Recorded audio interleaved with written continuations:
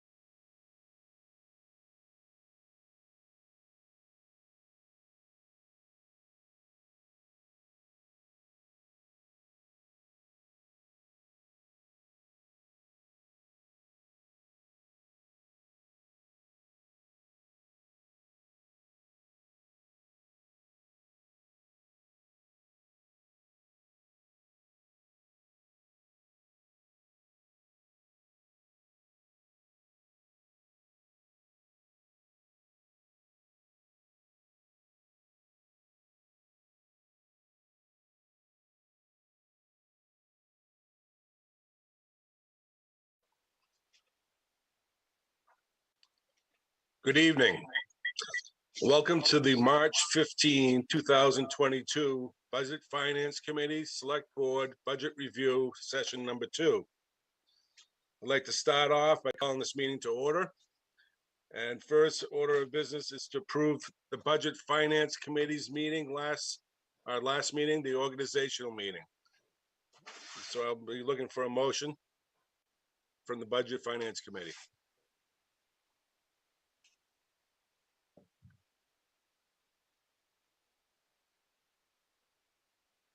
So I'm looking. I have a motion.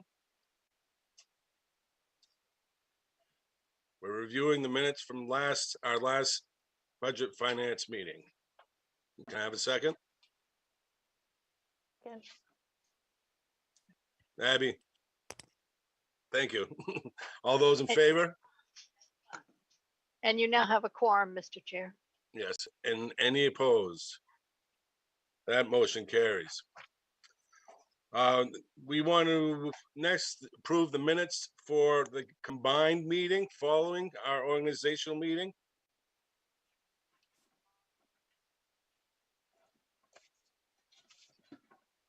Do I have a motion to approve the minutes of March 1st, 2022? I move the motion to approve the minutes from March 1st. Thank you, Karen. Second. What was that, Ralph? Any questions, omissions, additions? All those in favor? Any opposed? That motion carries. We're going to move right into the new business, which is department head review, and we're going to start with Public Works. Thank you, Bob. Good evening, everybody. I'm just going to go off the budget summary instead of going line item by line item and cover the items that we're changing. The first would be in the software account 3210. We're increasing it by $1,000. This covers the mechanics program for truck repairs, and we're adding a new Public Works program to track work orders and paving, and also inventory for the shop. The other item is buildings and maintenance is 4005. We've moved that to build town buildings, a separate account altogether. It's been pulled out of Public Works. 4015 would be equipment maintenance. We increased that by $5,000. We've seen a pretty substantial increase in parts and petroleum products, as we've all experienced. Clothing and uniforms, which covers the crew's clothing allowance and the mechanics uniforms. That's account 6015. We increased that by 620. It was an increase for the uniforms.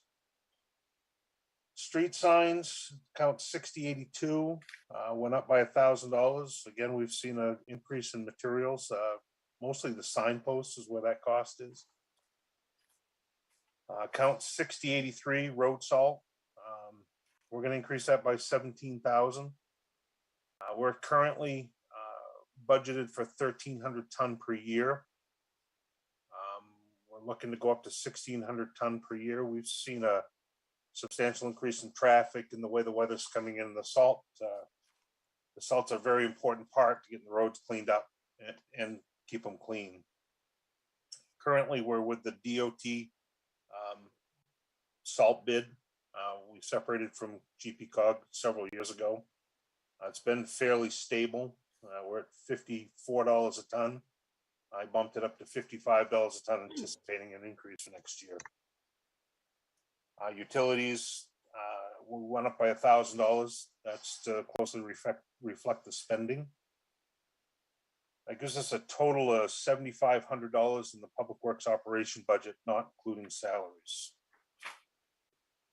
The next one would be solid waste. That's under a contract. That went up by 2% this year. This would be the second year of I believe it's a 3 or 5 year contract on that.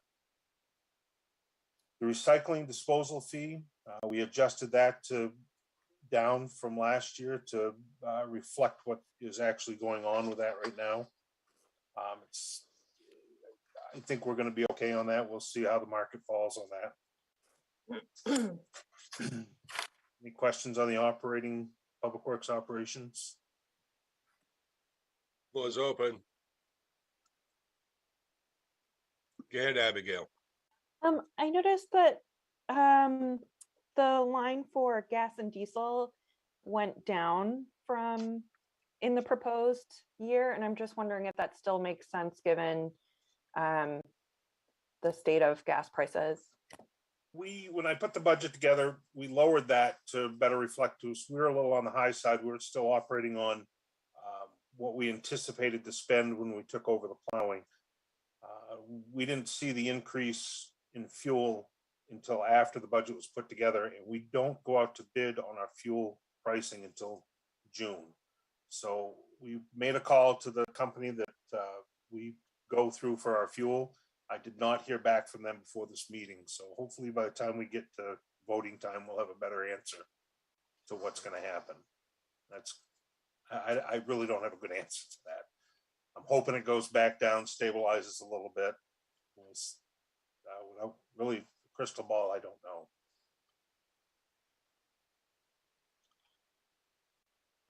Any other questions for Public Works?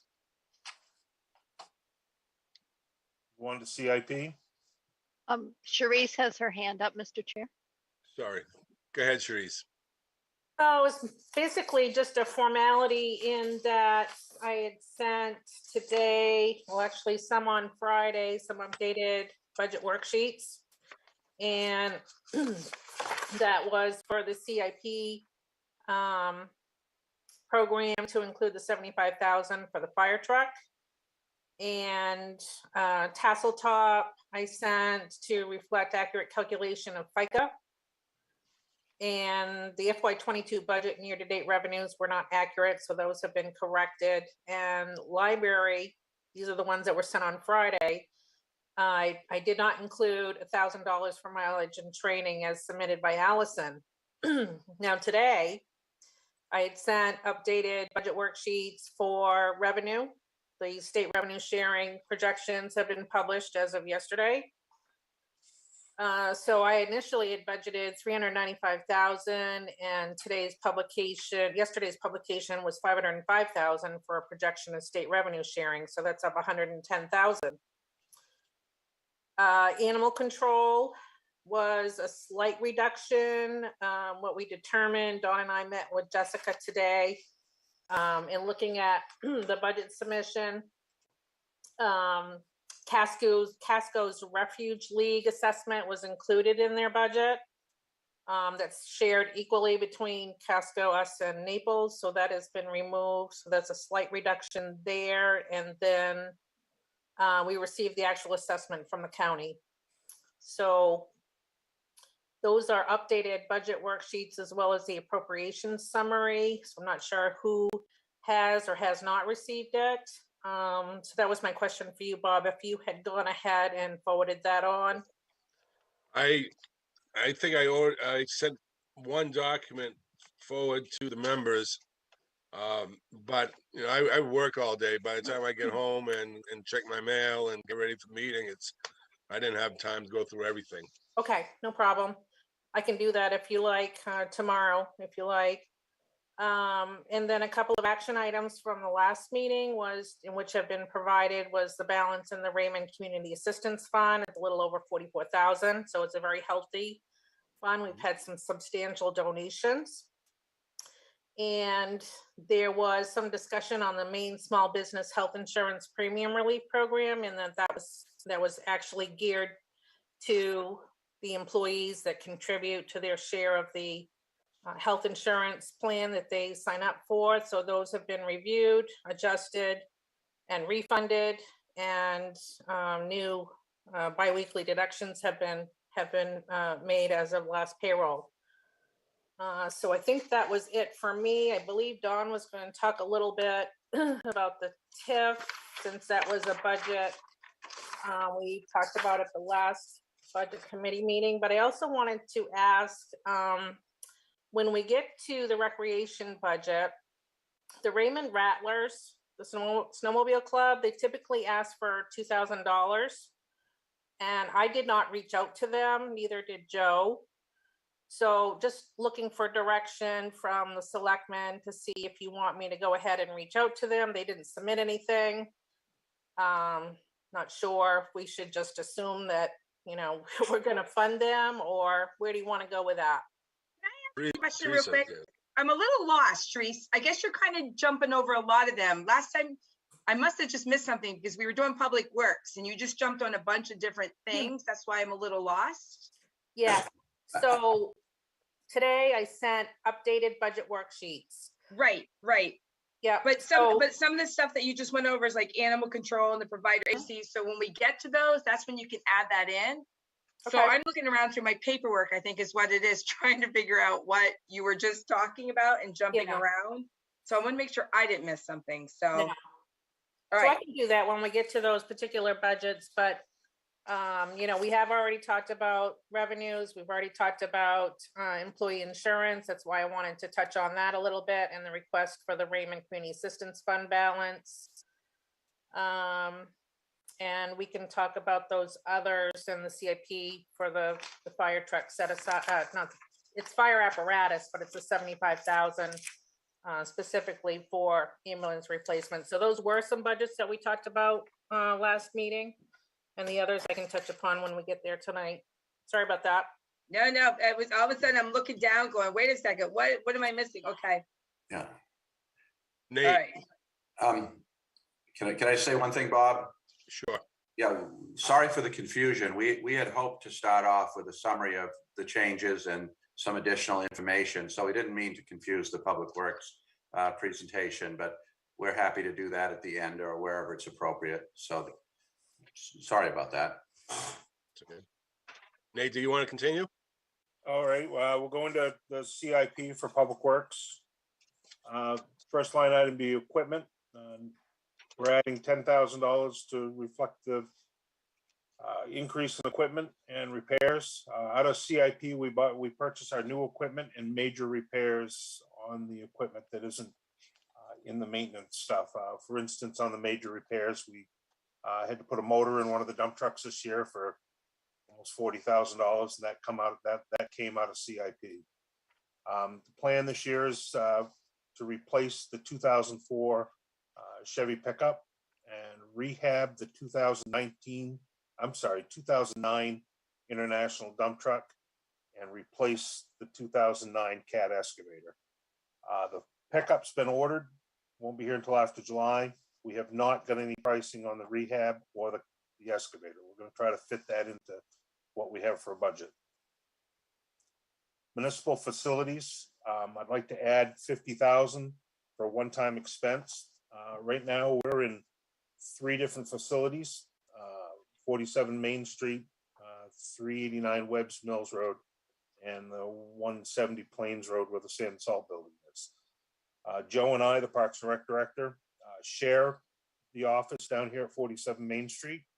Our plan is to eliminate one bay, put a receptionist area, office for Joe, clean the place up a little bit.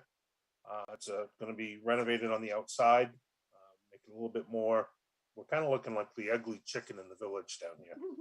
The place is, I think the building's fairly decent. It just needs to be fixed up a little bit.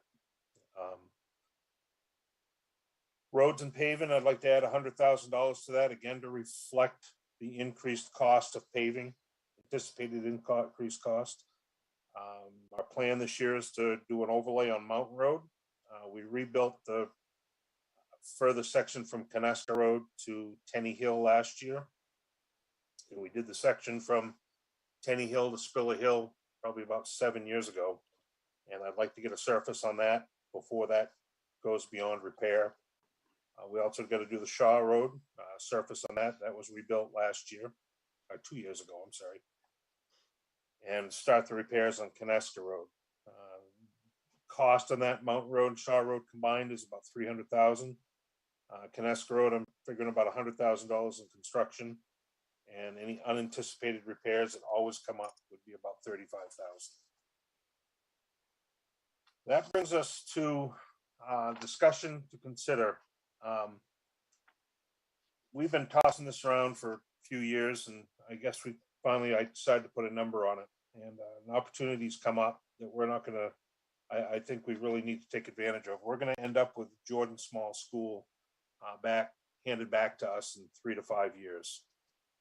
And I'm suggesting that we set aside $100,000 a year for renovation and planning for that. Didn't really, the town office is getting to a point that we're really cramped for space. We've been always looking for a community center. Now we've got Parks and Rec.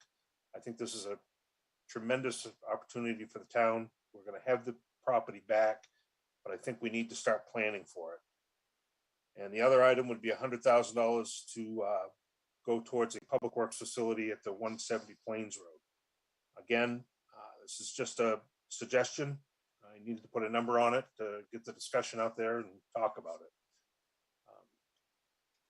We're in 3 separate locations right now.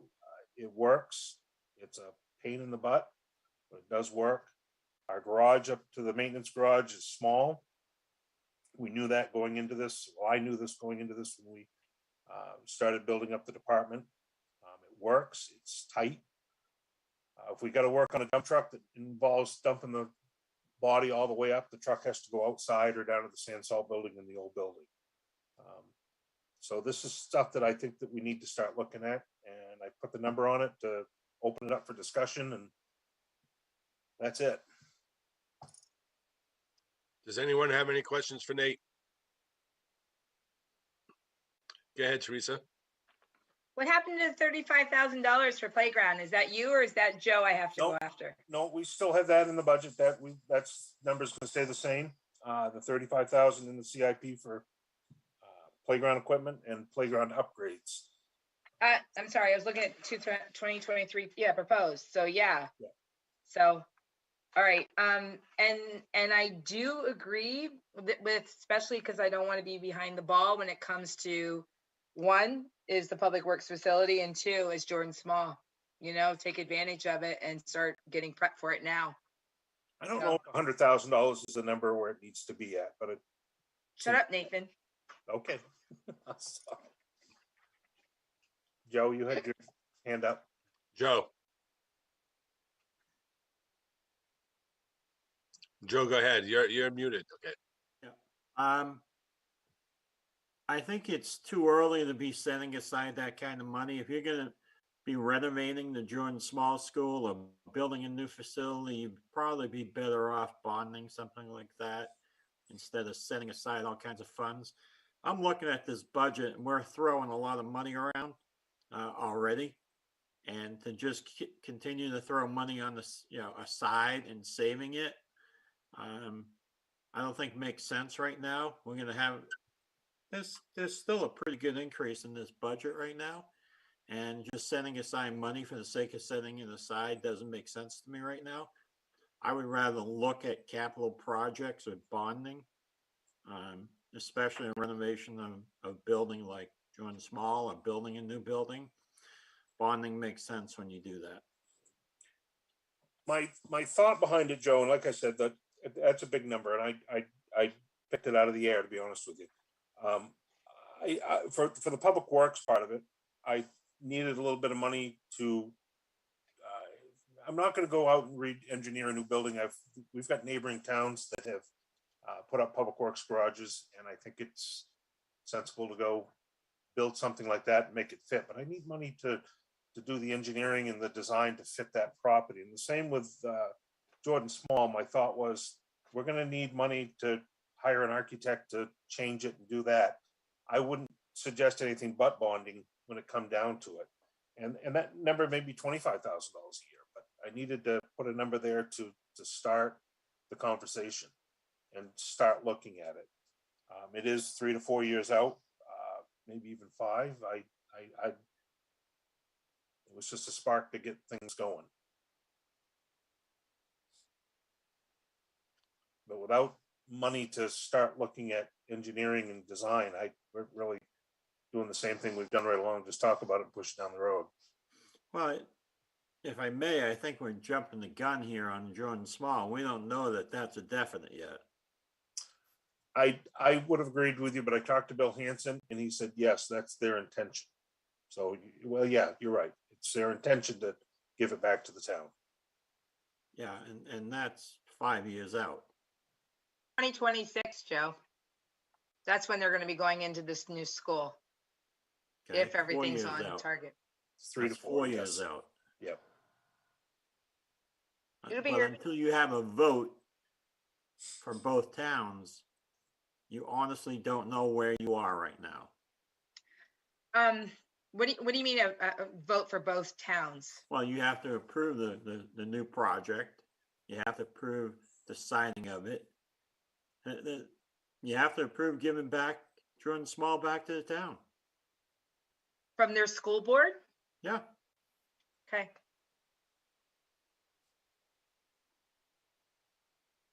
But I mean, you might have some funds available somewhere in this budget to start an engineering project, but doesn't even make sense to do that for a year from now. I mean, how far out you want to look? Because things change in a matter of a year or two. Mm.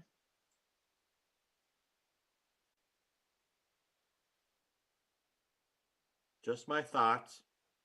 I'm just looking at the bottom line on this budget, and I think it's pretty hefty.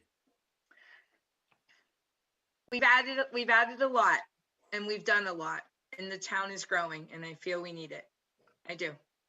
That's just my 2 cents, Joe. Yeah, that's fine. All Any right. other questions for Nathan? I don't see any. Thank you, Nathan. Thank you. Next, we'll move on to technology. Okay, Bob. So the big news in technology is just a reshuffling in the budget. We've got $16,260 or 8.3% that's due to locating the cable modem expenses for Public Works at the Plains Road, Public Works Main Street, the Public Safety Building, and the town office out of those respective budgets and into technology. So we put some things, Sharice has made some changes in the budget, as every new finance director does, that makes sense to her, and I think they make sense in general to put those technology expenses in there. Aside from that, you have some incidental increases throughout the budget, and there's a detail, of course, in the budget from Kevin, and I wouldn't pretend to be able to talk about the details of the different technological improvements and costs and so forth that he's planning for, but he is here tonight and could answer questions. But the biggest part of it is just a change in the structure of the budget. Well, one of the things I would be interested, since Joe brought it up, but we're trying to save in the CIP, over 6 years, basically enough money to get a fiber network for the internal town's intranet, because we have a really hard time with communications. We're spending a lot at each location for cable modems.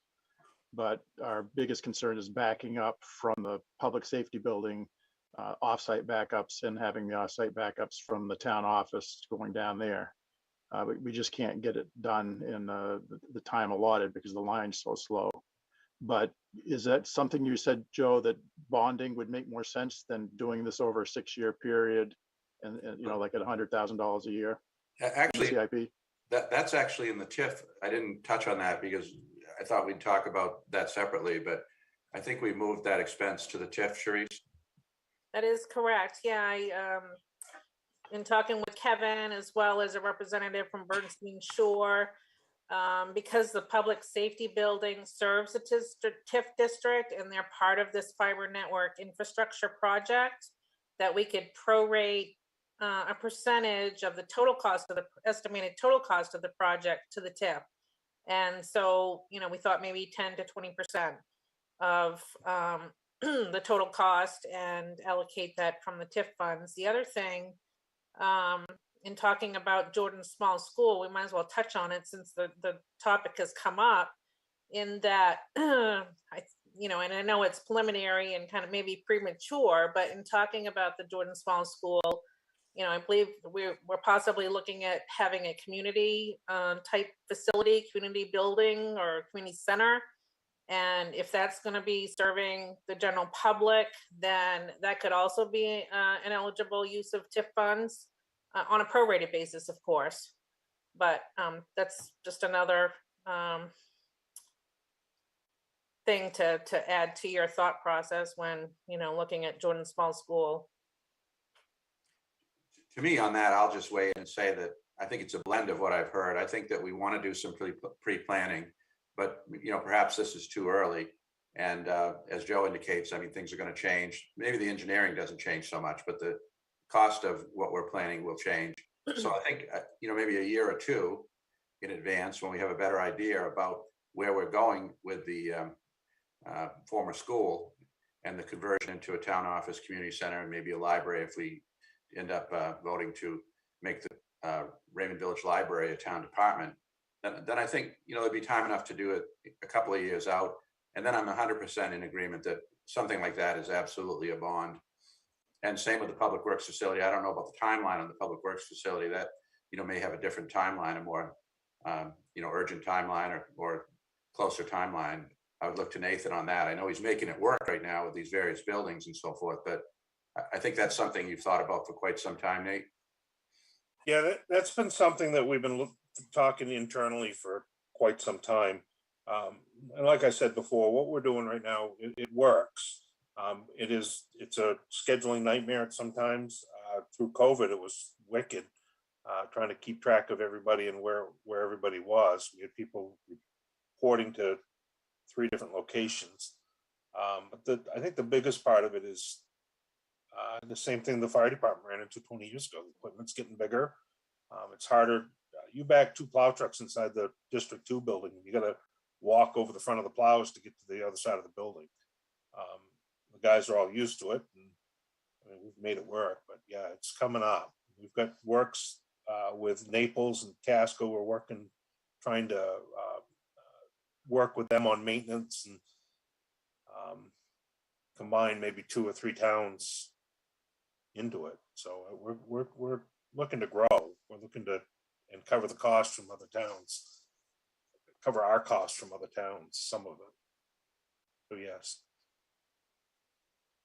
The time. Well, the answer there is they're 2 separate and distinct projects that we'd have to talk about and decide, what timelines work. But the school is definitely out there, but something we ought to be thinking about, and maybe not this year, but in a subsequent year or 2. My thought.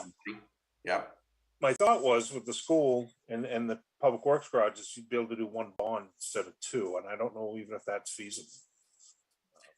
The thing is, you could do that, and that might make sense, but they're both large enough projects. I'm telling you, that renovation project is going to be significant. I mean, it's going to be equal to, possibly greater than, new construction, but there's a lot more square footage there, and it will be a more functional building, I think, for the town, should we get it.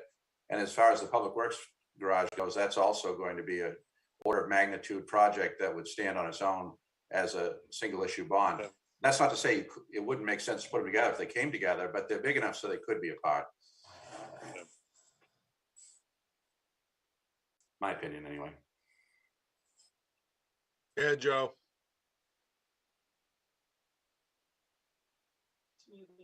So I just looked at our bonds that we have out there right now. They all mature by fiscal year 2026. So the timing on it can be that you can bond these things out probably by fiscal year 24 to 25, and you will have 1 year probably where you're taking on some debt, and then your debt service as those other bonds mature will not be that hefty. Yeah. Good point. I mean, if we refinance the 2013 bond, is that why it matures in 2026? Because they're usually 10-year bonds. 13 was the Sand Salt building, wasn't it? Yeah, but Yeah, those are usually 10-year bonds, and unless we refinanced all the bonds when we took out the one in 2016, is that what happened? I don't think it did. No. So it matures in should mature sooner than 2026. Yeah. I wanted, that was a 15-year bond. I thought that might have been a 10-year bond. I thought the Sansol building was a 10-year bond. I thought we always bond for 10 years. Yeah, that may be an error. We'll have to look into that one, Joe. Okay. Yeah. Because you're right. if you get rid of that 2013 bond, which is probably due this year or next year, you have some wiggle room right there. So just a thought. Yeah, because I've got two bonds. I've got the paving bond and the Sansol building. I think they were both 10. Yeah. But So one we'll was look at- we'll look into that. 2013 and one was 2016, or 15. So We'll look into that and get back to you. I'm not sure what's going on there, Okay. but I think Nathan's correct. Any other questions for Nathan? Go ahead, Teresa. Nathan, Yes, ma'am. did you budget in here at all for the library? Should it come under the town as far as taking care of the building? I did not. I assumed that wasn't going to be in the library budget. Most of the building maintenance stuff before we changed to what we did on this one, they were under their own, Public Works had their own, town office had their own. So the Okay. answer to that is no, I did not. I would have not been involved in any of the library stuff. Okay. All right, we'll move on. Let's go to animal control.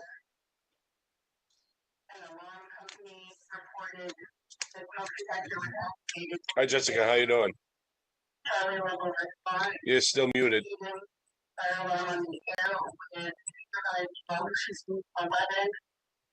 Who's talking? There you go. Sorry. I'm clicking, but nothing's happening. Evening. So for our budgets, there's not much of an increase at all.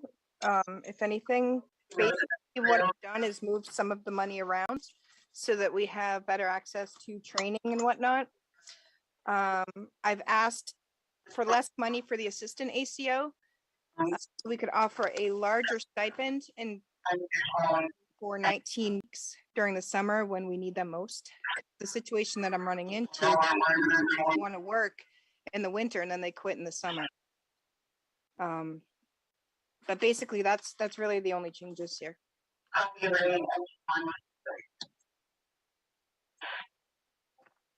Any questions for animal control?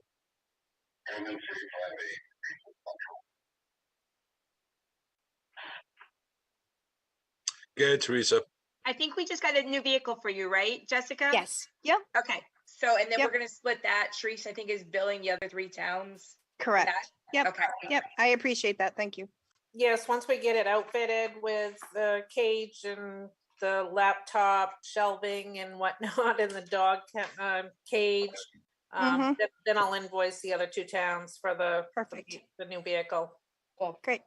I think Nathan's just about to do that. We're gonna have the equipment flipped over starting this weekend, and then it'll go out to have the decal package, and we'll be done. We can put the interior, the new one, into the old one and sell the old one, and we should be done. We'll give Jessica something to use over the weekend so we can get that accomplished. Cool. Yeah, Good. Thanks. Should be going, the car's going down Friday. I was gonna give her a call, but we gotta catch up to Jessica and swap. Friday? It looks like Friday. Okay. Seem to think it'd be a weekend and we'll have it back first of the week. Perfect. Thank So you. You get to drive our fine green half-ton, we call it the green truck. Yes. Surprise. It's an honor. It runs. As long as Good I don't luck. have to put something in my car, I'm happy. So. Kevin? I just have a question for Jessica. Was Naples going to give you some office space? Yes, I actually have some office space that we're working on. It was kind of hard during the winter because I got plowed in. We had an ice dam going out front. But yeah, we're working on retrofitting that again. Is that the building that Marine Safety moved out of? Yeah. Yep. Okay, yeah, because we're gonna try to get you some wireless access point service from the Marine Safety building, and that should That- be within the next That couple would of be months. great. Yeah, because I have a modem over there and a couple wires that come in, but they were telling me that I needed to have some kind of switch or whatever. So I figured I'd just get in touch with you when it was ready. Okay, right. So, yep. And that building's going to be excellent because it actually has a spot where we can hold an animal. So in the summer, if I do have a call, where we have a dog and I'm busy with something else, we can always put the dog there, and then hopefully an owner will come. And if not, at the end of the day, I can take everybody down, which would be great. So nobody's left holding anything.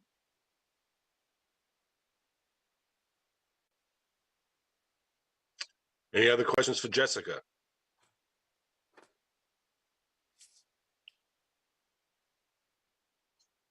Go ahead, Rolf. Not specifically for Jessica, but more for Dawn, have you had discussions with Casco in regards to the insurance portion? I have had discussions with Tony about that. Briefly, I had deeper discussions with the previous town manager. I believe the town of Casco right now is looking into their entire employee wage and benefits system. So I believe they're looking at, you're talking about the health insurance benefit specifically. They're looking at that and to try to determine, and I don't want to make a comment about another town, but they're trying to determine, that their overall package and whether there should be changes there, changes in compensation. Maybe they should be looking at different insurance. The insurance, as everyone's aware, is now a legacy program from MMA. They don't offer it anymore. It's extremely expensive. So I believe they are analyzing that and looking at alternatives. But I could make a direct, contact on behalf of the Budget Finance Committee, Board of Selectmen, expressing that interest, but I think it's happening. I think, in light of everything, it's, it's something that they, should be being looked at because it's, obviously it's a high cost portion of that. So. Right. Any other questions for Jessica? Seeing none, thank you, Jessica. Great. Thank you very much. Have a good night. You're welcome. Let's go on to cemeteries. So for cemeteries, we're in year 2 of the new mowing contract, and that went up 1%.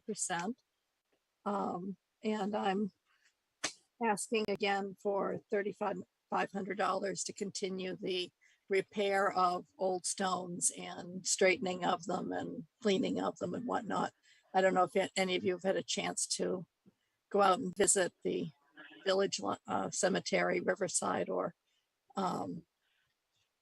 Raymond Hill, but the Colette's has done us proud, very literally. They really have come out nice, and they've fixed all the stones. We're only going back as far as the oldest stones. The newer ones, especially in the village toward the rear where it's more active, the families are maintaining. But for the old marble stones, that's what we're concentrating on. And I'm kind of along that line, wanted to just say publicly how much I appreciated Dick. I'm not going to get through this. I'm sorry. How much I appreciated Dick Sanborn and all he did for the cemeteries and whatnot. He'll be sorely missed. Thank you, Sue. Any questions for cemeteries?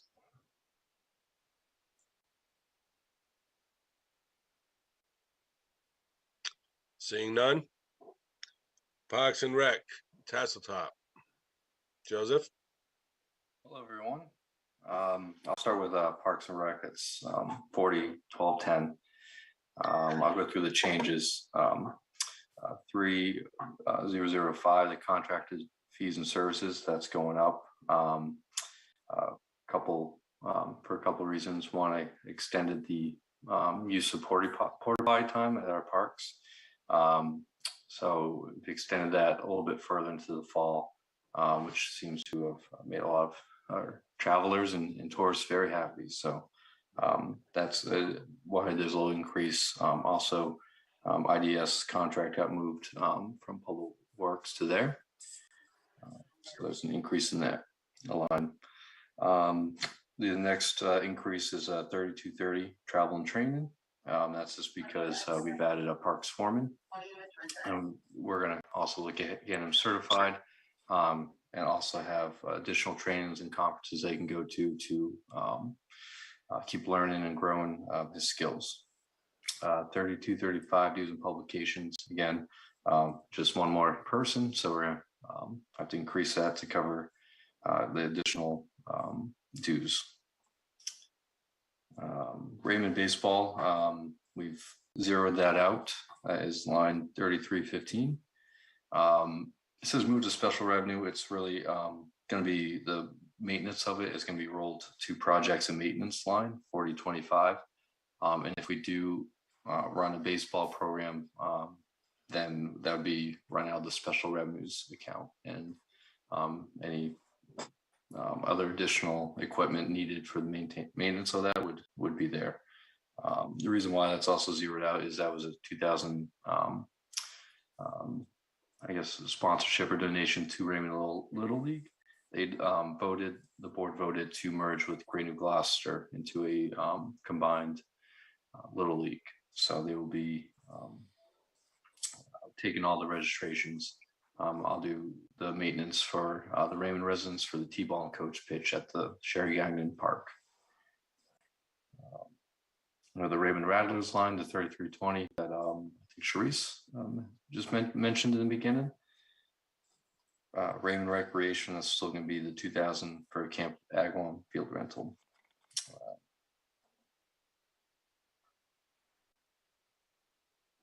I think that is all the major changes in that budget. Any questions? Yes, Teresa. Teresa. So, wondering minds want to know, anybody that's been involved in baseball, what are those upgrades to the athletic field in Sherry Gagnon Park? Yeah, because that Great is question. a nightmare. Yes, it's as Nathan and his crew, my parks foreman, and I have been battling that park. It's just there's so much clay. It's not graded. It does not drain. So I have a kind of a master plan for the park and try and transition some of the spaces into more leisurely recreational activities. Something that's not athletic field based, so we don't get any mowers stuck or have to pump the fields.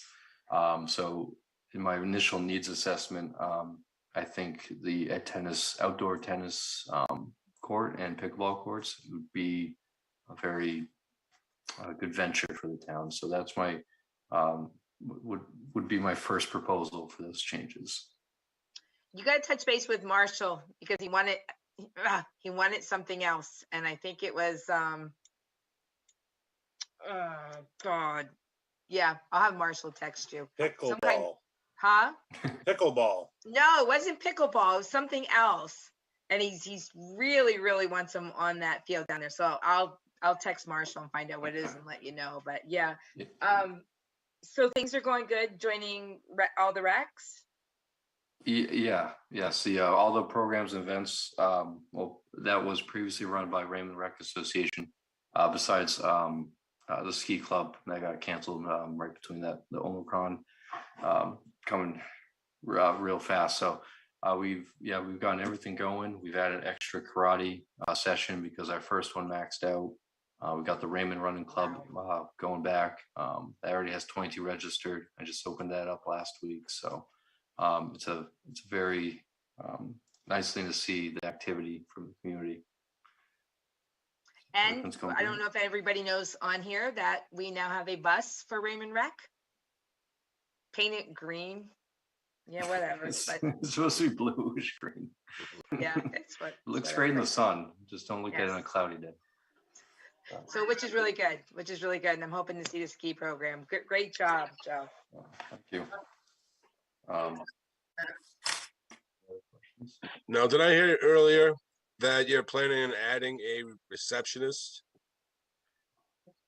Yes, that's it was kind of a proposal between Nathan and I to have a hybrid, kind of like we did with the parks foreman, admin for both departments. I think we're going to do the Field of Dreams approach and try to get District 1 built first, and that set up my office. We're also running out of a space there as well. I have probably, to Nathan's right, about 50 basketballs right now in transition to go to storage or somewhere. So we're quickly kind of growing out of that space as well. So yes, I don't think we're going to do that this fiscal year, but it was internally talked about. Any other questions for Joe? Thank you, Joe. Thank you. I'll move to Tasseltop. Tasseltop, yes, please. So again, Tasseltop is an enterprise account. So it's kind of, I operate it more of as a business as far as the accounting. This is kind of based off last year's data, and we have been growing so fast that it's changed so much on the proposal side. So the biggest one you'll see in 41,700 is under contracts. The increase is the septic pumping for our new toilet trailers down there, portable toilet trailers. We upgraded from, because it's such high usage down there, we've upgraded from the porta potties, and also because of COVID, we could have actual hand washing and soap stations in those trailers. But it is a huge expense of ours, one of the biggest, to get that pumped every week, sometimes twice, 3 times a week, depending on the volume of people coming through. So that's a big increase. We also looked at 4070, that's the cabins. We did some upgrades there. We're going to continue to kind of get those going a little bit more. Barry's done some really great work, just redoing everything. We got new appliances, new sink tops, new cabinets. He's done a great job. I actually had the honor, just to give him a shout out, he won an award through our Maine Parks and Rec Association. So I got to announce that he was the outstanding professional in parks for this year. So I just came back from the conference, and so kudos to Barry. Also structures, we've kind of had that. Last year we did a lot of upgrades. We had a new deck to the snack shack. We've upgraded the maintenance building, have concrete there. So we've been really kind of trying to update all of our buildings and structures.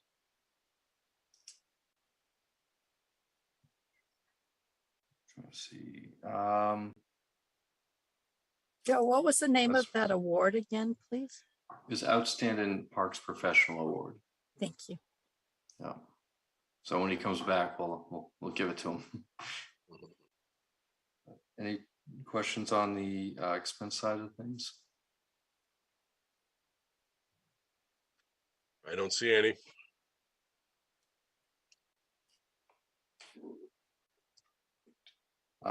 Revenues. We increased revenues, which was great. Last year, it's hard to calculate because the fiscal year runs about a third through it. But as a season, we increased $118,000 in seasonal revenues. So this half of going into May and June, we'll definitely have an increase there. So we kind of adjusted the proposed revenue line. That kind of increasing it really, what helps was just cycling through the gate memberships, people coming in at any time of day. If we have a parking spot, you can come in and either pay or show your membership and use the park. And that's been a very good model to get as many people through as possible. I think on the statistics, we had over 16,000 daily users, daily gate admissions, and over 1,200 membership check-ins. So they use their membership to check in. So that's been a big increase. The cabin rental, we've increased the number of weeks we can rent to 21. And I think we already have booked 20 for this season. So that's helped at least give us a baseline of revenues, knowing that we'll have those come year after year. So if we do have a rainy season, we at least know that is cabin rentals will be here. So that is it.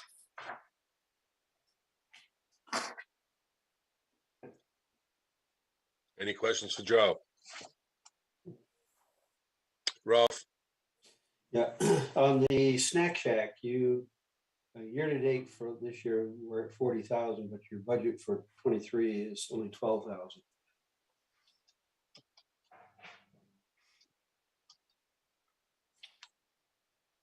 Is that, oh, sorry, is that under revenues, Rolf? Yeah, that's Okay. 5101. Yeah, if I could, Ralph, you've got new budget sheet. So that's what the comment was that I made earlier. The FY22 budget and actuals were not in the initial submission correctly. So I did email out corrections last Friday. So the budgeted amount for Snack Shack for FY22 is actually 6,500, not 45,000. Okay. Yeah, this season, yeah, we're around $13,000 in Snack Shack revenues. So that 12,000, I think, looks a little bit closer to the actuals that I have and Sharice has.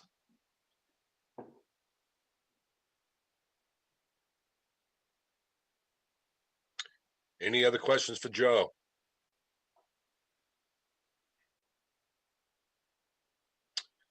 Thank you, Joe. Thank you. Let's go to provider agencies. All right, so for the past several years, you've allocated $2,000 for discretionary funds for me to use to fund provider agencies that provide, the highest level of services for the town, and that's actually worked pretty well. There are still a number of agencies that are making requests that have a lesser, presence, but we do try to find the ones that have the most impact and are making, I think, the most, I guess, good for the community. And so I'm comfortable with that. And that's what we put in again. It looks like Sharice has put the Chamber of Commerce in with the provider agencies as well. And we've kind of funded that through this fund. And I think the first year we did it, I don't remember exactly where I got it, but it was a de minimis amount. I think it was $250. And so Robin Mullins is here from the Sebago Lakes Region Chamber. I think she wants to talk about the chamber. I don't know if we've ever had a chamber person here before. And so I would tell you that she has provided a lot of value add for the town, for the towns, particularly through the COVID pandemic. And so, and I know she's very active in business promotion and development and, tourism promotion. So she'll probably want to talk about all those things, but I feel comfortable that the $2,000, I can meet the needs of the provider agencies that we think are making that impact in the town. So Robin is here, I think, to talk about the chamber, though. Hello, Robin. Thank you, Don. I appreciate that. We have actually asked for more money this year than we typically do in the past, so I just want to make that clear right up front. And I've been in my position for just over 2 years, and what we've discovered in looking at what other chambers charge for investment dues is that we were way under what typical towns are giving to chambers. So that's the reason for the increase. Sebago is a town. So just so you know, we cover 8 towns. We cover Casco, Gray, Naples, New Gloucester, Raymond, Sebago, Standish, and Wyndham. The smallest town that we have population-wise is Sebago. We have $500 is what they pay us. Our larger towns give us $2,000. And not only that, also Naples gives us $2,000. So we are asking you guys for $1,000 this year. And just to let you know, we serve 300 businesses throughout the state. Most of them obviously are in the 8 towns that I just mentioned. We serve another 45 businesses as part of the Keep Sebago Lakes Region Healthy initiative that Dawn was talking about. And we did that for 20 and 21. We provide funds annually to 11 food pantries in the 8 towns that I mentioned. So obviously the food pantry that you guys have in Raymond is one of those. Last year, we gave that food pantry almost $800. And I want to say a huge thank you to Dawn, to Nathan, and to Kathy and some other folks that were involved in our polar dip this year, because of their help and the generosity of those brave jumpers, we made just over $11,000 at our polar dip this year. Last year, in total, we gave those 11 food pantries $12,000. I'm happy to say that this year we're giving over $25,000 to those food pantries. So that $800 figure will probably be about double that we will be giving to your Raymond food pantry. So we're really excited about that. In total, including this year, we've given almost $150,000 to the local food pantry since we started our Feed the Need campaign. So that is something that we're very proud of and something that we work very hard at in the chamber. We also offer $1,000 scholarships annually to graduating seniors in the region, and obviously RSU 14 is one of those. And last year, we actually gave out 2 $1,000 scholarships, and they both went to RSU 14 students. So we were excited about that. In 2021, we served 15 Raymond businesses as Sebago Lake Region Chamber members. We also served those businesses, some members that were not members of the chamber, and also the town, again, in the Keep Sebago Lakes Region Healthy initiative. We do provide marketing opportunities to member and non-member businesses. We have marketing opportunities in Maine Invites You, which is the largest travel magazine and kind of the official magazine for the state of Maine. Maine Lakes and Mountains magazine. And we also partner with Gorham Savings Bank this year and with the Wyndham Economic Development Corporation to do a holiday bonus card. And we offered that again to all businesses. They did not have to be members of the chamber. And in Raymond, the business that took advantage of that was the Beacon Pizza. So basically what we said was, for every $25 gift card or gift certificate that you sell, we're going to give you a $5 bonus card to give to that customer. So if a customer bought $100 worth of gift cards, they got 4 $5 bonus cards. They would come back and use those. They would get a $20 discount, and then we paid them back for that. So they basically got that money for free. We were giving it to them as part of our bonus card program, and we have done that the last 2 years. Whether or not we continue will be whether or not we have the generosity of Gorham Savings Bank and Wyndham Economic Development Corporation. But I was very happy that we were able to offer that to all of our towns this year. We have a town listing for Raymond on our website where we have information about the town, your website. We have a link to that. And we're very excited. We're going to be doing a huge marketing campaign, and we're going to be able to put the beaches and any of the hiking or any of those things that are available in your area. We're going to be able to put those on our website. So that is a big project that we're working on for this year as well. But that's something that's getting funded separately. We also have a visitor guide, and we have a page for each of the towns. And so we work with Don or someone on his team as to what goes into that information. And again, in this visitor guide, there's information about Tasseltop, there's information about restaurants in the area, accommodations, all of that stuff. So you don't have your own official visitor guide, but we make sure that we include all of that information in our visitor guide so that you guys are well represented. Let's see. I also partner quite a bit with Joe from Parks and Rec. He will tell you. Last year, the chamber gave him $500 so that he was able to provide the Toy Story movie as part of the Family Fun and Fitness Film Festival. And we also try to work with local businesses to get him prizes and things when he does his Easter egg hunt and things like that. So I think it's really important as a chamber. I've discovered that we can't live in silos anymore. We all have to work together to help each other because volunteers are very hard to come by these days, so we have to kind of work together to make sure that, you know, whatever he needs, you know, we're making sure that we're there to help him. So yeah, that's kind of in a nutshell what we've been doing and will continue to do for the town of Raymond. And I'm more than happy to answer any questions if anyone has any. Thank you, Robin. Don, go ahead. Yeah, if there are no questions in provider agencies or for Robin, then there's also the RTP Explorer tab, which is broken out as a separate provider agency request. And I think we see Don Libby here, and I think he wants to speak to their request. Absolutely. Thank you. Appreciate the time tonight.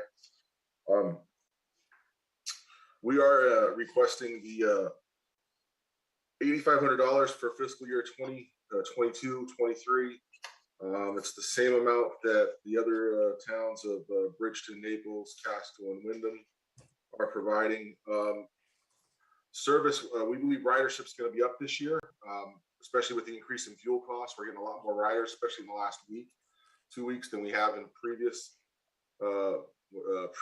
scenes when the fuels have increased. I think a lot of people are taking that into Portland, and I see that as a continuing trend. A couple things to keep in mind with our service is you know, it takes about $158,000 to run that bus every year. Some of that comes from public funds. Others comes from the towns that contribute. Our fuel costs, as everybody knows, are up. Running the bus, that's something that we didn't account for in this year's budget. And then the other cost that, you know, running that this year that is taking its toll is the cost of paying CDL drivers and also training CDL drivers, which is a whole, the federal government decided to change the way we license CDL with passenger endorsement. And they passed this law February 7th that states that they have to go through a special training class on top of the normal routine of taking the test and everything else. So those of you that don't know, we run 2 buses. We run 4 round trips. Right now we're doing 3 round trips a day. We will be doing 4 round trips starting in Bridgeton. They finish at the Pulse in downtown Portland. And then from Memorial Day to Labor Day, we end up doing the Saturday trips as well, which believe it or not, that's a pretty good route that the buses tend to fill up. A lot of people trying to get to the Lakes region from Portland. So all our buses have GPS. All our buses have Wi-Fi in them, so people can work on the way into downtown Portland. We do have a few commuters that take that. They start in your neck of the woods and they jump on the bus. And I think a lot of the people there are using those buses because they don't want to pay for parking in downtown Portland. So. But we're planning on, like I said, expanding that in the summer for the Saturday route. We're asking for the 8,500 that we've asked for in years past. Hopefully, we can get close to that number because we really needed to keep that bus running. So I appreciate your time. Thank you, Don. Any questions for Don?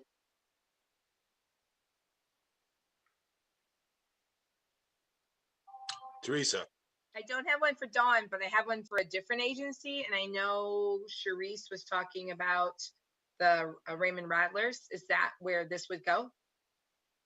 Well, actually, there's $2,000 in the Parks and Rec budget earmarked for Raymond Rattlers, and that's where it's been previously.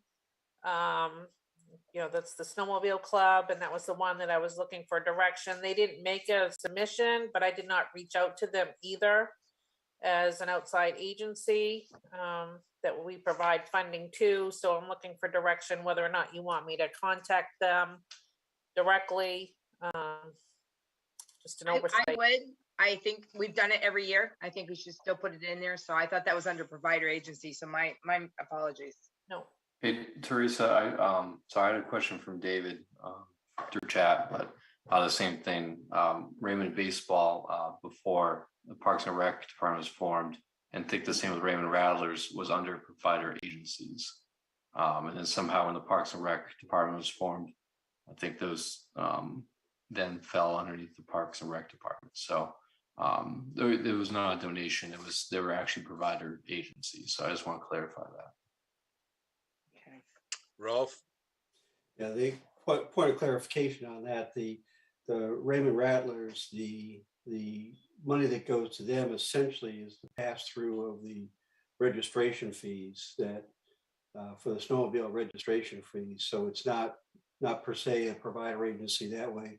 It's the conduit's going there, reimbursing that or moving that money that comes from, from the registration fees through to them for the trail maintenance.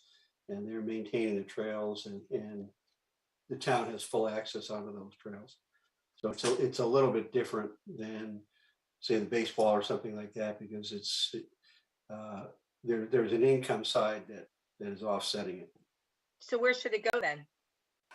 I mean, it's fine. We made the decision last year to put that under the Parks and Rec because it made sense to, as far as the overall recreation side. But I think it's important to recognize too that you've got an income side that offsets that. Okay. And the amount that was given to them was kind of pegged against what the registration fees have been. So it was, it's always been one of those trying to come up with this way to word that so that it didn't exceed what we got in for the revenues, but it was close to what we got in for the revenues. I guess the question is that, of course, we don't typically reach out to provider agencies. Normally they reach out to us.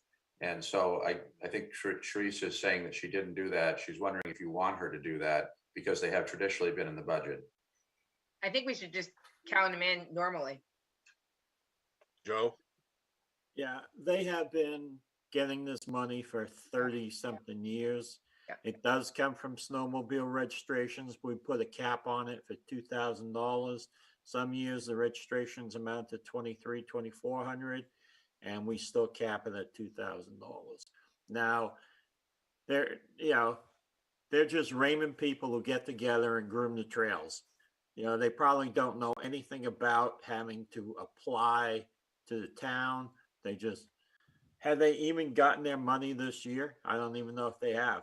Yeah, they have not, Joe. They haven't reached out, Right. and I can do that at the same time, but I'm not sure who the person is I need to contact. Larry Wood, I think. I think Don Gunn is the president. No, I think it's Larry Wood still. No, I don't think so. Do you know what? I know Keith Thomas has come to the last meeting, so I can reach out to him to say, hey. And Zach Davis. I mean, those are the guys who do all the work. And I wondered, another municipality that I work for, in Bridgeton, they applied for a municipal and aid grant through the state to help with trail maintenance, and it's just a grant application that they can submit, and it provides funding for trail maintenance, for equipment, for fuel, and that sort of thing. But maybe this organization isn't quite that. It's not quite organized that much. Okay. But yeah, if someone could let me know who to reach out to, I can do both. I'm pretty sure Don Gunn is the president because he lives across the street from me here. Okay. G-A-U-D-I-N. Yeah, I'm texting Keith too because I know he's on it too. So. Yeah. Okay, so I guess that will take care of that one, and so that's pretty much the provider. Don, can I ask you a question also? Who are the agencies you distributed money to last year? The Southern Maine Area Agency on Aging. Was that the only one? A small amount to the Chamber of Commerce. And Crescent Lake? Crescent Lake was separate, wasn't it? It's $500, I think. Okay, yeah, Crescent. The watershed? Yeah, the watershed, right. Okay. So I was under the 2,000. Okay.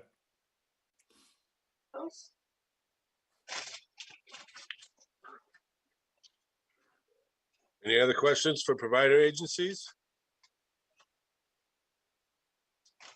All right, we'll move on to Raymond Village Library.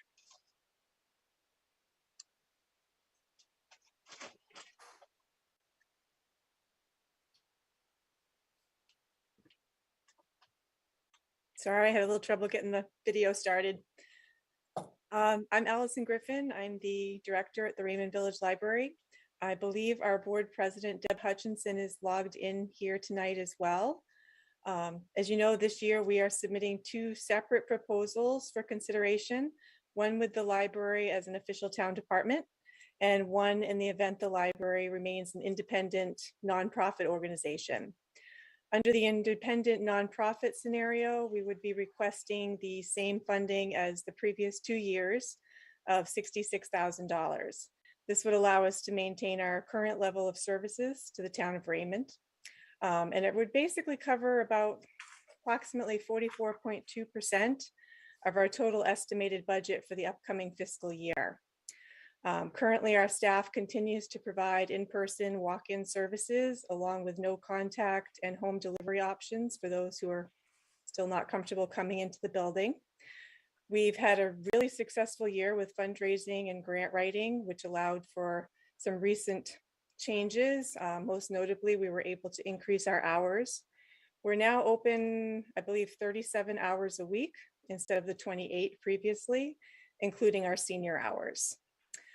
We were also able to invest some of those fundraising events into building up the digital and print collection and in doing some building repairs that had been in need of, it was on our radar for a few years that we finally did some of those repairs. We basically have circulated over 25,000 items over the past year, and we provide access to about 16,000 physical items and an additional 16,000 digital and e-books and periodicals. The upcoming year, we hope to provide the same services that we've provided this year and hopefully build on what we already have in place. And I can answer any questions that you might have about our services or our funding request. I mentioned the 66,000 we'll be requesting as an independent if we don't become a town department. I didn't get Sharice's email with the changes to the budget that were sent out, so I'm not sure how much of that changed from the original if we were a town department scenario, but I do have those figures as well. So if you have any questions, I'm happy to try to answer them. Thank you, Allison. Dawn, I believe you have your hand raised. Yeah, probably the biggest change from what Allison and the library trustees submitted is in the area of salaries and benefits. And so the thinking there was to try to get Allison and the other employees to the midpoint of our KMA survey, taking into account wages that are paid in like libraries. And so there's some difference between where she is now and that number. And then there's also the cost of the benefit package. And of course, it's a whole different setup. I mean, it's not the nonprofit. It's more, as she said, a town department. And so there are going to be some lines that are new and aren't in that nonprofit budget. So that's all detailed in your budget book. And so it is a significant, increase for sure. And but I think that it's something that's been a long time coming, something we've thought about for, at least I've been here for a couple of decades and it's been bandied about all that time. And so I guess if we go to the townspeople and see what their thoughts are, then we'll know the answer. But I'm hopeful that they do become a town department. I think that, the offerings can be expanded even further and we can make it a sustainable service for the town. I know it's an appreciated service. I think a lot of people already think it's a town department. So they're doing a pretty good job that way. And I think that they're committed to trying to do some level of fundraising. They'll talk about that. And so, we can mitigate the cost somewhat that way, but it's not going to be less expensive, but it's going to be a better service and a more sustainable service. And so that's what I really have to say about it. And I think probably the biggest difference, as I said, are in those areas. I think aside from that, I'll let Sharice speak to it, but I don't think we changed a bunch of things, did we? No, the other thing, just to touch upon, was that we did not build in any of the library's ongoing revenue source in the event that they do become a town department. We didn't want to just make the assumption that all those revenues would transfer over to the town, so there wasn't anything allocated in that respect. The other change would be their internet presently is funded by the state, from what I understand, and that would no longer be the case if they were a town operated department. But that's, I think, estimated to be $6,000 per year. Joe? Sharice, I'm looking at this sheet you sent out today, right? This new sheet. Yes. So if I'm reading this correctly, the operating budget's about 136,000. Taking the difference between what the town typically appropriates and And the 202 you have at the bottom, yeah, is that correct? yes, Right now they're combined, right? yes. Yeah. Is it meant to be that way or? Well, it's, we got to build it in, I think we were talking about the warrant articles at the beginning of tonight's meeting and how we're going to present that to the voters and, one passes, the other one fails. And yeah, it would be, if it does pass as a town department, then it would be a net increase of 135,000 roughly.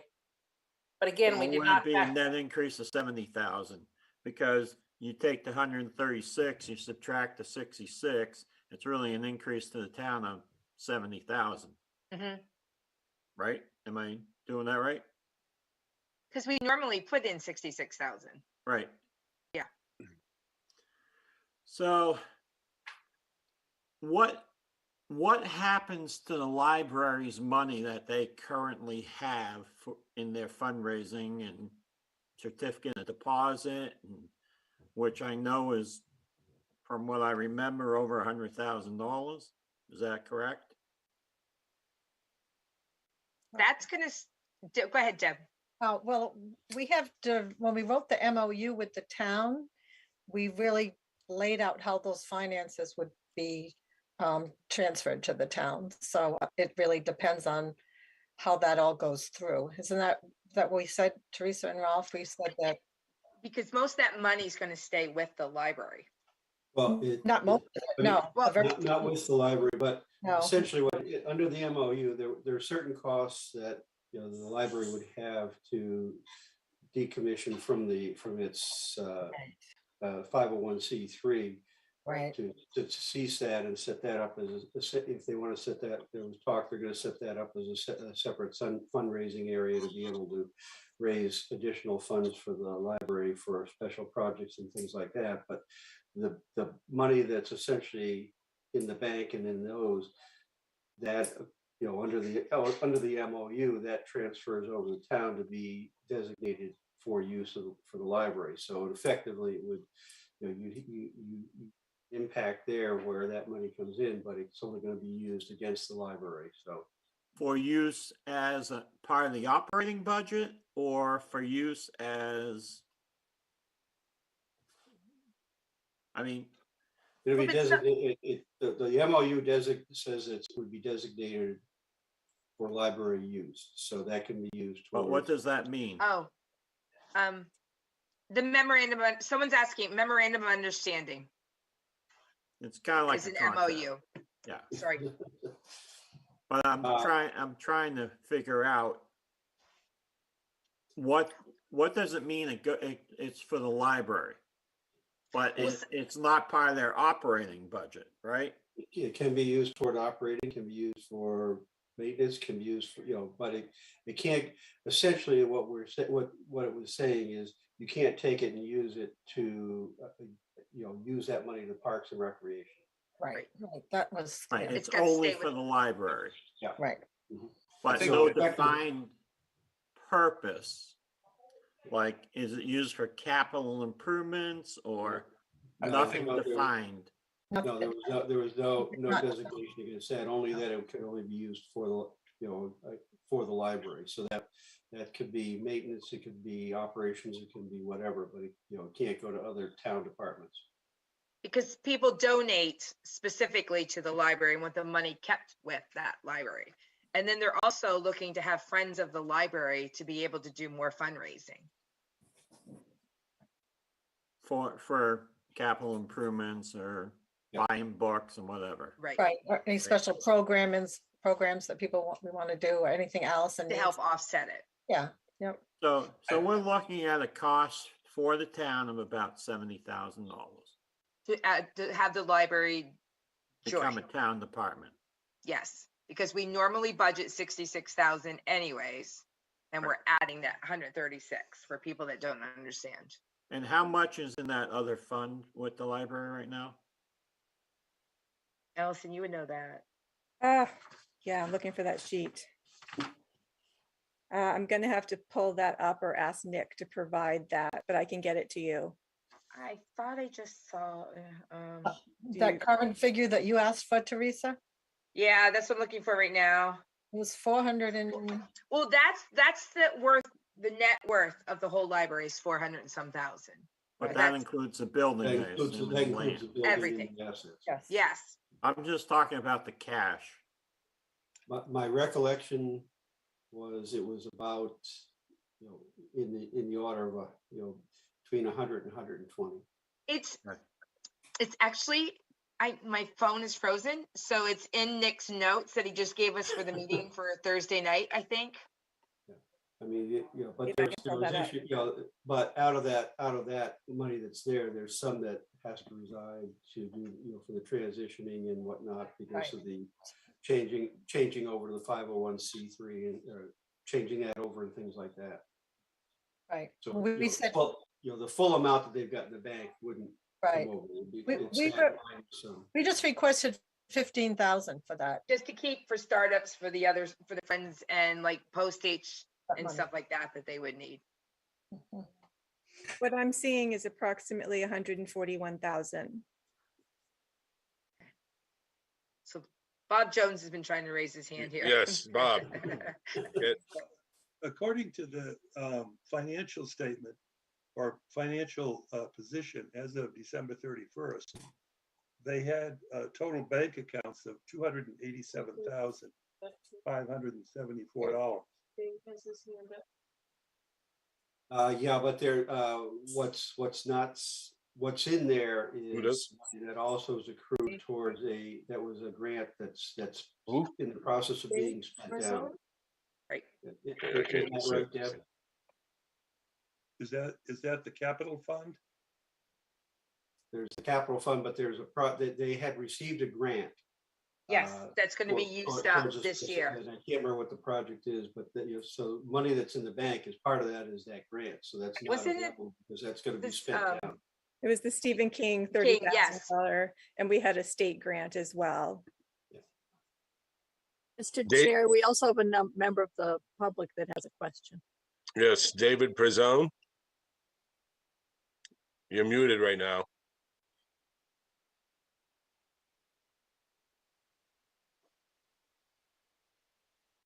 Very good, David.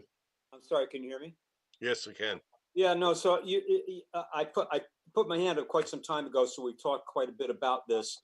I was curious as to if somebody can explain to me how we came about originally basically making a town donation of $60,000 or $66,000 to the library.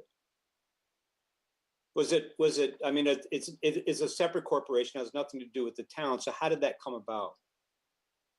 The library asked for assistance to help function and to pay the bills and stuff like that. So they come to the town and I think it was 60,000 before. And I think the last 2 years it's been 66,000. It's usual and typical for nonprofit libraries to get a town appropriation. That's it's a customary thing. Customary in what? In the municipal world, I think Sharice from Bridgeton, they have a nonprofit library. They had, I think she told me $80,000 there, but there probably are some nonprofit libraries that don't need any kind of governmental assistance, but normally they make a municipal request. And do other not-for-profits make a similar requests? We have lots of nonprofits that make requests, yes, but this is different in that it's a direct service provider to Raymond people. It's based in Raymond. I think that differentiates it somewhat. And it's a service that more likely than not, if they didn't exist, the town would be providing on its own, which is now what's being proposed. Understood. So is that a similar situation with some of the other not-for-profits that have requested? Do we make a donation to other nonprofits at this time? It depends on what they are. No, I mean, currently in last year's budget, did we make a donation to other nonprofits outside of the library? Yes. Can you tell me who those are? The Southern Maine Area Agency on Aging, the Chamber of Commerce. what was the Crescent Lake Association. And I believe we have smaller appropriations for the veterans group in Naples that takes care of the veterans groups. So some small appropriations in the budget for some nonprofit organizations. We get a number of requests every year. Some have, a direct impact on the town. Some not so much. Some are, really quite distant in terms of what they provide and where they provide it. But we do receive, a significant number of requests. And so what the selectmen have decided was to develop an appropriation that would be discretionary for the town manager to administer. And that's the $2,000. That's what I have. The Lake Region bus has typically been separate. The Hawthorne House is a non-fund, what we've done. Yeah, that's also separate. That's a good point too. That's also separate. That's another nonprofit. So there's some nonprofits through the budget. Am I missing any others, Charisse? Yeah, the 15,000, which is funded through the TIF. The Historical Society, and let's see. Well, maybe that is the Hawthorne. No, those are two different Raymond ones. Water. Raymond Waterways, you have. Yes. Right, right. But so there are a number of nonprofits that we fund. Yes. I appreciate that. Thank you. Okay. Any other questions?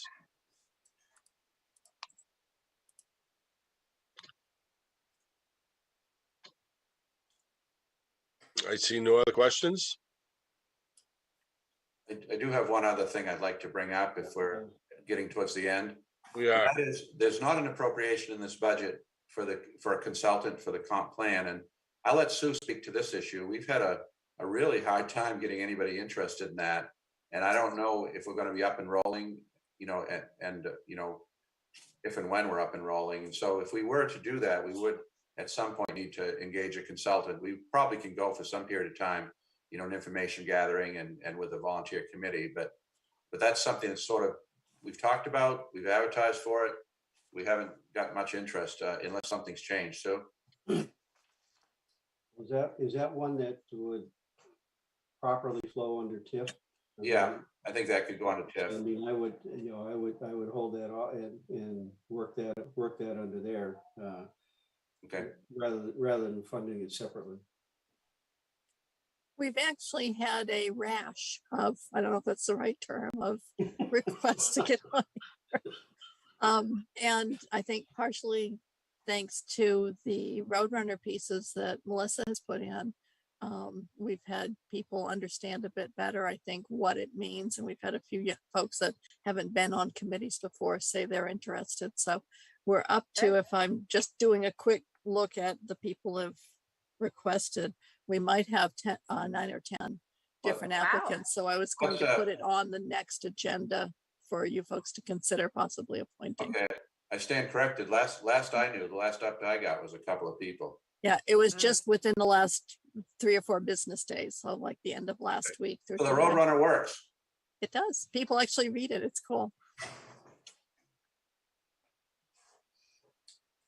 Go ahead, Rolf. Yeah, just going back or looking at the updates that Therese sent out today. You got on the RSU, you bumped that up, but where did that number come from? Because they haven't finished their budget yet. So is that just another guess? No, it wasn't RSU. It was the county. Well, you had the county tax that went up, but also on the RSU side, you went up. Oh, I just did yeah, you did a 216,000 increase on that, but I don't think that's real either. I think that I think it's going to be a whole lot more than that. Yeah, I just did a placeholder, Rolf. I don't remember what I did. 3%, I think. Yeah, you did 2%, but I mean that's untypical for them. It's usually closer to 4 to 5%.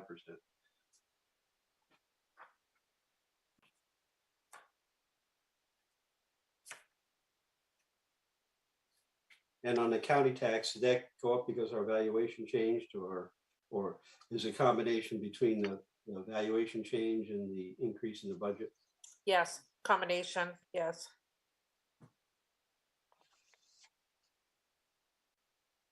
At the top, Therese, I can't remember. Did you cover the increase in state revenue sharing that we got word of today? I did, yeah, at some point, and initially I had budgeted 395,000 for projected state revenue sharing because it hadn't been published as of yet, but it's now out at 505,000, so that's an increase of $110,000 for state revenue sharing. So that has been updated in the revenue spreadsheet for you. So that's at least one thing going the right way. Yes.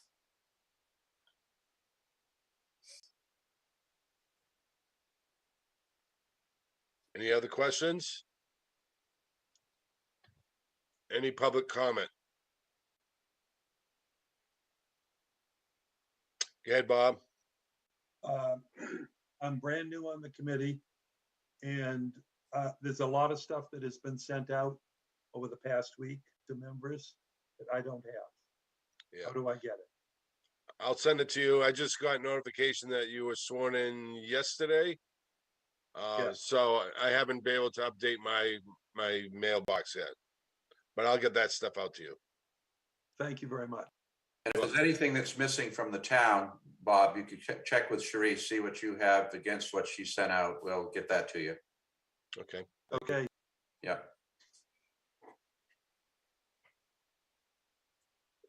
Budget Finance Committee comment?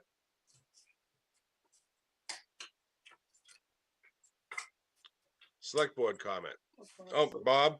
I'm sorry, I'm a little delayed here each time. That's okay. I guess this is for Nathan or for Don or both.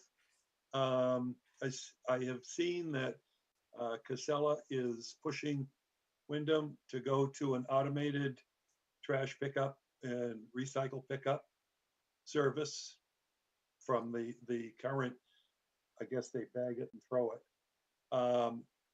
And our contract is with Casella also. Is there any indication that they're going to be pushing that to the smaller towns like Raymond? We just actually talked to the transportation manager this morning about that. I don't have a good answer for that. We're in a different situation than Wyndham is. They're pushing Wyndham to an automated system for many reasons. A lot of towns are starting to go to that direction. We just signed, like I said earlier, a 5-year contract. We're in the first year of the 5-year contract. I don't see it coming our way for a few years. Wouldn't rule it out. The near-term answer is a no, but it is the future. Although the manager told us this morning, our manager for our town said that he doesn't know about Raymond as an automated pick town. There may be some barriers to that, and I don't know exactly what those would be, but it is the way it's done, and it is a significant capital expense. But as Nate indicated, we have a new contract. It's not something that's on the table at this point, but of course, the biggest expense is the equipment that they need to do it. They're on their side, and so as these other towns automate, they'll have that equipment and they'll begin to serve the smaller towns. Then we'll have the capital expense of the containers. So that it is probably something that's coming, but when it's coming, I don't know. Of course, once you buy the containers and so forth, because they have less labor involved, there should be some contract savings. So, it's as Nate said, not a great answer right this minute, but it's not something we need to talk about in this budget for sure. Okay, thanks. Welcome. Select Board comment. Sorry. Go ahead, Teresa. I just got a text back from Keith Thomas. He says he's at a Raymond Rattlers meeting right now, and he says we very much appreciate the heads up on this. So I told him to call Sharice tomorrow. Okay. Any other selectmen's comment? Then I need a motion to adjourn. I move the meeting to adjourn. Second. I have a first and a second. All those in favor? Any opposed? Thank you very much, everyone. Have a good night. Thank you.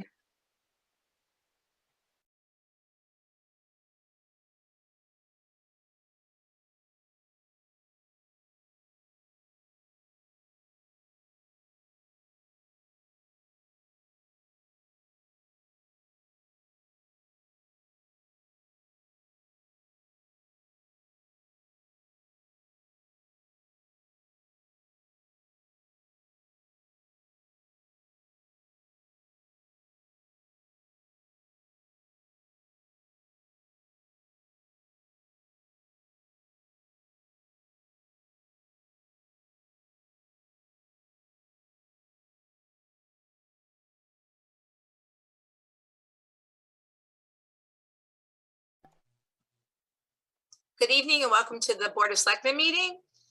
Call to order. Everybody's here except Lonnie. Can I have a motion to approve the minutes of December 14th, please? So moved. Second. All in favor?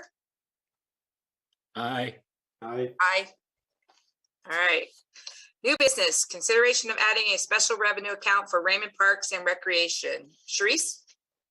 Yes, I am here tonight on behalf of Joe Crocker. He's at a conference today, and I don't know if it goes into tomorrow or not, but we felt it important to get this on the agenda as soon as possible before budgets are actually prepared, because we would need to know if this is approved by the selectmen or not. But what we are proposing is to set up what's called a special revenue account specifically for the recreation department, in that it would segregate the donations, the grants, scholarship funds, donations, program registrations and whatnot into what's called the special revenue, and the expenses associated with running those programs and events would be expended in that same, well, it's actually like a separate fund. And this would be very similar to what we have already for like the beautification committee. That is a special revenue. Donations come in specifically for the beautification committee and the expenses related to the beautification committee. And then they net out and they have what's called their own fund balance.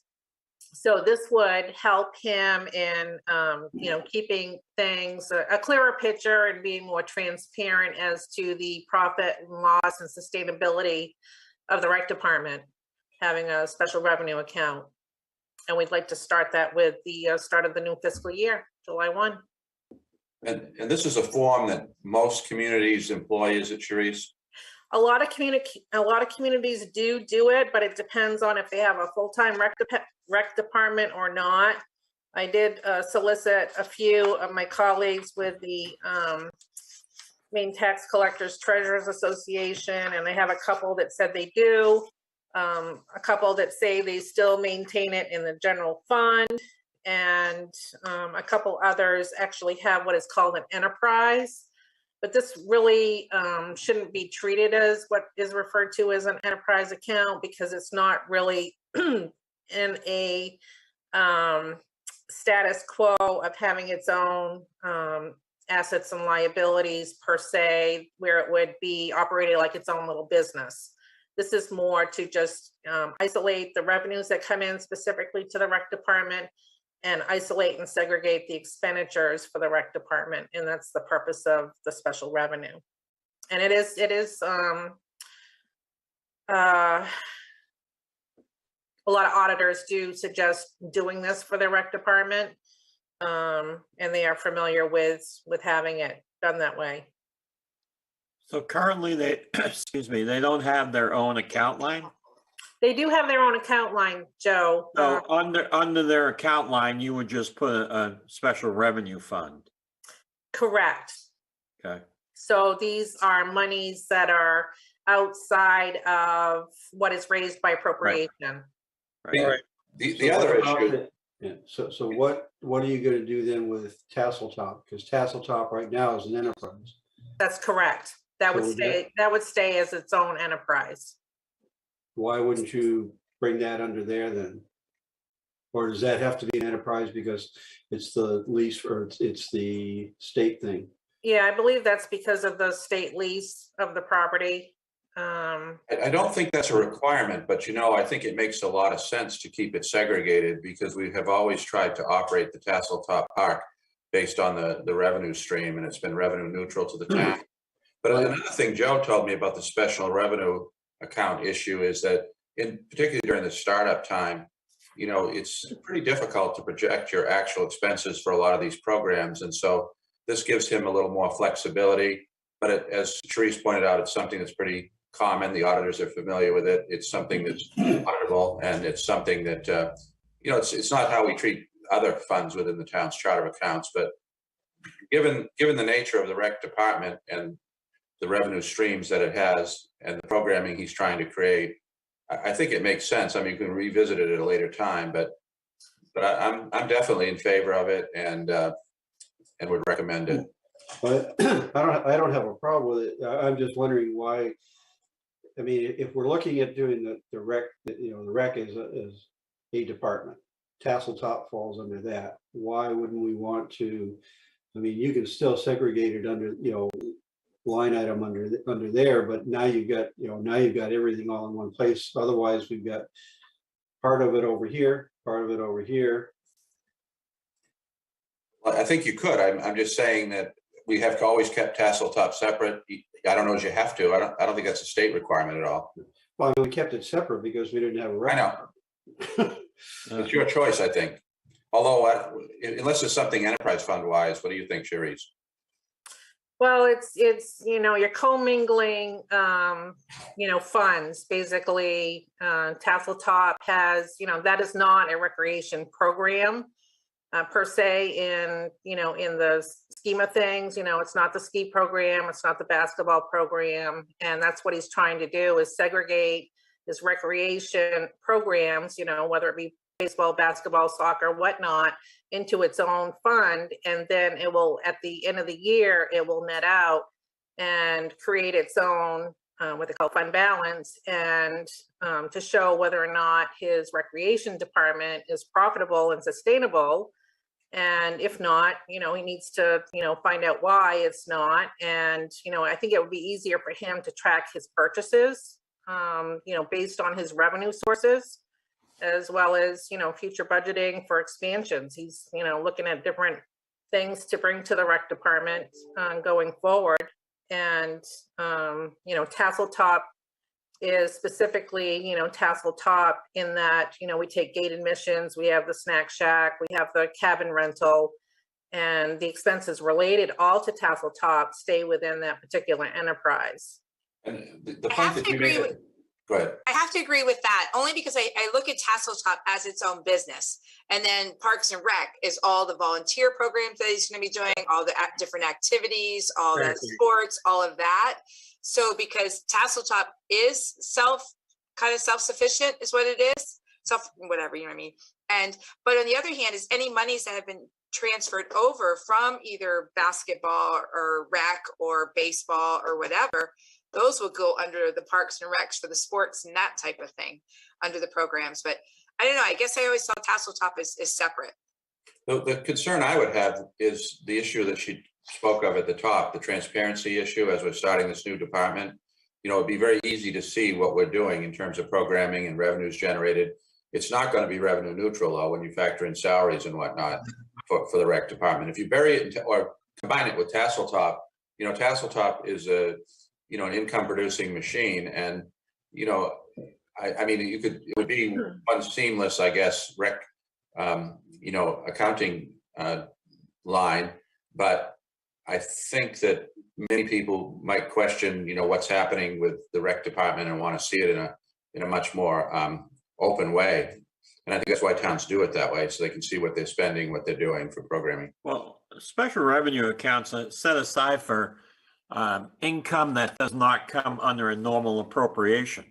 So if you're getting donations to a specific program, that's why you have a special revenue account, because you have not appropriated the money through the town, and you want to see where that income stream comes from and then what's being spent on the program.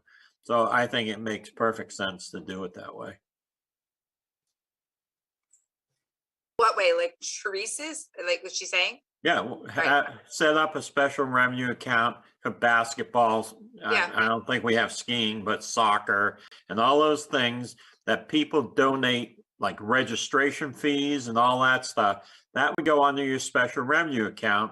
And then you would have a subline for the expense on that specific item. Yep. And then you can see at the end of the year, did it make money? Did it lose money?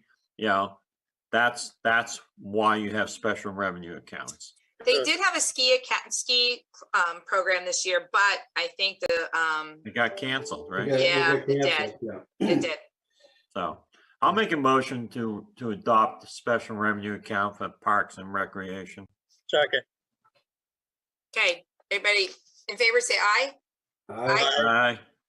All right. Thanks, Cherise. Thank you. All right. Consideration of adopting Maine State retirement to promote employee recruitment and retention. Bruce. There we go. Can you hear me? Yes. Great. So yeah, just made it by the skin of my teeth getting back to that accident. Sorry about that. Seems to be the way it is lately. So looking at all our strategies for recruitment and retention and working with our regional groups, our local team of 6 mutual aid departments that we're working with routinely, and now having talks with county, et cetera, on looking at regional approaches and stuff. The common theme is how to standardize things so that we don't poach from each other when it comes to per diem help, and we don't try to, I guess, steal each other's employees. Because when we hire somebody, we have a vested interest in them, and we spend a lot of money. I come up with about $10,000 in cost every time we advertise, put through physicals, and have to do to get a person up to par, and then we lose them in a year or so. And we started looking at that pretty heavily, as you know, over the past few years here. And the majority of the folks that are going say that one is the retirement benefit, and the second part of that is the reasons why they leave. So Can you repeat that, Bruce? I can't. Yeah, there's a buzzing going on. is there? I'm sorry. I don't know if a radio might be interfering somewhere. I've got them turned down. But can you hear me better if I come closer to the mic? Yep. It seems to buzz every time you talk. There is. Yeah. And I got something in the computer.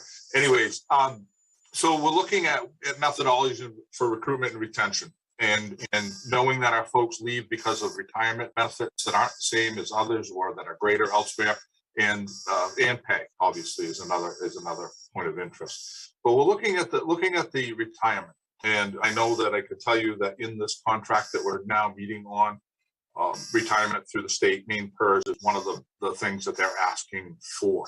We'd already been talking about it before now. So I said, why don't we try to get this on the docket and see, let's try to add this into this year's budget request as in our draft budget.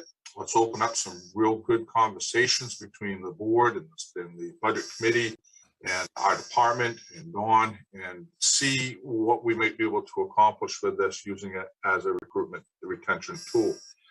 One of the things that came forward from our last meetings with our small regional group was standardization of pay for per diems, so that we're not poaching from each other, and trying to just kind of standardize the payroll and the benefits and things. Yeah, like but can I suggest that could be considered antitrust, and you want to be really careful with that? Right. And that's why we're working careful with it. Believe me. If we have a per diem pool that we're utilizing as a group of 6 or 8 towns, and that's where we wanted to work, and that's on the per diem side of the house, if you will. As far as the union goes, that's a whole different ballgame and such. So, and then knowing that it's a union ask, it was in the union's ask not to do it, but to look into it, the last contract. And we ended up with a bunch of confusions there, if you will, or a bunch of things that kind of set us back a little bit. Kathy Ricker started working on it and researching it. It wasn't one of the points they had to have during the contract negotiations or as part of it to be enacted under the contract. They just wanted us to look into it. And then we switched finance directors, and he wasn't quite familiar with it, was training, etc.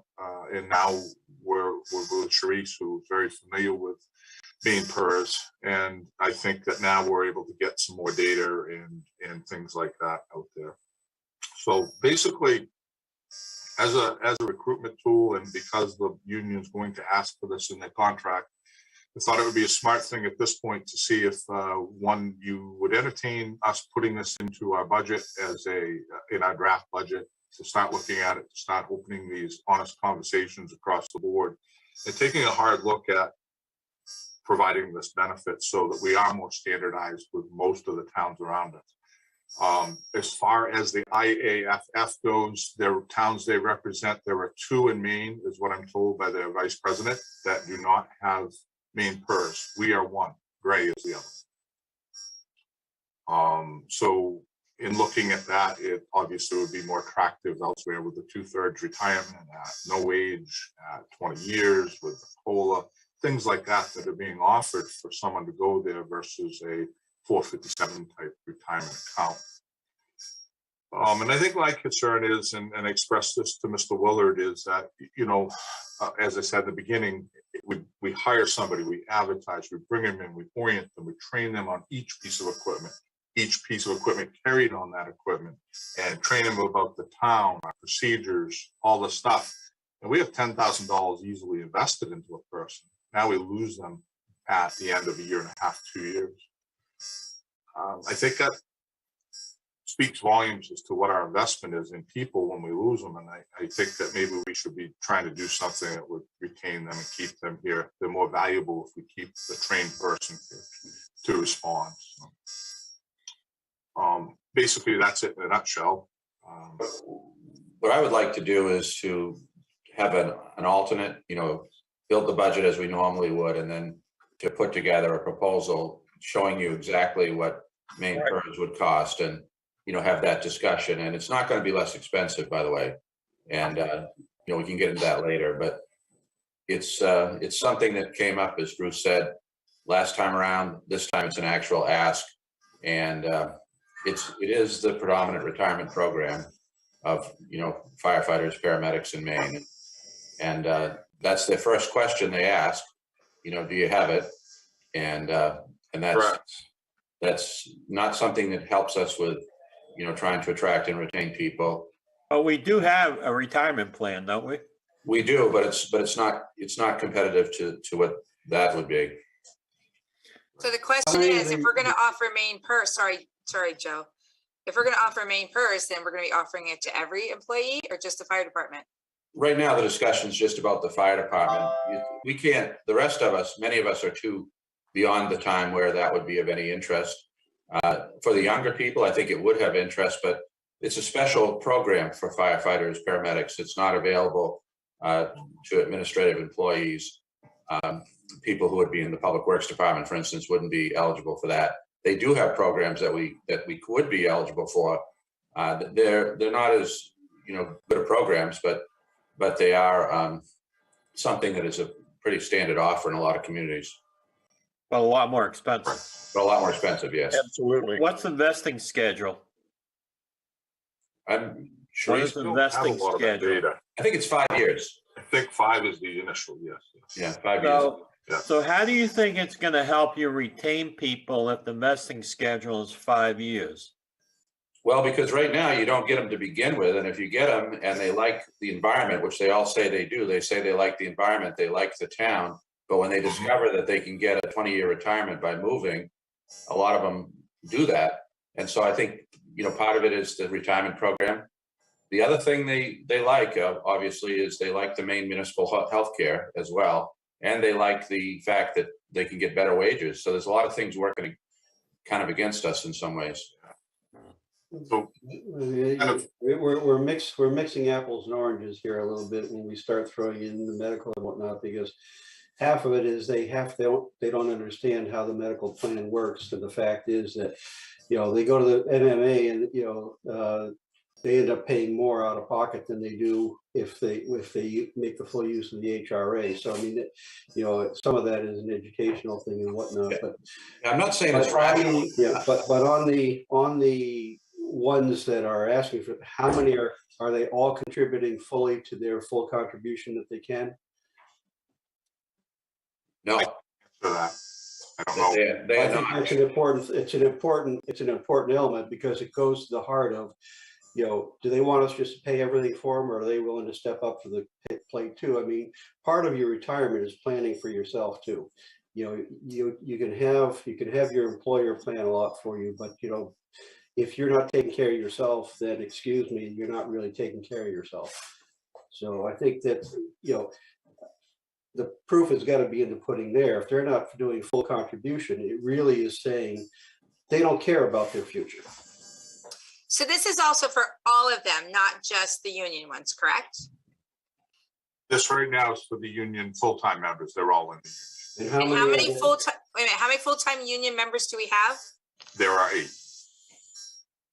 Do we have any spots open? There will be when Bobby retires, yes. Okay, but there's only 8 total. Only right? 8 total, yes. Right. And Kathy and I are of the age where it would not benefit us at all to start investing in that. Okay. Our investment would be too great. The gain would be too little at this point. So, okay. Well, Yeah, I guess I'm that gets open to into- looking that at gets into it. A whole different Oh, thing but- too, is that, you know, are we gonna be offering 1, 2, 3, 4 different plans? I mean, you know, because you're saying that in your case, it wouldn't help you. But if we make this move, I mean, it's you're either making the move or you're not. And so, you know, I don't want to get in a position where we've got 6 or 7, you know, this isn't a Chinese restaurant where you got some from column A and some from column B. You know, it's either A or it's B. So some towns actually do just offer it to their fire rescue and police. But I'm not saying that's a good idea. I'm not saying that, you know, I'm not disagreeing with you on the other issue, the other point you made about healthcare and the analysis of that. All I'm doing is citing what they say to us when they leave. I'm willing to listen, but I think it's going to be an expensive move to do it. And I think it will have zero impact on retention. But that's just my opinion. You know, just watching what's going on in the job market right now, people don't jump in and go, "What's your retirement plan?" That's the first question they ask. You know, so I have gotten that before though, quite often actually, when people call about the job, Joe, they'll say, "What do you offer for pay? What do you offer for retirement?" And I've had folks say, "No, I guess I won't apply at that point," when they hear the retirement. We actually have gotten that question as well. What they seem to want is they want Maine PERS, MMA, and you know, they want top pay, obviously. Yeah. So if you're going to get anybody who's veteran at all, that's what you got to do. If you can get people starting out, but you're going to see them want to move to that environment. All right. Here's what I'm thinking on this whole thing, because this is kind of, we're doing this for 8 members, right? I'm also thinking of, I'm watching Alex down in my corner down here, and I'm thinking, yeah, he's young enough to get into the retirement system. Do you mean that we would be offering something for other employees? But I'm also thinking too, is we've got a lot of on-call, per diem, and everything else employees. So we're doing this to pull people for 8 full-time people, I guess is what it is. We're doing something that's not being offered, I think, across the board as a town incentive for employees. So that's my concern. I mean, I get Bruce, you know what I mean, as far as trying to pull people in, but I'm also thinking too, is if we start losing people, we how do you hire them if you don't have the incentive in other departments too? So I don't know what that answer is. I think if you're going to offer something, you've got to offer some kind of a package across the board.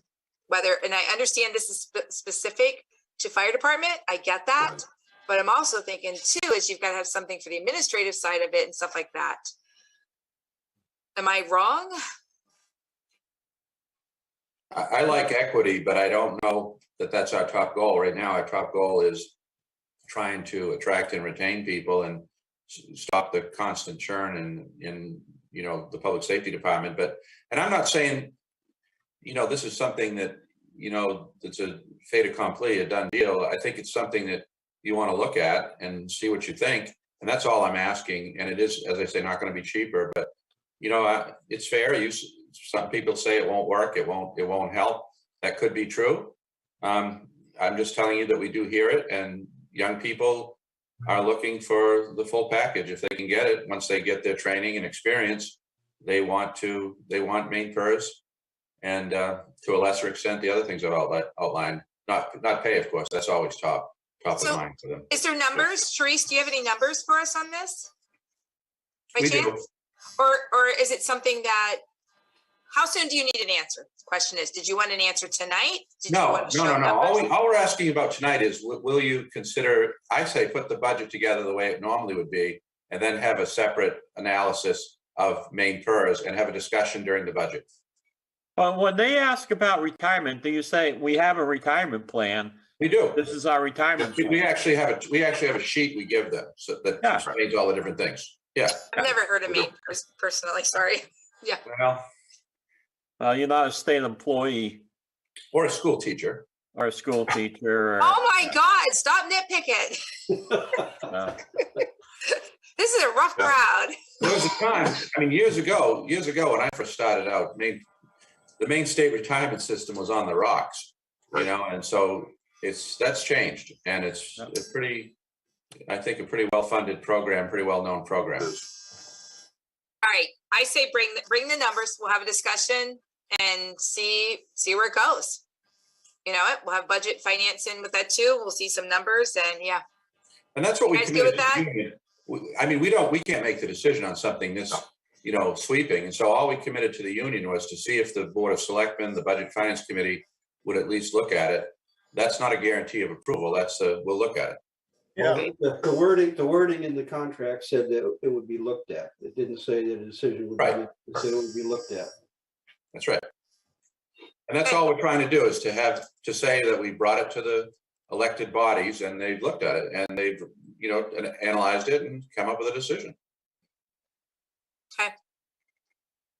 I'm just worried only because I know we've offered bonuses, we've increased pay umpteen times. Do you know what I mean? And I just think no matter what job you're in right now, there's not enough people. I like to know where all the people disappear too. So they call it the Great Resignation, right? Yeah, exactly. You can't find people. We can't find people. No, it's really bad right now. I know, but where is everybody? That's just it. Market. And I don't think changing your retirement plan makes you retain employees. That's just my opinion, but I could be wrong. Let's look at it.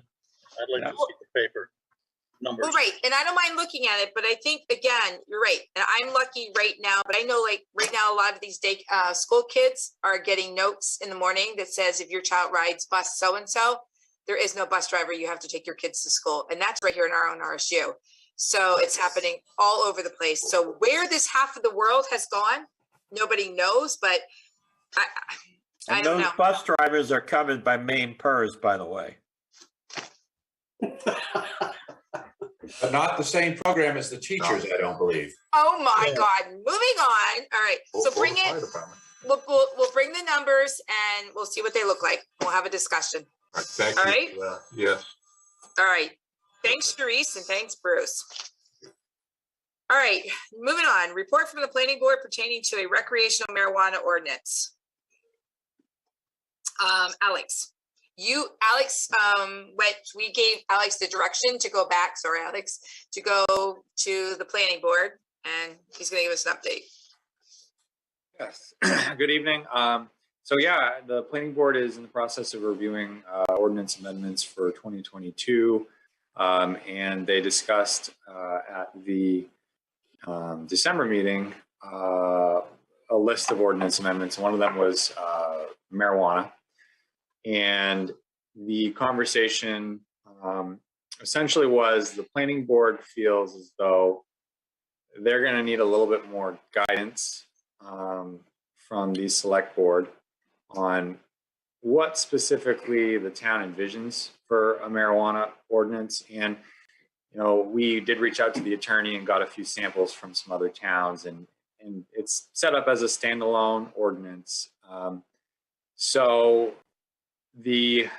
I guess the consensus was they would really like to see a marijuana committee, review committee created to actually come up with the standalone marijuana ordinance. And then from there, the planning board can take that and decide where stuff will be allowed in the zoning ordinance and definitions and all that other stuff that comes along with it. But they don't really have anything to base their amendments to the land use ordinance on, because there isn't any guidance from, you know, the town on that. So that's kind of where they're at. I'm kind of just the messenger in this situation, but that's the update.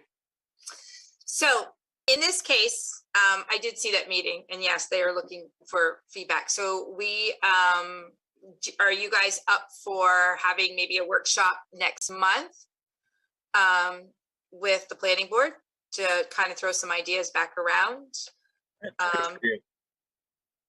And then that way we can kind of talk about it more to see where we want to go with this, to see about the committee, you know, that type of thing. Yes, Sure, I'm open to it. I am too. Does the state have any examples of local ordinances? Yeah, I mean, Under they're the all- Office of Marijuana Policy. Yeah, they're all essentially based on the same template. They're all very similar. But what we're finding is it's going to create quite a bit of work. There's a pretty intense process for certifying these businesses and making sure that they're, they meet all the rules and requirements. So it's definitely not something that should be taken lightly. Definitely needs a good look at. So who's the one that certifies all them, you or the state? Well, the state really, but it's treated very similarly to a business license. So it's modeled very similarly to our current business license ordinance, which goes through the clerk, then to you guys for new licenses. And that's how most of the towns are doing it. So if we met with the planning board to get some kind of a rough outline and maybe what we want, and then what we can do is put together some kind of an application or whatever to put out to people and get a broad scope of people, on it. What do you guys think? Well, I think, yeah, I mean, because you're going to have to go through a lot of feeling process on what the people in town want too. So, I mean, you do that, you have to do that at a committee level, so they can have open meetings and whatever, and to look at that. So, I mean, that's kind of where I expected it was going to kind of roll toward that. But the place to start it was at the planning board, because they've got some of the tools to be able to look at some of that. But they kicked it back. They kicked it back good. Yeah, I did. Well, see that. I fully expect there'd be some kickback into some kind of a committee to look at that as far as what's really wanted, and where the issues are, so that an ordinance can be worked around that. But the starting point was there because they've got the ability to pull the ordinances from other places and things like that, and kind of see what the flavors look like from town to town and whatnot. And then you've got the issues of some, the ones that have started. What if they had to do it all over again? What would they do differently? That's something really good actually to go ask some of these people. Yeah. Well, fortunately, we don't even need to go far, because now our assistant code officer has great firsthand experience with marijuana being in Wyndham. So he has a lot of 25 shops in Wyndham they already have? Yeah, so he has a lot of firsthand experience with it, and kind of knows where some of the bugs are in their ordinance. So that's helpful information already. Good. So, all right. So our next meeting actually is with, no, wait a minute. Our first department head meeting isn't until March, and our regular meeting is the 8th. So our meeting starts at 6:30. Do you guys want to do like I don't know, do you think a half hour with the planning board beforehand would be good enough, just to try and get it, On marijuana, a half hour? No. What I'm saying is that we're kind of agreeing on, where we want to go with this as far as the planning board, because the planning board is the one that has, like you said, like Rolf said, has all the ordinances and how it fits in and stuff like that. But how we maybe want to do it, and maybe some ideas from them, and just say, yeah, let's push it forward. I don't know. Give me some ideas, Joe. I think the Office of Marijuana Policy at the state level will probably give you some of the ins and outs of what you can and can't do. Most of the inspections are done by that office. I mean, The town, all it can do is say, we don't want it within 1,000 feet of a school, or, yeah, we only want it in this zone. I mean, that's what the town can do. But as far as the licensing of the facility itself, that's done at the state level. Yeah, but I think that us can do a lot more. I don't want it near my daycare. I mean, I don't. I don't think it should be anything Well, like a yeah, park I mean- daycare or whatever. And the other thing is, I remember one of the comments was made, we don't want people doing it on their back decks. Do you know what I mean? Out of their homes. And should we stay in the commercial or the business districts? Do you know what I mean? There's Yeah. The other thing that comes up is licensing fees and things like that. That's, that's strictly town controlled. That's not state controlled. The state controls the, any tax or whatever they have on there. But as far as permitting fees and license fees and operational fees, those all would come under the town. Well, you have two different fees. I mean, you have the state fees, there's a bunch of state fees. Yeah. And then the town can add on their own fees. Well, I mean, I'm one, honestly, and I'll still stick with it, but I'm not going to hold it up. I don't want recreational in town. I really don't, but I'm just one. So I will, but I'll work with, so there's Sam. So, but on the other hand is, I'm whatever we have to do to get it right for the town, So what do you guys want to do? Do you guys want to have a workshop with them? Do you want to put together a committee? What do you want to do? I'm good either way. Rolf? I think we workshop. I think Okay. Coordinating with the planning board makes sense. But I mean, the workshop really is just to kind of forge the next step, which may be the coming out of the workshop would be, say, the next step is to form a committee. The workshop coming out of the workshop may be, entirely different, but I mean, it's just, that's one step. Really the goal on that is to come out of there with what's the next step. I mean, you could always send this to a town vote and say, do you want recreational marijuana in town? Yeah, but no, but it's not even that. I mean, it's still a matter of we still have to work out what we want as far as recreational. So it's not a matter of whether we want it in town or not. It's just a matter of what do we want our town to have as guidelines. That's how I'm looking at this meeting. Well, if you have a vote and the public says we don't want recreational marijuana, you don't have to do anything. That's right. Yeah. Okay, so, but then if they do vote to do that, then we're right back at this step. Right. And we start all over. Correct. That's why I think it makes sense to have a committee and a thoughtful process that over a period of time, looking at other ordinances, looking at how it's been handled other places, taking into consideration all the different concerns and considerations that you've brought up tonight. And then you come up with a cohesive, here's the proposal, the ordinance, whatever, and you send it to the town and see what happens then. But that's after we take it to the town for a vote to see if they even want recreational in town. No, I'm saying the other way around. I'm saying go through the deliberative process. But why do that if the town votes no? Well, I think the town may want more information, yes or no. But we don't have any information right now. Well, that's why you have the committee and the deliberative process over a year or something and, come up with a proposal. Or if you think it's a non-starter and you want to throw it to a vote, you could do that, I guess. I don't know. I honestly don't know. But I worry and wonder if you get a yes vote, and then where are you? Right back, like I said, to here to figure out what we want to do. So, what do you guys want to do? Well, if you had a vote and they said yes, then you're obligated at that point to come up with the ordinance to allow it. If they say no, then then it stops where it is. But if they were to say yes, then the populace has voted to say yes, we want to allow it. Therefore, you now have to create the ordinance to that would allow it. Right. I guess if you structure it that way, that would make the most sense. Then you'd be done with it one way or the other. It'd be over, or you'd be off and running to do an ordinance, I guess. Yeah, but off and running, it's still going to take time to be able to put together what's best for Raymond. Yeah.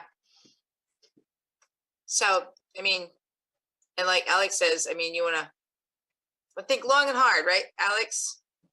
Yeah, I think I know a couple of towns that have gone the route of doing essentially a referendum style question saying, do you want the town to explore an ordinance for this? And they didn't draft anything until that vote was done. And then started that process. So that is a route you guys can take if you want to push it off till June and do that. And then that would give, the town 6 months to draft an ordinance to have it ready to get put on the warrant for 2023. I think it's possible. It's up to you guys. I would send it out in June. Isn't that our next vote? Yep. Sue? Send Sue? It is, and the upside is it should be a decent sized election. It's a primary. Yeah. So I would wait until June, send it out to referendum. Does the town want a recreational marijuana policy in town? And then, go from there. So, but listen to what you just said. Does the town want a recreational marijuana policy? If they vote no, does that mean no, we don't have a policy, but we have recreational stores? Or No, which Just worded differently, that's no, all. the wording would have to be, does the town? Yeah, you want have to get it allow- designed by a lawyer. right. Essentially, it would have to be designed around saying, does the town desire to have, or wish to have recreational marijuana in town?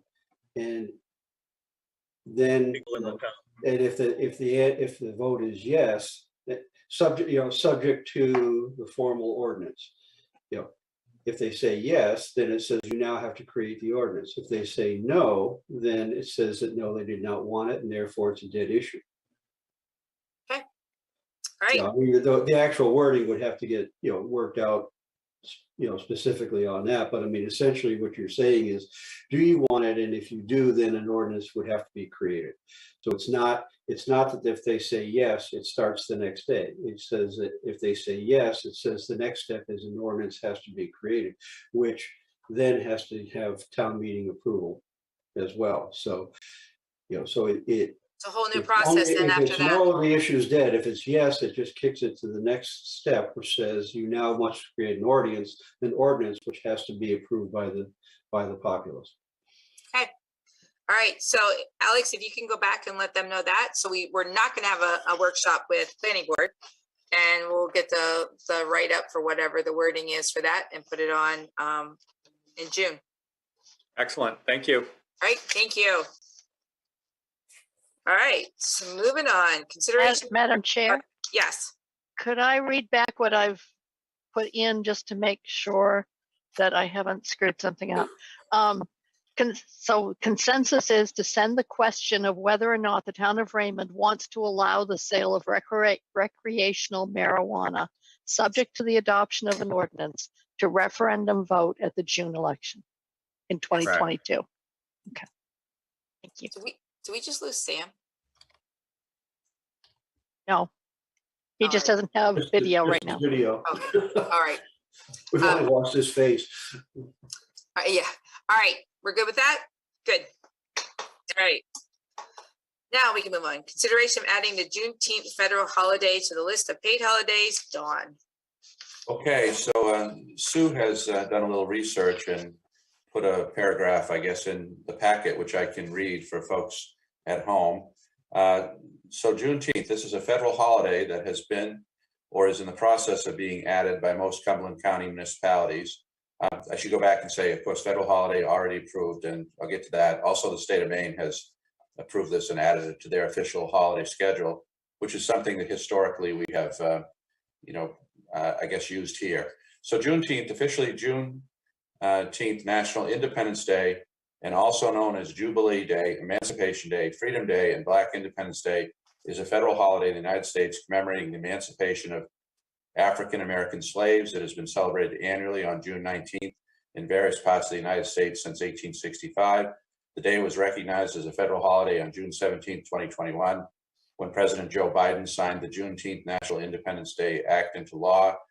Juneteenth's commemoration is on the anniversary date of the June 19th, 1865 announcement of General Order Number 3 by Union Army General Gordon Granger proclaiming freedom for slaves in Texas, which was the last state of the Confederacy with institutional slavery.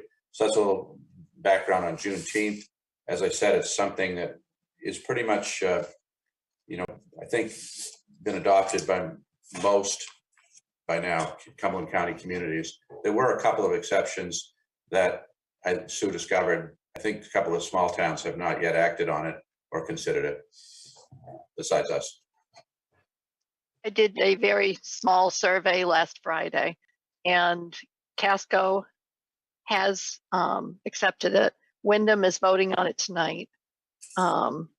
Standish and Gray were closed, so I had no idea. I didn't have a chance to call them today. Bridgeton has adopted it. New Gloucester has. Sebago and Poland haven't even considered it yet. Is what I was told. Pretty much the towns that I'm more familiar with are the ones that are, heading towards the greater Portland metro area, and pretty much it's a standard issue there, I think. Yes, I just went for our bordering towns and the ones that were real close. Right.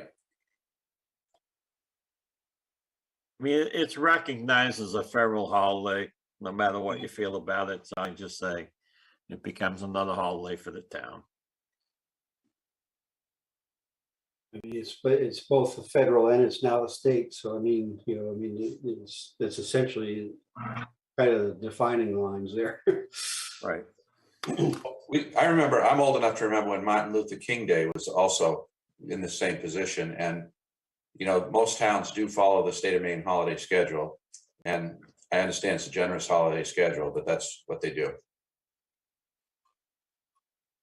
Great. Do we need a motion on that?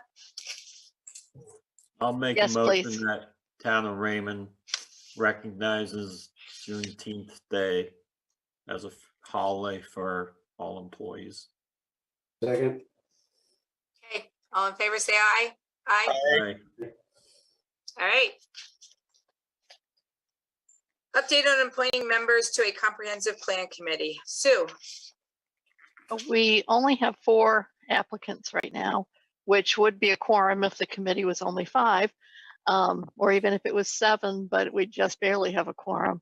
Frank McDermott, Greg Foster, Peter Levitt, and Brad McCurtain have applied. I think I put all their applications in your packets. I'm not sure where you'd like to go from this, if you just want to wait longer, if we want to put a little more effort into advertising, or if you want to start bending some elbows, or rather twisting some elbows. Again, I think, I gotta sneeze. I think Marshall is gonna do it, and I will check with him tomorrow. I'm gonna sneeze, sorry. And I don't know, I say we advertise again or put it out somewhere. Have you put it on the board, the electronic message board?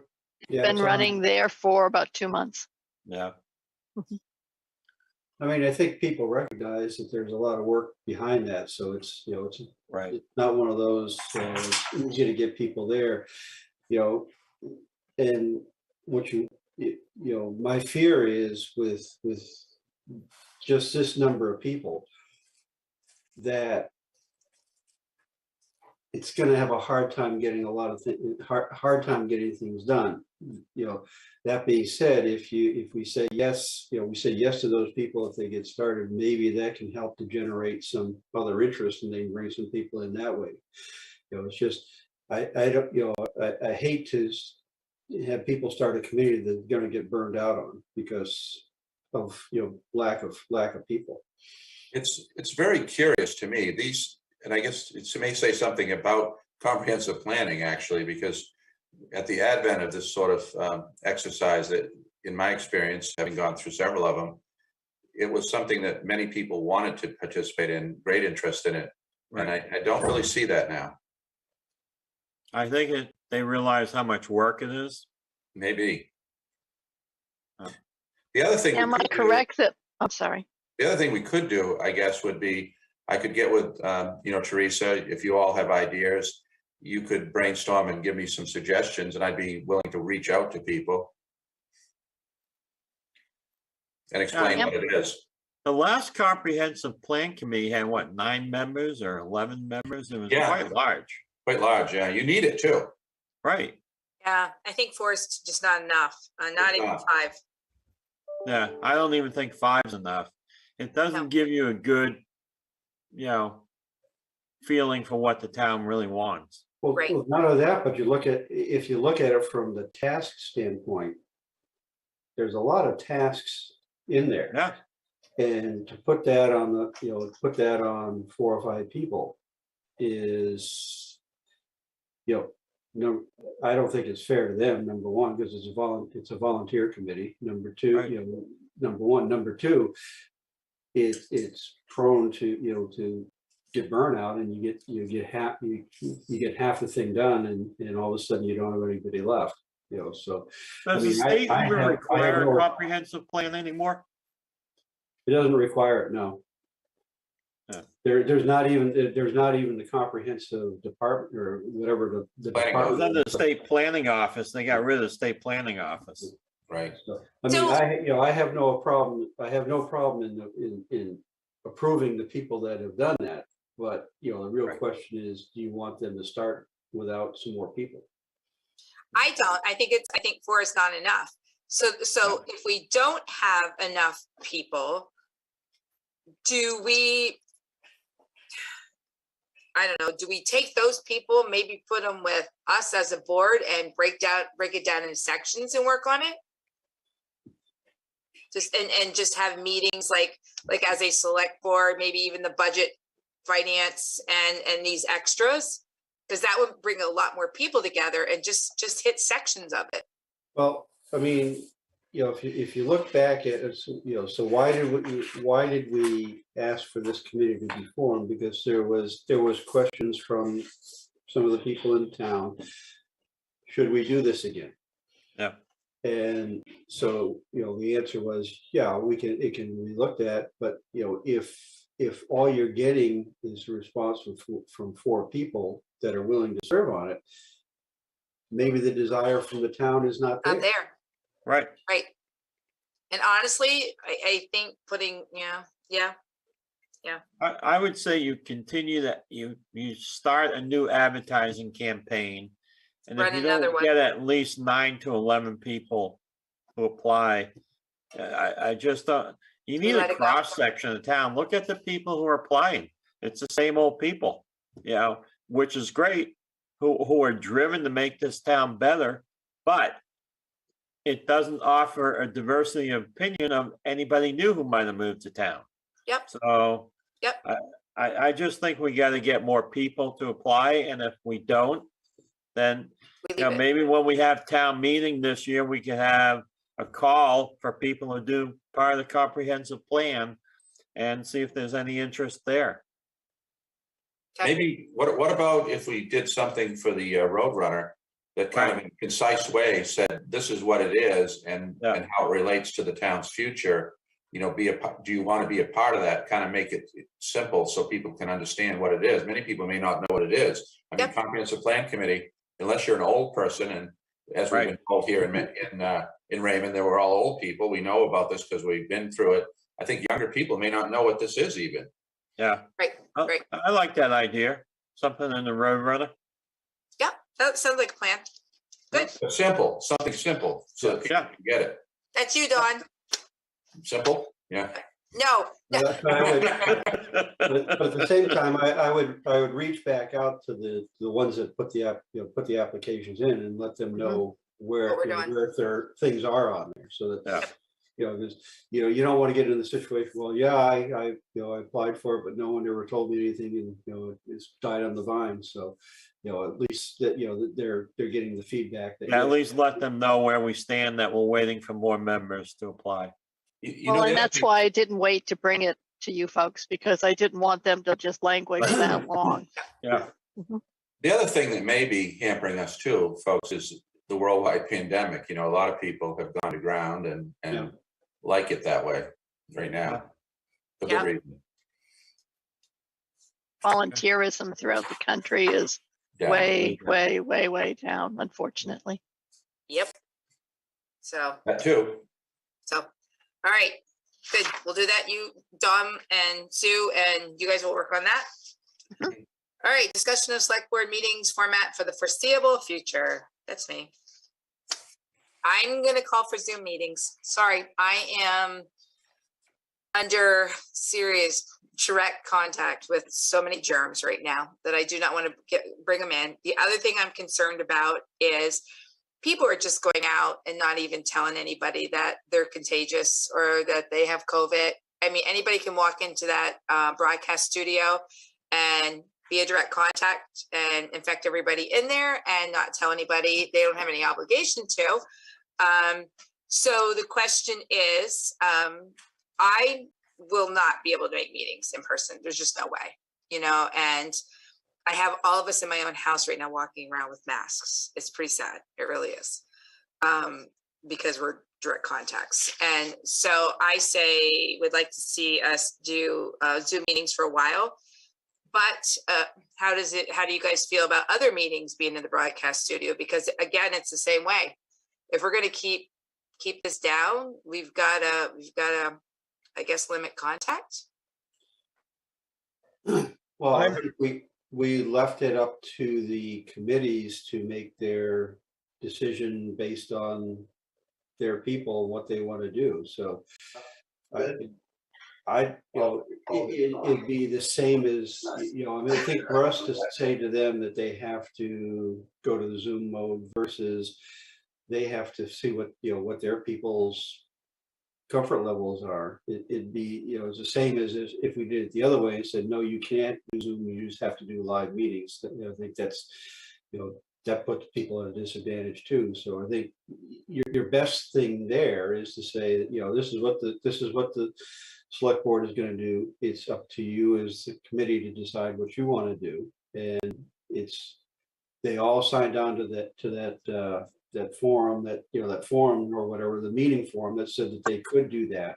It just says that if they do that, then they have to, you know, it has to be publicized that way and they have to allow people to come in on Zoom. Well, here's another thing though, too, is you've also got, I mean, I don't know. I mean, we've got the broadcast studio, you know, that these guys are out back and we need them to be able to broadcast the meetings.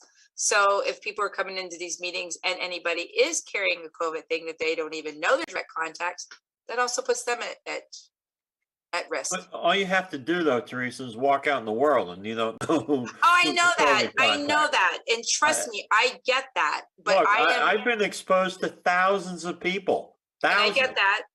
But I'm looking at me exposed to right now that I'm not willing to do it at the infants. You know, I got a 10-month-old that's a direct contact right now. I got an 85-year-old mom. I've got my family. You know what I mean? So I'm not willing to risk the little ones. I'm really not, that they can't get it. So to me, I say Zoom meetings. And if you guys don't want to do it, then we'll figure something out.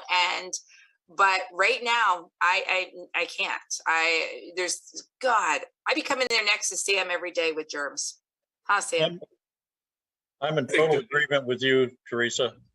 I think Zoom meetings for the foreseeable future. No, that doesn't mean forever. Right. Maybe the next two. You know, and just see what happens. Let's do it by meeting. Let's say the next meeting will be a Zoom meeting, and we'll decide the meeting after that. Right, and I have to say, I really think not long here. I think the schools are going to be going Zoom. I think you're exactly correct. The high school right now has been Zoom, I think, for the last 2 days because they don't have enough staff. You know, so it's up to you guys. Madam Chair, the health officer has her hand raised.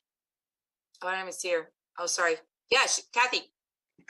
Hi, Don Willett and I did discuss this the other day, and our policy for town buildings is that everybody be masked. So whether you choose to do a Zoom meeting or you do a meeting at the broadcast studio, because of the increase in COVID that we've seen in the town of Raymond, I think we got to stick by that policy and at least have everybody masked at the meetings. I know a lot of people aren't wearing masks when I watch, you know, some of the different boards, And to me, I don't care whether they do Zoom or not, but I think we have to at least enact the mask policy throughout town buildings, just for the safety of everybody. Right. And I agree with that. And I was just going to ask you that, Kathy. I know I think there's 2 on the school board that don't do it. I think it's the Planning Board of Appeals. I don't think any of them do it. And I know we weren't doing it either for a little while too. But things are crazy right now. No, I agree with Rolf, I guess, on his perspective of the individual committees, because that's in keeping with the governor's order and, applicable guidance that way. But what I've been doing, and I consulted with, Teresa about this, is I get requests from outside groups regularly for use of our facilities. And I have not been approving those since, talking with Teresa last week about this.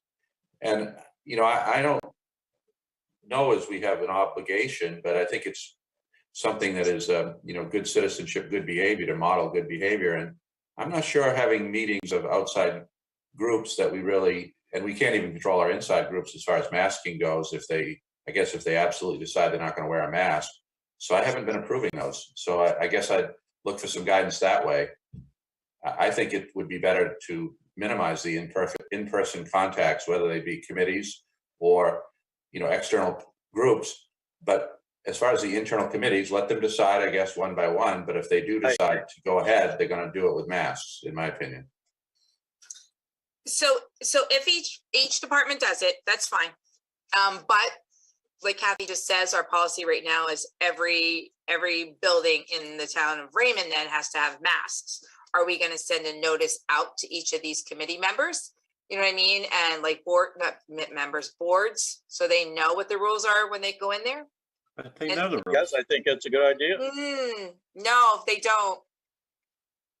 There's still meetings being held without the masks.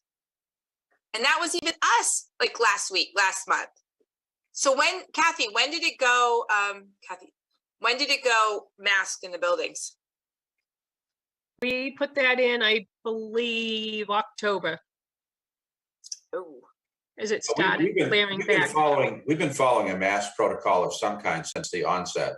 Not the last meeting we didn't. No, you guys didn't, but. Right. I'm talking about the town administration, the fire department. We've been doing that for some time. The elected bodies have been a little spotty on it. All right, but so isn't the broadcast studio also a town building? Yes. So we should have had him on. Well, I don't control let me ask this. I'm watching Joe's face. He doesn't like this. No, I don't at all. Do you want to go down the road with Portland and Brunswick and mandate masks in every public building in town? I mean, come on. You guys are overreacting to this thing. Way overreacting. No, Joe, no. I am dead serious. So, I didn't think it would be in my house, and COVID has hit my house. With all the kids I deal with and all the ones out in schools and all the families going to work and everything else, we have it. And you know what? It's kind of crazy. And it's crazy. It's here. And I don't think I'm overreacting at all. Again, it's totally up to you guys, but I don't know. I don't know. I'm not. I guess, you do everything you can to stop it from coming in. I mean, vaccinated, most of the kids here are vaccinated. They can get vaccinated. I get the boosters, everything. And it's in my house, so yeah. And I don't know how any of, if we test positive, how we're going to react to it. You know what I mean? So Teresa, we kind of said it for the town buildings of following the CDC guidelines that said if you can't social distance and stay within, at least 6 feet apart, then you wore masks. So that's why we said it that way. And because for the fire department, we do have a higher risk. So we did it just to keep our crews intact. And I believe right now I have 3 members out with COVID. But and CDC has been really kind of confusing, to be quite honest, too. I mean, doing that 5 days after. Well, DHS hasn't even dropped the down to the 5 days. They're still requiring 10 days quarantine. If I get it, I got 10 days that I've got to be out. You know what I mean? So it's I know. Joe, I'm watching that face of yours and I know those expressions on that face. And you're like, yeah, whatever. But it's here. It has knocked on my door and it has come in without my permission. So again, I have to this is my profession. And like Kathy, you know, I got to keep these kids safe. You know what I mean? So me going out to these meetings, I will mask. I get that. But if I don't have to, I don't want to. Where did we lose Sam again? Oh no, he just went off. Sam keeps playing. So what do you guys want to do? I think we can speak for you can speak for the select board alone right now and put it on Zoom. And I may be just giving you my private opinion, my personal opinion, because I'm at the age, I have an underlying condition. I don't want to. Okay. Ralph, what do you want to do? Well, we've already said, we'll go Zoom for the, and, kind of make the calls, see where we are, meeting to meeting, as far as what the winds of war are bringing. Exactly. I'm hoping we're going to switch it, but I think we've gone back so far. Because ultimately we've got to, at some point we've got to fish or cut bait on town meeting too. I know. We got some time on that though. I'm hoping. I'm hoping. I have to say, if it's gone the way it is, I do not think we'll get a lot of people at town meeting if we have an open one. Again, what, 30, 35 people? Yep. You know, and that's not very many. Joe is just like his you can just read what he's thinking all over his face. I will give deference to the chair to call a meeting however she wants to do it. All right, so I say we do it for the just we'll see what next month brings. All right, so next month we will see how it's looking, and if it's a Zoom meeting, then it's a Zoom meeting.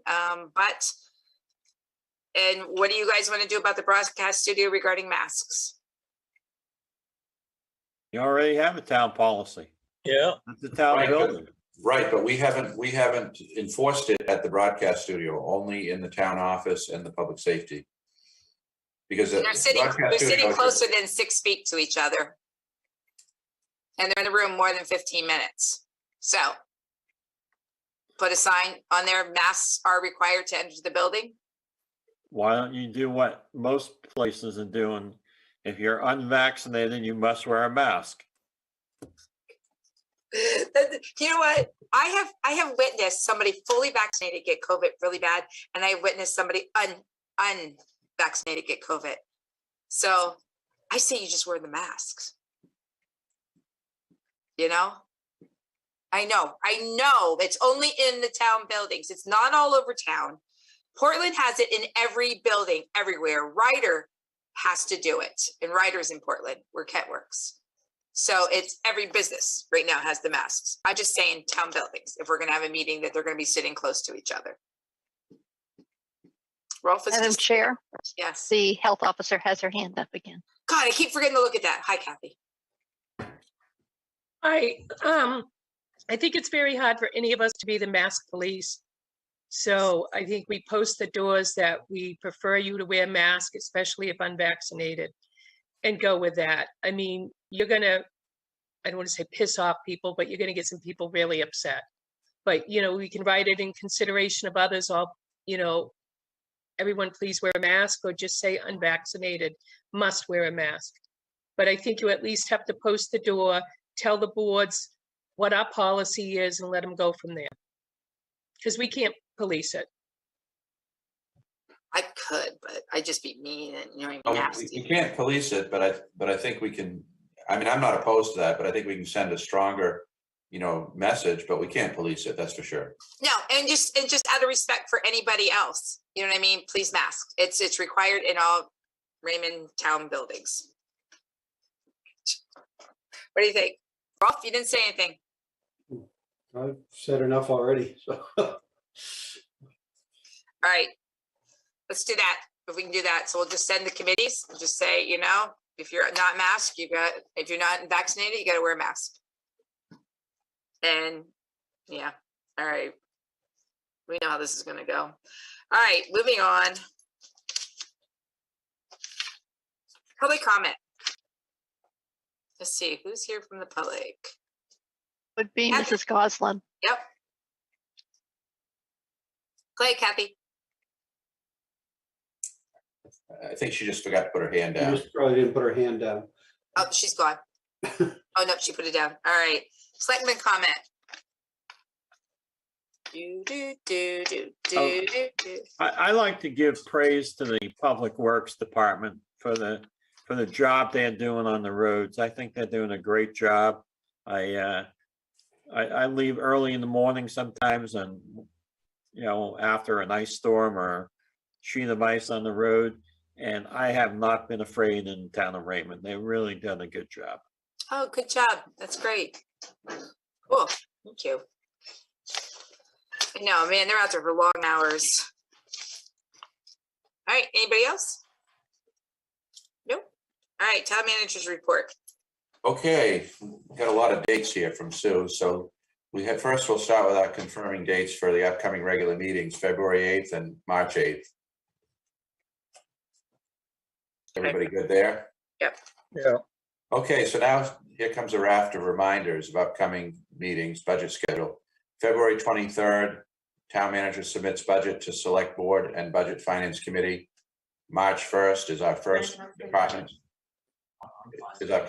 head review at 6:30.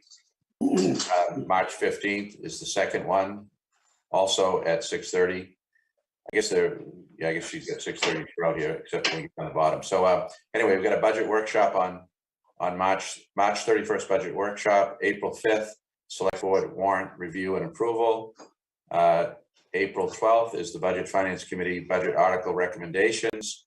April 19th is the select board final warrant approval. And then the town meeting option, town meeting at Jordan Small Middle School, number one on June 7th. If we have an open town meeting at 6, or June 14th, if we vote the town warrant via secret ballot, 7 a.m. to 8 p.m. Then we have a reminder of our upcoming holiday schedule. Monday, January 17th is Martin Luther King Jr. Day. I have got a couple other things. You remember the Main Street sidewalk from, 6-7 years ago? Yeah. Well, bids are being opened tomorrow at 2 p.m. And so we have had a lot of contractor interest. How Nathan and the engineers have structured it is that they have to complete the project within the next fiscal year, but it has to be done within a 90-day window in the next fiscal year. So the speculation is, because of the workload and the way that they will probably see this project, is that it would probably end up being a spring or fall project. That's of course assuming that we get bids that we can, a bid that we can accept. And but I guess the fact that we have competition, we've had a lot of inquiries about it, says that we, may get some good pricing, I hope. We'll find out. So that's that one. On our county ARPA, American Rescue Plan grant applications, we have been invited from the pre-application to the application phase. And the two we're going to go forward with, because they have the greatest likelihood of success, will be the tassel top septic system bathroom proposal, and then the public safety staffing proposals. They've recently just broadened the uses that municipalities can put these funds to. They were pretty narrowly drawn for rural communities, particularly in a place like Maine originally. And if you're not in an urban center where you have a lot of public health issues and issues with, food insecurity, homelessness, we did think about the food pantry, but they're in good, fiscal shape and good with respect to inventory. But it was really biased towards, people in crisis and need that way, which we don't have a significant, component of that in our town. So we're going to go with those two. I think the tassel top septic, in my mind, qualifies as a, sewer. It's a sanitary sewer, really. And then the staffing has just been, I guess, moved up and prioritized higher. So that was a county thing, I think. And then I had a note here, Bruce. Bruce wanted me to tell you, I'm gonna find it here. He's been, now I've lost my note, but anyway, he's been appointed by the Maine Fire Chiefs Association, I believe, to their International Codes Council. And so he's the liaison, here it is, liaison of the Maine Fire Chiefs group to the International Codes Council. So congratulations, Bruce, on that. Let's go. That's what I have. All right, anything else? No? All right, can I get a motion to adjourn? So moved. Second. All in favor? All right. Have a good night. Hey.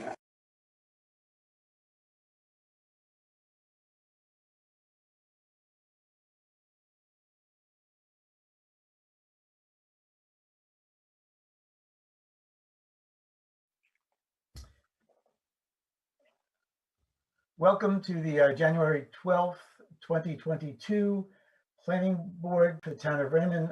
This is a workshop, and our meeting does not start until 7, so we can skip all that reading stuff in the beginning and get right into the ordinance review. And I guess, Alex, are you going to take that? Sure, I can at least start us off Right.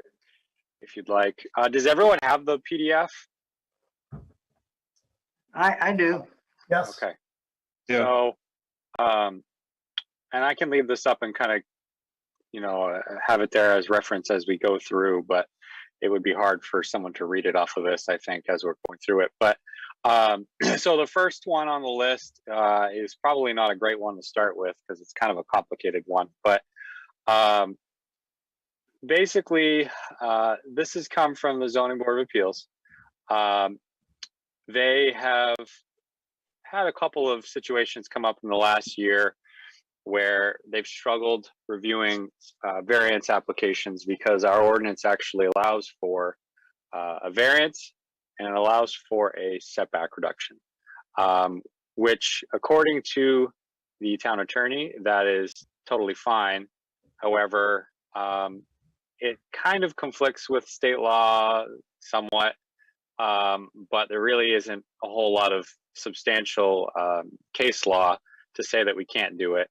The history, from what I've been told, is this was the setback reduction appeal was created in order to give relief to people who had built structures over the years, maybe in the incorrect spot or too close to a property line, and instead of needing to move a structure, they could come in and essentially apply for a setback reduction and get relief from those setback requirements without having to actually get a variance.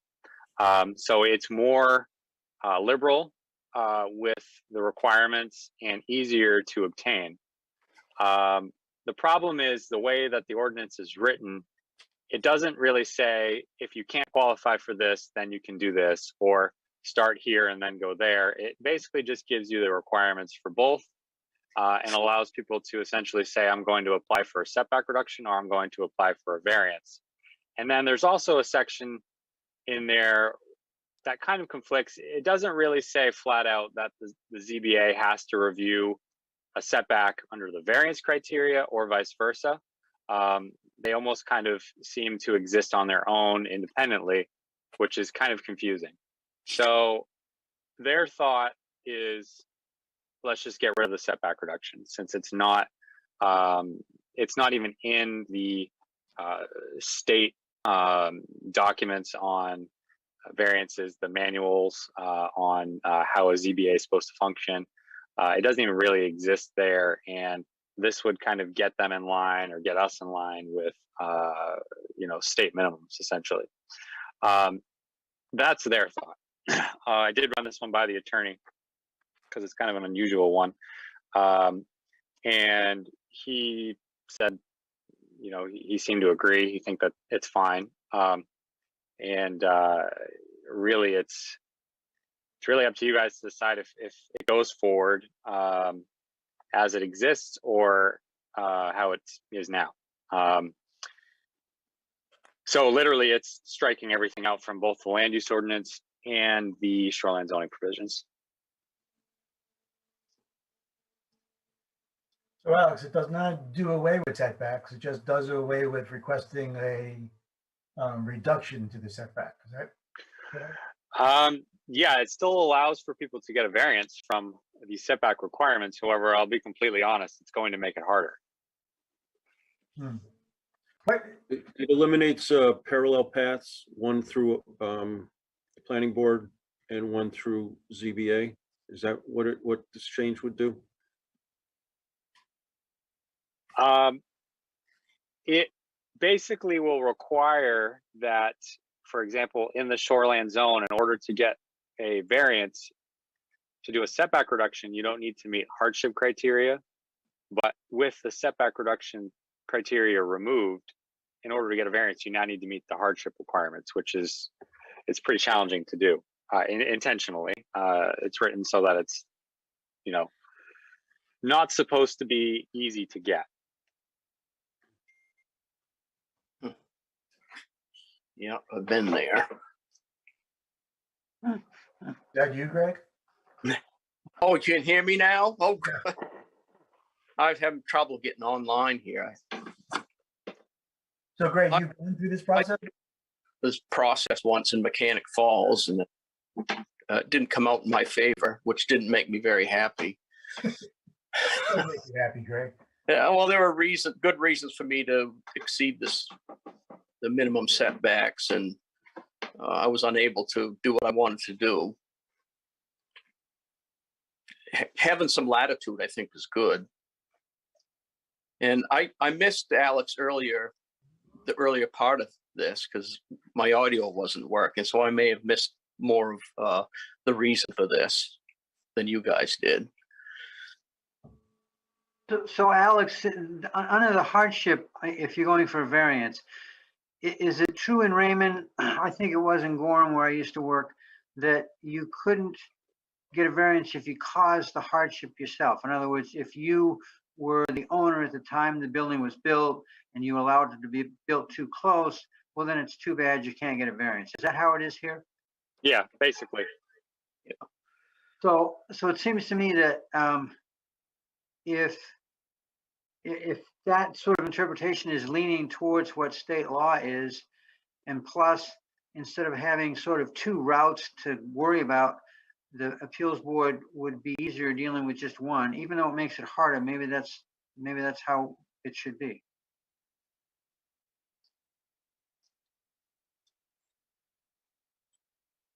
Have there been a lot of these issues coming up, Alex? Yeah, we've dealt with a few in the past year. We've got one that the ZBA will be hearing in a couple of weeks that, you know, is a vacant lot in the shoreland zone. It's a very small lot. Under the setback reduction requirements, they would have been able to do a lot more, but in 2020, you guys may remember the ordinance was actually amended to say existing single family dwelling. So it now requires an existing single family dwelling on the lot in order to get a setback reduction. Because, like I said before, the setback reduction language was created to fix problems that already existed. Like Mike said with the hardship, currently, if you build a house too close, 2 feet too close to the sideline in the shoreland zone, you can't get a variance because you've created that hardship. But the setback reduction language doesn't include hardship. So it doesn't matter if you essentially created the problem, you can still apply for that setback reduction. As long as you're not creating new dwelling units, as long as there's an existing single family. I mean, there's stuff that they have to meet through there. Well, I guess that does seem to make sense.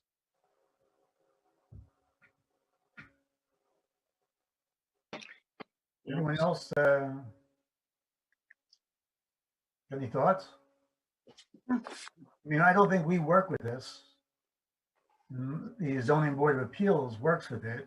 If they've determined that it's a problem for them, it would, and they're the ones that work with it, it would make sense that we would turn it into a or support or forward, actually, I should say, the revisions, and we can do that with an approval or just simply forward it to the selectmen. Vice, just, go ahead, I'm sorry. What I think probably would happen with this one, if you guys are kind of in agreement, I can send this red line document off to the town attorney and basically get kind of a final blessing from him. And it would still go under, it would still be something that has to be included in the public hearing when you guys do a public hearing on all these changes. And then go to the select board. I guess if it comes down to the recommendation, I think, is that where you're getting to, making a recommendation or not? Yeah. You can possibly leave it off and not recommend either way. Personally, I can understand the struggle, because if you ask me which route to take, I don't even know. I think it does make it harder for people to do stuff. So, I guess I don't really like that. But at the same time, like you said, the ZBA is the only one that really has to deal with this language. So I think it's fair for you guys to not need to make a recommendation and kind of leave it at that, I guess. I was leaning that's down the road. We can, we're a number of steps away from that. But I think sending it off to the town attorney and seeing if we to turn it into an ordinance revision probably makes sense. Yeah, my suggestion was going to be, Bob, is let's get the opinion of the attorney, and then if the attorney comes back, makes any revisions or supports it, then the planning board can forward it with the endorsement of the town attorney or something to that effect. Yeah, exactly. Sounds good. What's going to trigger the evaluation of this? People don't come in and say, my house that's been here for 30 years has got a sideline deficiency, and come to code enforcement, do they? How do these things come up? It's usually a mortgage loan inspection. So when a house sells, the bank will do an MLI, and it's not a full-blown survey, but they still will check to make sure the structure is where it's supposed to be, and that's how these are found. Okay. Either that, Ed, or I have a situation where I own property where I think I'm too close. I don't have enough setback to put a garage in if I want to. So I would go pull a permit, and then Alice would come out and look at it and say, sorry, Mike, you're too close. And under the old system, I could ask for a change without a variance. But if we do what the Board of Appeals wants, I would have to get a variance, which I wouldn't be allowed to do because I created the hardship being the owner when the house was built. But understand that, Mike, but for a structure that's already been built, wouldn't it be grandfathered in under whatever rules were present at the time it was built? Oh yeah, probably would be. Thanks. That's good. I like that. Still can't build a garage though.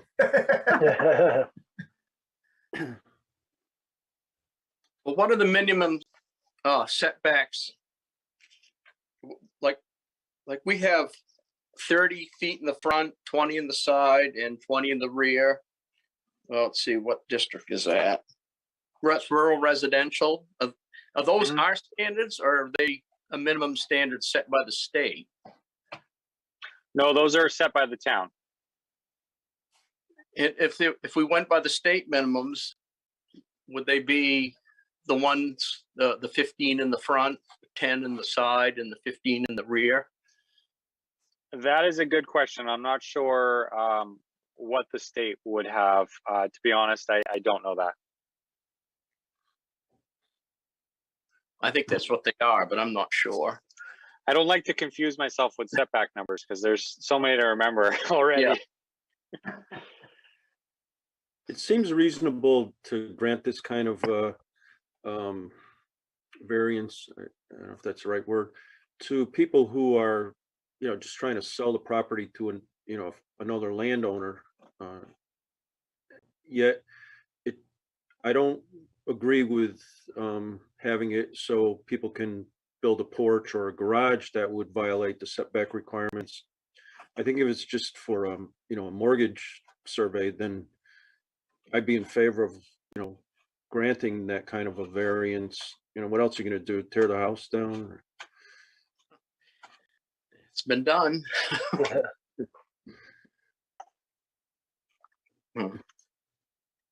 Yeah, that's a good point, Ed. I hadn't thought about it that way. I mean, yeah, that's a huge problem.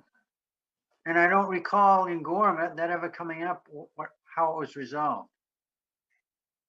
You know, then the other flip side of this, you get into situations too, where I'm sure Alex sees, is that people do add decks and porches on without getting a permit.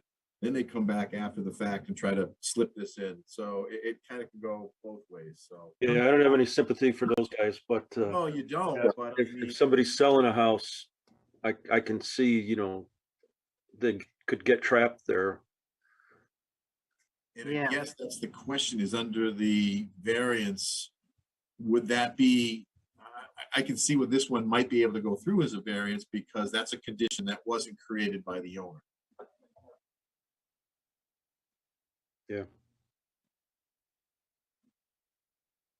Because that's usually the one in the whole hardship that is nearly impossible to get your hands around, because every situation you can almost argue is done by the owner.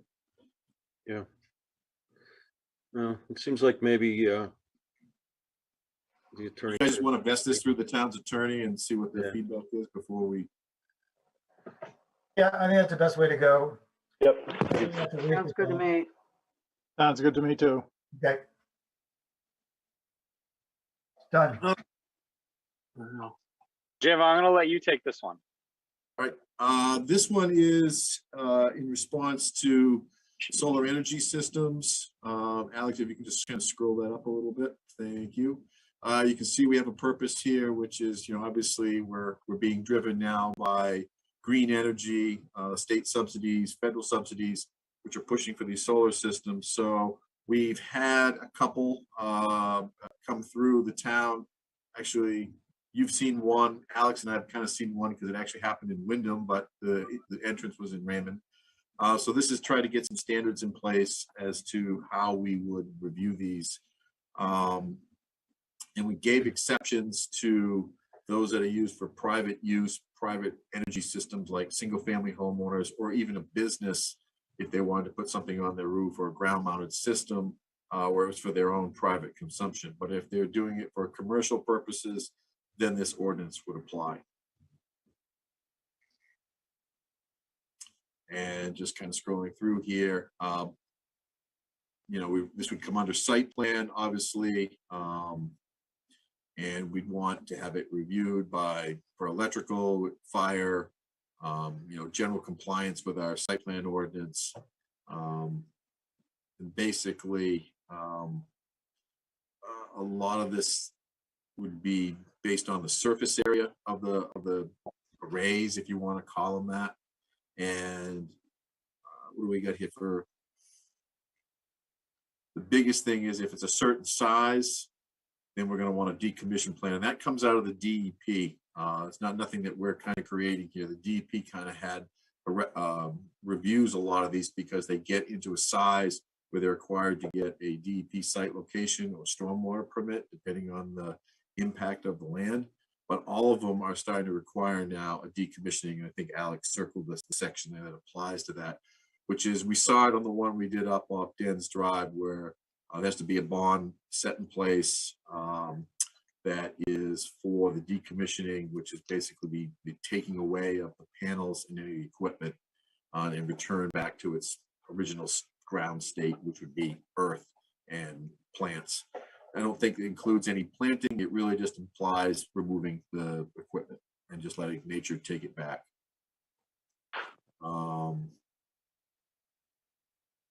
We had some requirements in there to make sure that it's not in close proximity to any kind of aircraft or landing field. There is some information in here, which again is taken from other models regarding visual impact assessment.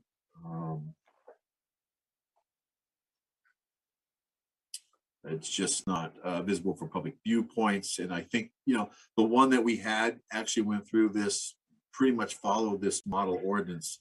As you remember correctly, they did a visual assessment where you couldn't see it from the street, but they also went out into the lake to make sure that the visual assessment wouldn't be impacted from the public area. Keep scrolling down. there's basically two systems here, roof mount and ground mount. This would apply to both. And we have to meet the structural setbacks. And the board would have the ability to reduce that setback to, if it's shared with a right-of-way or utility corridor, half of the required setback in that zone. Again, these are not a building structure, but they still fall under the structure. There's, it still would have to meet the impervious surface ratio for various ordinances as well. And then the bottom there has to meet all fire, electrical codes. We really don't want to see exterior lighting. I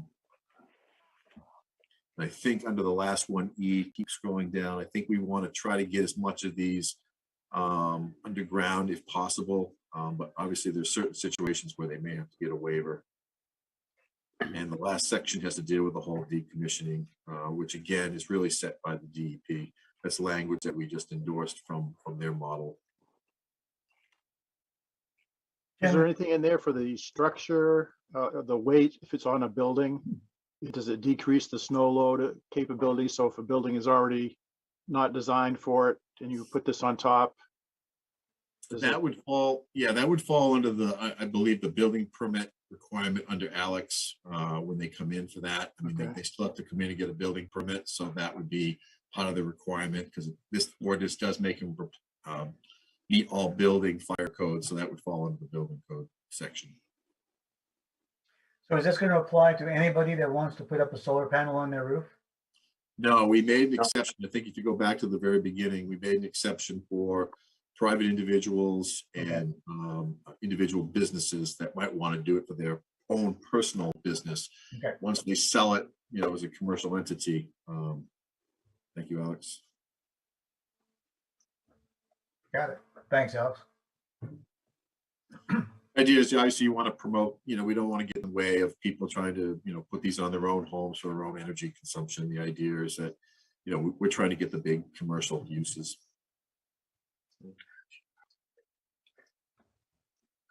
Jim, I have a question. Yes, sir. On where we're, yes, that's me.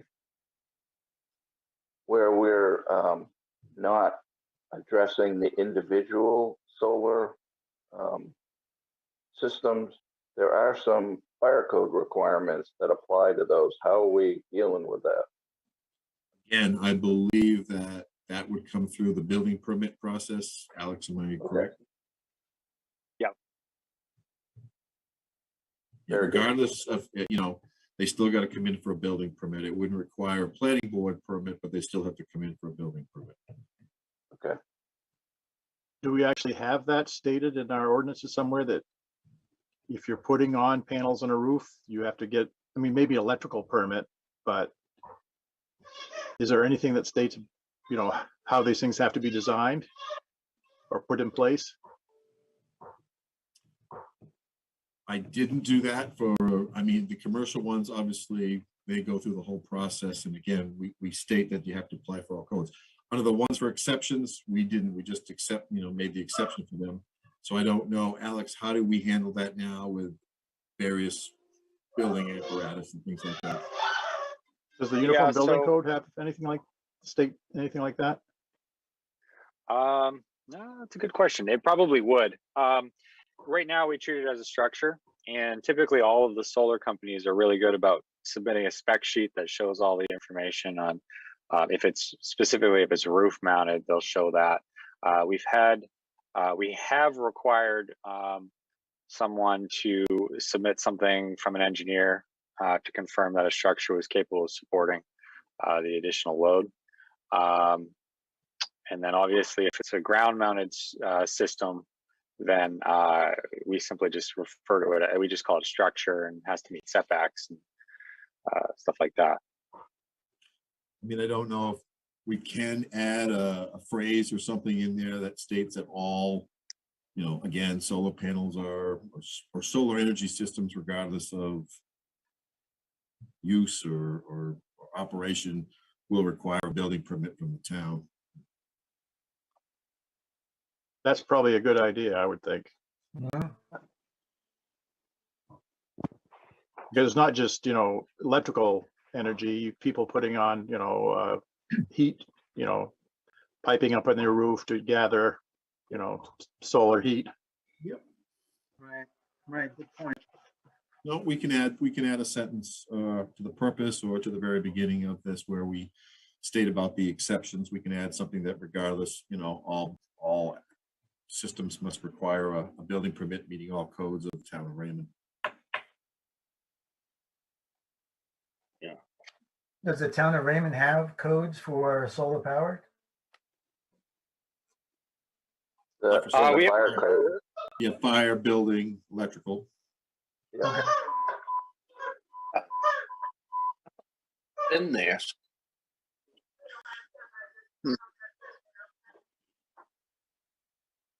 So you folks have anything else you'd like to add or comment?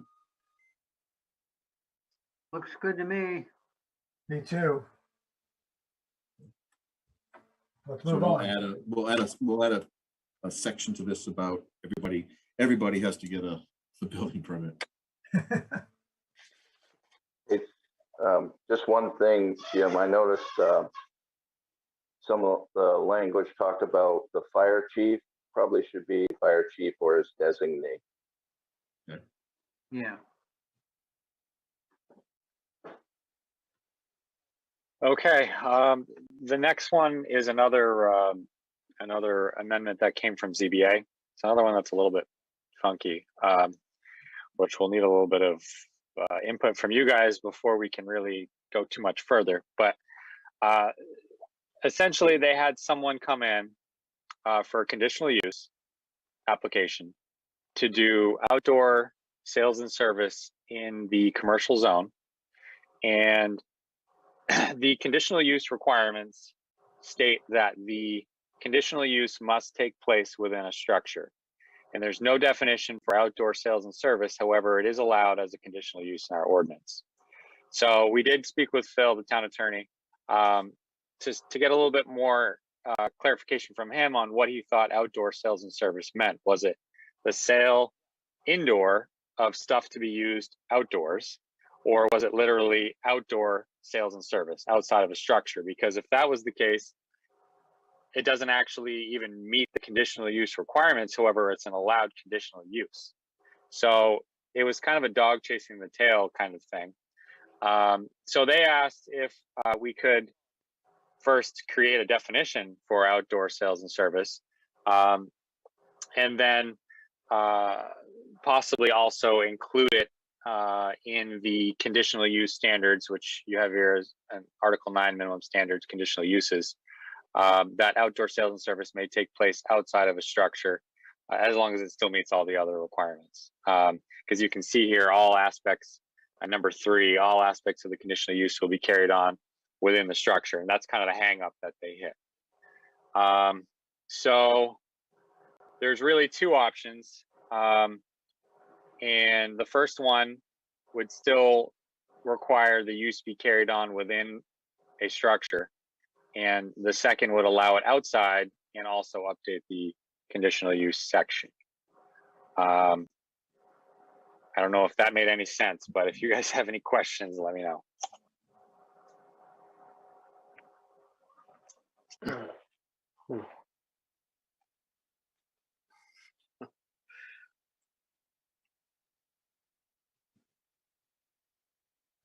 So Alex, option 2, I'm sorry, does an option 2 already exist? I mean, we have plenty of boat sales places with, you know, stock stored outside. Yeah, and the applicant for this conditional use is actually one of the marinas. They own land in the shoreland zone and in the commercial zone. And technically, boat storage is considered a marina use in the shoreland zone. However, there's no use in the commercial zone that allows them to store boats.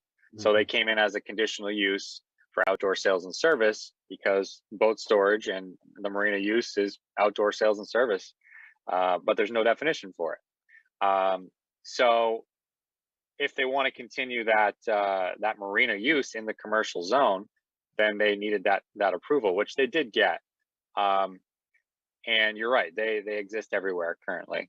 So under that thinking, option 2 probably is the better option because it allows the already existing uses to kind of be more compliant. They're in compliance with the ordinance, and kind of corrects the issue, which is already in the ordinance. Outdoor sales and service isn't allowed conditional use. But if it literally is the sale of stuff outside, then it doesn't even meet the conditional use requirements. So it's a little bizarre. The option 1 is a pretty tough one to meet. I mean, you have to keep everything inside a building to work under that. Alex, under the outdoor sales and service, is there a required setback for the storage of the goods being sold? I don't know off the top of my head. It would have to meet the regular setbacks of the zone. Commercial zone, there isn't really setbacks. You can't. There are some setbacks for, I believe, storage of items, but I'd have to look. I'm not sure off the top of my head. I'm confusing Casco and Raymond. I know Casco you can't, but I think the commercial district in Raymond it's pretty wide open. Yeah, the reason I was saying that is obviously you go by some other locations and you see vehicles that are almost in the street or boats that are projecting out. And it's a safety thing as well as a matter of visual impact. So I just kind of wanted to see how we handle that now. Yeah, and of course, something like this, outdoor sales and service would still need to meet the conditional use requirements, would still need to go through ZBA, and would still also need site plan approval. This particular marina that got conditional use approval will still need to come to you guys for site plan or go through staff review. So, it still needs to meet all the normal zoning requirements and the site plan requirements as well. Well, it seems like there should be setback requirements in a commercial zone for storage. You got boats right up to the edge of the road. I don't think it's healthy. Not only that, you want to throw a little more complication into the commercial zone, and you got to throw the design guidelines also potentially at it. Yeah.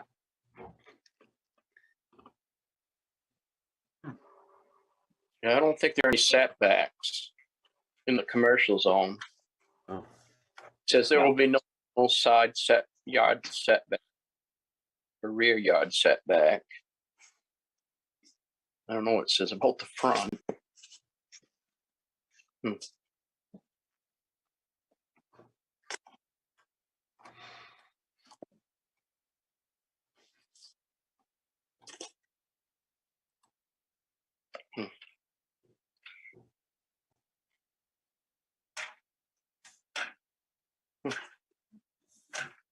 So are you looking, Alex, are you looking for us to tell you to proceed with option 1 or option 2? Or you guys can just say, let it go, and we don't move forward with it at all. But I think it would be good to clean it up, either 1 or 2. If you guys want to give me kind of a direction you want to go in, then we'll get rid of all the language for the other option and have it ready for public hearing. Isn't option 2 already being, followed by some of these local businesses? Yeah, I mean, it may be. It may not be that they did it legally. That I don't know. That's what I mean. I mean, they're doing it de facto, doing this following option 2, but I think it would change things quite a bit for them if we restricted it to option 1. Yeah. Yeah, I have to agree. I think option 1 doesn't make any sense. I mean, a lot of these or the few marinas we have, all of a sudden they got to put all the boats inside or something. That doesn't make sense. So I'm okay with option 2. Yeah, I like option 2 also.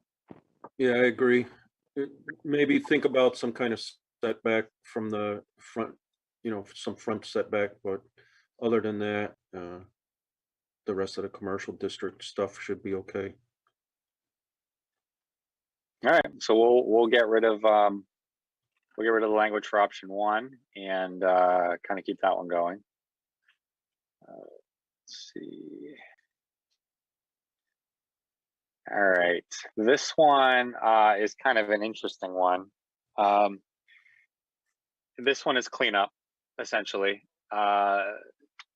Basically across, we did this last year with the street ordinance, the land use ordinance, and the shoreline zoning provisions. We cleaned up the definitions across all three. So this is kind of the same idea. It would be cleaning up the definitions across all documents for structure and setback. So right now, these two documents don't match up. With these changes, we would kind of be getting everything in line so that they match in both. And you know, there's some tweaks in here along the way. Like for example, in structure, we've added ground-mounted solar energy systems to keep in line with that. And so essentially, it's kind of a Frankenstein of the shoreland ordinance and the land use ordinance.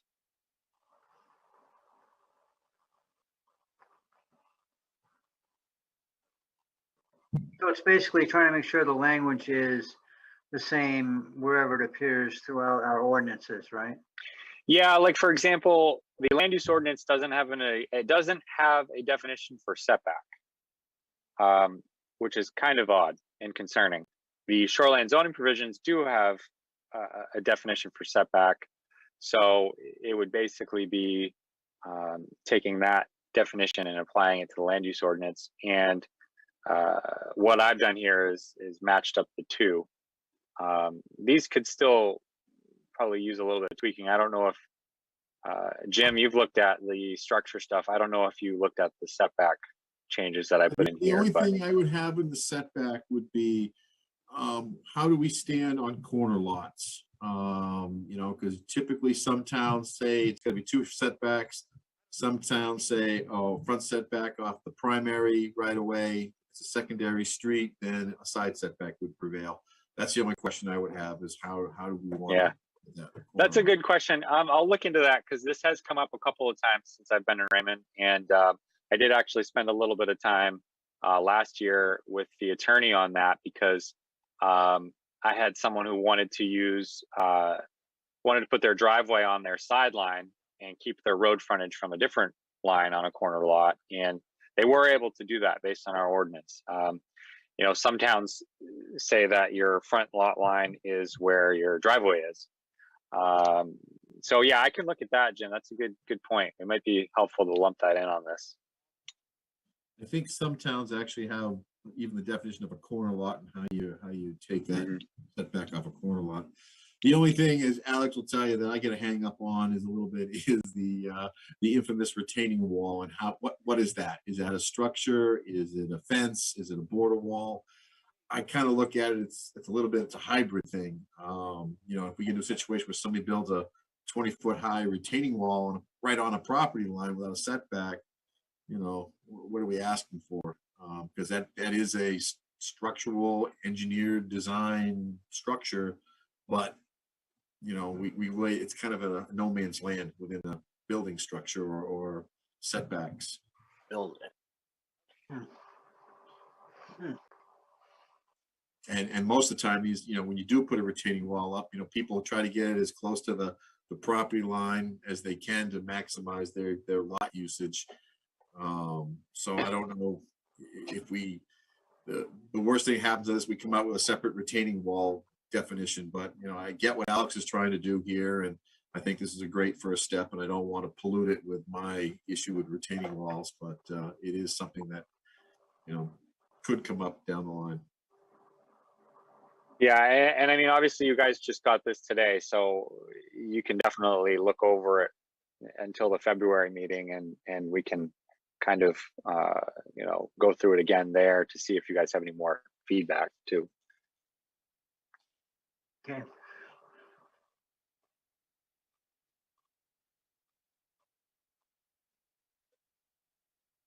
I think a good point about the retaining wall, it's, you don't really want to have that encumbered by setbacks. You kind of want it right at your property line. Yeah, and at the same time, Mike, you know, the other thing too is that once a retaining wall gets over a certain site, size, there's some maintenance that has to be done. So it can't be too close to the property line because you got to get in and maintain it, make sure you can access it on your property without going onto your neighbor's property. So probably there has to be some setback for a retaining wall, but you can't put it right on the line, but you got to leave yourself a little room to have access to it. Yeah, that's a toughie. I know in Gorham, they used to say, but they didn't have an ordinance for it, but they used to say if you're going to build a fence, you've got to allow exactly what you said, Jim, to be able to get on your property on both sides and deal with it. But there was no ordinance for it. It never became a problem that I knew of, but it was potentially a problem. Yeah, and I don't know if Alex runs into that at all. I mean, I could just see where probably more in the shoreland zone is probably where we see it more often. And they're in the shoreland provisions, there are some pretty tight regulations about retaining walls. So maybe it's not a big issue outside of shoreline. How do we deal with the rock walls that are existing or on property lines that actually define the property lines? Well, he just circled that. There's actually an exception for that. Yeah, it's considered a boundary wall, so it doesn't, it's like a fence. It doesn't need to meet setbacks. So does that mean that's for existing ones, or if you were to build one? Either. Wouldn't be any different, just like a fence. If it's just a boundary wall, it just needs to be on your property is what we tell people. But it is considered an exempt structure, so it doesn't require a permit, doesn't need to meet setbacks. And where I was going, Kevin, was basically, I think anything up to 4 feet is fine on the property line. I think once you exceed 4 feet, we really get into more engineering of these walls once they exceed 4 feet. So again, if we go down that path, that might be one of the limiting factors.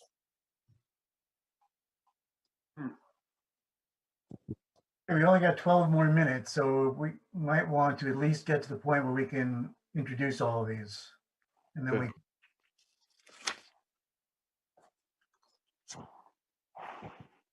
This is an easy one. This is cleanup actually from the application that is coming through tonight.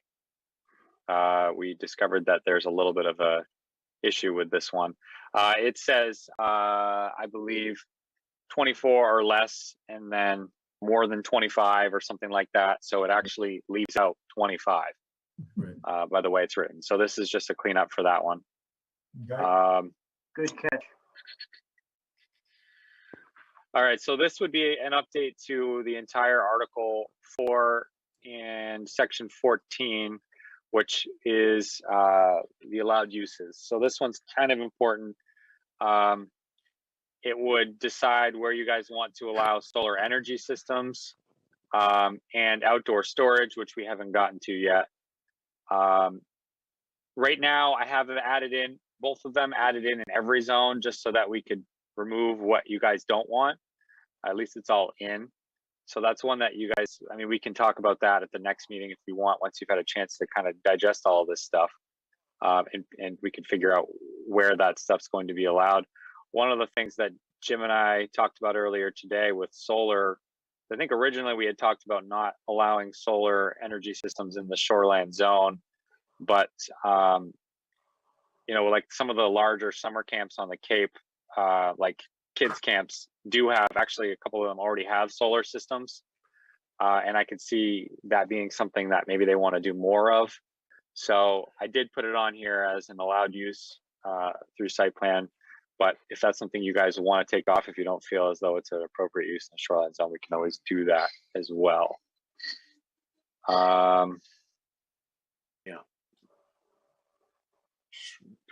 George, last one there. Yes, this is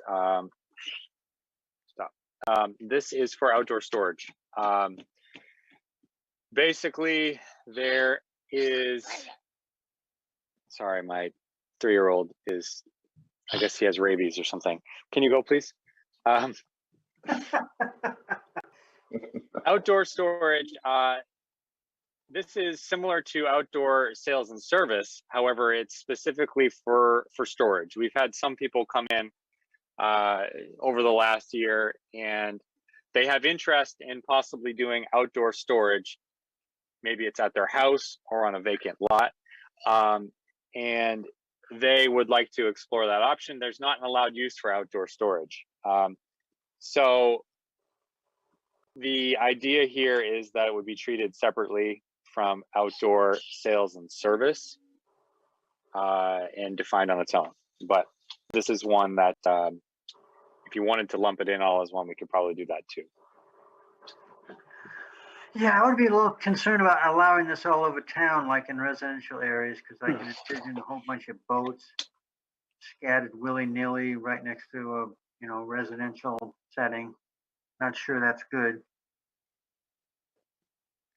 Yeah, So and I think, yeah, it's a great point. And I think what we were looking at here is the explosion during the pandemic, specifically around outdoor boats and water vehicles and people having need to, store that. So, whether it's a company doing it, if it's a company, obviously it's a commercial use. But what we're seeing is that, friends of friends start, using their friend's lot to put their boat up for the winter. And, one or two boats is probably not going to kill anybody, but all of a sudden this can take off. Yeah, it could also turn into junkyards too, it's Yeah, exactly. hard to differentiate between what's temporary storage or something that's not going to get moved for 5 years. You get, especially with the camping craze, you get campers, you get RVs, you can get boats, and people, will side arrangement where I give you a few $100s or something to take care of for the year and I put it on your property. It's not a real business, but it can become problematic in residential. If you drive down the road to Sebago Lake State Park, off 302, you see all kinds of stuff that's being stored. So what? I have stuff at my house. Well, we better send Alex over to check on it. I don't know, how much do we want to live someone else's life for them? Tell them what to do with their property. It's not their own That's all. It's not their own personal property, Greg. And I don't think anybody wants to enforce that. I think it's just when all of a sudden 4 or 5 boats show up on somebody's lot. That's the issue. I don't know. Has that been a problem though? Yeah, but you don't want to someone. I don't think we want to get there. I agree completely. It's not a commercial activity. If it's a personal storage, 2 boats, RV, fine. But getting 4, 5, 6, 7, 8, I don't think anybody wants that next to them. Right. So this one was, sorry, go ahead.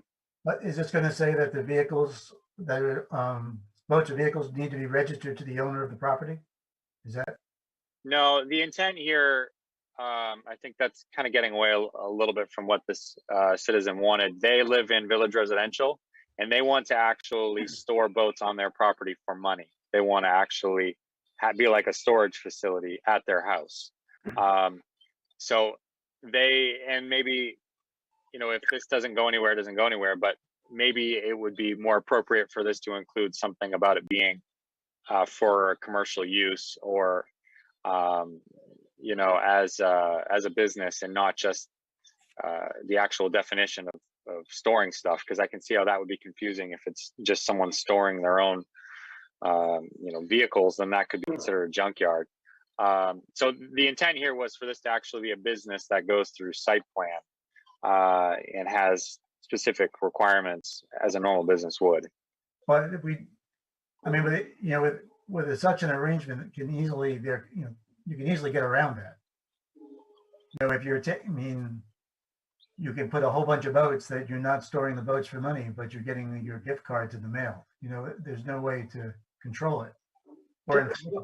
So do we try to control it by numbers? Like say, we can have 3 or fewer boats. I was just going to say that, Mike. Under the ordinance right now, we've got automobile storage lot, and that only allows for up to 3 vehicles.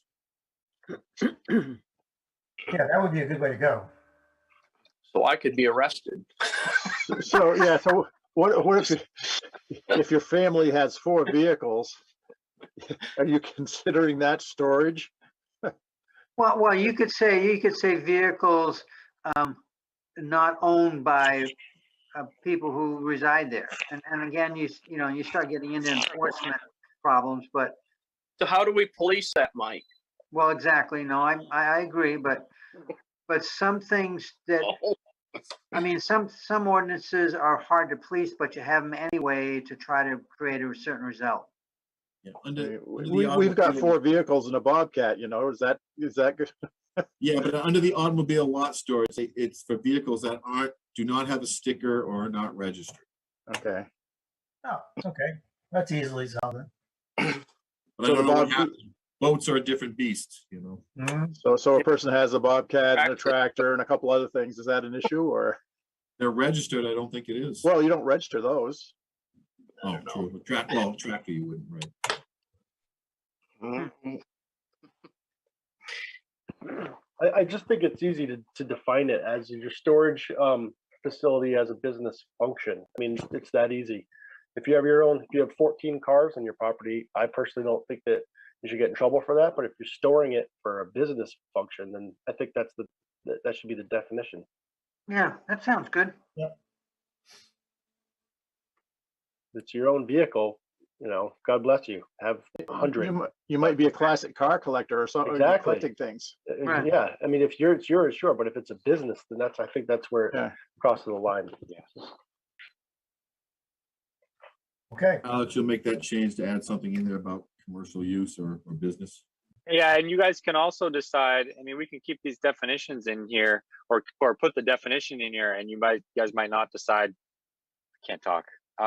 You guys might decide to not actually include it in any zones. We could just put the definition in, so that it's actually enforceable in that situation, because someone could have an outdoor storage business that isn't actually an allowed use, and we can cite them on that. So that's an option too, if it's something you don't want to allow. It's always good to have definitions, even if you don't allow it. Okay. All right. Have we made any inroads on this marijuana thing, Alex? Oh yeah, I should have probably started with that. So I did go to the select board last night, let them know where you guys were at on the marijuana situation, and they have decided to create a referendum question for the June vote that will essentially ask if you are in favor or not in favor of seeing the town establish a committee and an ordinance for marijuana establishments. Perfect. So that's pushed off till June.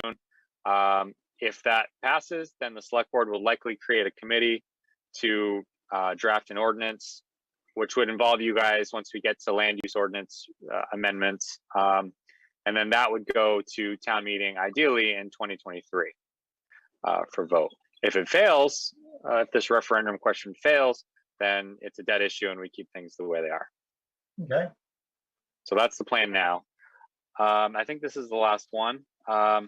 This one was just another cleanup item that you guys found, I believe, when we were doing the subdivision for Ron Willie. Right down that. Yeah, this is the one that it states 20,000 in one section and half acre in the other, and we just cleaned it up to say 20,000. Ah, good. That was yours. That was your catch, Mike. Yeah. I didn't really know about the 20,000 in the other section, but as long as it's consistent, that's good. Yep. Visual impacts?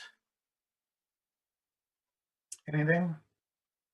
Oh, I'm, as I mentioned before, I'm really in favor of being proactive and trying to make sure that our subdivisions look good. There's one depiction of a single house out sort of in the middle of a field without anything surrounding it. And the language is sort of like, you know, we could have done a better job with this if we somehow bordered it or somewhat bordered it with some vegetation requirements, and I couldn't agree more. What if the homeowner doesn't agree with you, Mike? Well, there's a lot of instances where we're required to do stuff like pay taxes that we don't necessarily agree with, right? The individual homeowner isn't really always going to agree, but we're trying to protect all of us from all of us. Protect us So I from think ourselves. the question with the visual impacts was how would we put this in our ordinance? And I think the last discussion we had was this might be a good application to put in similar to what we have for the design guidelines. It's a tool that we can go to say, this is how ideally we would like to be done, but I don't know if it would have the same teeth as if you wrote an ordinance. So, and I guess the idea is that if you write an ordinance and you feel like you're boxing everybody in, and you know, if you have a guideline, you can kind of work with them, and the board can have a little more latitude, I think is where and how guidelines came about. Yep. I think that's a really good suggestion. I think it's, although I'm highly in favor, I admit it's really hard to write an ordinance. So I think guidelines would be a really good, certainly a good starting point. I agree, but I think even if we write the ordinance, it's still not going to be something that we can follow to the letter. It's still going to be subjective. Right. Jim, do we officially accept those as a guidelines? How does that work? I guess that's a question Alex and I have been having the last few days, and I think we just need to check in with the attorney to figure out what the process would be if we accept it as a guideline. Is that something the planning board can do, or does it still have to go through the same action through select board to be enacted into the ordinance as a tool? That's something we're trying to get to at this point. So we haven't got an answer yet, but we thought about that as well. You know, way back when we did the sign or guidance, that I don't think ever went to ever left the planning board, if I'm not mistaken. So we may want to before your time, Jim. But one thing we may want to look at that at the same time as we do this, if in fact it should go to the selectmen and to the town. Yeah. Yeah. Again, if it's not an enforceable action, then I don't know why it would, but we want to just cover our butts to make sure we're doing this the right way. Yeah. Okay. So just a quick on timeline. This is January. We've got to have the March is our deadline, I believe, for public hearing. Yeah, ideally we want to do our public hearing in March. So if you guys want to go through this, and if there's any others that you, I know we talked a little bit about apartments. If there's anything else, you know, February would probably be our last workshop, and we would bring a completed document to the March meeting for public hearing.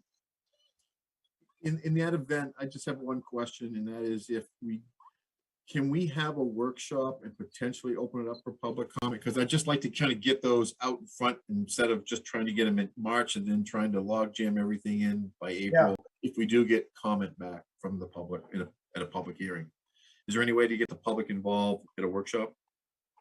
Yeah, there is. It's easy to do. So there's two things. I'm concerned that if we push this off now and give ourselves an hour in February, we're not going to have enough time to go through all this. Or if there's anything that we have questions on, you won't have time to get it to the lawyers, to get it turned into an ordinance, to get it into the March hearing. Does that make sense? Yeah, it sure does. I mean, this stuff takes time to think about. So can we schedule like a workshop at a different time than like an additional workshop? Yeah, that's what I'm kind of dancing around with. If we did another meeting, another Zoom meeting in 2 weeks or 3 weeks, we could advertise it, what the changes are. We could advertise it for public comment if they wanted to, and then put it into final draft. Is that that would give us more time, excuse me. And if we did that in 2 weeks, that would probably give us more time at the February meeting to address anything that came up that was difficult.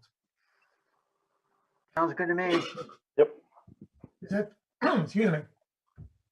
Is that, sorry, is that something? I'm dying here. Yeah. So we're looking at Wednesday night. Yeah, Wednesday, 26th. 26th our normal time, or whatever time actually works. Yeah, you guys are setting the workshop, so you can do whatever time works for everybody.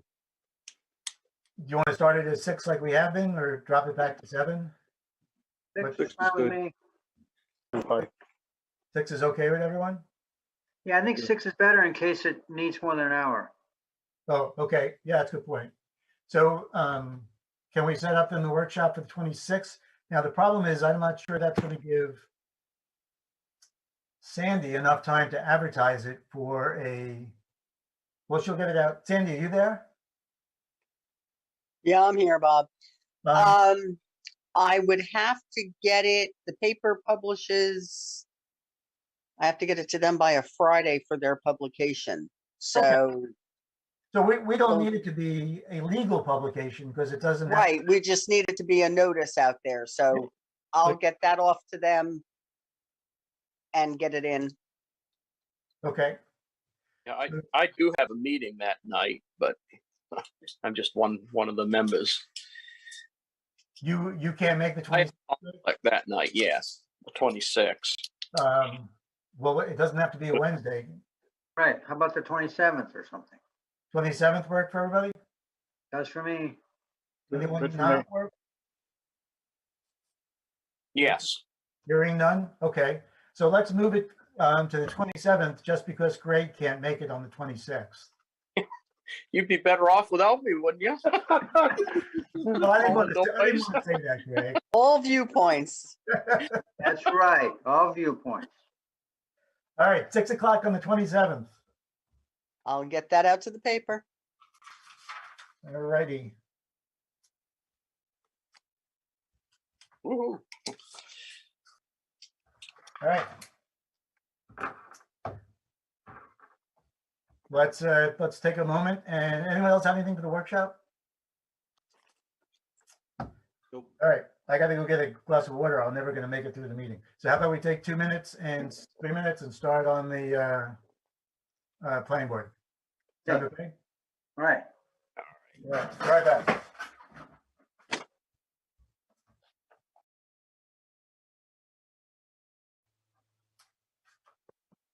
Good evening and welcome to the January 12th, 2022 Planning Board meeting for the Town of Raymond. The Planning Board will come to order. The board does have a quorum and we'll start with a roll call. So let's go, Robert O'Neill. Let's go across the top. Mark. Mike D'Angelo. Ed Kranich. Greg Foster. Kevin Woodbury. That's mine, Mark Childs. This is a public proceeding and unless the board specifically votes to go into executive session, you have the right to hear everything that is being said and to look at all the exhibits that are presented. Please notify the chair if you're unable to see or hear. The board works from a published agenda and will be considering tonight's items in the following order. We have a slight change. We're going to have a review of our site walk for Raymond Cape subdivision. We've got approval of minutes for December 8th. We have new business, a sketch plan review for the Raymond Hills LLC project, major subdivision. In each instance, the burden is upon the applicant to demonstrate compliance with the provisions of the applicable ordinances or state law. All persons speaking, including representatives of the applicant and members of the public, are asked to, doesn't make sense, stand, make sure they are recorded. All persons speaking shall address the chair after this matter. We're not voting and we have no appeals tonight. All right, that's it. We'll start off with the minutes for the December 8th, 2021. There are 2 corrections to those minutes that Sandy put out. Is there anybody else that has any corrections? Nope. None here. None here. If I could get a motion. I move that we accept the minutes as submitted. And I'll second.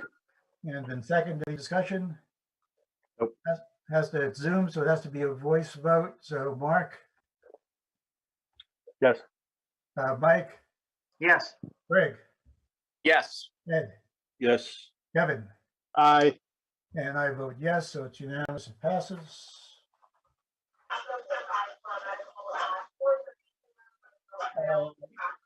Next item of business is just for our completing of our site walk. I told Andy that we would get this into the record.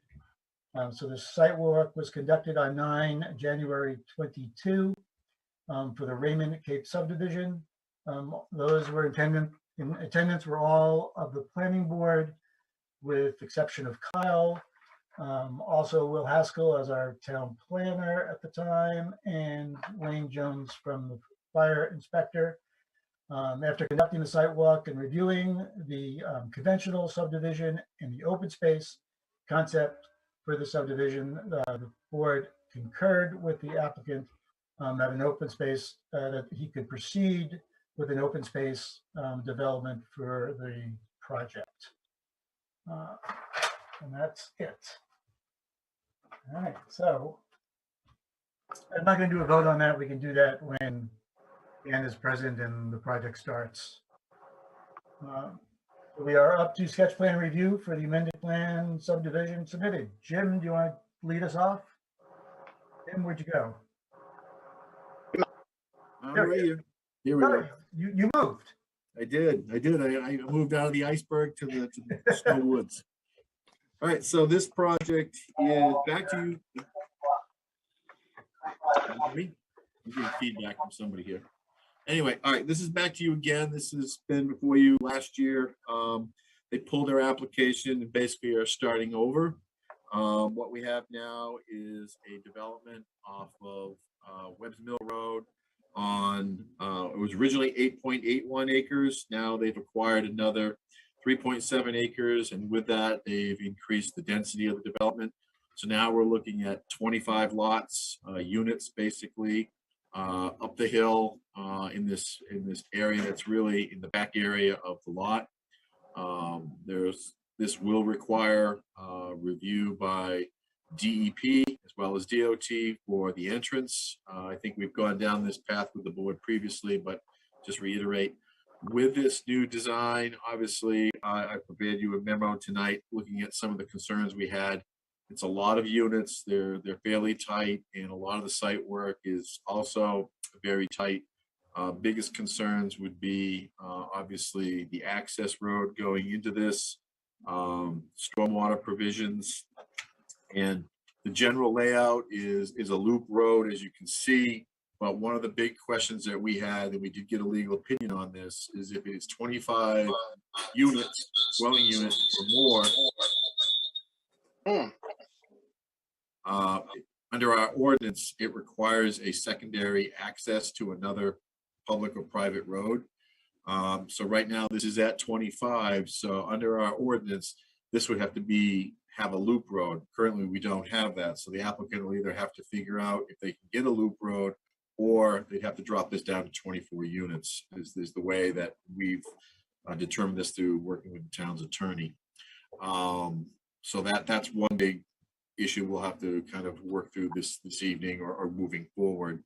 Secondly, there are stormwater provisions. There's a pond that's proposed right behind the Boris lot, down about 600 feet in off of Webb's Mill Road. It's on a steep slope.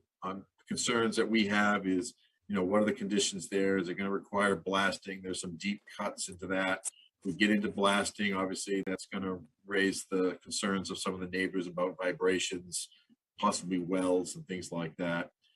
As far as septic goes, they have two locations selected.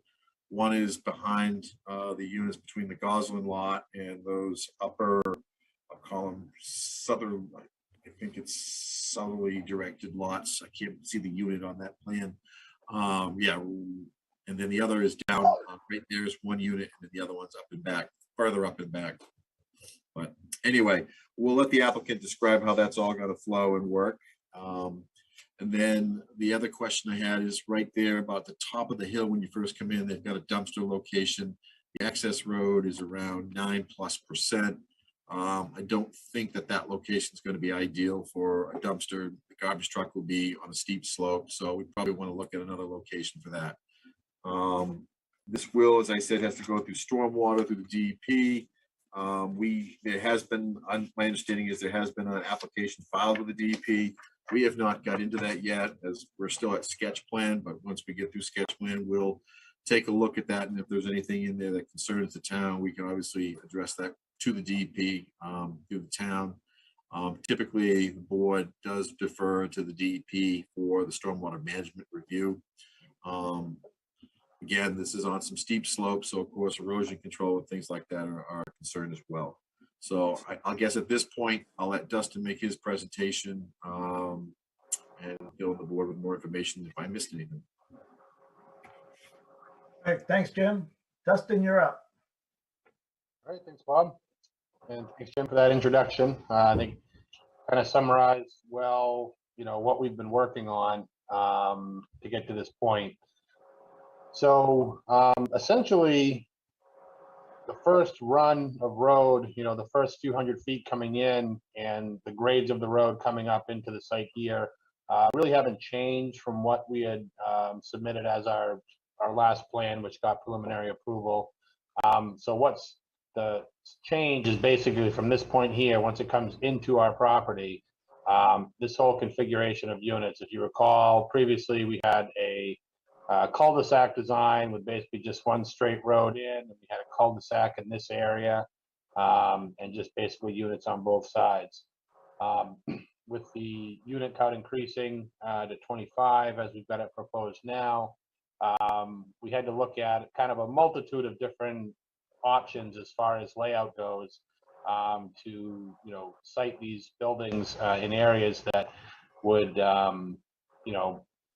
allow the roads to get built to them, and so that when everything is said and done, there certainly is some earth moving that needs to occur in order to generate the pad sites for the buildings and direct the stormwater and build out the septic systems and all of that.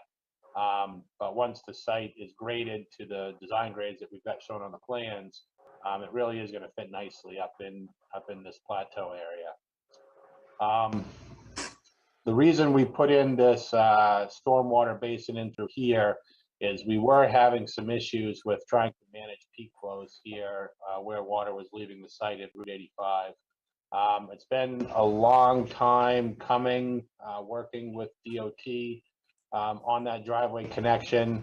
We did actually just this morning receive the agreement from DOT, which allows us to connect into the storm drain system in Route 85. And they've also given us our driveway entrance permit as well. So that was something that's been a very long time with them working through that. And we're happy that that's completed now at this point. On the side of stormwater management as well, we had some, we had a filter basin designed over here previously. And what we've done is we've kind of wrapped that filter basin around to encompass this whole area, and we've split it up into two kind of separate ponds that'll function together. One of the things that we've had to deal with in expanding the size of the project as well is our original stormwater permit application was designed under the general standards, and since the footprint of development exceeded 5 acres with the new layout, we actually had to redo all of our stormwater calculations to meet the phosphorus standards instead. So the application that we had resubmitted back into DEP was all designed utilizing the phosphorus standards, which resulted in some larger ponds as well to both accommodate the new increased areas of development and to meet those phosphorus standards. So we did make an application today into the town, which included substantially more information. What we had submitted for the sketch plan certainly, is more advanced than what we would typically see for a sketch plan, but certainly fell short of, what would be a full application. So the application we made today does include, the full HHE 200 septic designs for the 2 new leach field locations. It includes the approval for the engineered septic system that was designed, the full stormwater report with the new phosphorus calculations, updated letters from Maine Historic Preservation Commission, Maine Department of Inland Fisheries and Wildlife, and Maine Natural Areas Program, where we submitted back to them, indicating that the footprint of our project had expanded into some new lands. So they did updated research on their databases and provided us with updated letters. And we've been working extensively with the Water District as well. They provided us with some comments about a week and a half ago, which we addressed and sent back to them. So we are still waiting for them to give us the updated ability to serve letter. But as far as I know, we've addressed all the comments that they had to date on the project. We're not anticipating any additional ones. So as Jim indicated, we do have some cut slopes coming in through here as we come in through the property. Previously, we had shown some stacked boulder retaining walls in this area to kind of deal with those slopes.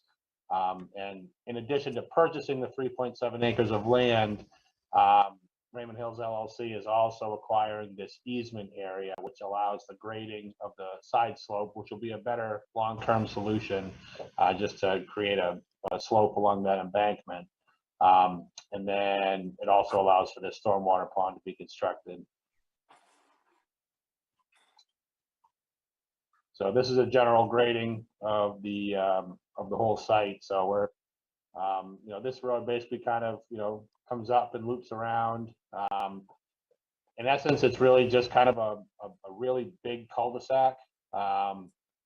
And one of the, we did receive the comments from the fire department on their review.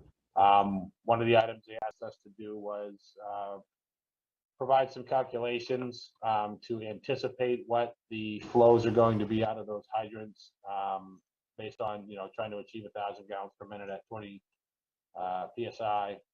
And, you know, so far, I mean, the water district has assured us that we will get the pressures that we need.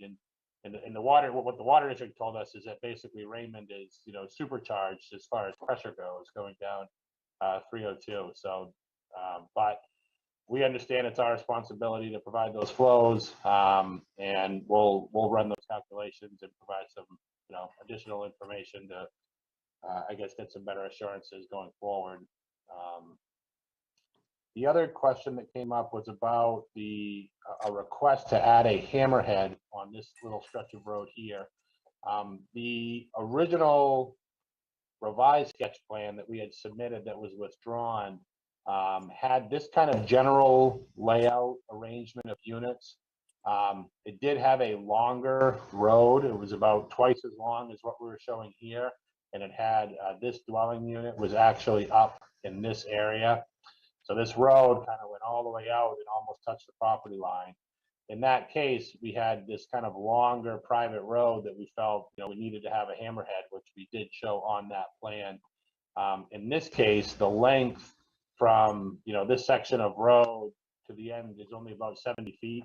So our thinking when designing this road was that, you know, this would actually serve as the hammerhead. So if a truck were to, you know, drive up and then end up in this road here, that this would be the hammerhead. It could back up here and then come out that way. So we're going to run the auto turn templates to show a fire truck coming in through here, pulling into this area, backing up onto this little stretch of road here as the hammerhead, and then coming out and turning this way, just to make sure that that movement can be done with ease. Because in order to do a hammerhead on this road, we'd actually have to build this road all the way up to the property line and put a hammerhead out here.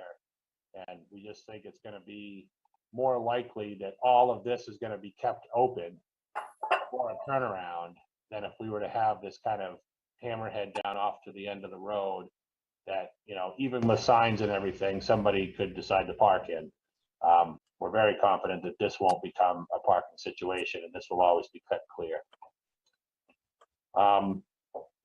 We did provide for some additional parking spaces here. You know, while everybody has a garage parking space and a driveway parking space, we did want to just have an area where we had space for some overflow parking that was kind of central to everything. So we did provide some additional parking in that area. We've been receiving, there was a couple of letters that came in from the abutter, specifically their attorney, that had been providing the letters in consultation with the owner. So Krista Kish, who is the owner of this property here, as well as this lot here, you know, she had made some requests, which we replied to. We did have a good conversation with her attorney yesterday. They're requesting a curb cut in this area to be able to, you know, access this rear land. We're certainly agreeable to that. That's no problem to us. We did provide a sketch to them last week, which just showed what we would anticipate and how that would look. We're open to potentially moving it at their request, but we want to make sure that if that is to be included, that it be shown on the plans that go to the planning board, just so that you have a chance to look at it and understand that, you know, where that curb cut might come in to access this rear land. And then in regards to the 25 units, you know, that was something that I know we had discussed at one point. There's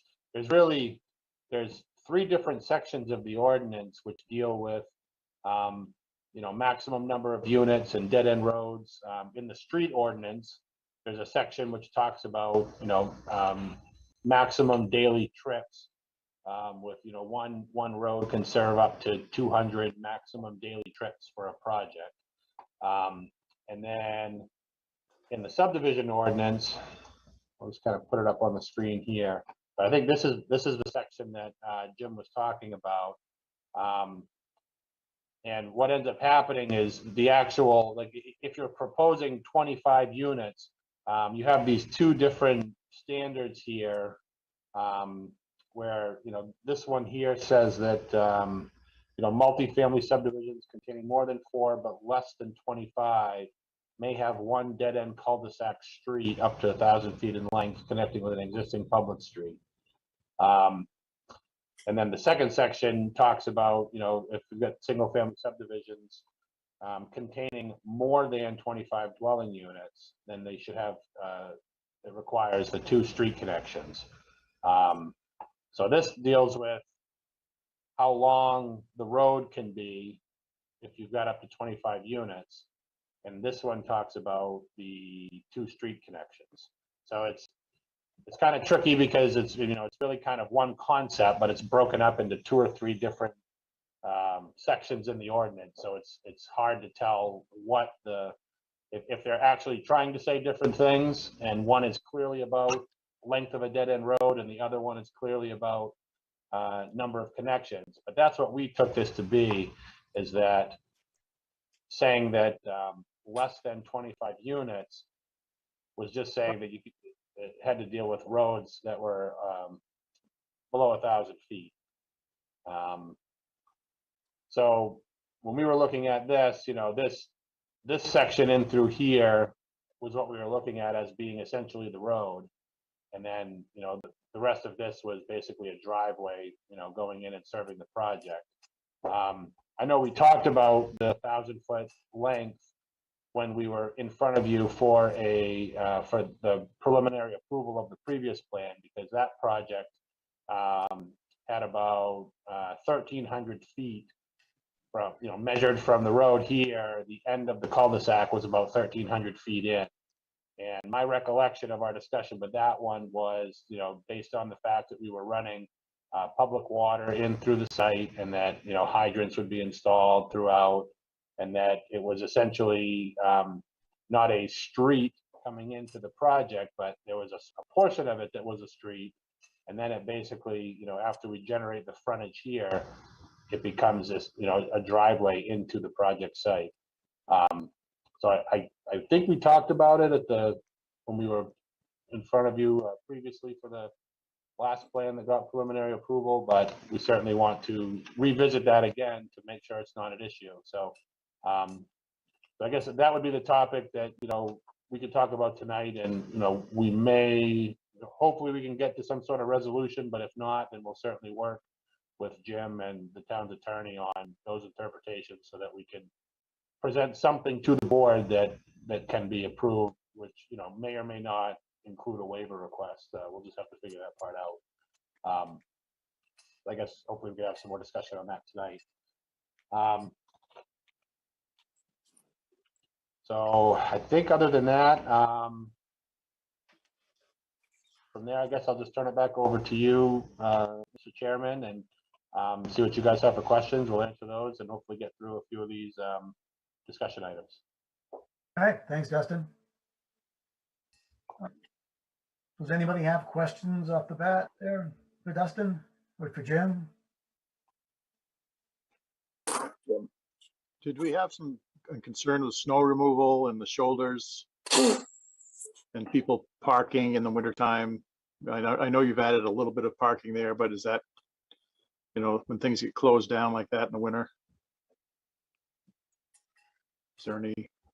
Yeah, in my memo, I think I did require or request. We really don't have a standard for that. Obviously, it falls under site plan, so you can clearly ask to have snow storage areas identified. I think also to your point, Kevin, you know, given 25 units, probably we might want some more visitor parking on the opposite side of that cul-de-sac. But we really don't have any computation as to what would be an appropriate number of visitors parking spaces. But to your point, you can definitely ask about snow storage.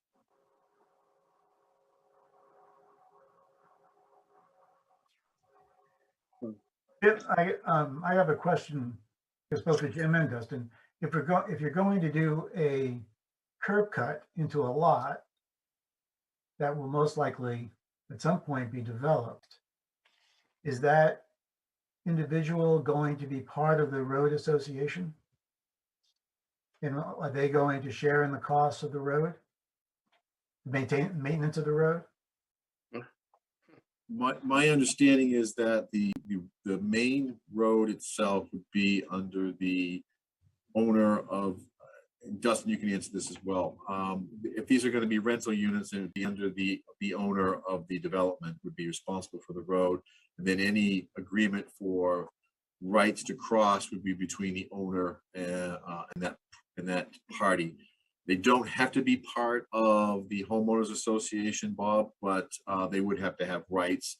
The homeowners agreement, or in this case, if it's one entity, would be responsible for the road, is what we're looking for. Okay. And does, I don't know how much land that is there, but if that were developed, does that change any of our road calculations as far as the intersection goes?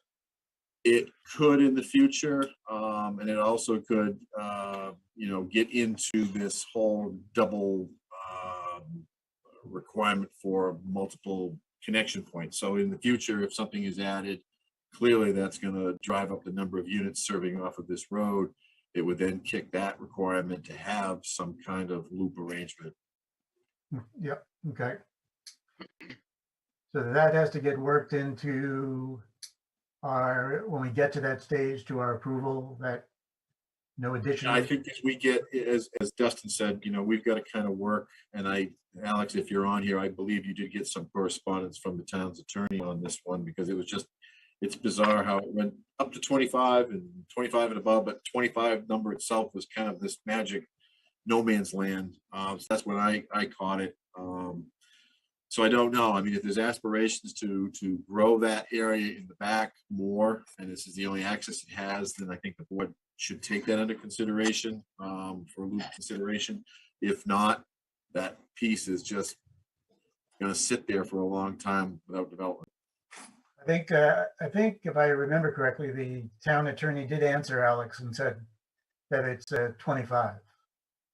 That the project conforms to the over 25 and over. Yes, that's correct. That's what we got back from the attorney. It was 24 and under, and 25 and over is what he was feeling. It had to do exclusively with the loop connection. Yes. So if we, I guess both Jim and Alex, if we proceed with the plan as it's now presented, it would need a waiver for the loop road connection, and it would need a waiver for the road length. Is that Yes, correct? because currently, even though we have it in a street ordinance to allow roads longer than 1,000, as you can tell, we're in the process of updating the subdivision portion that allows for that 1,000-foot length. But obviously, we have standards in place for anything over 1,000. We really don't have standards in place for anything over 25 or more. Okay. So, I mean, you can, I believe you can, the applicant can request the waiver. I just don't know, like I said, we don't have any precedents for anything over 25, not that I'm aware of, that we've done that in the past where we have granted a waiver for something greater than 25 units. We're not going more than 25. We're going 25 or more.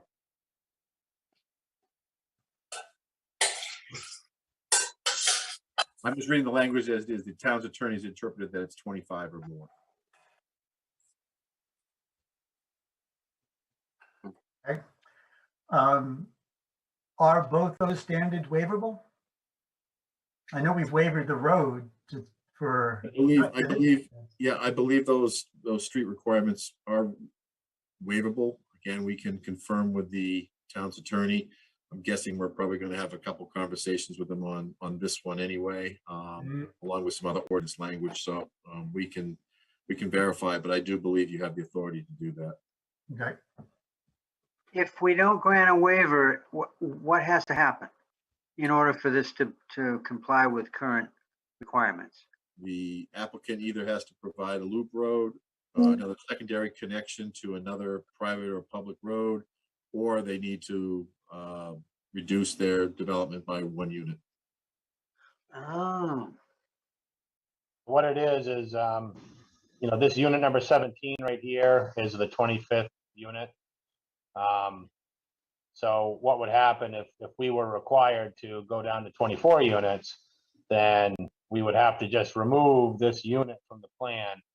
We wouldn't actually change anything else. I mean, everything else would be built out just the way it is. What we would end up doing is just removing this from the plan, in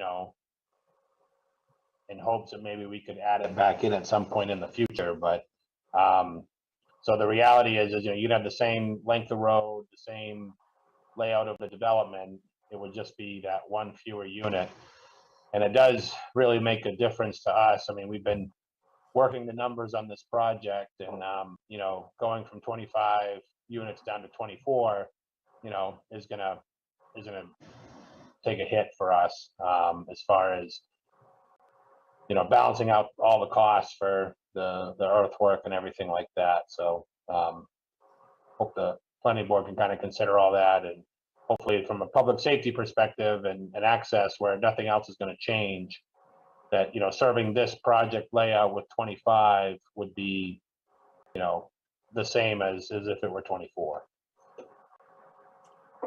Justin, do you know that other one? I got two comments. One, I'm guessing the board's probably going to want some kind of right-of-way connectivity, even if it never happens, to the rear of the lot, between units. I don't know what those units are there, where you kind of have that end, right there. And then the other question I have is, MB Bark obviously has frontage along this roadway.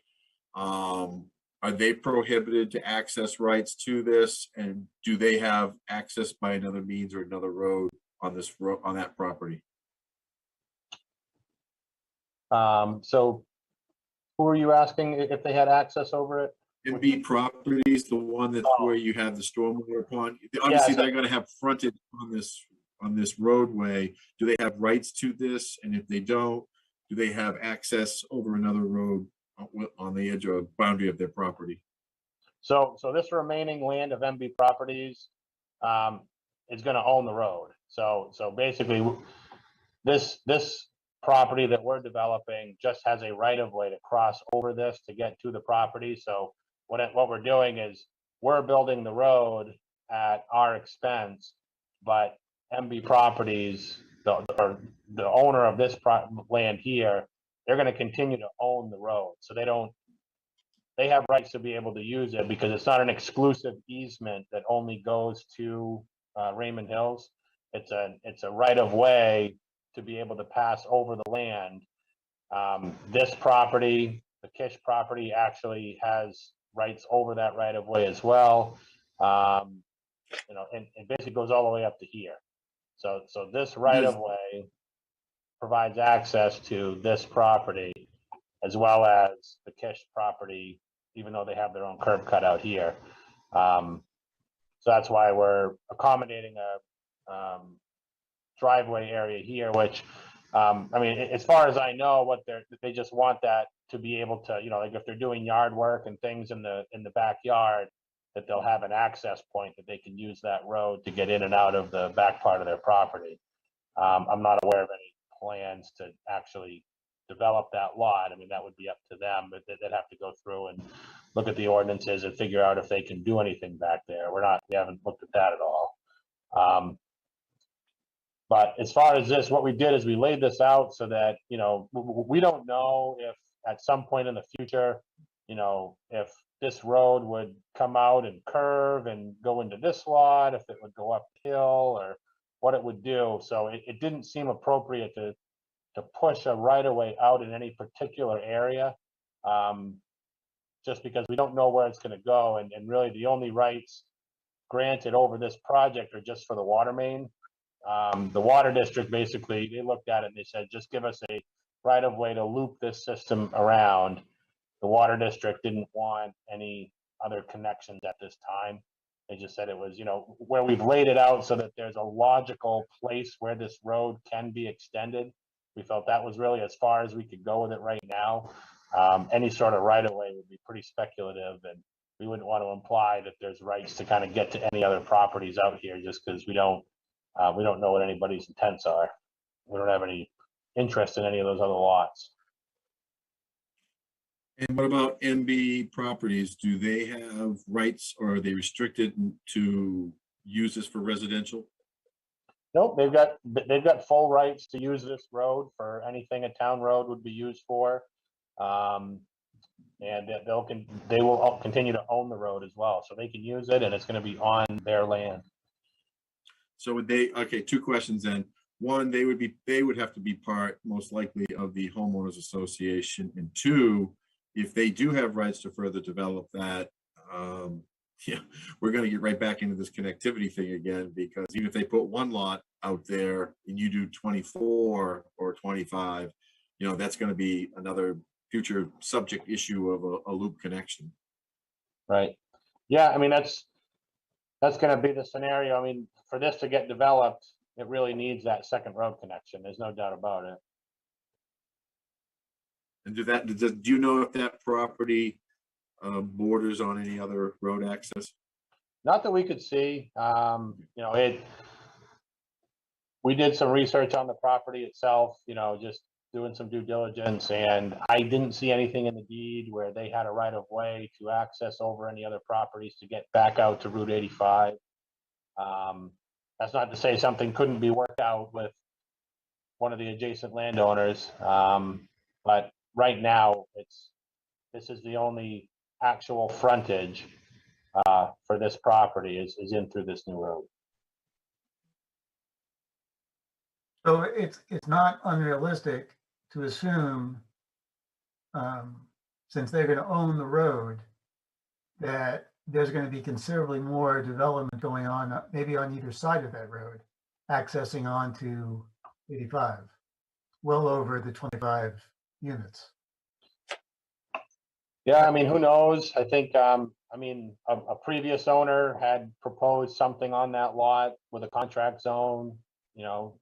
Yeah, no, I know who knows. I mean, it couldn't be developed for 40 years, but as far as the planning board goes, or as far as planning goes, it's hard not to, and we're going to be asking for a waiver to do what you want to do. It's not unrealistic to be thinking that we're not just waiving 25, there may be and could very well be in existence right now, 2027. Properties accessing that road. Well, is there any way we could limit the waiver to just this particular development?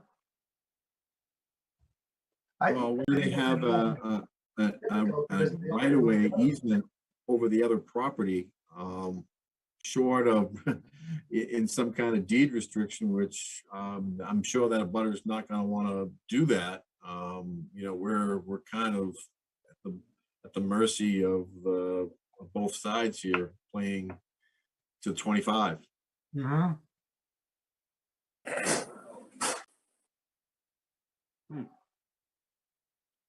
I mean, if he develops 24 or 25, he's basically taking, any of his rights away without having to get some kind of connection loop for even one lot.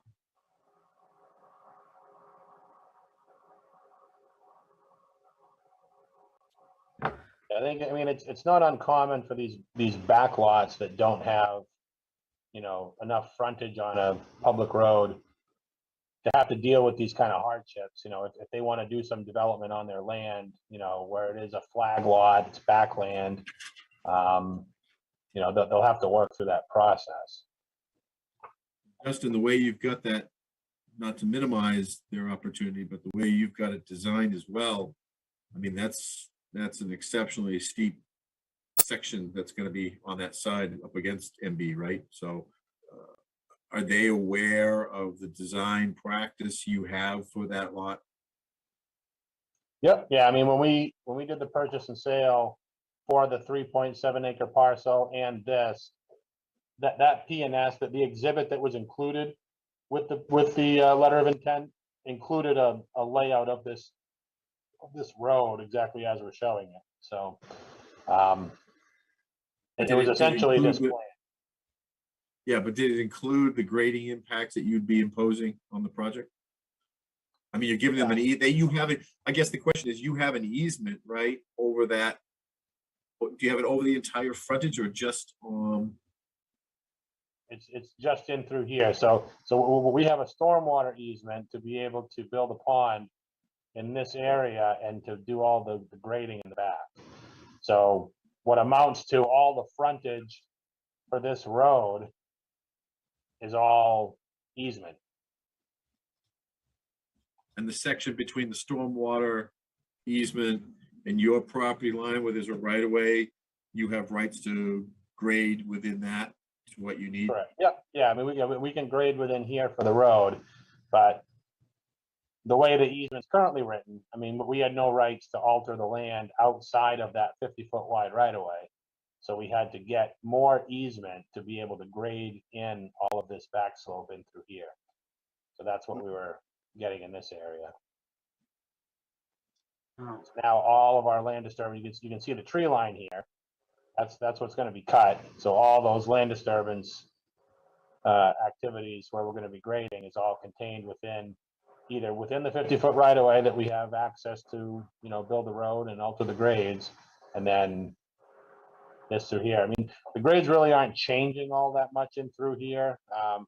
They're getting a little higher right here, but around this corner, I mean, you can see here right around station, between station 5 and 6, we're pretty close to grades that are there now. We do have some fill down in through here. And that's in this section here. Justin, what is it going to be graded to?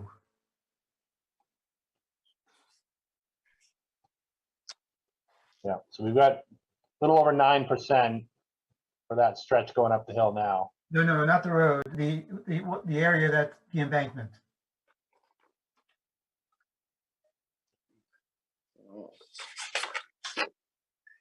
Yeah, this area here is all graded a 2-to-1 slope, and it's all going to be revegetated.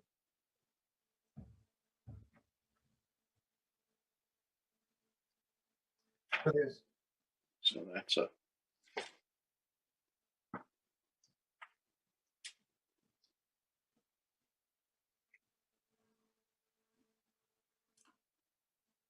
So essentially, Bob, I think what I'm trying to get at is that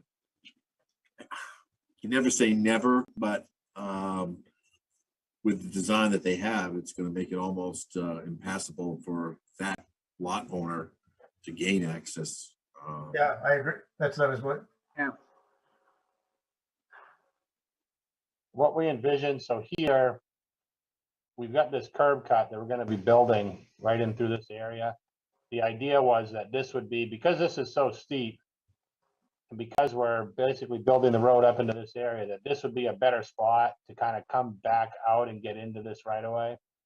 So as this road comes in and turns, there's this right away here, and you know, we can provide like this little triangle right here can be like an access easement to get to this property. That's the whole point of it, is to, we picked a spot. There's a lot of grading up. This didn't really make sense to do it up here, but right in through here. So then by your own accounts, I mean, we're counting that as at least access to potentially get at least a single family up there. So I mean that realistically, the board's got to sort of look at that as at least one residential unit could go in there. And I know what you're saying is that you don't know what the future holds. More could go in there than just that. But if they do, yeah, it just gets, it's complicated. That's all I'm going to say. That's make freaking rules. Yeah, I mean, I don't know what their frontage consideration is. And so like, if this road was built the way we've got it designed, I mean, I don't know if they could get a building permit on this lot. I mean, I guess they do have frontage here that's all built out. Right. Even- I mean, I even think though they it's- have the legal, you have the legal frontage, and if you give them access rights to the road, then they have potentially like I said, at least a single family lot, and depending on what they want to do in the future, maybe more. We just don't know what the land holds. but you have to get, they don't have to get access. They own the road. What's that, Bob? The abutter owns the road. The abutter owns the road, but where they've got the access point within that roadway, I think it's back on this applicant's property. Oh, okay. But I mean, they at least provided him access to that property off this road. You know, there's no restriction saying it can't be residential, so we have to assume it could be residential. Right. And the worst case is, it could be multiple lots, and if that happens, then they'll have to design the road to be loop. But at the minimum, that lot owner has a right to at least put a single family home in there. Mhm. So where that curb cut currently exists, is there any way, I mean, it looks like it's up past, I guess, what's considered the road and more like what's considered the driveway. Is there any way that somebody could extend that and make it some sort of roadway that could create frontage so we can end up with a lot more than just one lot in there? Which are you on the north or the south side there, Mike? The Right in there? yeah. From there heading to the left.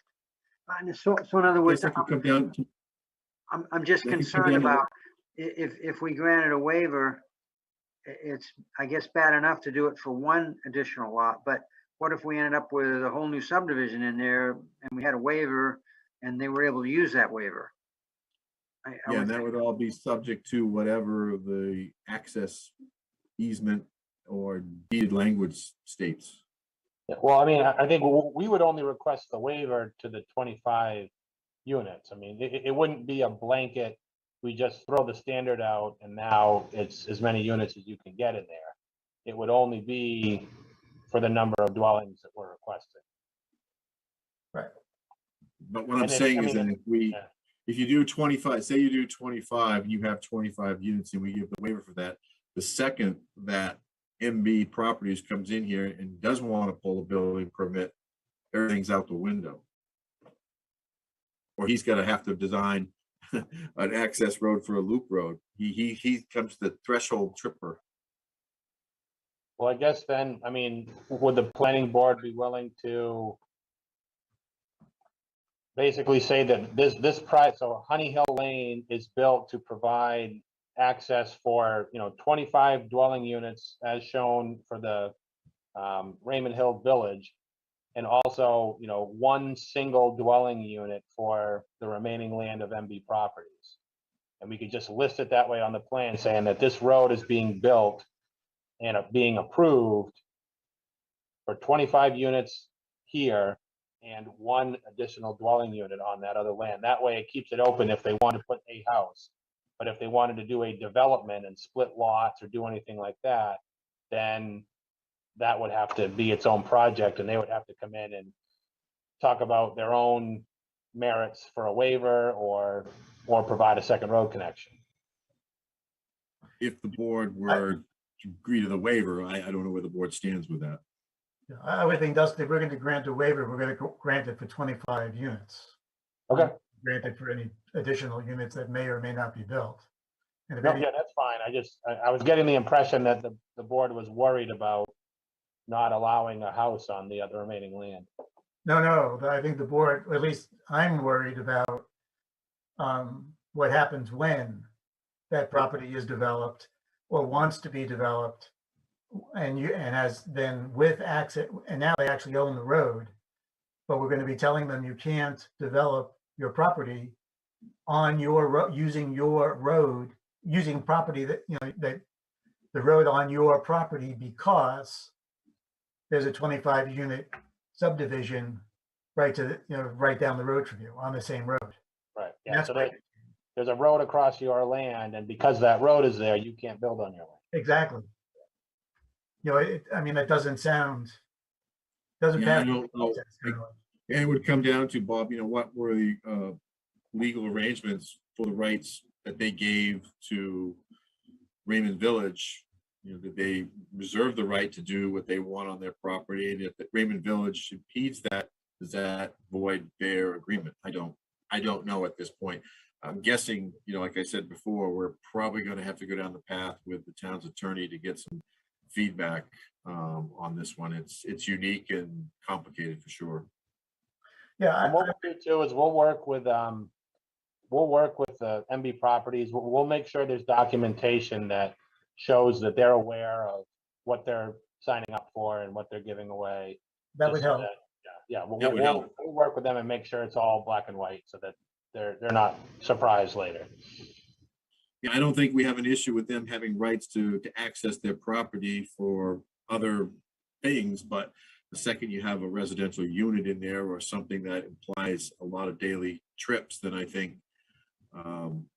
it's going to be difficult. Yep. All right. Well, we'll provide some documentation just to show that they're aware of what they're giving up as part of with this project moving forward, what that means for them under the current ordinances. Okay. Yeah, and if you are providing access for the Kirsch lot, I think we're going to want to see that because we're starting to get that transition point on the road where it's starting to get steep. So we'd want to see how that design would fit in there as well. Now, okay. And what MB Properties is going to have to give the Kirsch lot permission also, right, to use the road? They have that permission already. So just kind of the history of this lot, that this backland used to be part of the Kish lot. It was all one lot.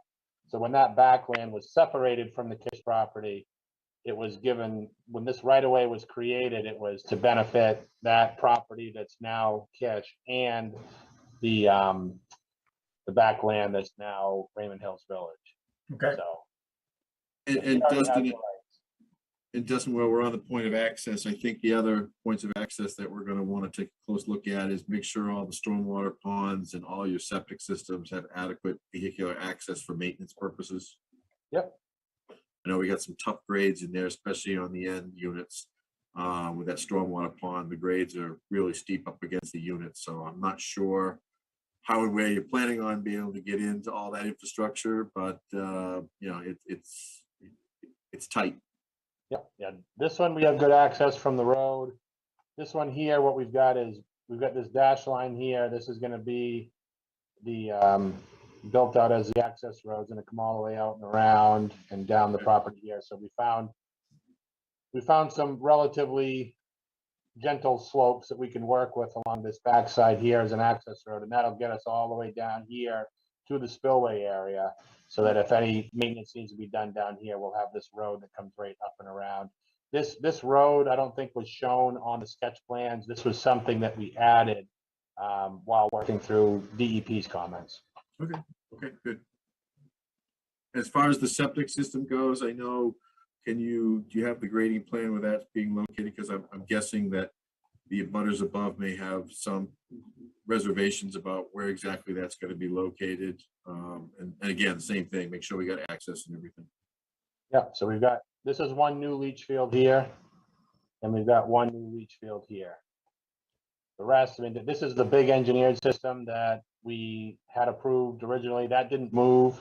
We did shuffle around the actual dwelling units that are going to that system. So based on the design flow that it was approved for and the number of bedrooms for the units, we kind of worked backwards from there to tie certain dwellings into that one.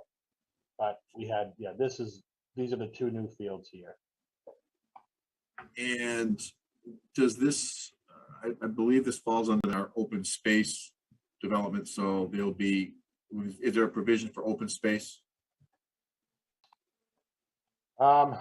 There is. Long triangle, isn't it?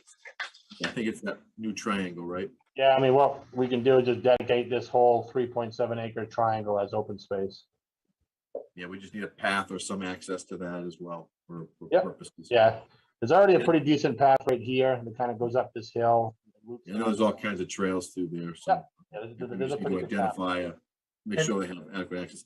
And then under our open space ordinance too, as Chairman, we do have, and I mentioned it before, idea that we want future connectivity. And I know what Dustin explained does kind of make it a little bit complex, but does the board wish to follow through with that and at least show some means of a right of way off the end of this development? I mean, the problem is it's going across the detention pond for one thing.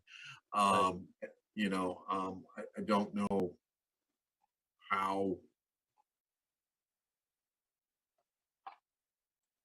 we can make that work. So again, it's something that we promote in the open space subdivision. So I know we're giving, and maybe the fact that you're giving MB, well, they already have it. So I don't know. Bob, what are your thoughts? I think that any kind of access, is there another road that it could need access to? It seems to Well, be. remember the very first application they came in with, we were Right. coming in off Patricia Drive and they were going to access through that. So if you went off the end of this road across the detention pond and you went over a few more 100 feet, I don't know, it's 300 or 400 feet, you'd come into the back end of that other hammerhead that came in off Patricia. Okay. Is that Claire?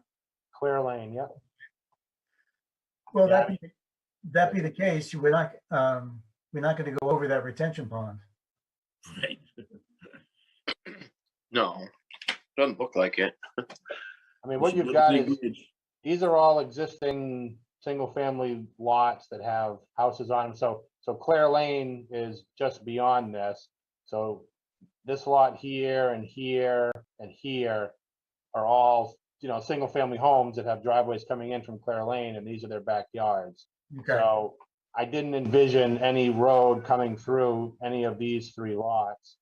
This was that narrow stretch originally when we were going to acquire this property.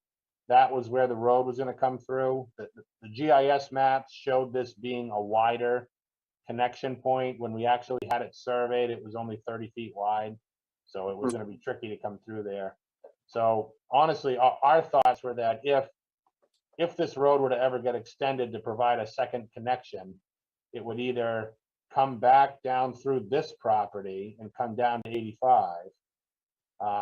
And in that case, if the road did this, you would have to rebuild these ponds down here. And conceivably that road could loop down and go through this way. Or it could go the other way. It could come in and loop up this way and head up here. I mean, this is another piece of property here that somebody else owns. I guess the road could come up and go that way.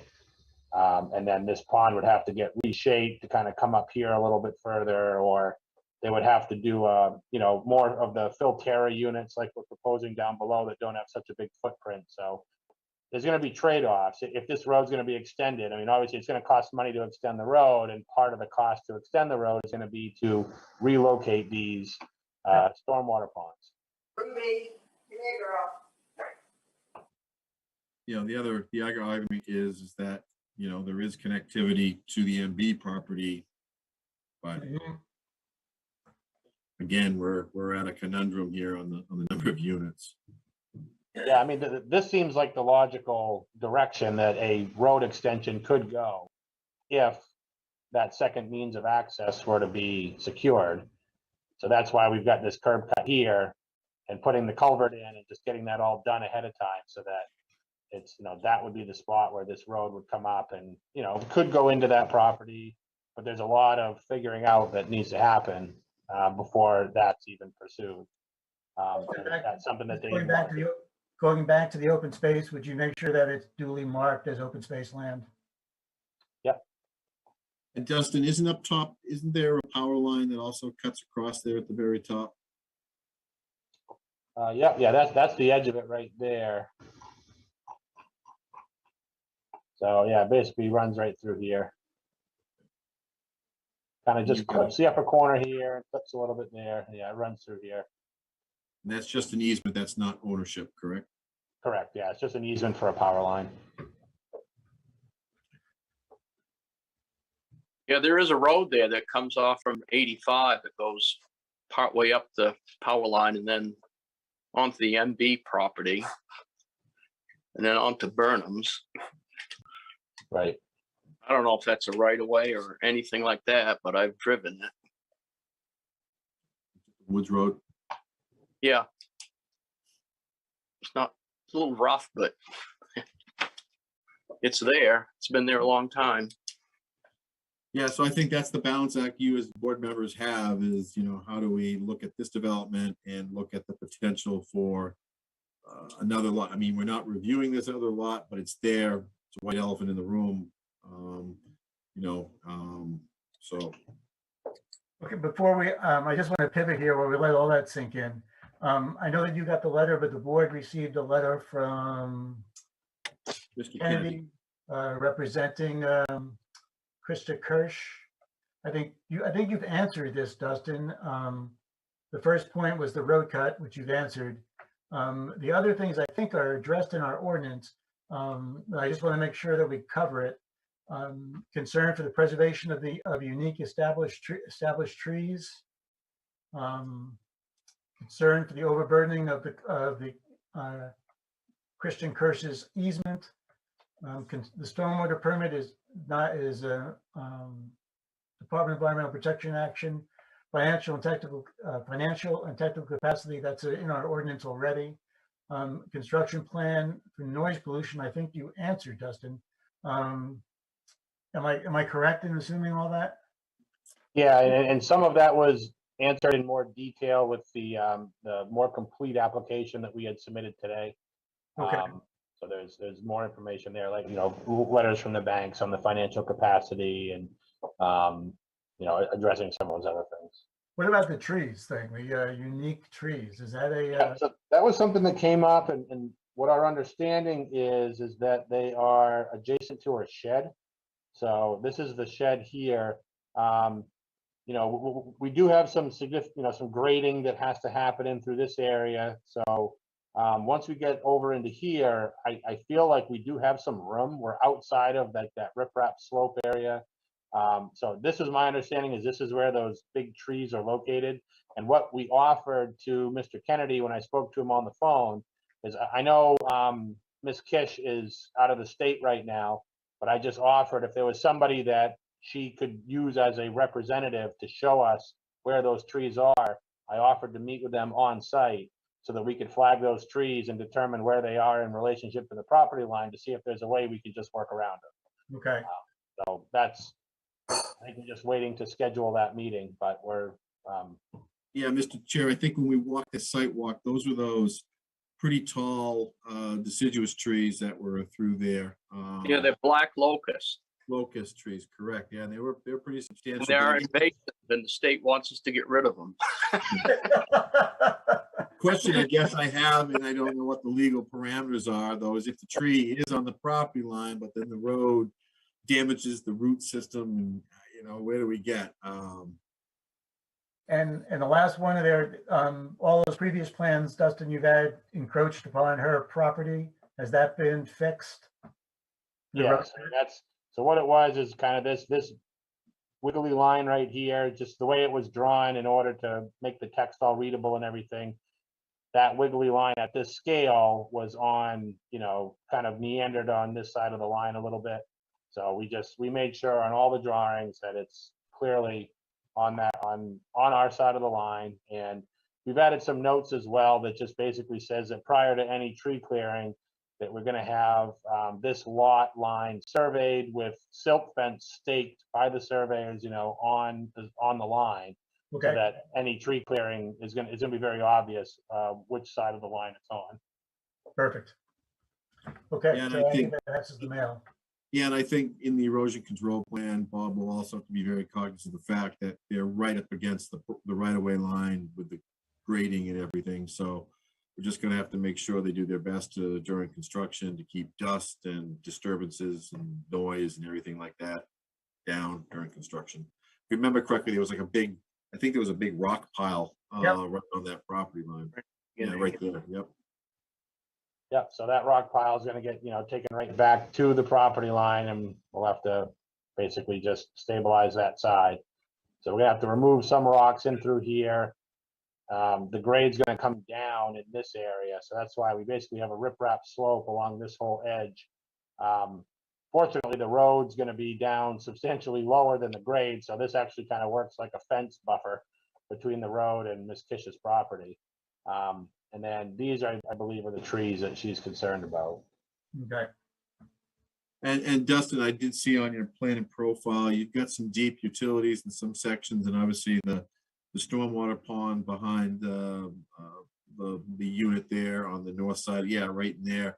That's a pretty substantial cut. Have you done any test pits in there? Do you anticipate blasting or anything like that? No, we're not anticipating any blasting. We've done test pits in the road through here. We did one in the slope up through here. We did, basically a whole day of test pits all through the site. We were concerned about mound that runs down through here, so we dug test pits all through there. Anywhere where it looked like there could be an outcropping or something, we dug those areas, and then we also dug just in the flat area in through here, just making sure we weren't sitting on top of ledge there. And everywhere we dug, we basically were able to get down until we finally hit a big rock that we couldn't move. So it's all, big bouldery gravel up through here. We didn't hit ledge anywhere. Oh, okay. And obviously with your stormwater pond, you'll have to provide test pits to the DEP for that anyway. So you get a good sense of what's under that.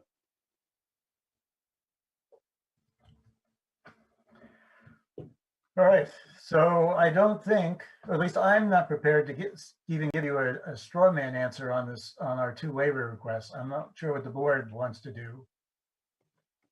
Is there any? You're not obligated, obviously, to make a decision tonight on those waivers, and my recommendation would be, let's have another conversation with the town's attorney before you even delve into that. I agree. I agree. Okay. All right, so other than that, Dustin, do you have any other questions for the board?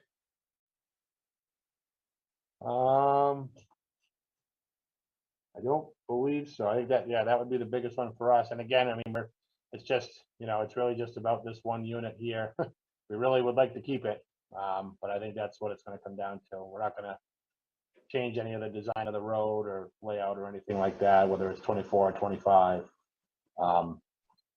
So I think, I've got my list of items to address, and we'll work with Jim on his review of the material that we dropped off today, and any stuff we talked about today and stuff we'll follow up with in the next week or two.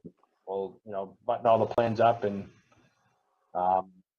look forward to meeting with the board again in February. in February. Okay. All right. Would there be a merit in waiving 2 house lots, 2 extra lots, one for the abutter? Probably wouldn't work, but is that something to consider? Say it again, Greg. I'm sorry. Make a waiver for 26 house lots and one for the abutting property. That probably wouldn't work. Well, you know, to address the abutter and potentially having 1 house lot on the abutter's property. mm-hmm. And that may be the way we go, but I think it's best right now to. I'm just throwing that. I don't know if it'd work or not. I'm just throwing out as something maybe to consider asking the lawyer about. Oh, okay. A second one that would make it more appetizing for the abutter. Mm-hmm. He wants to put a house. Am I making sense or am I just babbling? Okay, I think that's kind of what we talked about before. Yeah. The one decision the board should make tonight, where this is an open space subdivision, is if you do feel the merits of the application will achieve the purposes that you want. Don't know how you do that with 24 or 25 at this point, or whether you can, make a determination that you're all set with the relative design subject to that determination by attorneys, or whether you just want to defer that to another time. I think, Jim, as far as a vote goes, we'll defer it, but I think, I don't speak for the board here, but I think the board would agree with me in that an open space concept seems to be the way to go with this development. Is that anybody that doesn't agree with that? I agree with that. I agree.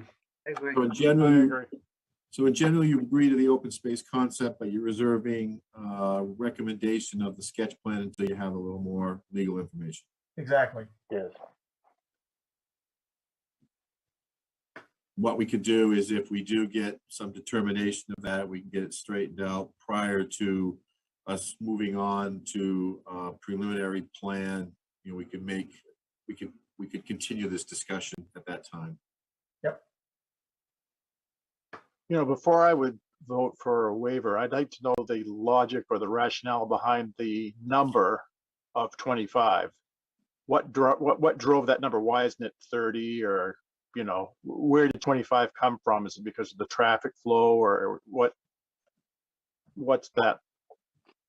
Yeah, it seems to be a number, Kevin, that's used in a lot of different towns. I'm guessing that it's based on some kind of traffic generation and public safety factor. So, if those things are addressed appropriately, then, that's where a waiver would come in. And I like Greg's idea of doing that, but asking the attorney if we have the ability to grant a waiver, or, if that's appropriate. I think Dustin opened up early on mentioning that in the street design standards too, there's a qualification based on number of trips. So maybe we could get a traffic generation understanding what we do have for daily trips to also help support any waiver the board may want to consider. And Jim, is the 1,000 feet, which we seem to be wavering pretty regularly here, is that a fire department? Is Wayne still there with us? It's still, we eliminated the street design standards, but there was an outlier, obviously, in the subdivision that restricted that. Before, everything was restricted to 1,000 feet, but this is an outlier that's still in the subdivision ordinance, which tonight we discussed. It's one of those pieces we need to update. Okay, because there really is no reason. There's no reason for it, right? Not now, not that you've changed that standard in the street design. It's just a matter of making sure it crosses all our other ordinances. Okay. All right. Anybody else have any questions before we let Dustin go? Yeah, I was wondering if anyone has looked at M&B properties to see the feasibility of them being able to construct a loop street in there that comes back out to Route 85. If in the future they did want to develop the property. It doesn't show much of the adjoining land, but if it's, relatively easy for them to be able to make a loop connection, then that problem, I think, would go away. Mm-hmm. And I believe, Yeah, lot one. Ed, that back, might have been in the late 90s, early 2000, Peter Buskey, I believe, owned this property, and he looked at this for a potential elderly housing complex, and nothing ever happened with that, but that was one of the reasons they extended the water up to this location. Yeah, there's one abutting property to cross it. I think that's owned by the Burnhams. It goes out to 85. Yeah, that's correct. Yeah, originally I saw this right away back here, thinking that that might be some kind of access to get to it, but that right of way only benefits these two lots. It does not benefit this lot. That's too bad. Doesn't mean that somebody can't purchase, to your point, purchase something on 85 and give it back rights. Yeah, I think that was the idea before, was to kind of, come across the Burnham property and access it that way. I have no idea if that's something in the realm of possibilities. But I think that would be how it gets done, would be to somehow access out this way. Okay. And that lot 17 on this map, is that landlocked? Yeah, that's Burnham's too. That's Burnham's, and this is owned by the town. Yep. Yep. 19 is owned by the town. Yeah. Lot 19. So, yeah, this is Burnham's. I know that's them because we had to do additional public notices when we acquired this triangle, and the Burnham was the owner out here.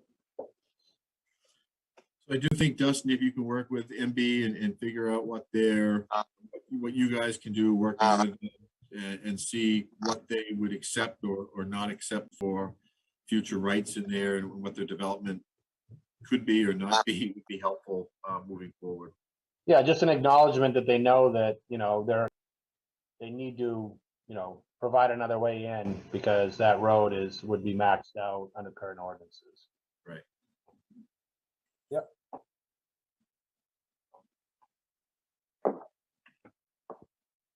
All right, anything else from the board? Dustin, you got all your answers you need? I think so. I appreciate everyone's time. All righty. Thank you. We'll see you next time, Dustin. We'll see you later. Yeah. For next time, Dustin, revision number 5 to this project? We don't want to revise it anymore. We want to go build it. Yeah. All right, anybody else have anything for this evening? You should have got the findings of fact for Boulder Bend. How are we going to do that? Well, the way we would do it is, I think you guys, if you had a chance to review it, you could vote on it. And then, like we'll probably have to do with the subdivision plan, because I haven't seen the actual subdivision plan. You'd come into the town would provide you a location in town to come in and sign it at your convenience. Okay. Both the findings of fact and the subdivision plan. But so tonight, all you need to do is vote on the findings if you find them acceptable. All right, so it was in our packet that Sandy sent to us. Yeah. Right here. So I'd move that we accept the decision on the Boulder Bend amended subdivision plan application of Patricia Avenue on Raymond, Maine. Applicant is R.N. Wiley and Sons Incorporated. I'll second that. Am I doing the right one? Yeah, okay. Yeah. Yep. Wiley and Sons Incorporated. Is there any discussion? Mr. Chairman. Yeah. No, Wayne. One of the conditions in your findings of fact was the E911 addressing. Right. and that hasn't been addressed to date. Correct. That would be on the actual subdivision plan, Wayne, when we get that. We won't sign the plan, so we have that name. Okay. Yeah, I think, yeah, it's I addressed. had that. I think I had it in there. Well, they just proposed 3 names today. Yeah. You know, I have it in there as a condition of approval. That we won't, they can't record it until we have the name. Okay. Yeah, it's addressed. It's addressed in there. Okay, great. Any other discussion? All those in favor? That's the voice vote. Yes. Mark, yes. Yes. Ed, Yes. Greg, Yes. Kevin, Aye. and Mike, there you are. Mike? Yes. Okay.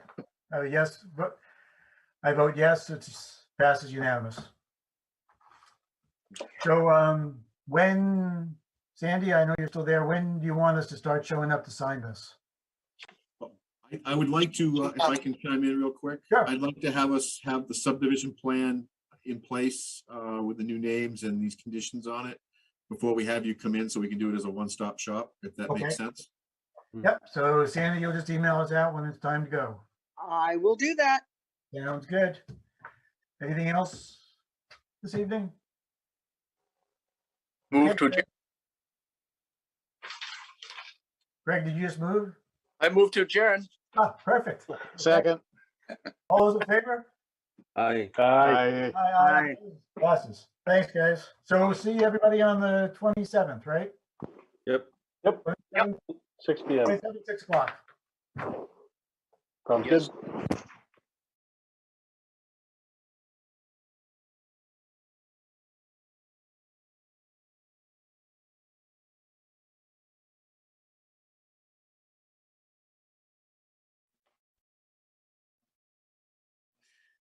Welcome to the January 25th, 2022 Zoning Board of Appeals meeting at the Town of Raymond.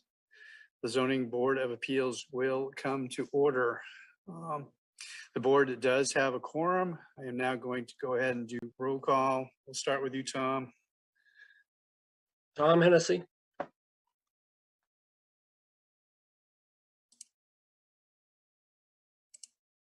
Greg. Greg Dean. Thank you. And David Murch. This is a public proceeding, and unless the board specifically votes to go into executive session, you have the right to hear everything that is being said and to look at all of the exhibits that are presented. Please notify the chair if you're unable to see or to hear. The board works from a published agenda and will be considering tonight's items in the following order. Number 1, call to order. Number 2, approval of minutes of November 30, 2021 meeting. Old business, of which we have none. New business, a public hearing for applicants Sarah and Matthew Holland. Number 5, a board interview with Frank Miller. And number 6, code enforcement officer communications. And then finally, adjournment. In each instance, the burden is upon the applicant to demonstrate compliance with the provisions of the applicable ordinances or state law. After the board votes on the merits of each application, it will prepare a written notice of decision. Because the notice of decision may substantially affect any appeals rights, and also as a matter of courtesy, the board asks that those attending the meeting with regards to a specific application not leave until the board has completed its discussion. Generally speaking, appeals from adverse decisions must be filed with the Superior Court as otherwise provided by law within 45 days of this board's decision. Also, to be certain that you preserve your individual rights to file any such appeal, you must be certain that the board's record evidences your appearance this evening in opposition and the basis for your opposition. All persons speaking, including representatives of the applicant and members of the public, are asked to state their name, their address, and their affiliation with the application, being either for, opposed, or neutral. All persons speaking shall address all remarks or questions to the chairman. Finally, this meeting is not over until the board has formally adjourned. Any discussion not included on the meeting agenda or accepted by the board is to be held until after adjournment or conducted outside the meeting room. So, looking at our agenda, really first up is approval of minutes of the November 30, 2021 meeting.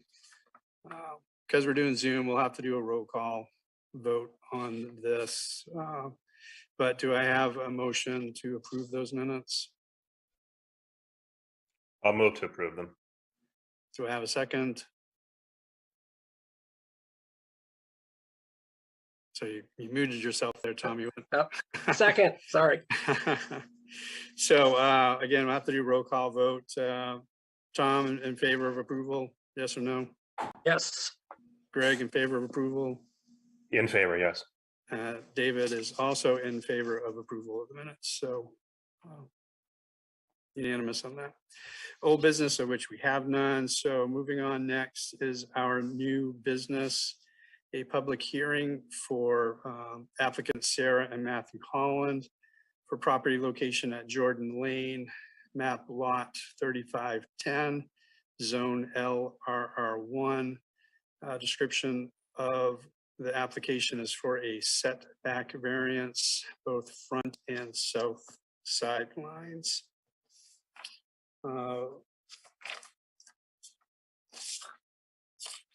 A site walk on this property was held on Saturday, January 15th, 2022 at 9 a.m. Tom Hennessy of the ZBA was in attendance. David Murch, Craig Dean, and Patricia Beaton, all of the ZBA board, were unable to attend. So Tom, if you could just give us just a quick rundown, just a quick report with regards to the site walk. Sure. First of all, you missed the -4-degree weather at 9 o'clock. So, congratulations. Sarah Holland and her daughter were present. Sarah's uncle was there, and the abutter to the north side, Mr. Perry, was also present. The only question I asked was about the property markers that we asked a few months ago, whether they had found the markers close to the road. And the answer basically was no. And then the other discussion was Mr. Perry, the neighbor to the north, was concerned about any impact to his plans in the future to drill a well and install a septic system. And since then, I've seen the letter that he submitted to the town. The site walk lasted less than 10 minutes and we adjourned. Okay. And I'm sorry, Tom, can you confirm for me, were both Matthew and Sarah there, one and or the other? Just Sarah and her daughter. Okay, thank you. So we will move forward with this. First off, by asking Matthew and or Sarah, if you can give us an overview of what's being asked of the board tonight with regards to this application. Okay, great. This is about the property on Jordan Lane, and we're asking for a zoning variance so that we can build a full-time residence on that property. It's a setback reduction of 15 feet to the front and 10 feet to the north side. We've reviewed the 4 requirements for requesting a variance. I don't know if you want me to go through those 4 things or. Sorry, I just wanted to make a quick note here to myself. We do have the information with us. I think that if it works for you, unless there's something that you feel was not accounted for in the application and you wanted to bring up now, we can probably review those as a board. And if necessary, ask you for clarification. However, if there are any items of this or for which you want to speak to, certainly you can move forward with that as well. We have, since that walkthrough, we did contact the surveyor to try to identify those markers. That's in the works. So that's a pending item. Okay. We reached out to the original survey, Maine survey consultants, so. Okay. I did notice in the application that I believe it says it says a survey was commissioned in 2016. Is a copy of that survey available? Yes, and that was included, that should have been included in the packet that was submitted. Okay, I just wanted to confirm that's what we had. Yes, Yeah, that's it. Dated 12/20/2016. Yep. Okay. And like I said, we did reach out to them. Everybody's busy these days, so it's just hard to get them there. But we will definitely get those pens reset. Okay. Is there anything else you wanted to introduce at this point, or to comment on, or? I don't think so. I mean, we just would love to be able to build a house there to live in. So that's right why we're here today. So I know we already went through this once before. We didn't have the right, I guess, with the existing structure is what we're running up against. So. Sure, and just to confirm it for the public, and Tom had mentioned as well, we had done a previous site walk on that, and that was with regards to a permit, or excuse me, with regards to a request for a setback reduction, during which we talked on, I think it was a couple of months ago, and it was determined that the property did not qualify with regards to that. Therefore, the application was withdrawn, and therefore we're reviewing it now as a setback variance. So, Tom, did you have any immediate questions for Matthew? Just a quick question, or I'll say clarification. In the application, it says north side 10-foot reduction one place and south side another place in the application.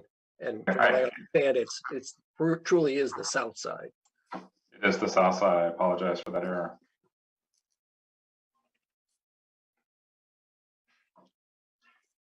Yeah, thank you for asking that, Tom. That was one of my questions as well.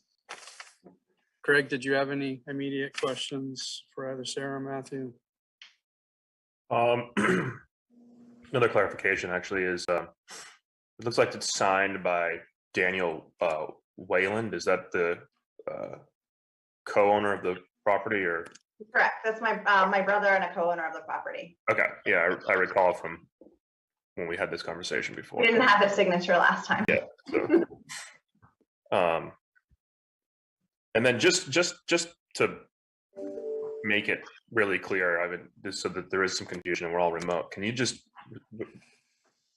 once again just summarize which sides? Is it the road and the north? So the east and north side of the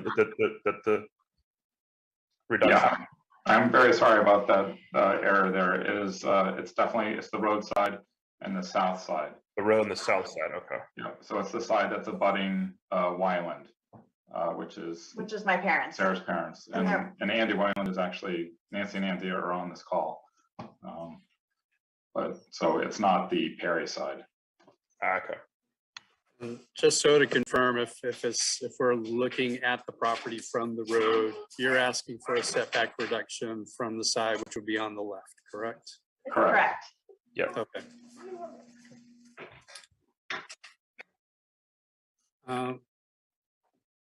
One question, actually two questions, but one question I had is, what is the reason for your request for the front setback, or the roadside setback? I mean, the front one is the more critical of the two. Without the front setback, the sort of the building envelope is only about 6.5 feet for the majority of the envelope. There is a little bit of a jog out where it gets slightly bigger as it approaches the Wineland property. But so that's the one that's really causing us the hardship of trying to figure out how to build a house with a footprint that's reusable. And then the setback to the south that we're asking for is just so that we can give us a little bit of space to the Perrys. pushing the building as close as possible to the Wyoming camp, which is a camp that Sarah's parents will continue to own, and we would like to have a closer connection to that camp. So what is the building envelope size, or the buildable, building envelope size without the setback reductions? It's only 6.5 feet wide. Oh, you're asking for like a square footage? No, the 6.5 feet wide is good. What about from the width, say the length of it? The length Envelope is, size without the setback.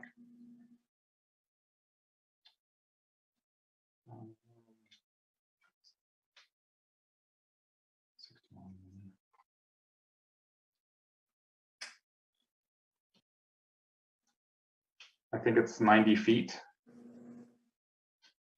So we're trying to fit, we need to fit the septic tank field and chambers within that space, and then the setback from those chambers to the house.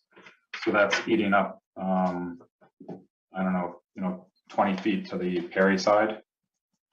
Okay, yeah, I probably should have phrased this a little better. I do appreciate the 90 feet and looking at that. What about the actual building itself? What would its width be? So the building itself is 6.5 by what? the building, the main structure is 57 feet with a 14-foot porch on one end and a 5-foot porch on the other. He's asking if you didn't have the. If I didn't have the 5 foot, the 10-foot setback. That's fine. You're giving me the 57 plus 5 plus 14, so I can take that and subtract out 10. Okay. So He's asking what you could build it without the variance. Yes, I mean 6.5 by what, 40 something? Yes. well, I'm showing if you have 57 feet plus 5 plus 14, that would give overall 76. I'm showing 76 feet. And then I'd have to subtract 10 from that, so that would be 66 feet. Yes. Towards a building. Yep. Okay, so 6.5, essentially 6.5 feet by 66 feet. Yes. And intentionally, we were not putting the foundation within that 10-foot variance that we're requesting, so it would just be a deck essentially. So we'd have a couple of posts. So we were trying not to, we're not trying to push it crazy, but we just, I don't know, we're trying to connect to that house as much as we can. So. Yep. Okay. John, Greg, any further questions before I go on to other views?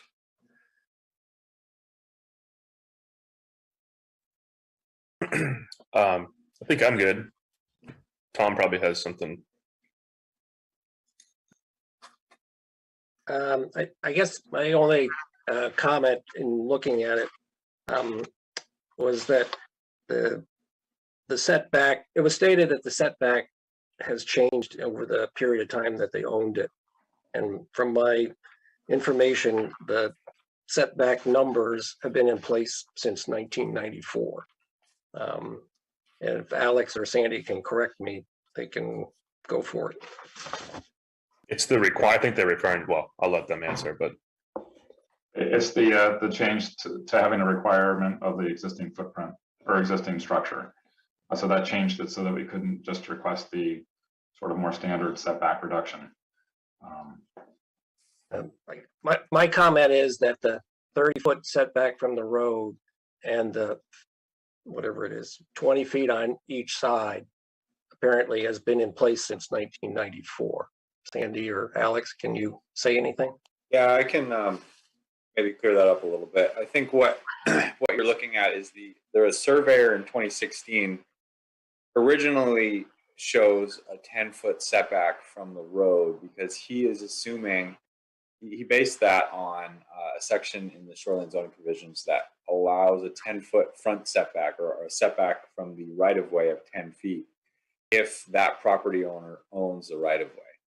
So there is a possibility that they own the right-of-way, and if that's the case, then they would have a 10-foot setback from the right of way. Actually, I think the travel portion of the right of way, wherever that is.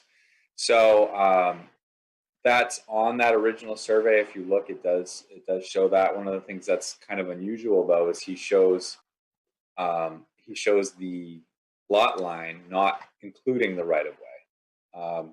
But then there's a note that says it's assumed that the property owner may own the right of way or something like that. But nothing has changed. I believe only thing that may have changed would be an interpretation. That could be the thing that's changed. But the ordinance itself has stayed the same there. They are correct. The 2020 amendment, I believe it was 2020, to add the requirement that there needs to be an existing single family is what's preventing them from getting a setback reduction.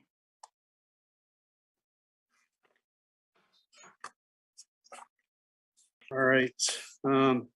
So Matthew and Sarah, unless there's anything additional you want to add right at this point, I'll go ahead and open this up for other people's comments. Certainly, you can add to the conversation as we go through things here with additional public comments.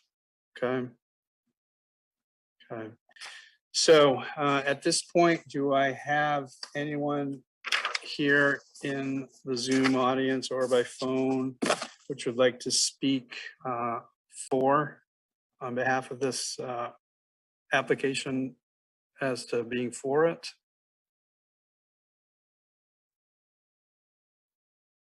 And I'll ask Sandy or anybody who may be able to answer, do we have any indication that there's anyone on the phones? I don't get that impression from my limited view. No, not that I can see either. Okay. So with that said then, do we have anyone here tonight on Zoom that would like to speak in opposition to this application?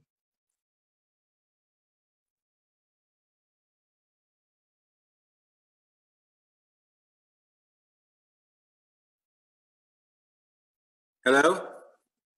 Hello, I see Andy speaking. I'm the old guy. Yeah, I approve of what they want to do next to our place. If that is indicated. So Andy, for the record, can you just, you've indicated that you're for this. Can you just give us your full name and your property and your address, please? Andrew J. Weiland, MD, 65 Jordan Lane. 35. Excuse me, 35 Jordan Lane. So what happens you get to be 80? Raymond, Maine. Very good, thank you. So we will then ask, is there anyone here tonight on Zoom that is looking to speak on behalf of this application, but in a neutral status? So David, this is Greg Perry. I'm 31 Jordan Lane. Are you gonna read the letter that my father Tom Perry put out ahead of time, or do we kind of be redundant with that? Well, if yeah, give me 1 second here. Thought I was in better organization than I currently am. My intent was to have, if Tom was here, give him the opportunity to speak, and if he wanted me to read the email, I would do that. If Tom were not here tonight, I was going to read his email to us into the record. So my dad can certainly speak for himself here, but I wanted to make sure that the mechanics usually, I at least from my experience, the letter is read and then public comment, but maybe he can just, you want him just to read the email that he wrote? I am certainly, the way it's positioned where you say opposition, we're not really opposing it. The issue is making sure we don't hinder our own ability within our own rights, not asking for anything above and beyond. And that's obviously his point. Sure. Yeah. So if you're really, the three options are for, in opposition, or in neutral. Would you say neutral is the best classification of this? Yeah, I think that's fair, as long as it meets the criteria. I think my father should probably speak on this and has a better understanding though. Okay, and you know what, I will, we do have a letter which was submitted by Mr. Tom Perry on Wednesday, January 19th. I'll go ahead and read this email.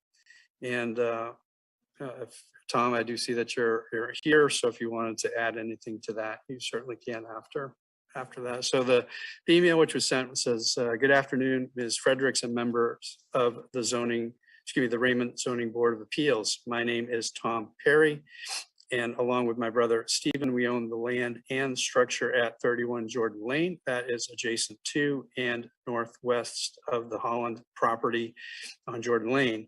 The Holland property setback variance request, as you know, is on the January 25th Zoning Board of Appeals agenda. I have attended the last two site walks with my son Greg, and I attended the last public hearing regarding the Holland October 20. We very much want to be good neighbors to all our neighbors, and that certainly includes the Hollands. Our only concern regarding the new Holland plans is that they do not affect any of the future plans we may have for our property. We stated this concern at the public hearing and discussed the same with the Hollands at both site walks.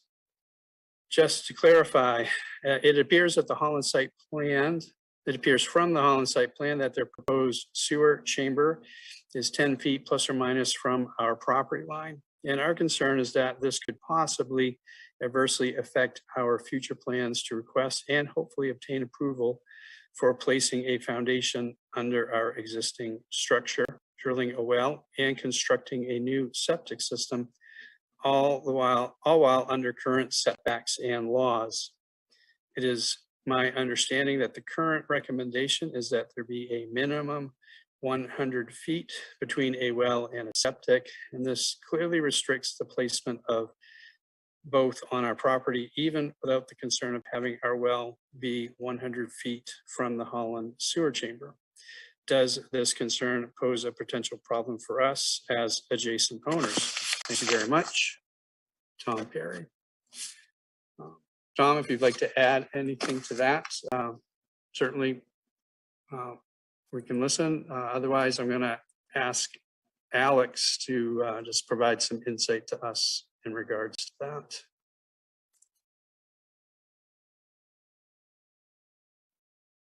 Tom, I can't tell. I think you might. Are you talking, Tom? If so, you're on mute.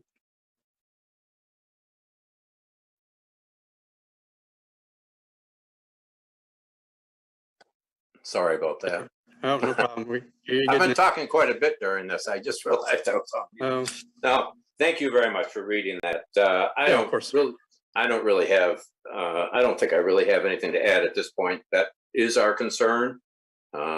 Without being repetitive, that as we move forward, we want to be able to do what we hope to do in the future with the town of Raymond and with our property. Other than that, that's really our concern at this point. So okay.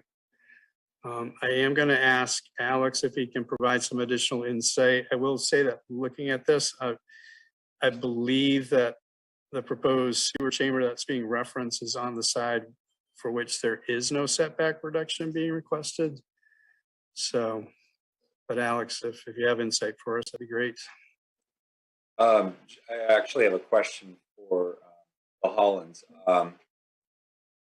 The septic location is shown on the plan, but I'm just curious, is there a septic design that was done or a test pit or anything done for this to put it in that spot, or is that just kind of we have not done any soil testing. We were, waiting to see what the result of this was before we were going to go down that route. But we have reached out to an engineer who did walk us through what was possible and the setbacks that would be required. The type of chamber, the system is a, let's see.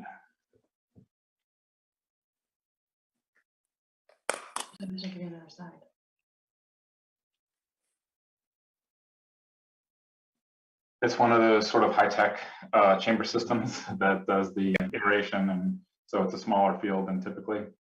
It's taking that percentage down from the 100% typical, I believe, down to 75 or 50% for the disposal bed. So without really having a design or test pits or anything, looking at the proposed request for a variance, there really isn't any other spot that would be suitable other than the south side if the variance wasn't granted, allowing the structure to be built on that side. Obviously, with a septic system, you have setbacks that you have to meet from a property line. They're not the same as a structure setback. It's typically 10 feet from a property line. But you also have setbacks from a structure, like they show on the plan, down from there if you get a variance. There really isn't any other spot because you do have a setback from the water, the 100-foot setback as well. So they are extremely limited. David, I'm not sure if there's any specific questions that you guys might have for that. But without having more information, it's tough to tell. It looks like they're basically limited to the north or south side of the lot. Right. Am I just as looking at this and in regards to the fact that there's not a setback reduction being requested from that north side, I don't know that I appreciate certainly the Perry's concern as adjacent landowners, but I'm not sure in regards to the specific setback variance request, if there's anything additional that we need to consider with that. Yeah, the way that we often, because this is pretty common, we run into this a lot, we have to review any application for a septic system based on what exists today. So wells, structures, lot lines that currently exist today. We can't really base the approval for a septic system based on possible future development. That's where it gets a little bit challenging. There has been situations where there are certain recorded restrictions, and it can kind of get complicated. But when we review a septic system permit application, we are basing it on well location, structure location, lot line location for today, and the soils for today. Alex, can I jump in real quick? Did you have a specific question there for Alex? Greg? I just wanted to follow up on what Alex mentioned, and I'm in commercial real estate, so I see this a decent amount, but it creates kind of a domino effect, right? So what happens is you have one property that says, okay, I want a septic. And then all of a sudden the next property down has to go to their far edge. And then the next property down eventually ends up in a position where they cannot put a septic system in. And so the granting of this variance, it suddenly becomes, it's no longer in our control in any way. We have no say on anything. But what you're saying is, even though our camp, that's been there for, my father could jump in, but since the 50s or early 60s, it is an existing structure, but does not have the septic in place. We would all of a sudden not be able to put a legal system in because they're putting something in that's newly built. And so that's our only concern. We can't be the last domino to fall where we're in a situation where we can no longer, on a property we've owned and maintained for a very long time, do what's best for the environment, switch over to a well, go into the septic system, if we're not allowed to based on where they place things. Am I incorrect on that, Alex, as far as the domino effect? It really depends on the widths of the lots. You could, if you don't have a septic system and a well on your lot currently, it really depends on where the septic system is for the property owner on the other side too, because if you have a situation where you don't have a septic system and these guys get the variance and they end up putting one in on this north corner, you could also put one in on your southeast corner and put your well on the other side, depending on where that septic system is over there. I don't know where that is, or if they have a well and a septic already. But the lot on the other side is actually an empty lot. There is nothing on the other side. So that may factor in as well. If there's no septic system on that lot currently, then your other side of the lot may be open for a well. You obviously have a 100-foot setback from a well. you can do for replacement systems, you can do, a variance essentially for a septic system so that it can be placed closer to the well with casing depths. But typically for a first-time system, we're looking at 100 feet from the well. Okay, I guess my point was just to make that point. I think it's important for people to understand that aspect. And again, we'd run into the same problem on our north side with the merchants saying, this isn't something that we're going to be all that in favor of for the exact same reason. So it does create a domino effect. And as I said, we certainly want to do what we can do within our legal rights. We just don't want to be infringed upon as far as our ability to do that. Mr. Chairman, my name is Tom Greer. Can I ask a question here or add some comment?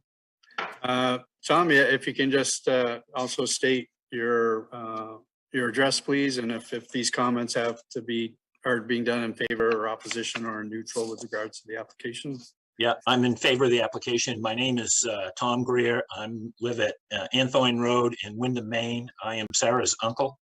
I attended the site walk last time.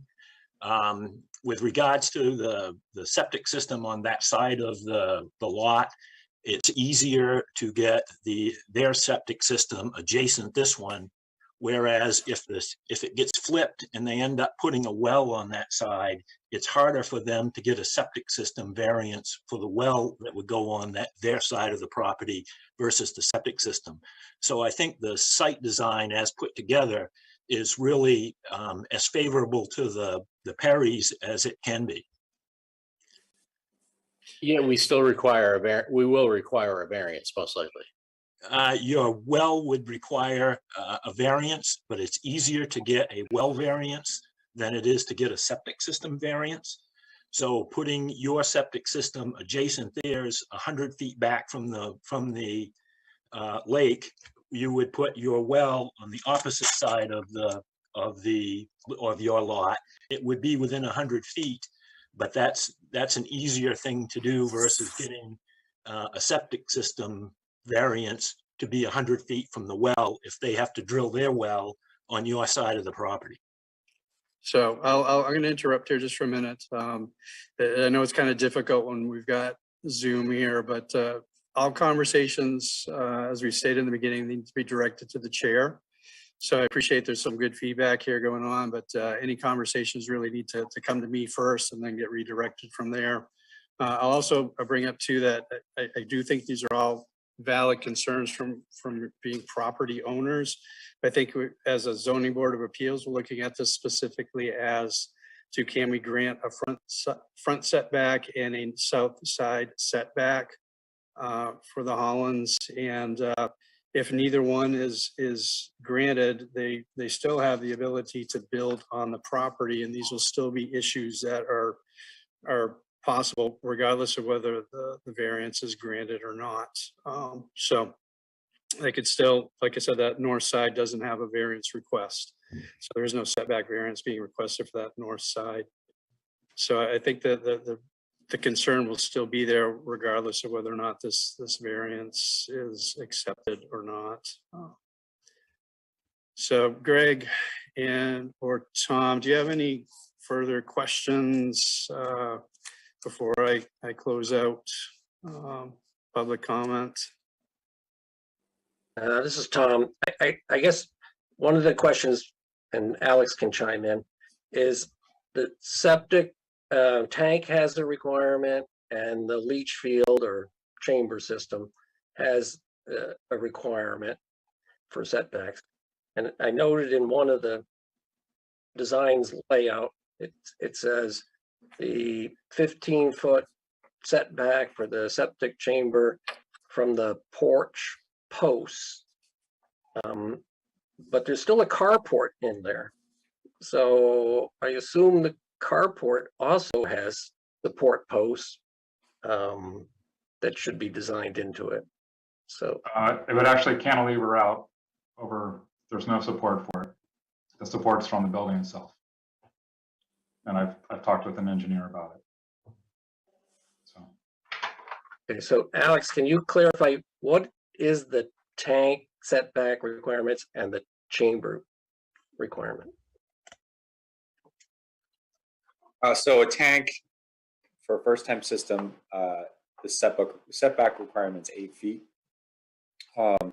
And for a field, it depends on the type of foundation for the structure. If it's posts, slab, or a below-grade foundation.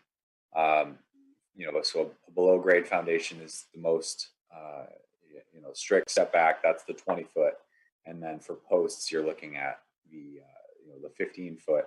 But there are also, there are variances that come into play, and the question often comes up, where's a setback measured from? Is it measured from the actual foundation? If it's a deck, do you measure from the post or the edge of the deck?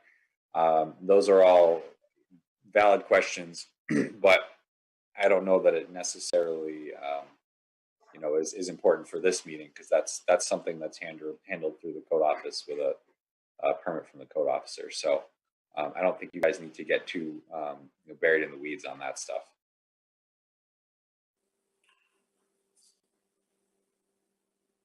You all set, Greg? I was just going to ask. I don't know. I think he might be talking to me, but I'll give him a chance to specify a last name. Oh, sorry. I meant to say Greg Dean. I apologize. Yeah. I think Alex. We've spent a lot of time on the north side of the building. I understand we want to make sure everything's landowners have their interests represented here. But Alex, so nothing on that north side influences the setback that we're discussing in terms of the road or the south side. There's a whole bunch of permitting and stuff that will have to be done no matter what in terms of plans, and it's okay. So we're not it definitely doesn't affect the road setback at all. It could affect the south setback. If you didn't have as much of a setback from your septic system, you may be able to push the structure up, but it doesn't look like there's any room to go there. It's pretty much maxed out on the north end with what's shown on this. Granted, it's not done by a site evaluator, so we don't even know. That could be all ledge there, for example, and that could kind of mess up the plans for putting it there. But based on what we see here, there's no more room to play with on the north side, from what I'm seeing. Okay. All right, and I think if we wanted to, we could make it conditional of approval of whatever needs to be done on that north side too, because I assume that all needs to be permitted and inspected, and soil needs to be done, and before anything gets actually committed to. Okay, I'm good. Before I close out public comment, Sarah, Matthew, do you have anything else you'd like to add, given the conversations we've had so far?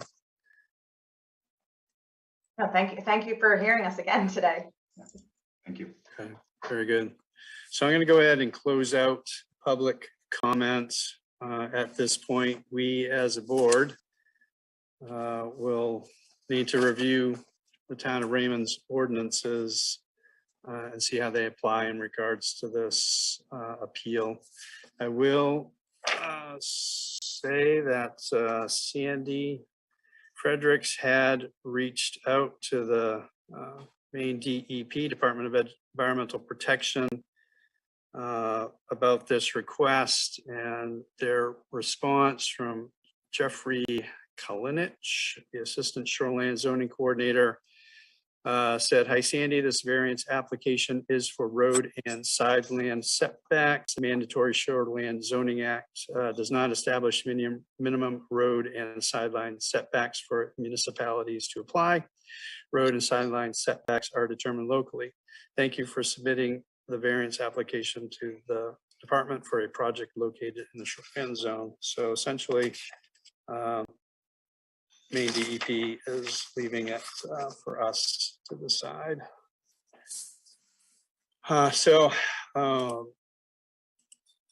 Looking at our ordinances, we have, we're going to be looking, property is in LRR1, which would be shoreland zoning. So we have the town of Raymond shoreland zoning provisions.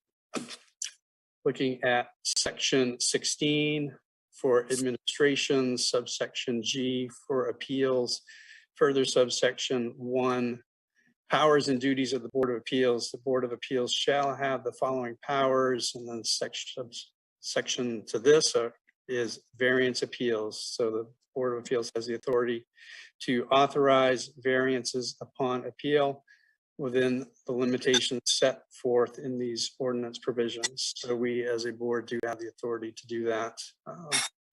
Further section 2, variance appeals. Indicates variances may be granted only under the following conditions. A, variances may be granted only from dimensional requirements, including but not limited to lot width, structure height, percent of lot coverage, and setback requirements. Our appeal tonight is for setback reductions, really setback variance. So we do this appeal, and Greg Dean and Tom Hennessy, if you see that I or believe that I am misinterpreting these, certainly feel free to say something, but I believe we have authority to speak to this. Section 2B, variances shall not be granted for the establishment of any uses otherwise prohibited by these ordinance provisions. Looking at our shoreline zoning ordinances, if I go back to the table of allowed uses,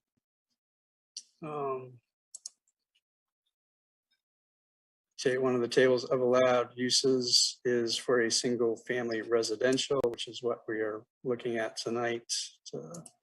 So I believe anyways that we have authority over that type of a setback for a setback variance with regards to that use. Section 2C, the board shall not grant a variance unless it finds that number 1, the proposed structure or use would meet the provisions of section 15 after for the specific provision which has created the nonconformity and for the relief for which relief is sought. So Alex, I need your feedback on this because section 15 of the ordinance covers a lot in regards to shoreland development. Let me try and get my ducks in a row here.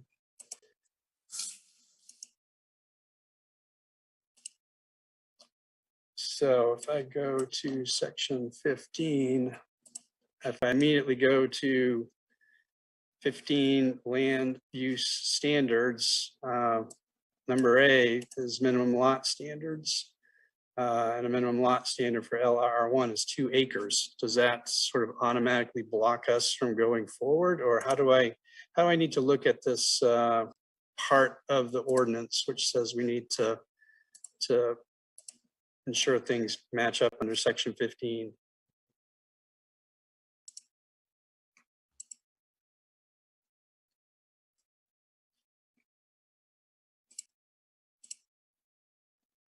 Okay, so what you're looking at, so the proposed structure or use would meet the provisions of section 15 after for which can't talk tonight. Specific provision for which has created the nonconformity and from which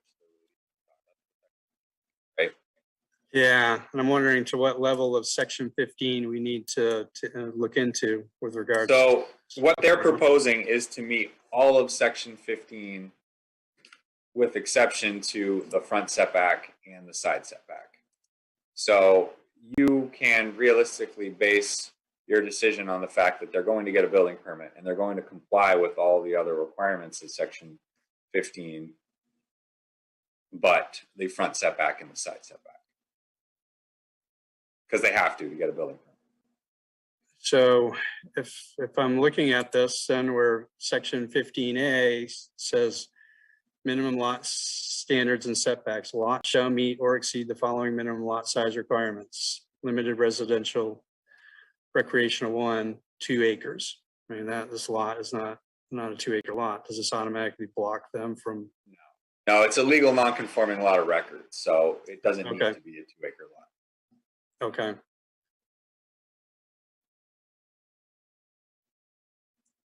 So I guess for Greg and Tom, I think we at least need to take a look at section 15 here of the shoreline zoning provisions for land use standards, and to see, is there anything here specifically that would stop them from proceeding with the variance? I mean, there's a lot of stuff here. Are you asking me? Yeah, so either Greg. He's asking me. Yeah, if I'm saying Greg or Tom, I'm specifically asking for my zoning board members. Well, I think Alex, I don't want to draw too much from maybe something you subtly dropped in there, but it sounded like you're from section 15. You said that everything is fine as long as the setback variances are granted, right? Is that what you intended to say, or? No, so they Okay.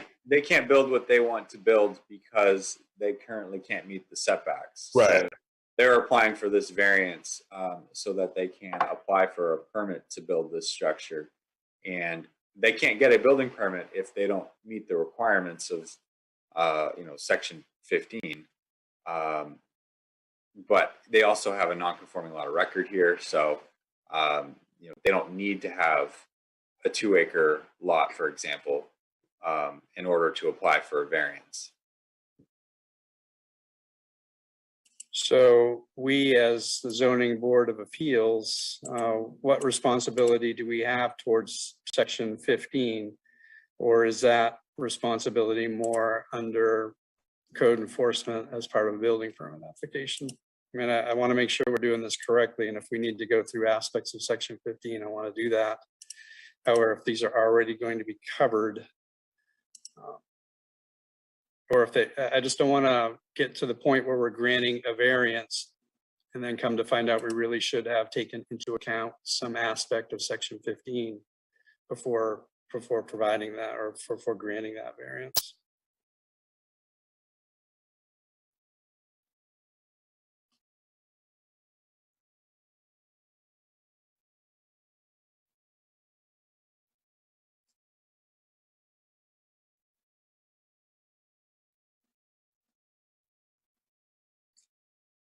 I don't know, Alex is looking, but I guess one of our other options can be, but we could grant it with conditions that says, if we choose to grant the variance, that it can be granted, with under the condition that the building permit or what's being requested to be built satisfies, section 15. Yeah. How long does the variance, if approved, it has a time frame for the building to be put up anyway, right? Isn't that like a year or something like that, or is that my mistake? Yes. Yep, yeah. There is a time frame. I don't know actually, off the top of my head. Yeah, I actually think we're covered because we can approve the variance, and they have to do the permitting and the soil and all the stuff. And if they can't, that's not really the variance will just expire, or they have to redesign or change their plans. But that's my thought, is that we're kind of covered by the process that follows this. But yeah, I mean, I'm comfortable with that as well, Greg, just as long as I don't hear Alex saying there was some aspect of section 15 we needed to review in conjunction with this. But if section 15 really falls under code enforcement and a building permit process or any other process that falls outside of ZBA, I'm good with that. I just don't want us to miss something that we should have addressed. That's all. So let's go ahead, and looking like Alex might be reviewing some of this, so we can potentially skip past and come back. Unless, Alex, you got something? Well, I mean, section 15 is essentially the shoreline zone, the performance. Right. Yeah. So And that's why I say, you know, if you guys approve this, for example, they still need to get a building permit, which is going to require them to meet all of this shoreline zoning criteria. That's tree removal. Tree removal for this project follows certain standards. Lot coverage. Coverage meets certain.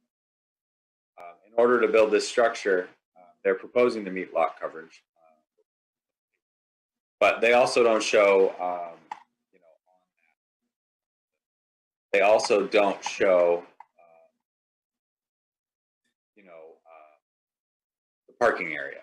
So we don't know, for example, what exactly that's going to look like. They're not requesting a variance for lot coverage. They're only requesting a variance for the setback reduction. So, you know, there's certain things in here. They're requesting those two, you know, a variance from those two things. And realistically, I think you're fine there, in my opinion. But you know, that's just my opinion. Yeah. I believe we're fine too. Sounded like Greg, Dean, you're in agreement. Looks like Tom has stepped away. Tom Hennessy, but we can, at this point, we'll assume that that part is okay. And I'm not sure where Tom went. I'm gonna have to, Tom Hennessy, there we go. Okay, you're on mute, Tom Hennessy, so. Sorry, I just got a glass of water. Oh, okay, good. So we kind of, at least Greg, Dean and I are under the impression that this aspect of the ordinances where it says the proposed structure or use would meet the provisions of section 15 after for the specific provision which has created the nonconformity and for which relief is sought. We believe that and that it will be covered as part of the building permit process, and that there's nothing further here that we need to do in regards to a ZBA board.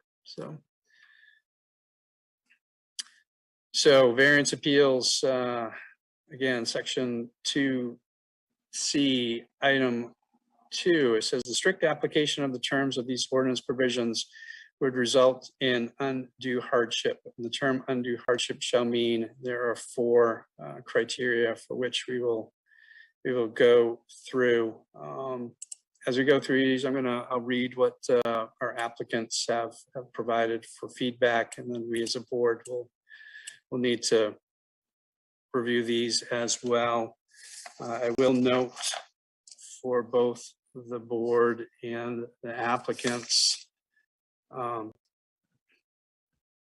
there is a document called Manual for Local Land Use Appeals Boards, and our town attorney has indicated through a workshop, not specific to this appeal, but in general, that this is a document that we can refer to in addition to our ordinances. And in that particular document on page 49, which talks specifically about hardship, it says the Maine Supreme Court has stated in numerous cases that a Board of Appeals must grant zoning variances sparingly.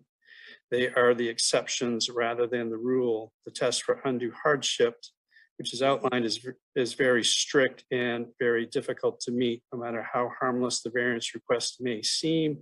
And regardless of whether there is no opposition from neighbors, the board must remember that its decision is governed by the legal requirements for undue hardship and only those requirements. So I just mention that just so that we as a board and the applicants really are all on the same page in what we have to look through here. So the first term of undue hardship is that the land in question cannot yield a reasonable return unless a variance is granted.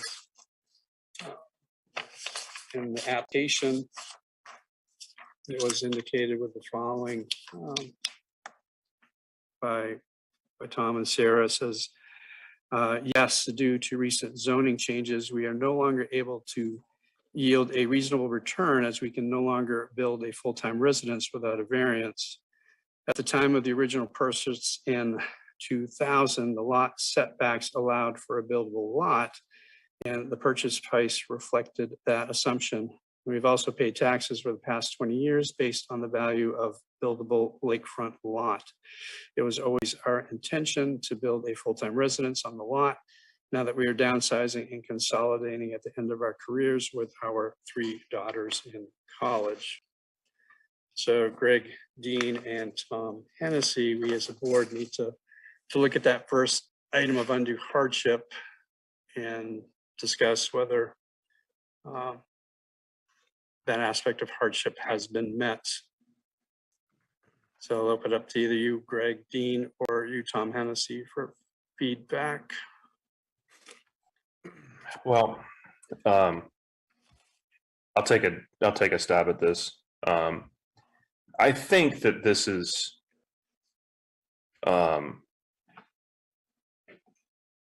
we have the strictest version, right, of what the state allows for a variance here, and I think that we've discussed this with the town attorney, in particular with the reasonable return, and the bar is extraordinarily high. At least that's my understanding. So much so that like fishing and launching a boat and like camping is considered a reasonable return. So I think it's hard to, given the rules we have, unless I'm mistaken, and Alex or Dave or Tom, jump in if you think I'm going off astray here, but based off on the guidance we've been given, it seems that the reasonable return is kind of an unreasonable bar. I don't know how we could actually move forward, given that fishing, launching a boat, camping seem like can all be, accomplished.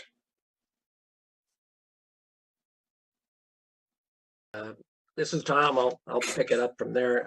I agree with Greg based on all our training to date that the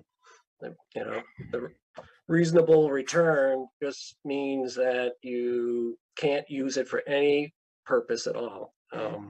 And even in the letter from Sarah, it states that they enjoy winter activities and summer activities. I'm sure Alex can confirm that they're welcome to put in a dock and other limited things on that lot to expand their uses even. But it certainly seems to be, based on what we've been told,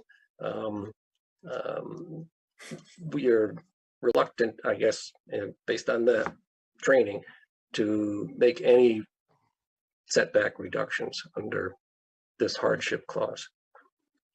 Yeah, sorry, just to take that, I don't, for me, at least my understanding is not reluctancy at all. I think that we have a very narrow, I think a lot of people come in and talk to us thinking that there's a lot of opinion and nuance to, and that's true for some of the stuff, but like a lot of these things we have to interpret, or we have a very narrow window.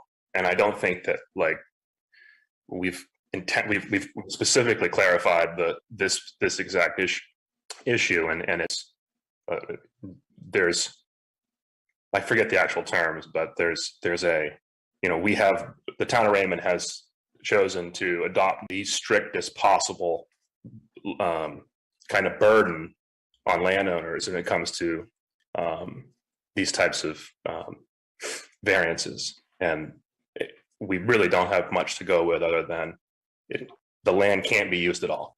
It's not that it can't be used for what you wanted it to do or what you pay taxes for to do, or those are all kind of separate issues. And I really hate to even have to talk about this because it's such a difficult burden to meet. I don't actually see how anybody could meet it.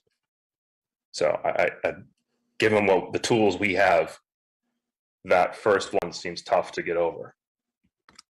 Yeah, Greg, the one I recall from our training is the quote, "The practical loss of all beneficial use of the land." And we are certainly not taking away every possible use of the land.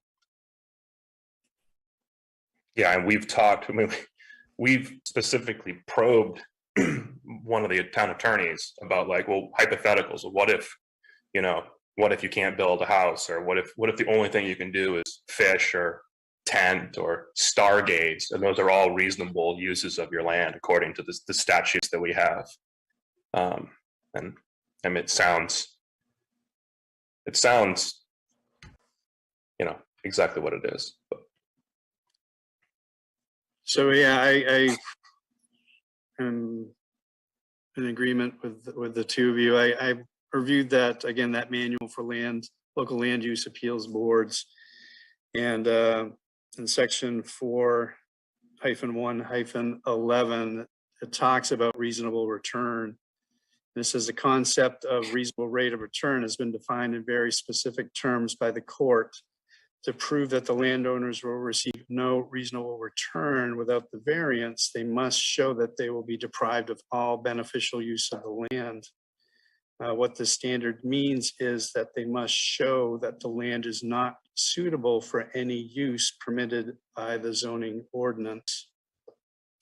And I did, I reviewed the shoreland ordinances, and there's section 14 as a table of land uses. And number 1 on that land use is non-intrusive recreational uses, not requiring structures such as hunting, fishing, and hiking. So if we take, you know, what this manual has indicated, or saying that they must show the land is not suitable for any use permitted by the zoning ordinance. But one of the land uses is non-intensive recreational uses, not requiring structures such as hunting, fishing, and hiking. I would argue that is a use that's permitted and suitable. So. Alex, sorry, David. No, you go ahead. Yeah. Can you clarify? I mean, I mentioned a couple of times, and I don't know if you know off the top of your head, but there is, this is somewhat conjecture, but there is this pragmatic type of variance that the state does allow that Raymond doesn't have in their ordinances. Is that correct? I just want to get on the record about what we're talking about, and how what exactly we're, because I know it's probably disheartening to hear that we're, you know, because you can go fishing, you can't build a house. That's it's a tough spot to be in. So I'm trying to put as much out there as I can about what we've discussed. And I believe there's this pragmatic variance that's a step down that the lay person would think what we could use, but we just can't. So. Yeah, what you're talking about is what's in the land use ordinance, B1C, I believe it is, which allows for a variance where you can go, you can't exceed 20% of the setback, but it's a variance that has all of the same hardship criteria except for, I believe, just removing the reasonable return. We don't have that in the shoreland zoning provisions. One of the things that I've been working on with the attorney, and we'll get into later under code office communications, is possibly amending the ordinance in June to include that in the shoreland zoning provisions. And that may be a nice trade-off if we do get rid of the setback reductions, to put that in the shoreland zoning provisions to give at least one other option. But that's not currently in there, and unfortunately, we can't use it for properties in the shoreland zone because of language in the land use ordinance in the appeal section that specifically says, the shoreland zoning section for appeals applies to properties within the shoreline zone. It doesn't say that exactly. I'm paraphrasing a little bit, but that's the intent. I don't know if that answered your question, but I can, if you have something else. Well, I did. I more, you know, I more just wanted to bring it up just to, so you could talk about it and get it in record, so that there's a little bit more context around. This is, you know, this is somewhat messy, and I feel like they've caught right in between this summer 2021 change, and then they had to, didn't have an existing structure. Okay, well, let's go try to do the variance, and then, you know, it's even we're learning as we go, like the hardship, the reasonable return on the hardship for this variance is like really, really high relative to some other paths that are out there that we can't actually use right now. So, and I think I've kind of covered what I wanted. I wanted to go over it as much as I could, so everybody kind of understands the tools we're using, the tools that we can't use, and we don't have one that permits us to work around this really high bar. And that's kind of all I wanted to add. And I'll just clarify, you know, you do mention tools, but there are ordinances, there are the town laws, so we're kind of restricted to, so, you know, this to them. So in terms of the first undue hardship, I'm just going to take a quick sort of show, well, I won't say show of hands, but you know, in terms of the undue hardship, that the land in question cannot yield a reasonable return unless the variance is granted. Do we believe that this particular undue hardship has been met? Tom, yes or no? Nope. Was that a no, Tom? Nope. Okay. Am I breaking up? No. No, you're good. You're good. Greg, yes or no? No. Yeah, I also say no, that this undue hardship has not been met. For completeness, I think we need to go through the remaining three. The next level of next item of undue hardship is that the need for a variance is due to the unique circumstances of the property and not to the general conditions of the neighborhood. Our applicants have indicated to this particular undue hardship, yes, due to the setback requirements from the lake front and side converging only to allow for a building lot that is 6 feet 6 inches wide. This 1/3 acre lot is typical to the neighborhood in size and dimensions. And they were designed to allow for a house to be easily built within the original setbacks. So in terms of this, where we say the need for variance is due to the unique circumstances of the property, really in the applicant's discussion on that, they're indicating that this type of lot actually is typical to their neighborhood. So this isn't really a unique property lot. And also looking at the lot documents that they provided to us, an aerial view. Certainly we've seen their property highlighted, but all the properties are at least 1, 2, 3, 4, 5. The 5 of which I can see here are similar in size, one of which is currently a vacant lot. So I don't really see that the need for this variance is due to a unique circumstances based on the lot size itself, which is what the applicants are indicating. Although they also indicated that this lot size is also typical for the neighborhood. So it's, at least from my perspective, I do not believe that this level of undue hardship has been met as well, because I don't see that we're really with a unique situation here with regards to the property. But certainly Craig Dean or Tom Hennessy, your insight would be appreciated.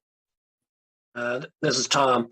Having driven through the neighborhood area, they all seem to be small single-story cottages built, I'm guessing, between the 1940s and the maybe 70s or 80s at the latest. And looking at the tax map, the empty lots are typical of this particular same situation where trying to get a piece of a building built after 100-foot setback is probably the reason no one has built a new house in there in 20 or 30 years. Just my commentary.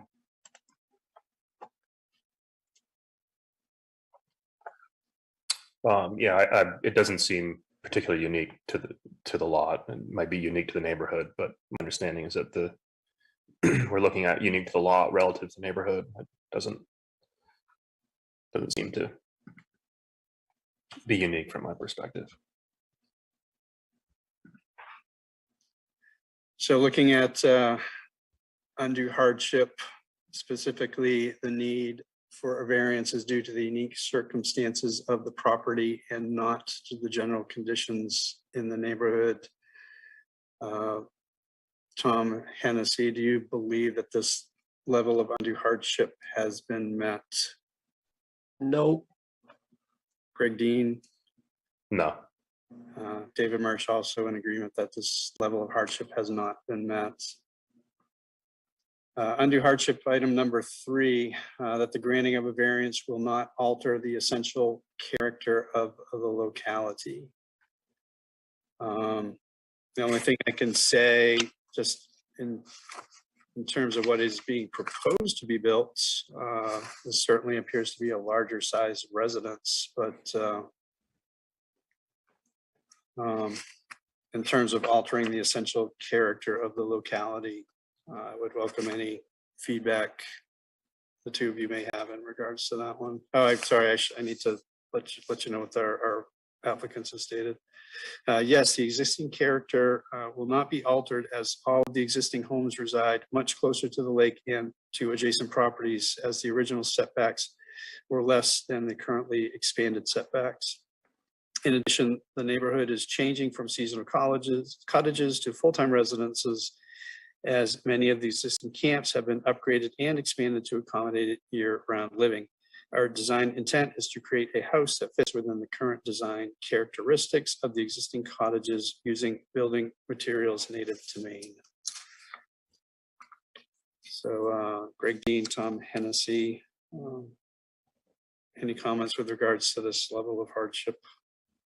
This is Tom. I guess, as I said earlier, most of the houses are built closer to the water. So that apparently was before 100-foot setback was put into place.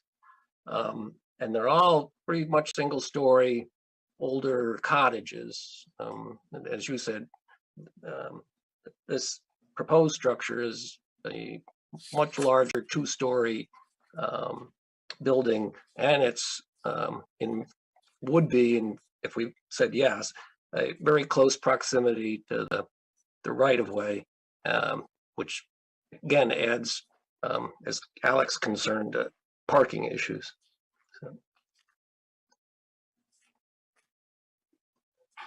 So I do agree that this would create sort of a unique property in terms of the building that's on it, but would granting the variance itself, would that be, you believe, altering the essential character of the locality though? I'm not sure how we look at character. I mean, if there are already year-round residences there, certainly that's not changing. Having driven down there 2 weeks ago, it was Sarah who told me there's really only 2 around people living there, 2 different houses. So yeah, there are a couple, but. Greg Dean? Yeah, I think character is fairly subjective. I don't see the variance changing the character of anything that I can see. So I would go ahead and say it does meet this. Okay. So in terms of undue hardship, item number 3, that the granting of a variance will not alter the essential character of the locality. Tom Hennessy, do you believe this level of undue hardship has been met? I would vote no. Greg Dean? Yes. I, David Murch, would also say yes.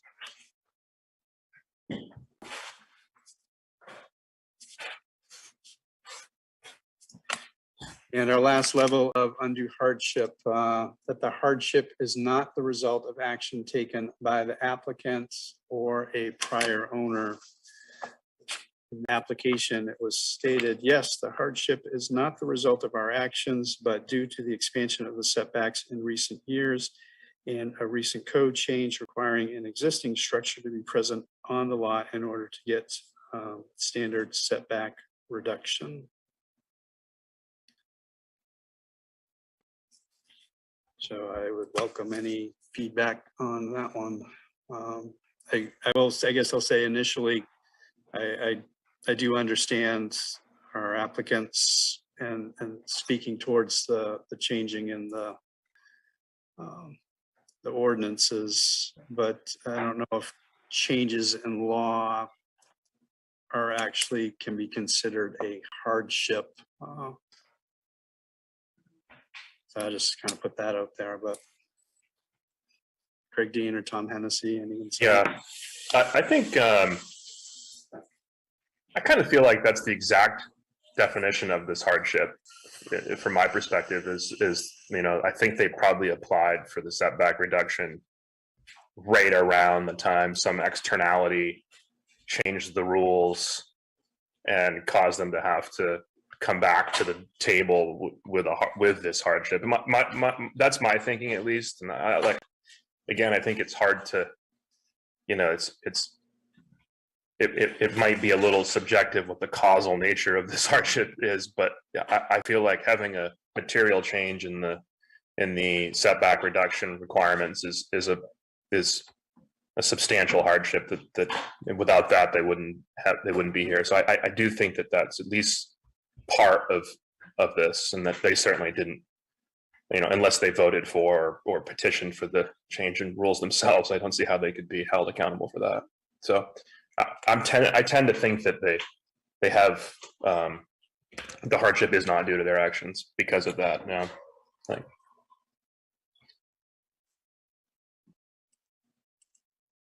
Hennessy, you have any thoughts? I'm just kind of reviewing some of our documents here. I just have a clarification question for Alex. When did the 100 feet from the water line come about in Raymond? That's a good question. It may have been 92. It may have been earlier than that. Not exactly sure. I could look and find out, but just don't know. Now, I had asked Sandy back last summer for a different reason, and she had told me that in the 1994 original edition. So I just was asking you if you knew something different. Yeah, no, I mean that would make sense. There may have been an earlier version of shoreland zoning, or there likely was, but the current version we have was adopted in 94, and that's kind of what we have to go off of. Okay, thanks.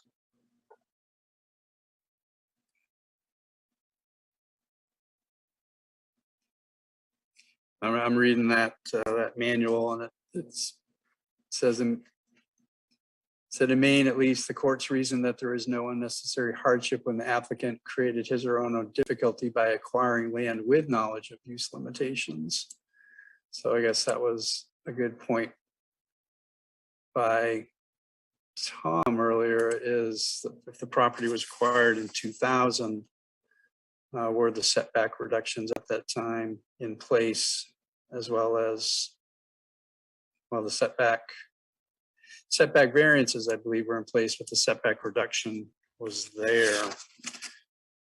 So I guess,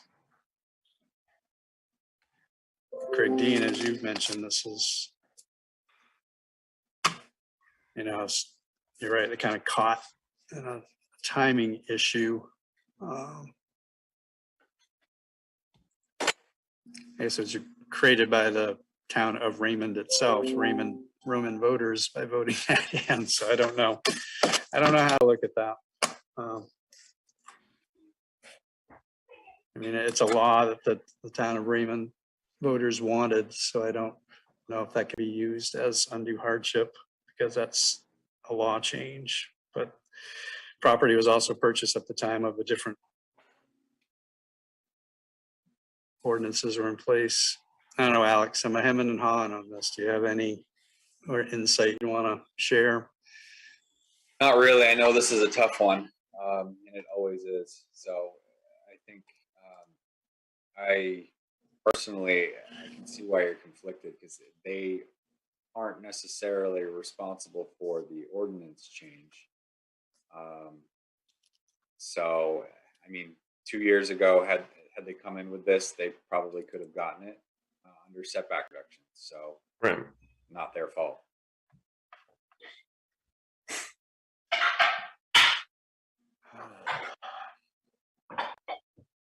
I guess I look at this in terms of, yes, the ordinance has changed, but there was an avenue open to them through us to at least try to make a change in favor of their behalf. So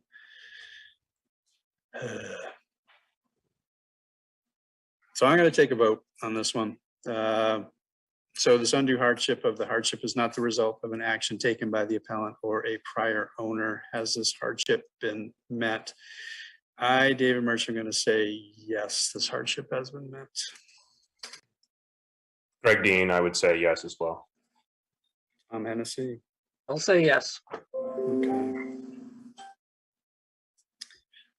So, in reviewing the shoreline ordinances in this particular section, says the strict application of these ordinance provisions would result in undue hardship, and the undue hardship means undue hardship shall mean, and we've gone through the 4 items. But through our initial voting, we've had item number 1, land in question cannot yield a reasonable return unless a variance is granted.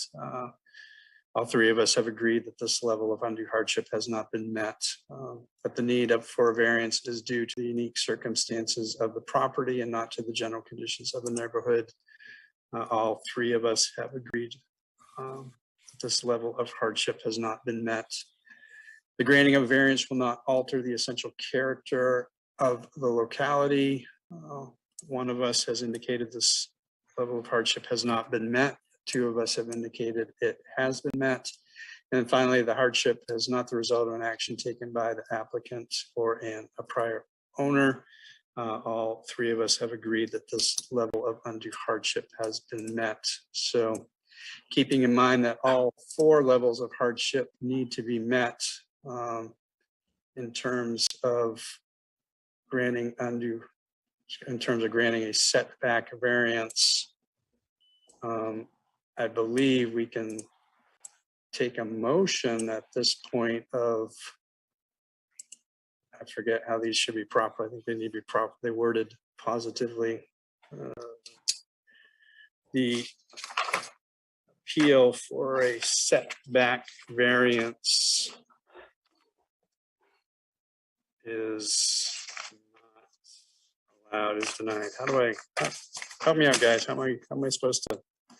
How about the variance will not be granted? Right. So is there a motion for us to not grant the variance for this application? Do I have a motion for that? There's not a motion. We'll rework. Somebody can rephrase it for me. Sorry, it's so the motion to deny the appeal. Yeah. Is that what Deny. I love the word deny. If somebody wants to make a motion, and okay, I'll move to deny the appeal. I wasn't exactly sure what the wording should be. So I wasn't sure either. That's why I was looking for you. Do I have a second on that? I'll second. Okay. So again, a roll call vote. Tom Hennessy, are you in favor of denying the variance request? Yes. Greg Dean, are you in favor of denying the variance request? Yes. David Murch is also indicating yes to denying the variance request. So Matthew and Sarah, based on our ordinances and our review of the shoreline zoning provisions, as well as other legal documents, I'm afraid we're going to have to deny the request for the setback variances. Again, it doesn't prevent you from building. It just unfortunately results in a smaller building envelope. That's all. So, but thank you for bringing that to us. Thank you for your time. Okay, thank you. So next on our agenda, board interview with Fred Miller. Fred, are you with us? I see a Fred. Hi, Fred. And you're on mute.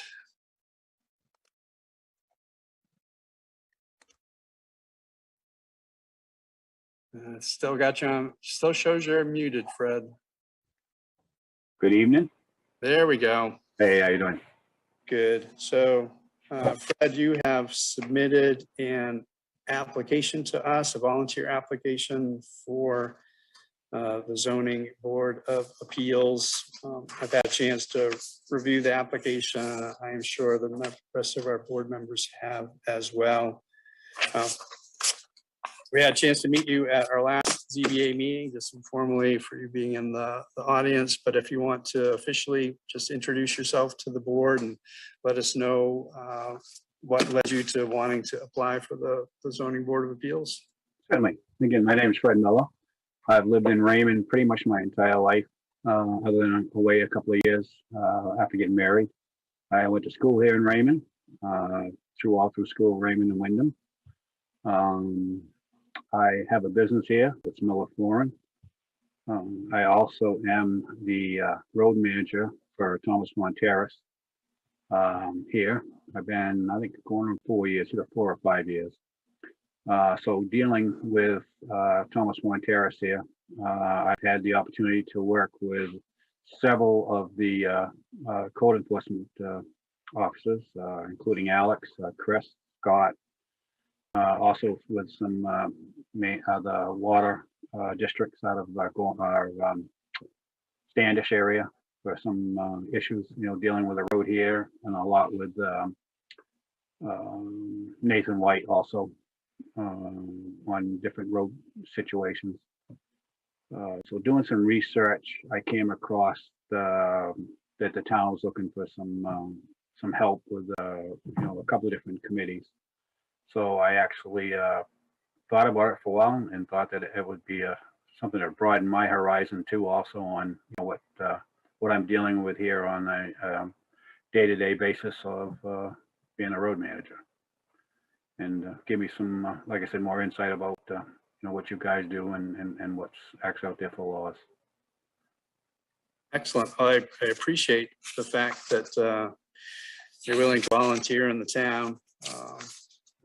We joke about it. There's no pay to this, so it's all done based on people being willing to serve in the community. So I really appreciate that you're willing to do that. I get involved with a lot of voluntary stuff. I don't know, it's a gratification for me to be able to help people and help with different things. Good, thank you. A couple of things to just ask about. We do have meetings, which are always, well, when there's something on the agenda, it will be the last Tuesday of the month. And then site walks are the Saturday, 10 days prior to a meeting. And I'm pretty sure on either the application or somewhere, they say that these ZBA meetings only last an hour. That's typically not been my experience. They typically seem to run 90 minutes to 2 hours. I don't know if that's because I talk too much or what, but do either the site walks or the timings of the meetings or the length of time, is that restrictive to you at all? Is that something that you would be able to attend? Yeah, I could attend them. I mean, again, where I own my own business, I have that flexibility, to be able to do stuff, during the day if it's necessary, if it's needed. So. Okay. And I know it's been asked of potential candidates as well in the past, as as you saw tonight, and you sat in on that workshop a couple of weeks ago, or well, I guess a couple of weeks ago, month ago, with the town attorney. Clearly we have to follow our ordinances as best as we can, and sometimes that's open to interpretation. Again, as best we can, because we don't always have specifics, and those don't always lead to decisions that are, ones that go well, say for the applicant, and just, are you okay with putting yourself in a situation where potentially, it's situations of just coming to a decision that may not make everybody happy? Is that something that you're okay with doing? Mhm. Well, I mean, you're following the rules and the law. So I mean, it's not what your personal feelings is. It's what you have to work with. Exactly, as you guys were talking about earlier. And the same again, like I was at that meeting when the lawyer was there, and I learned a lot about that I didn't really think about being part of what you guys really do. I mean, you got to take your emotions out of that and put, what is available for you to work with, for the right tools, and I can understand where your emotions can kind of get into there a little bit, and I think you have to be able to cut them off and put them aside and go with what you really have to do, and I understand that. So Greg Dean or Tom Hennessy, do you have any questions or comments for Fred? Yeah, I think I have a pretty favorable opinion of Fred already after sitting through the lengthy session with the lawyer, and I mean, you figured out the mute button. I mean, it's all looking good from my perspective. So no real questions. Good to see that you've been volunteering in your community and other facets. So I think thank you for volunteering for the ZBA. You're welcome. Thank you. This is Tom. I guess my only comment is, after withstanding 2 meetings, we haven't scared you off, and you said all the right words about, knowing what a code enforcement officer is. And I think you're already ahead of the game. So. Thank you. So, yeah. So I will go ahead and make a motion that we approve Frederick S. Miller Sr.'s application for the ZBA board, that we recommend him for approval. And I'll second. So we'll have to do all in favor of that. Tom Hennessy, yes or no? In favor. Greg Dean? In favor. David Murch in favor as well. So Fred, I think Sandy may be in touch with you, but I believe the next steps are your application with our recommendation gets sent to the select board. And then I believe the select board at their next meeting that they're available to would then sort of have their own interview with you. And then they would make the final decision as to whether or not you would be on the board. Okay. That is absolutely correct, David. So yeah, I will get this to Sue Look tomorrow. And when she tells me when it's on the select board agenda, I will be in touch with you, Fred. Okay. And I can either do Zoom or in person. So. Yeah, I think they're doing via Zoom now as well, but I'll let you know that as well at the time. Thank you. Okay, well, thank you again, Fred, for volunteering. It's greatly appreciated. Exactly. Thank you. Thanks, nice Fred. to know we'll have another member. Absolutely. Thank you again. Definitely. Okay. Yeah. Thank you. One quick item, which is not in our agenda, but we are doing a Zoom meeting tonight. It seems wise to discuss Zoom meetings and what that looks like for the near future. Sandy, do you have any additional feedback for us outside of what came from Sue Look and saying that the Board of Selectmen is doing Zoom only for now, and the Raymond office is, I don't know, feedback? Yeah, we're back to you know, having everybody that comes in the office wear a mask. And all the boards that I know of, the select board, planning board, and they've gone to just Zoom for now, probably through the winter, possibly longer, because who knows how many more variants we're gonna have. So it kind of makes sense, I think, for this board to go this way as well. I mean, personally, I'm gonna have to be on Zoom for a few meetings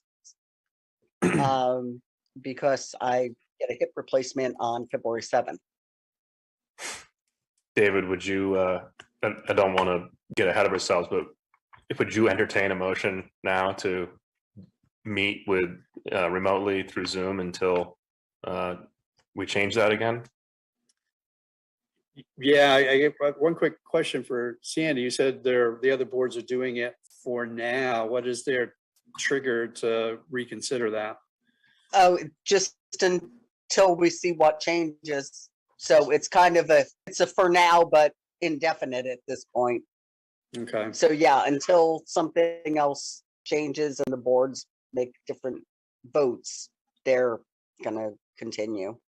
Okay. Is this something we need to like make a motion and vote on, or can we just informally say, yeah, let's just go Zoom for now until things change or something triggers and we decide to make a change? Does anybody know?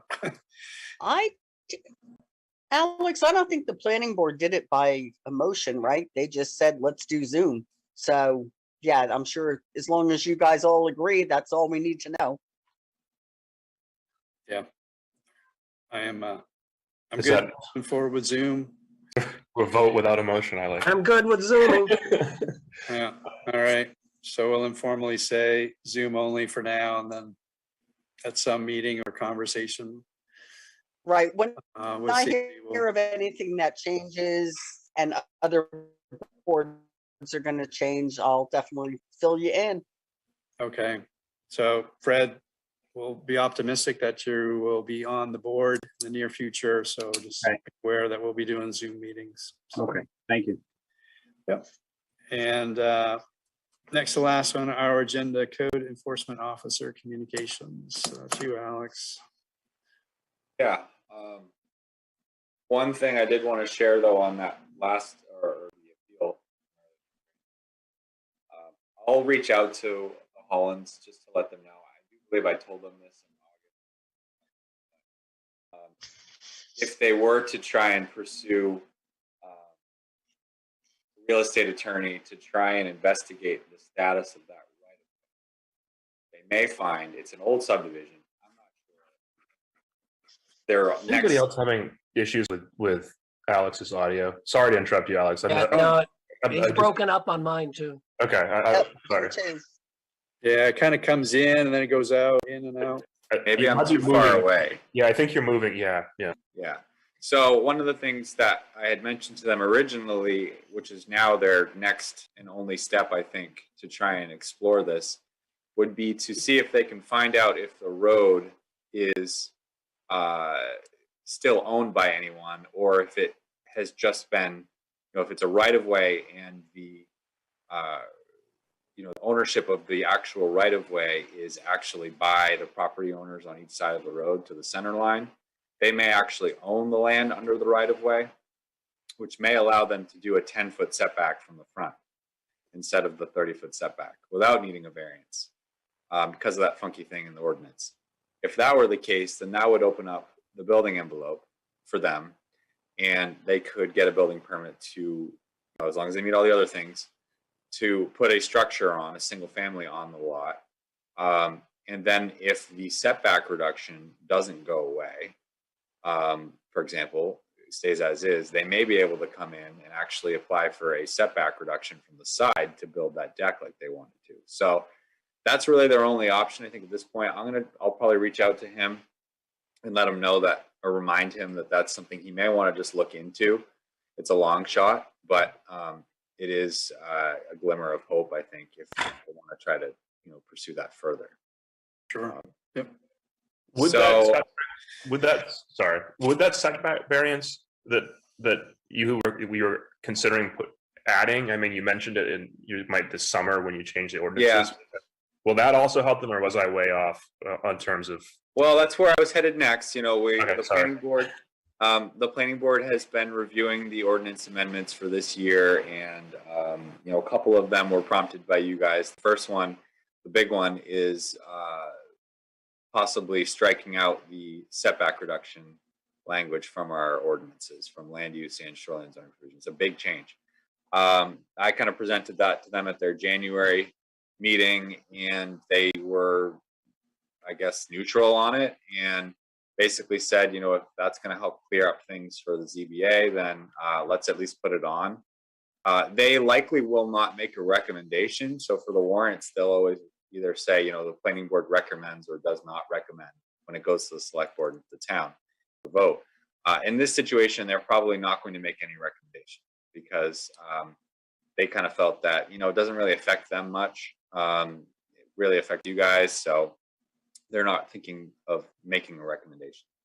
But that will probably go forward. One of the things the attorney and I have been talking about is where the land use ordinance does have that second variance for a single family home, very similar to what these guys are trying to do, just coming in and get a variance to those single family home. You can go down to, or you can reduce the setback by 20%. So you can't do 50% or more, it's got to be 20%. You still have to meet hardship criteria, but you don't have to meet the criteria, the big one, which is the, you know, the property can still yield a reasonable return. The problem is you do still need to meet pretty much all of the other hardship criteria. And I believe you actually voted that you didn't feel it met a couple of those tonight. So I don't know, even if that does get put into the shoreline zoning provisions in June, I don't know that they would be able to get a variance because, you know, I think one of them is still characteristics of the neighborhood, for example, stuff like that. So it's basically just removing that one, you know, bullet from the criteria, which does make it easier. Like you said, it is an easier version of a variance, but it's just for a single family home, you know, for someone to come in and build a house. So I think it does make sense to put that in the shoreline zoning provisions because it is in the land use ordinance. And if we're going to get rid of the setback reductions, it does create another option for people. And then, like you guys had discussed, we'll put something in there to make it clear that the two sections are different and you know, not to be reviewed together, and go with that. And then other than that, you know, they are reviewing the outdoor sales and service item, which we ran into for that conditional use. It sounds like they're in favor of updating that to allow that specific conditional use to be done outdoors. You know, we discussed that here of, is it, you know, for items for outdoor use inside a building, because if that's the case, then it meets conditional uses. But if it's truly outside, then it doesn't meet that conditional use requirement, which it has to be done inside of a building. So it sounds like we're going to put that forward at the planning board level to change the conditional use standards to say that, you know, the restriction that it needs to be in a building doesn't apply for outdoor sales and service, which we'll then also define in the ordinance because there was no definition. So those things are all happening. We have another workshop Thursday night with the planning board to discuss the ordinance amendments. We're up to nine amendments, which really is much more than nine because there's quite a few that are lumped together. But the plan right now, I believe, Sandy, correct me if I'm wrong, I think we're planning on doing a public hearing in March on these. Yeah, this one, the one Thursday night is to allow public comment, but we're not doing the public hearing yet. That's supposed to be then for March.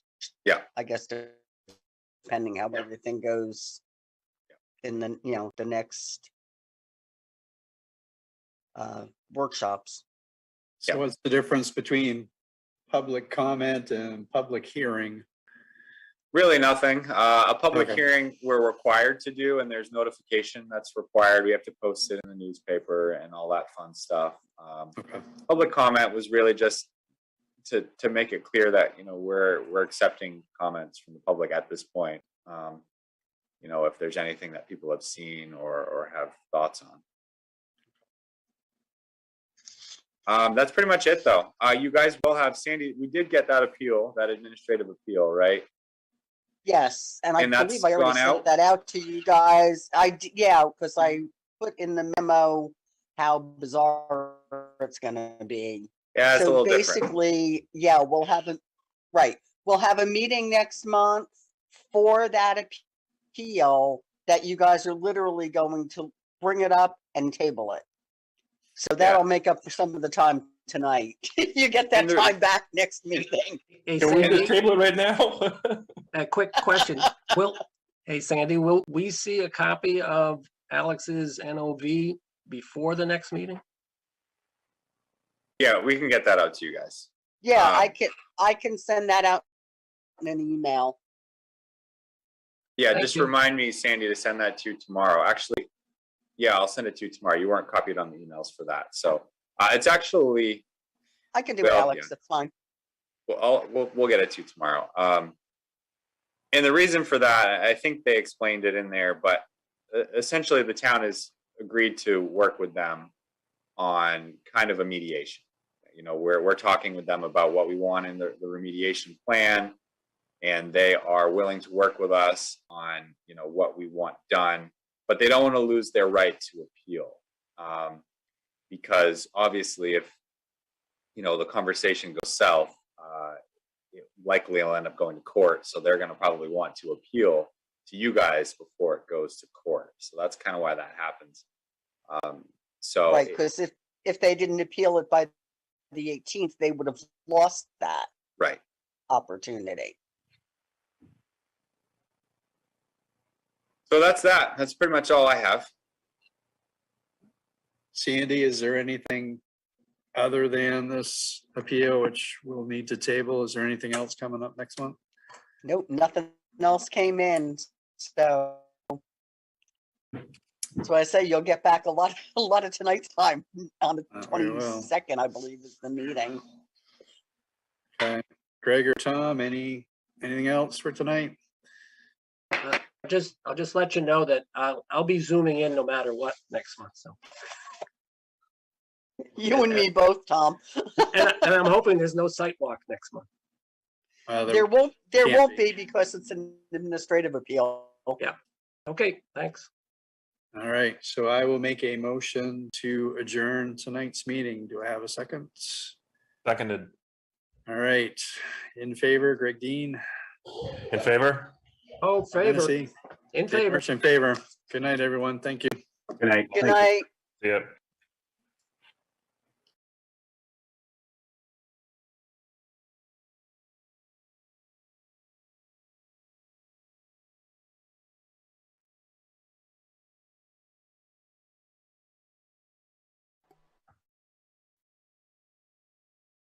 Good evening.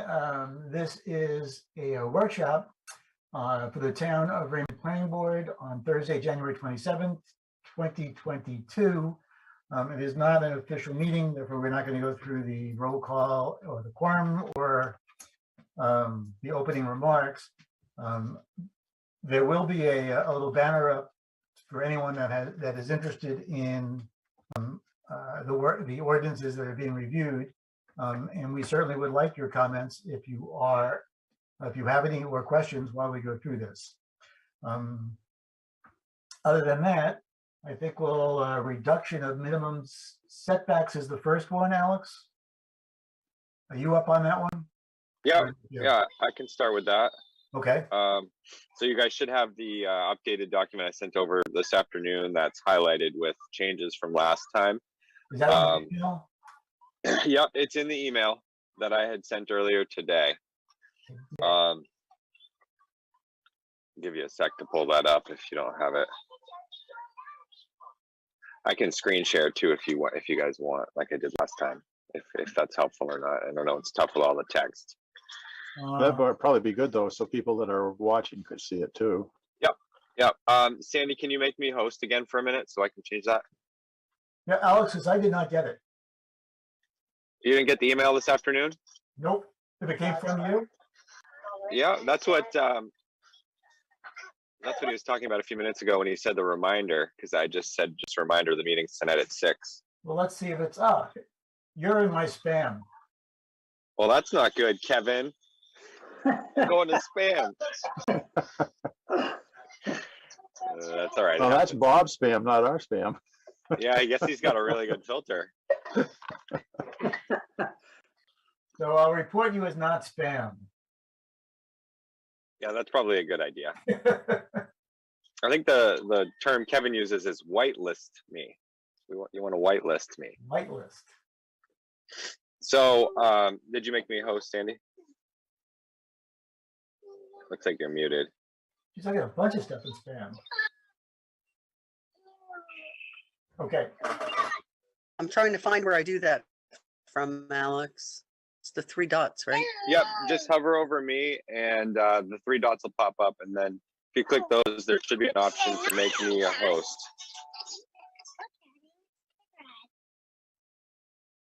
Yep, there it is. I knew it had something to do with the 3 dots. And there you go. You got it. All right.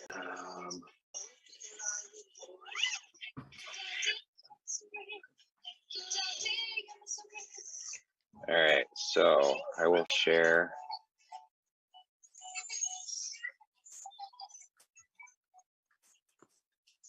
All right, so this is the updated version I sent out today. And we do have David Murch, the chair of the ZBA, here as well. So if we want to hear from him, it looks like he is available. But so I did talk with the town attorney on this proposed change, and one thing that he suggested doing was taking the land use ordinance variance process for a single family dwelling with reduced hardship criteria and actually applying that to the shoreland zone.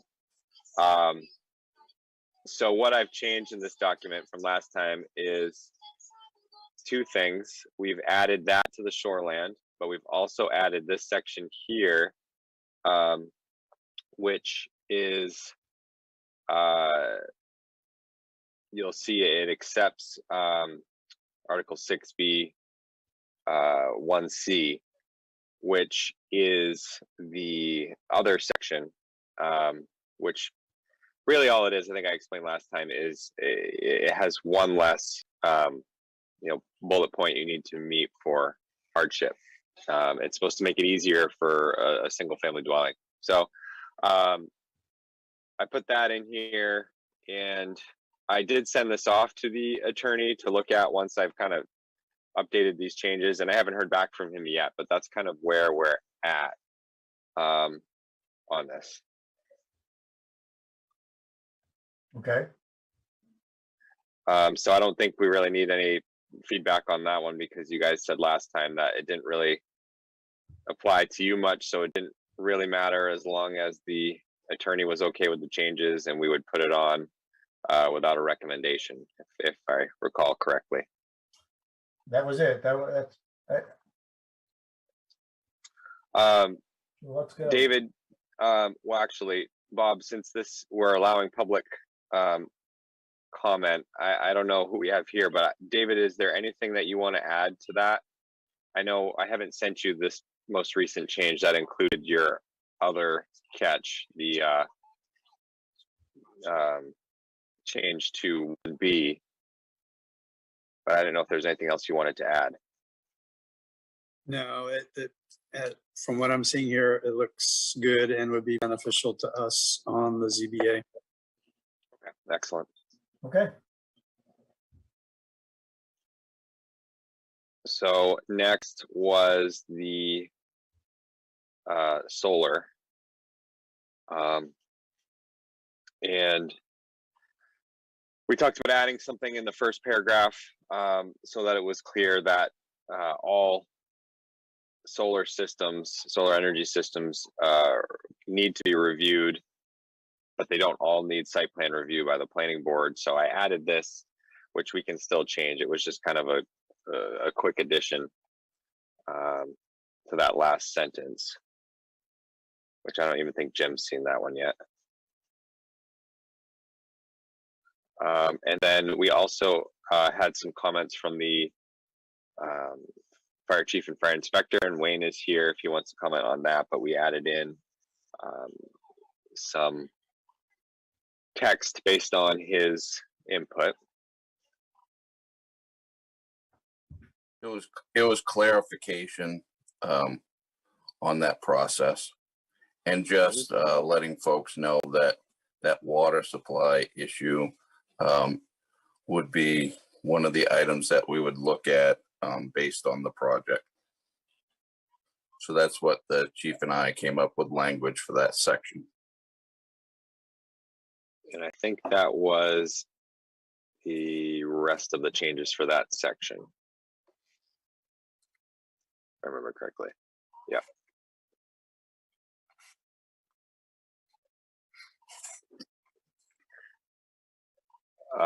Did you guys have anything else that you have seen in that or thoughts on that?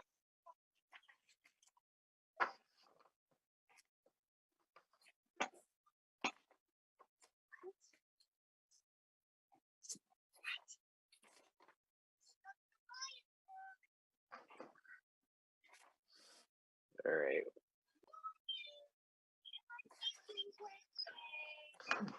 Good.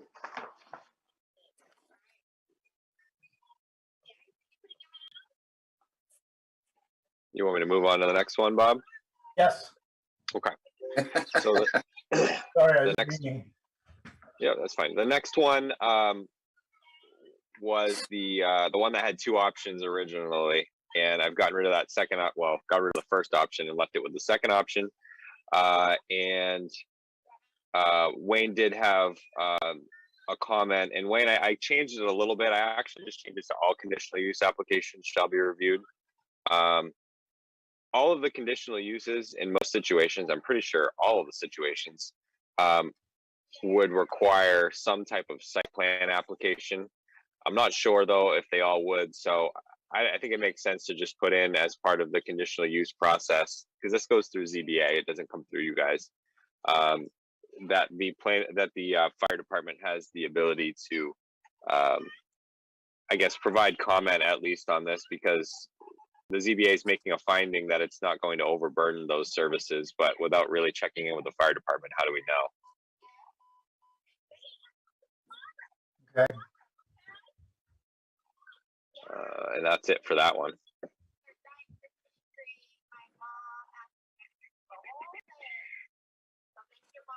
This was the changes to definitions for structure. Mm-hmm. And one of the comments last time was how we handle corner lots. So I did take a stab at adding some language to lot frontage based on the attorney's opinion in 2020, because I did run into this issue in 2020. Yeah, 2020. And there's a section in the ordinance that applies in the commercial zone, and it is the text that I've added down here with the red underline. That's in the ordinance already. So all I did was take that and add it to this. And if anyone has any other thoughts or ideas, I know I mentioned it last time, but some towns use the front line is where your driveway, whichever road that your driveway is on for a corner lot. But since this is already in the ordinance, I just took it and put it into this. And then the only other change that I've made on this one so far is I did add to boundary walls 4 feet or less in height, because that was something I picked up at the last meeting as well.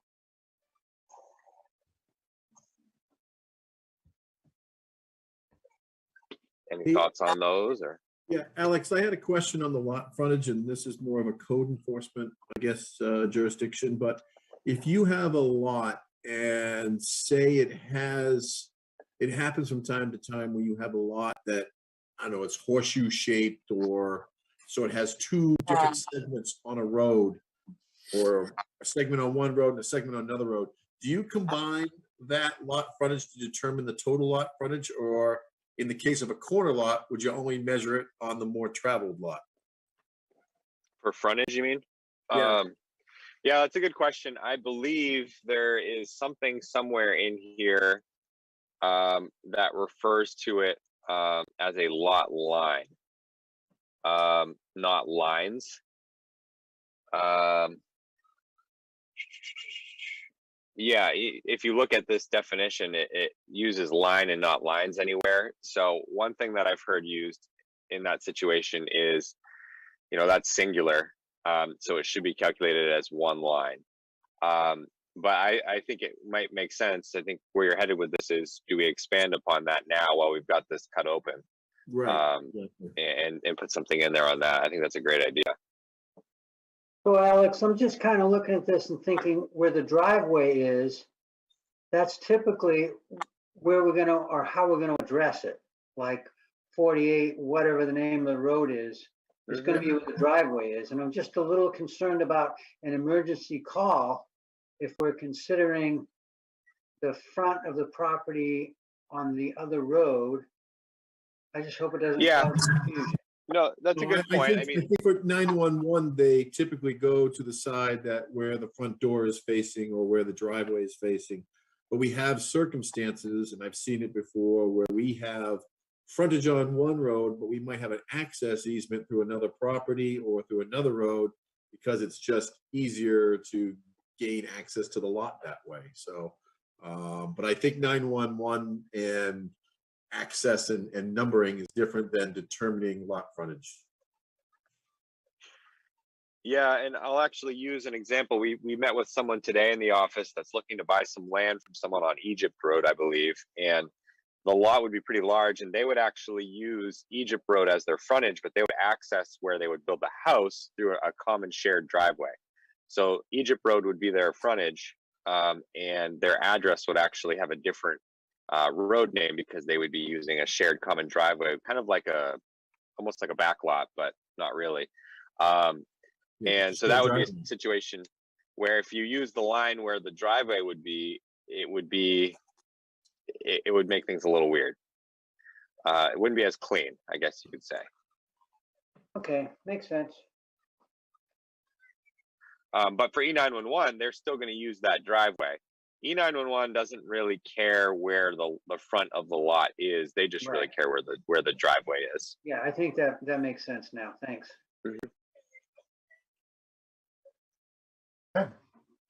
Okay, so Jim, we can look at that and possibly expand on the line versus lines thing. I think that's a good point. It happens from time to time, and when it does, we kind of all go, "Oh, we should have looked at this differently." So we've got it open. We can consider it now. So like on a hammerhead, that comes up a lot. Yep, exactly. Do you count all the edges? This one we've already done. It was an easy one. Can I just for a sec, David Mertz? I can't figure out how to raise my hand here. So I apologize. I just know that from a ZBA perspective, we get a lot of setback requests, and who's going to determine like the front? I recognize that the corner lots, it's going to be whichever is the most heavily traveled, but what if there's some debate about that? It's going to eventually come to us, and they can get more of a setback from one direction than the other. I guess ultimately who makes the decision is what's the front and what's the sides, or what if it changes over time? What if one road becomes busier than the other? 5 years ago it was one road A, and now 5 years later is road B. Good question. I would normally, I defer to the code officer to make that determination, and then that sets, and then I'm serious, but I mean, whether he defers to me, but it's ultimately, his interpretation first, and then if somebody wants to appeal it, obviously they can do that. But I think most of the time it's pretty black and white. I don't think we have too many cases where, because usually it's a private road off a public road. Obviously, the public road is the one there. If you're on a major route 302 or a major route, that's pretty clear.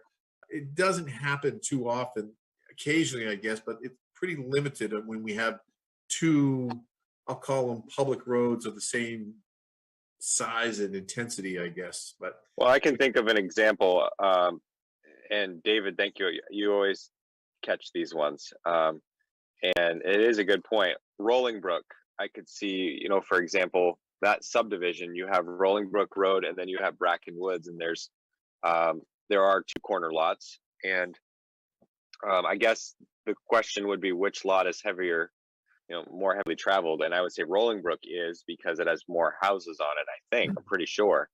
That may be the way you look at it, is just the density of the road compared to Bracken Woods, which is kind of the dead end.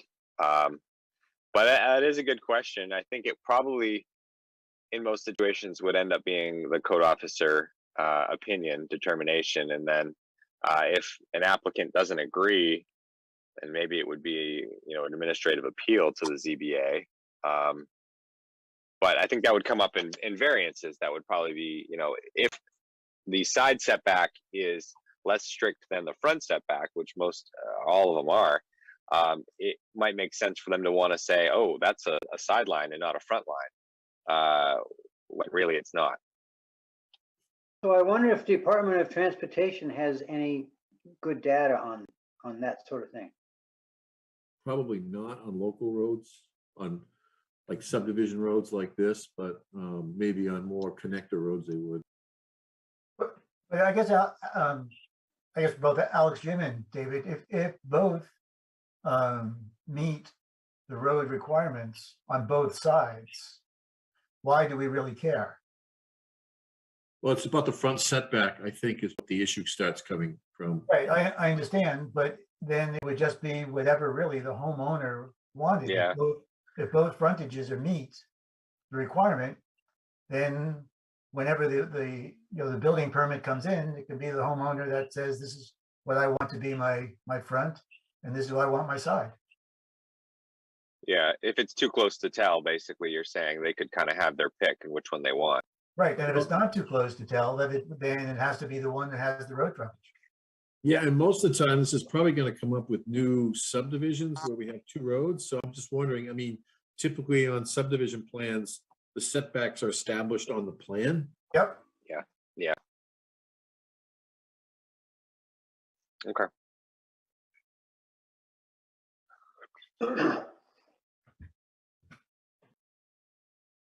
All right, so the next thing, yes, was an easy one. We have already gone through that one.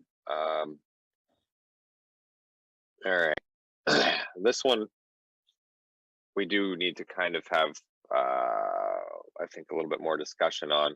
So this is Article 4, and Alex, before you go, do we need to go back there? Do we need to put a sentence in there that basically gives the code enforcement officer the authority to pick when both? Yeah, I mean, we could put something in like that. Yeah. I think that would take care of the issue. Yeah, and maybe we do something like code officer or review authority or whatever, because it might be something where it's a planning board application for a subdivision or something. Right. Okay, yeah, we can add that. Okay. So Article Ooh, 4. Can I just ask another question on that? I'm still thinking that over. And so the logic for the setbacks is what? Is it for safety? Because you're saying it's on the road? What's the logic? Why wouldn't both sides that are on a road be a road? I mean, why would they get the same setbacks? Yeah, where this gets wonky, Kevin, is when we have backlot driveways or private roads that come off a main road. Basically, there's a lot of background noise there. Yeah. What happens is that the private road, then when somebody puts in a private road, we've had several of these happen where they put in a private road, and if you take the front yard setback, it basically makes the corner lot non-conforming if there's an existing house, for one thing, but it also kind of penalizes the front owner if they are conforming. You know, say that they had a lot there and then a private road comes in, it kind of penalizes them for somebody else's development where, you know, it might be 3 lots in there. Big deal. And I don't know what the actual purpose of the front lots is, other than probably just to get these buildings back for public safety purposes. and for visual aesthetics. So that doesn't, I mean, that's kind of not understanding that, there's no real, I like to have the logic of why we Obviously, have different setbacks. First and foremost, it's public safety. So when people pull off the main road, they can pull into their driveway. And if if there was no setbacks, they couldn't pull their car off safely. So the So idea is to leave room for driveways and things. But any road would be safety. I mean, so it's like, 3 people, we don't care if they're not safe, but it's 20 people we care if they're safe. I don't, that's Well, not it's good number of logic. trips. It's the situation you're putting somebody in, because you got a lot of traffic going through. For instance, take like the one we did for up off Raymond Hill. There was that wonky backlot driveway, ended up being a private road. I forgot the name of that one. But in that situation, you've got Raymond Hill Road, which is much busier than this private road. Well, to your point, maybe it should be just the site that the driveway comes off should be the front lot, because that's what we're concerned about, being able to get the vehicles off the road safely so they're not sticking out in the right of way. That's what I'm looking for. Yes, something like that. That would be more logical. Good point. And another point for that would be the driveway generally is where the E911 address would be, for us to be able to see that. So Kevin, what are you thinking that it should be? Well, I think the frontage should be where they want to put the driveway. Well, Right, we got okay. two different things. We got two different things. We have lot frontage and then we have front setback. Right. They're two different things. So lot frontage is, they need a certain amount of frontage on a public way to become a conforming lot. The front setback, maybe you could say it comes off the side where the driveway is located. So why do they, okay, so what determines that? Again, it should be, if they're going to put a driveway in, that should be the side that should have sufficient clearance, the frontage, to be a conforming lot, in my But it mind. doesn't always work that way. You end up with people who are on corner lots, and there's just weird configurations where they might have 50 feet on a side lot, and maybe a corner lot, and they're an L-shaped, flag-shaped lot, where they get the benefit of being on 2 road frontages just to make themselves conforming. Well, maybe we should have something then to say that we need X amount of feet on a public way to have a road in, and that should be, if they conform to that, that's fine. I think we might be digging a little too deep into this, but maybe. The road frontage and then the front setback would correspond, right? So wherever the road frontage is met, that becomes the front with the Yes. front setback. Yes, You know, yep, right? So if you have the road frontage met on 2 sides, then you get to pick your side. But you still have a front setback on the side that you're calling your front. Am I missing something? Well, I thought we were trying to make it, it's a safety issue. So as long as they have, the front of the lot becomes where the road goes in, and then that has to have the enough setback and distance to be safe. Right, I see. So, so what you're saying is the driveway has to be on the front of the house, on the front setback. But you If it couldn't really, right? If it qualifies, right, it has to be Yeah. on a qualifying safe side. Yeah, that makes sense. I think that's what it says. Well, yeah, but it appears to be, if you had enough frontage on one side and you didn't have enough frontage on the other side, the lot would be qualifying. You could still put your driveway on the unqualified side, just as long as you're meeting the setbacks, which doesn't make it safe. Oh, I see what you're saying. Yeah, it sounds like we're back to having the frontage, both the frontage and the front setback be on the same line as where the driveway goes in. Correct. Is that what you mean, Kevin? I think that makes it more logical and safe.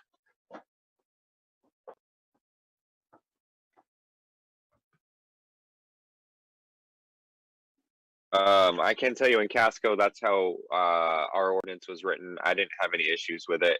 Occasionally, you'd have some funky situations arise, but you know, it worked okay there. Yeah, I so mean, in that case, in the scenario we're working with, then a corner lot would just have two frontages, two front setbacks. Only the one that the one they choose, if it qualifies, would become the front setback. Yeah, but if it didn't, if they have to use both, then they have to use the front setback from both. Right.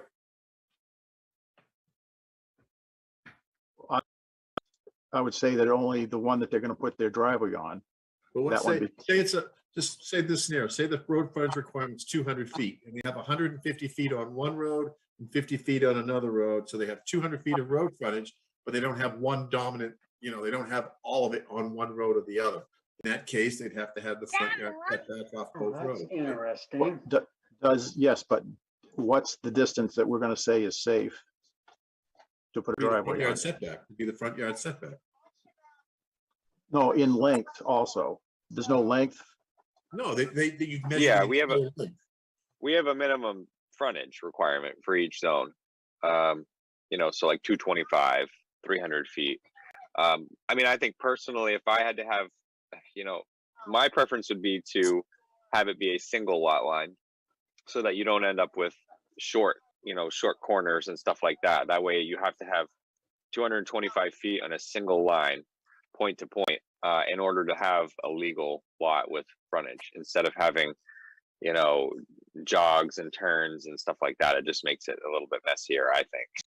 Yeah, I think I agree with that. I think having a corner lot where the example Jim just stated, where you have 150 feet on one line and then 90-degree angle following the other road, 50 feet, to me, they don't have enough frontage. To me, they need that 200 feet that goes as a straight line on one side or the other. I don't, I do a lot of plan development. I don't necessarily agree with that because we have a lot of roads with curves on them. And we always use the curved frontage on those lots for the lot line. They're long curves. I mean, they're just slight bends, but they're still curved. They're not a straight line. Well, I think that I misspoke. I didn't mean it has to be a perfectly straight line, but it has to be a line that is abutting one road. You mean rather than being able to. A continuous line, basically.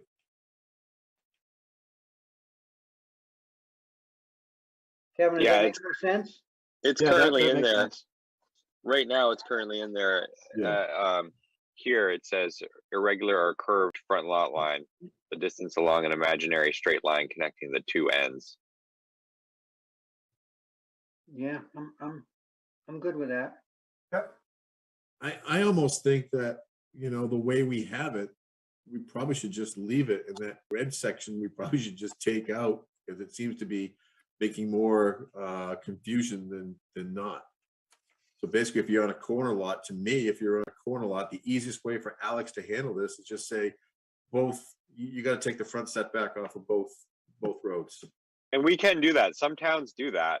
Then we probably would need to find where it says this in the ordinance and strike it out and change it to requiring the front setback on both, unless we want to keep that just for the commercial zone, our commercial district, so that they don't have to meet the front on the side, because the intent with the commercial district is smaller lots with no setbacks, which I don't even think we have a front setback. So it might not really be a big deal, but We go in the commercial zone. yeah, so I don't know why it's somewhere in the commercial district standards, I believe, from what I can remember Phil saying, but I can look at that and we'll figure something out. Right. All right, Right, so move we'll on. we'll work on that one a little. Okay, so yeah, we're back to Article 4 again. So this is the one where we need to decide of the new uses we've created where you want to allow them. And do we want to make either of them conditional uses or just have them be permitted uses through the planning board?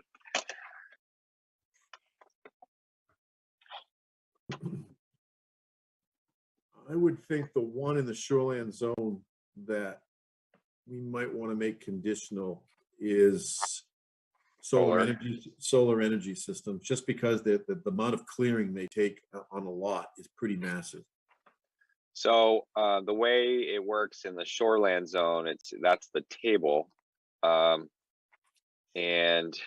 I don't believe we have it set up for conditional uses. You have no. It's all planning board. All planning board. But it goes to planning board. Right. They don't have conditional uses in the shoreline zone, right, for uses? As far as I know off the top of my head, I just know this is the way it's set up. Yep. No, then I would say keep it in planning board. That way they can determine all the factors that go into the clearing and everything, because they still have to fall, right? If they put a solar system in the shoreline zone, they still have to fall under the same categories as cleared lands and impervious surfaces and all that. Yeah, it would still need to meet the requirements of the district. So, yeah, you would still need to follow that. That in itself is going to make it difficult if somebody has a really massive shoreline zoning lot. Yeah, right, exactly. So, village residential, and what I did is I just put them both in all of them. And if there are some where you guys don't want to allow, we can take them out.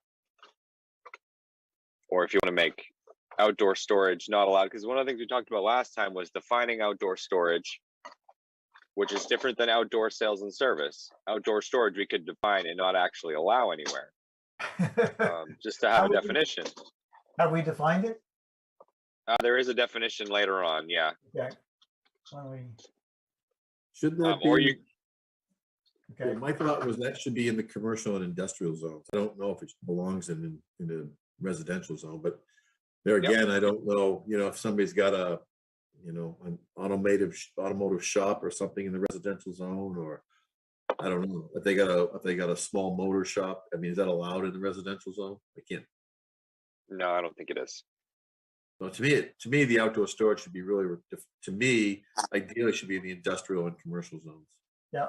Yeah, I agree with that. That makes sense. Okay. And solar energy systems for rural and village residential. Yep. Yeah, I don't see that's okay. Yep. Okay. So that's those two. And then we have rural residential. Yep. Same thing. We'll strike out outdoor storage. Yep. And then commercial. Yep. Allow both. Do you want to allow both, or do you want to put outdoor storage as a conditional use? Oh, that could be up to the board. What do we have now?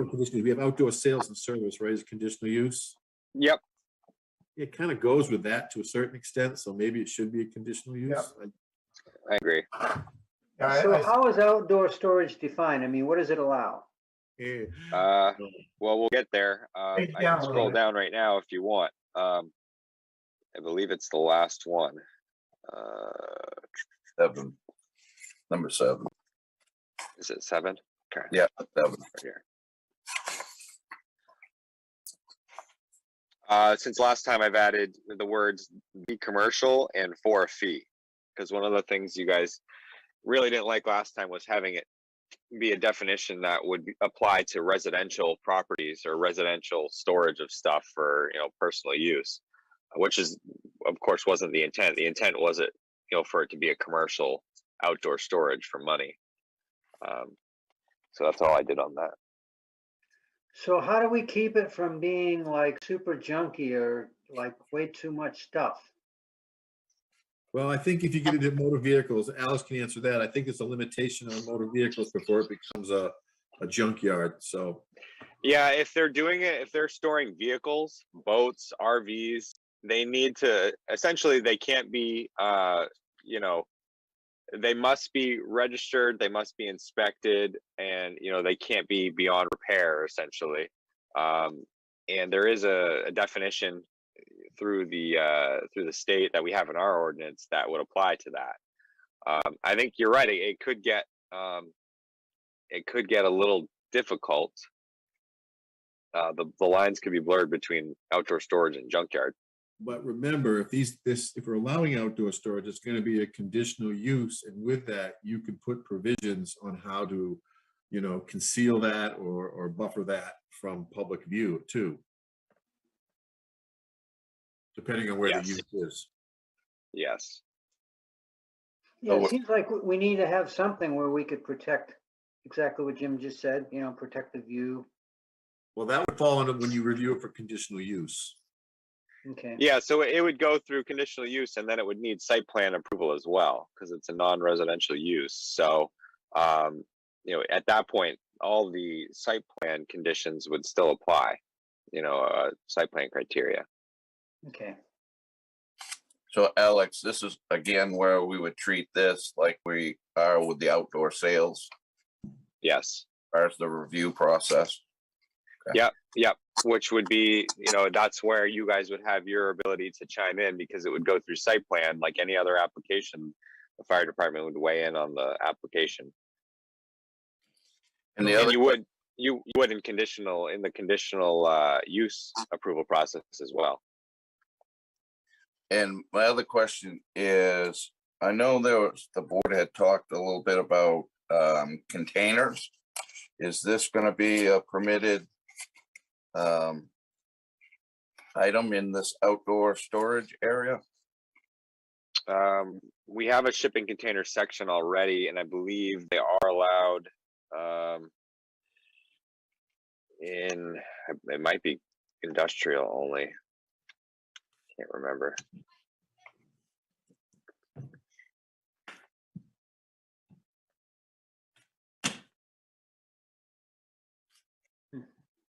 Shipping containers, not permitted in a residential zoning district. It's subject to site plan review. I mean, I don't know. I don't think, just based on the definition that we have, I don't know that I would necessarily say that could include shipping containers, but I suppose We haven't excluded them either. Yeah, that's a good point. Might be a good idea to do something like that. Just if I could chime in from a ZBA perspective, I see temporary structures, so I would I would look at that as a shipping container. Yep. Oh, okay. So does a shipping container become not a shipping container if it has a permanent foundation? Yeah, there's actually a provision under shipping containers that a property owner may apply for a shipping container permit to temporarily locate a single shipping container on the lot in a residential zoning district for a period not to exceed 6 months. Well, I guess my question is, if you put it on a permanent foundation, is it then not considered a shipping container? You mean, so if somebody builds a shop or something and it has all the siding and it looks just like a shipping container, but it's on a permanent foundation, if it's structurally, yeah, you know what I'm getting at? If somebody puts a shipping container, makes it permanent, does that not fall under those regulations? like foundation, I would think it would be an accessory structure at that point. And then it becomes a small home.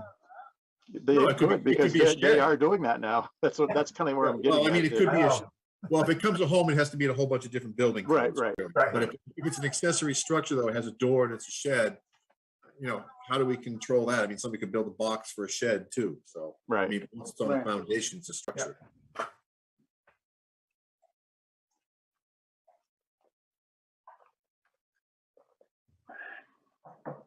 Luckily, we haven't had a lot of applications yet for container buildings, but I have personally worked on one. So you have worked on one? Yeah, it was out on an island, and the gentleman made it into an art studio. Oh. He'd been better off if he stick built it, because what it cost to put it in was pretty amazing. Wow. It was just getting it to the island and then getting it up a hill and moving it in place and getting it on a foundation. It was a lot of work. All right, so where are we? We're okay with the definition. We're okay with where we're putting them. Yeah, and I have to, Alex, I like the additions you added to the outdoor storage for commercial and for fee. I think that really kind of channels it down to what we were looking for before.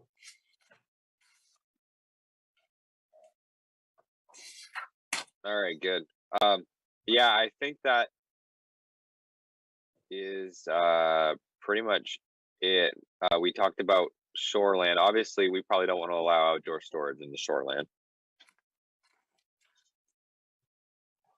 Well, we gotta be careful. What what do you do with marinas or boat sales? Well, it would be considered a marina. The marina definition does include storage of boats and trailers. So, and that's how this all came about, was because a marina wanted to expand into the commercial zone, and they couldn't. It wasn't allowed. So if it's marine related, then it falls on the marina. Yeah. I don't think we have many scenarios of that happening anyway.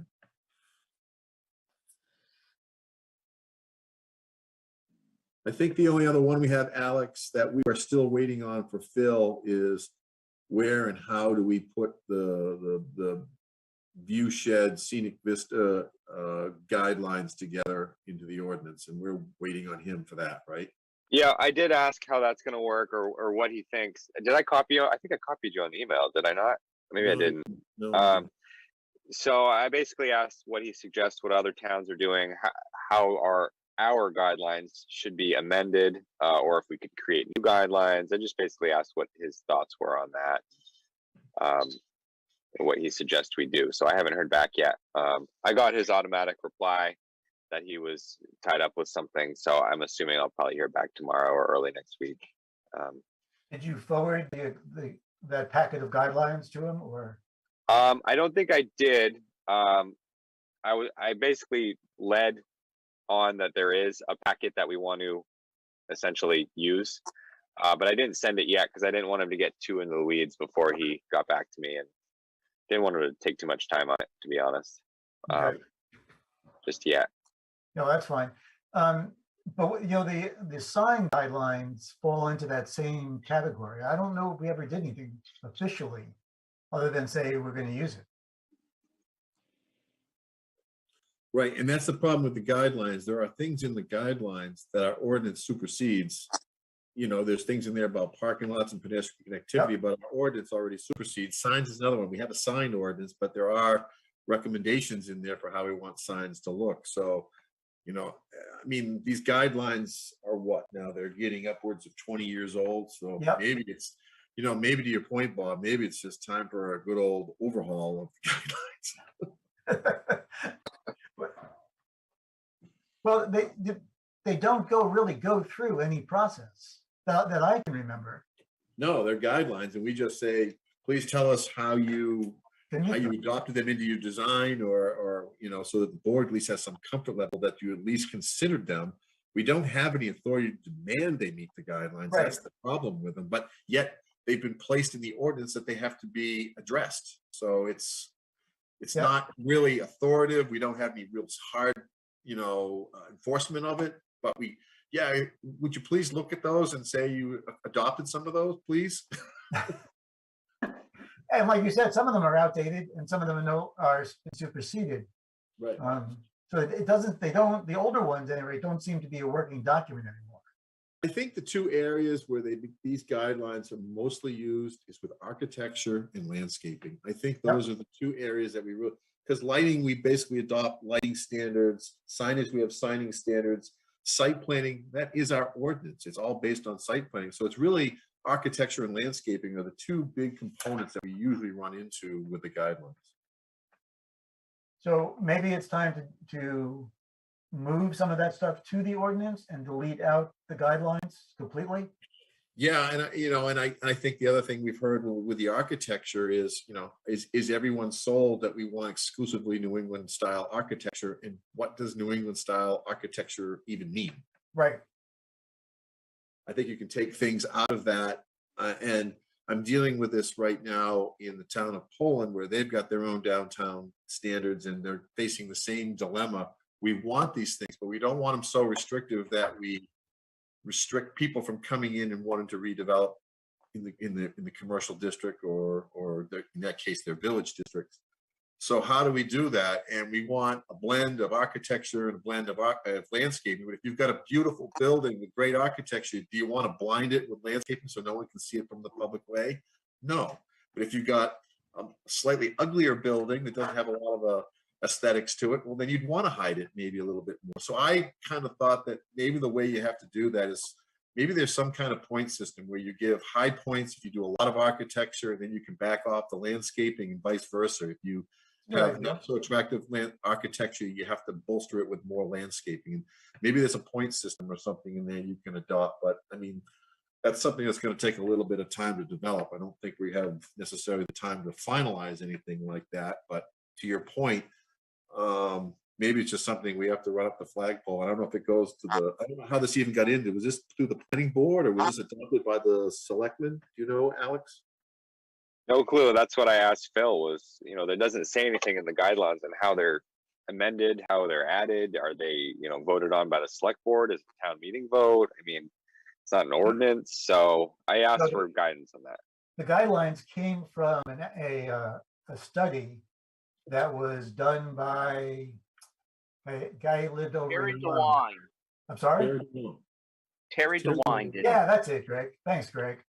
Oh, I remember it all well. It was not meant to have teeth. It's the way it was. So it's the way it was meant to be. We sat through hours and hours of those presentations, and the end result was a packet that we just said we'd accept this as guidelines. All right, is my understanding correct, Greg? My memory? Yes. Yeah.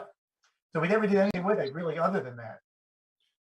And that's fine. But I think the problem is that we've got it inserted into it is referenced into our ordinance. So right.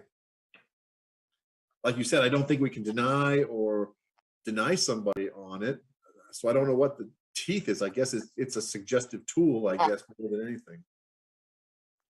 Well, so should we remove that portion from the ordinance then? I mean, we don't use it. Do we really use it at all? When we're in the commercial zone, I always make people, as painstaking as it is, I make them at least address a narrative of how they considered this document. And that's more of a CYA because it's in our ordinance. Correct. I mean, So I'll let you.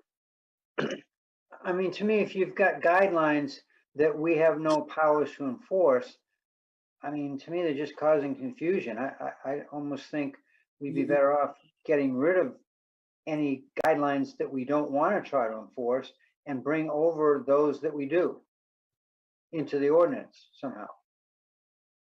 Not tonight, but well, someday. no, but we certainly could do a very quick ordinance that just removes that from our ordinance, that frees us up from sending people to look at things that they don't really need to pay any attention to. Does that make sense? Yeah. Is it that easy? I think it's that easy. I mean, it's not in too many places in our ordinance. I think it's only under site plan review for those in the commercial district. Because other than the presentations, that the planning board sat through, nobody else has really said yay or nay on any of those things. So I'm wondering if we really should even have it in the ordinance, if we without officially being adopted. I guess is what I'm saying. Does that make sense? It could be just another, recommended packet that could, be available at the town office as suggestions for people, who are interested in how we want to do it. But at the same token, like I just said, the architecture says it has to be New England style. And I think that's always a problem with this board and other boards that, don't want to be handcuffed to being to one type of architecture. And could we just do the same thing with the site guidelines? And just have them available as a supplemental piece of information. Right.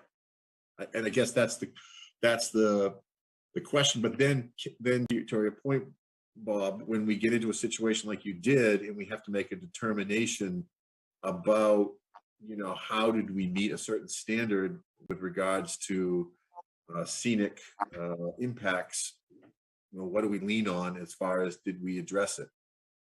Well, isn't this something the comprehensive plan should address? And then depending on what that comes out of that, that gives what the community really wants. And then you would either include it in ordinances that we develop or not.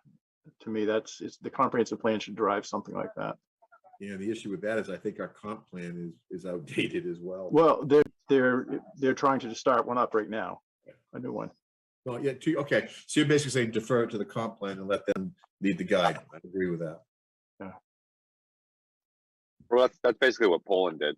It came about, their current study of it came about during their comp plan. So you're kind of the same process. Okay, Yeah, I like that. that makes sense. Well, I'll let you know at least what Phil says on that. Maybe he'll come back with a little bit more information. He seems to have a lot of the history on our older documents and stuff. So I'll let you know there.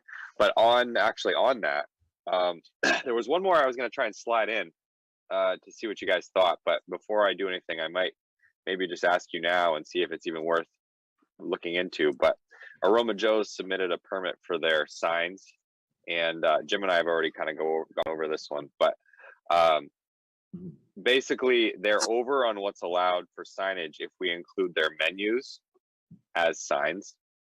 And originally when I looked at it, I felt my opinion based on the definition was that the menus should be considered signs. Jim disagreed, as did Chris.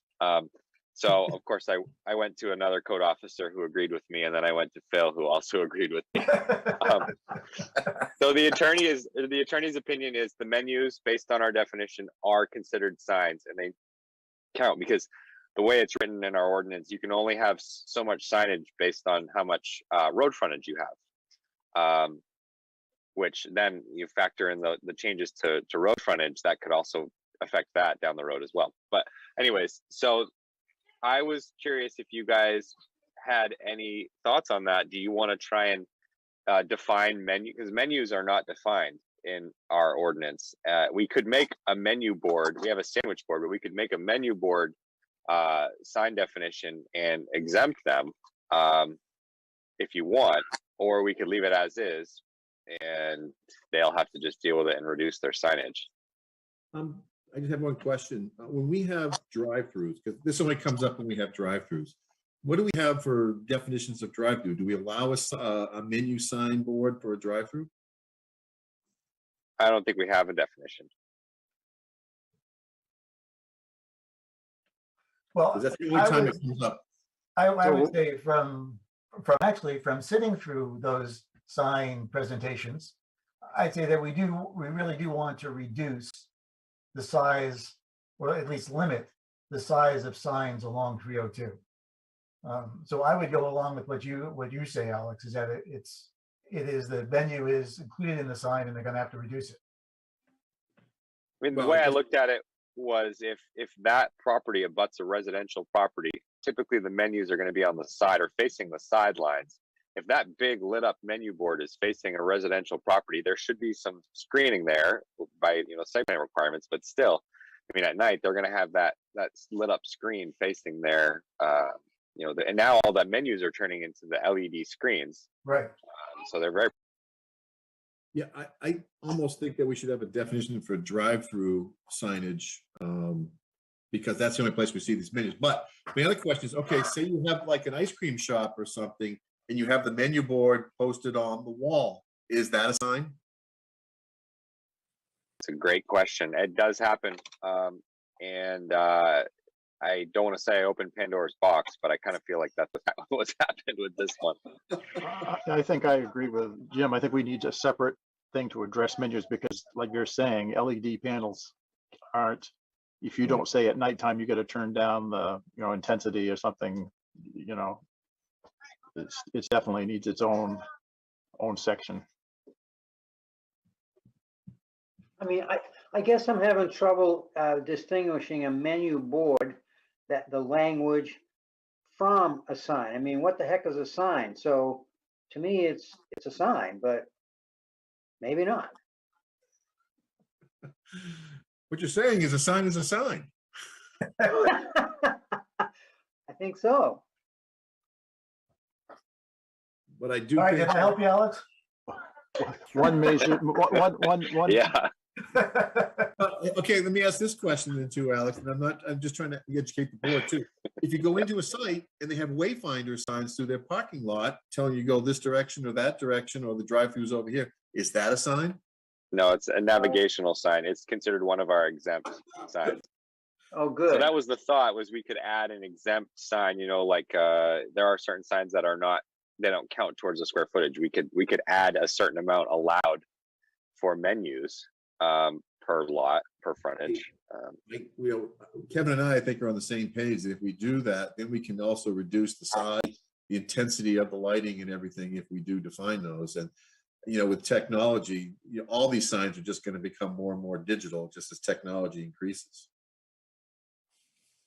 Okay, so I'll keep working on that. I don't know if that's one that's going to happen for next meeting. It might end up being next year, but I'll work on that some more. Okay. Let's see, timeline. Do we have anything else for tonight? We've done those. So we have the planning board on the 9th. Will we have, will we be up to having them all finalized by then? February 9th? Yeah, I think that should be fine. Okay. Then, you know, we were looking at a public hearing. What do we have coming up in the works? Do we have lots? You have Raymond Hills coming back. Right. And I think that's it. So do you think, as it looks right now, we can just do the public hearing on March 9th? On the planning board night? Yeah. Is 'Cause that? I don't know if Raymond Hills will think be so. coming back. I don't know if Raymond Hills will be coming back. They're coming in February, but I don't know if they'll be coming back in March. Okay. And you haven't heard anything else in the works?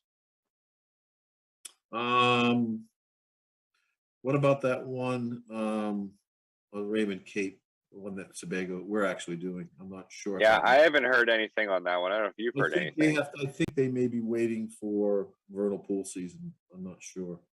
I know you mentioned that they have a new project engineer or whatever.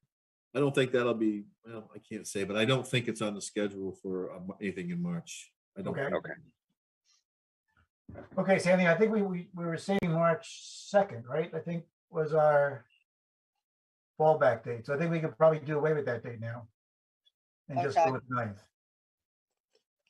Okay, we'll do the public hearing March 9th. Yep. Got it. All right, any other business? Yeah, I got one question, pretty much more for the board, but Jim and Alex, you're certainly welcome to chime in.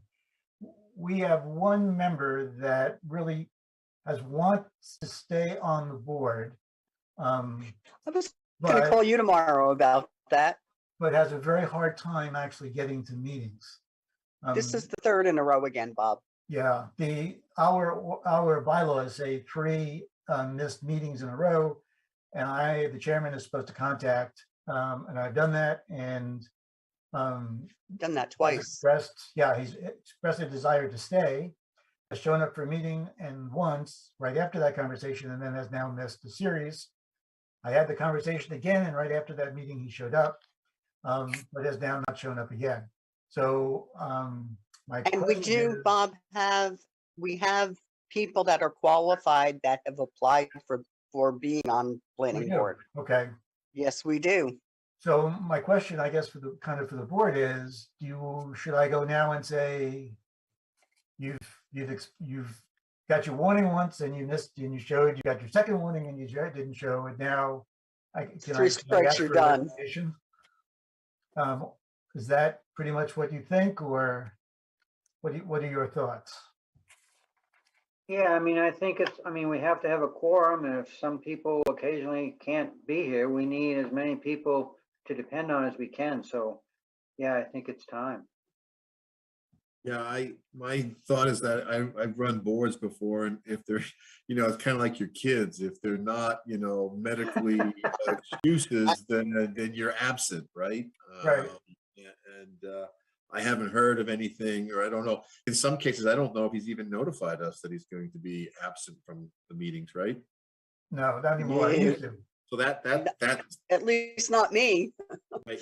So unfortunately, that does kind of imply a certain level of interest or responsibility, I guess. Okay. Kevin or Greg, do you have anything that you okay? I mean, I'm kind of sorry that somebody, wouldn't show up, and it would be nice to have his participation, especially since we have Zoom now. It makes it fairly easy to do that. So I would think he'd want to try to make it to those meetings. Okay. Then I'll get back in contact with him again. Yeah, I just think as any board member, if you're not going to be present at a meeting, I think it is a responsibility of you to inform the town or somebody, because you are relied on in the case that for a quorum, and if you're not there, it may jeopardize a quorum. So I think if you're not going to be attending a meeting, it's your responsibility to make sure that the town is notified in advance, because it costs the town money and then potentially applicants money Right. beyond Especially the if we don't have a whole quorum, process. right? Yeah. Okay, so on that note, on the March 9th meeting, I will not be in town, but I do intend to Zoom. But I'm not sure of my internet connection where I will be. So Ed is on standby to run the meeting. So if the meeting starts and you don't see my face, it probably means I don't have an internet connection strong enough to make the connection. Support it, yeah. Yeah, to coordinate, okay? So We'll just get you on a bicycle machine so you can.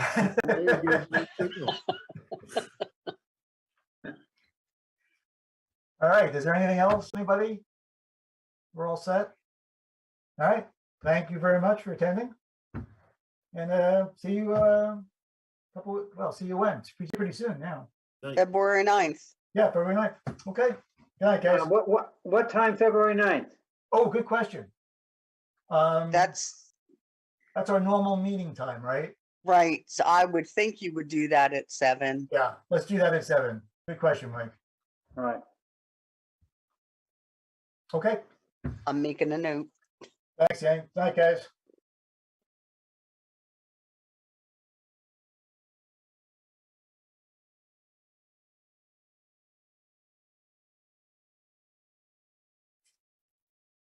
Good evening and welcome to the select board meeting. Today is February 8th and everybody is here tonight. That's great. Do we have to do that, Rolf or Joe, where we call everybody out to say who's here? Since it's No. Zoom? No? All right. All right. Can I have a motion to approve the minutes of January 11th? So moved. Second. All in favor? Aye. And Lonnie is abstained because he wasn't here. All right, new business, consideration of Sebago Lake Region Chamber of Commerce Regional Marketing Campaign Proposal. That would be Robin. I thought I just saw her. Oh, there she is. I'm just unmuting and putting my picture up there and all that fun stuff. So first of all, thank you guys for having me tonight. I really appreciate it. I am the executive director of the Sebago Lakes Region Chamber of Commerce. And we are supporting the following 8 towns, just so that people know. Sometimes people don't know what towns the Sebago Lakes region covers, but we cover Casco, Gray, Naples, New Gloucester, Raymond, Sebago, Standish, and Wyndham. And we have gone to each of those 8 towns. Actually, we've gone to 6 of those towns. We're doing you guys tonight, and next week we're going to Standish. And we've asked each of those towns for 1% of their ARPA funds to create and implement a extensive marketing campaign for the region. As most of you know, if somebody comes to the region, they're not usually staying just in one town. If they come to Raymond, there's lots of things that they could do in Gray or Casco or Naples. So as a chamber, we really want to be able to tout the entire region and all of the things that there are to do. Originally, when we put this together, we thought we would do an app for the region, but in doing some investigation of folks that do use apps, other chambers that use them, it's not a lot of people will download an app for one specific chamber. So what we've decided to do instead is to do a QR code. So those funny little codes that you see different places. So we're going to have a QR code that will bring people to our website. And when they come to the website, we're working with a web designer to have a robust website that gives people things that they can do in the region, whether it's skiing or hiking or going to beaches. And we're hoping that all 8 towns do participate, because we do want to be able to market the entire region.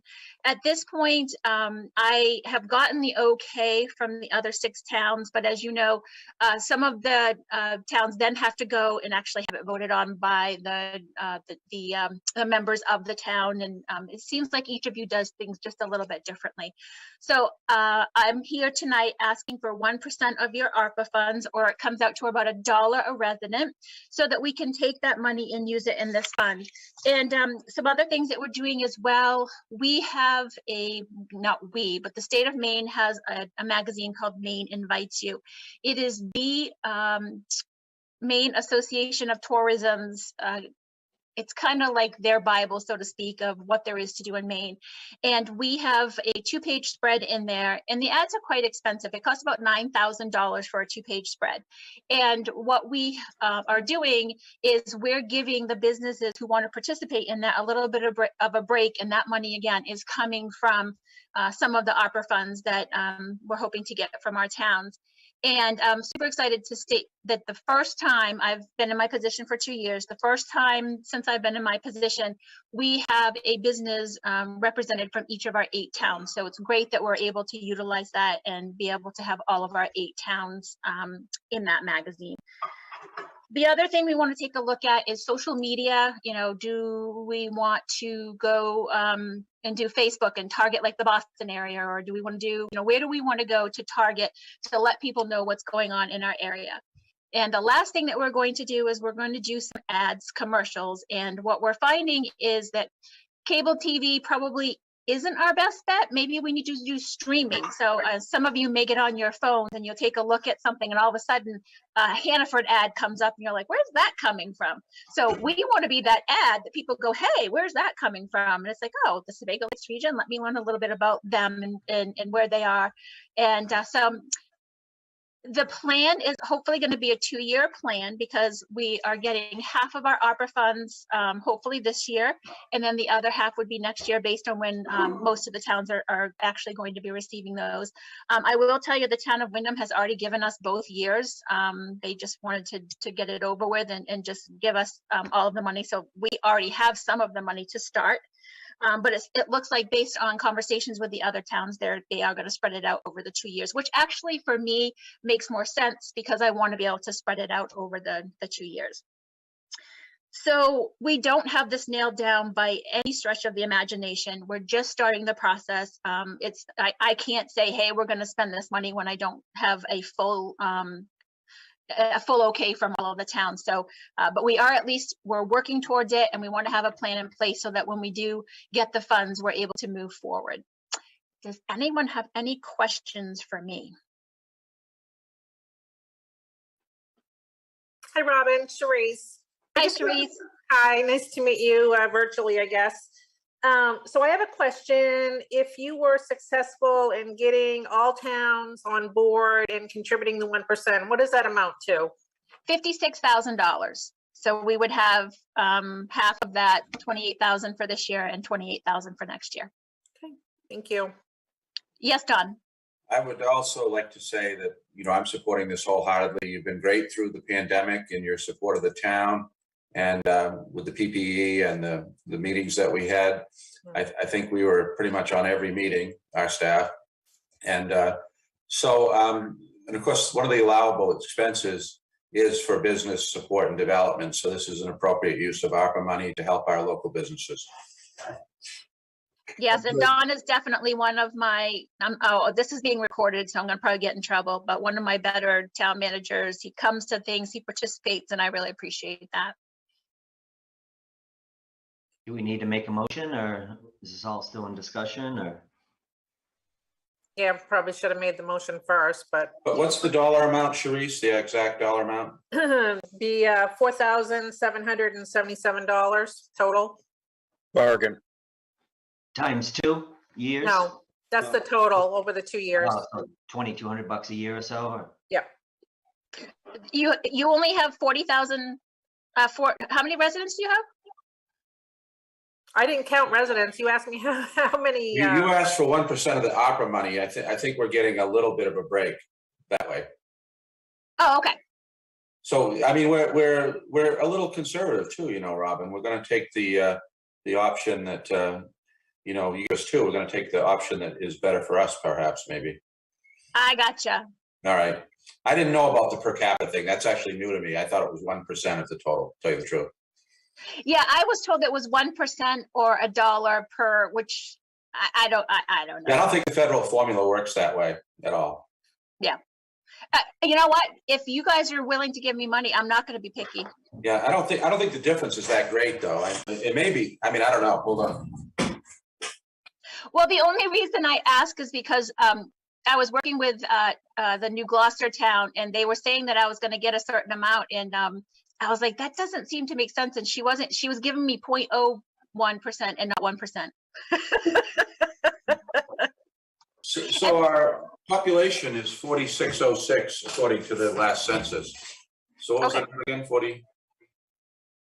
You're actually 4777. so you're doing a little better, actually. Again, not complaining. Yeah, I didn't know about we just know about the 1%. That's all we knew. That's perfect. That's perfect. Does anybody else have any questions on this too before what you guys want to do? I do real quick. Could you clarify, Charisse, what that number was? Because I've heard two different numbers now. Yeah, it'd be $4,777 over for both years. So Perfect. she wants to bill us for one half, $2388.50 for the first half, which we've received, and we expect to get the second half, I believe in August. Then the next $2388.50 to equal the 1% of the opera funds. Rolf, do you have any questions? Well, if we do it in the split, essentially, then we have to put it into the budget for next year. If we do it, we do it in the one when we do it as an override on this year's, correct? I mean, you know, it's a wash either way because you've got an offsetting income, but you know the proper thing, if you're going to split it over 2 years, you have to put it into the budget for next year. If we do the whole thing this year, then you do it then we work it that way, and it's done. It's finished and over.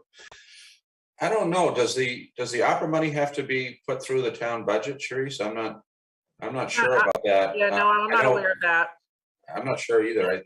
I think you could appropriate that opera money next year, and I'm not sure it necessarily has to be included in the budget. But I mean, obviously, you can't go wrong with that approach. But I don't think the federal government's requiring that. Well, yeah, but what about the auditor when he comes and look? If you've got funds that you're expending out of there that haven't been accounted for, someplace they've got to clear through. Someplace you've got an income, then you've got an outflow. So someplace it's got to get accounted for. Well, we're having to account for the expenditures that we're making to the government, to the federal government, and we'll be making a number of those, hopefully, you know, within this year. We haven't pulled the trigger yet, but so those will be approved by the Board of Selectmen. I mean, we can certainly research it and see what the auditor might like, but I'm not sure. What are your thoughts, Charisse? Well, it's not part of the opera funds are going to be considered, you know, Joe's very familiar with this, you know, this like we did with the recreation department, the special revenue. We're going to set up a special revenue fund for the opera funds. It has its own bank account. So all revenues that are coming in from the federal government, interest being earned, and the expenditures will all be coming out of that account. So it's going to be really clean. And the first report of expenditures is due April 30th. To my knowledge, it does not have any impact on, you know, our budgeting process for the general fund. But there will be a very clear track of what we got and how we expended it and how we accounted for it, which will be approved by, you know, by the issuing authority. So we do have, have a good track for auditing purposes. We're following all the strictures that have been communicated to us. So is the other piece of it that the auditor would look at is if you exceed 750,000, I believe is the threshold for a single audit. And, this doesn't quite get us there. So that's not a concern at this point. And all a single audit really is just additional test work that they do, looking at the revenue sources, the expenditures, and scrutinizing those a little bit closer. And that's what the single audit does. But I suppose the bottom line is if you're going to pay it in two, pieces, you could approve tonight's, amount, and then we can research it and properly account for it in the budget or not for next year. That makes sense, yes. Or you approve the total amount and then leave it to between you two to how you're going to apportion it out. Right. I say we do the total amount. What's the benefit of not doing the total amount? I mean, if we don't do the total amount, then she's gonna have to come in front of us again next year. In theory, what you would do is you would approve the total amount. How they pay it out becomes essentially a function of how it gets billed for. So if we only approve right now half of it, we'd have to bring it back up and reapprove the other half next year. Yeah. The simple thing is to approve the total amount. The total amount, And yes. How the billing gets done is between Sharice and Robin. I agree with that. Approve the total amount and, that it should be in keeping with appropriate accounting best practices. And I think you have it. Yep. Anything, Joe? I think you approve the whole amount and then bill out in 2 installments. Right. And, you have to account for it in some way. And Sharice is setting up a special revenue account because it's money that you normally don't get in. And then you just set it up and then, you have 2 withdrawals out of that account. That's all. All right. So can I have a motion?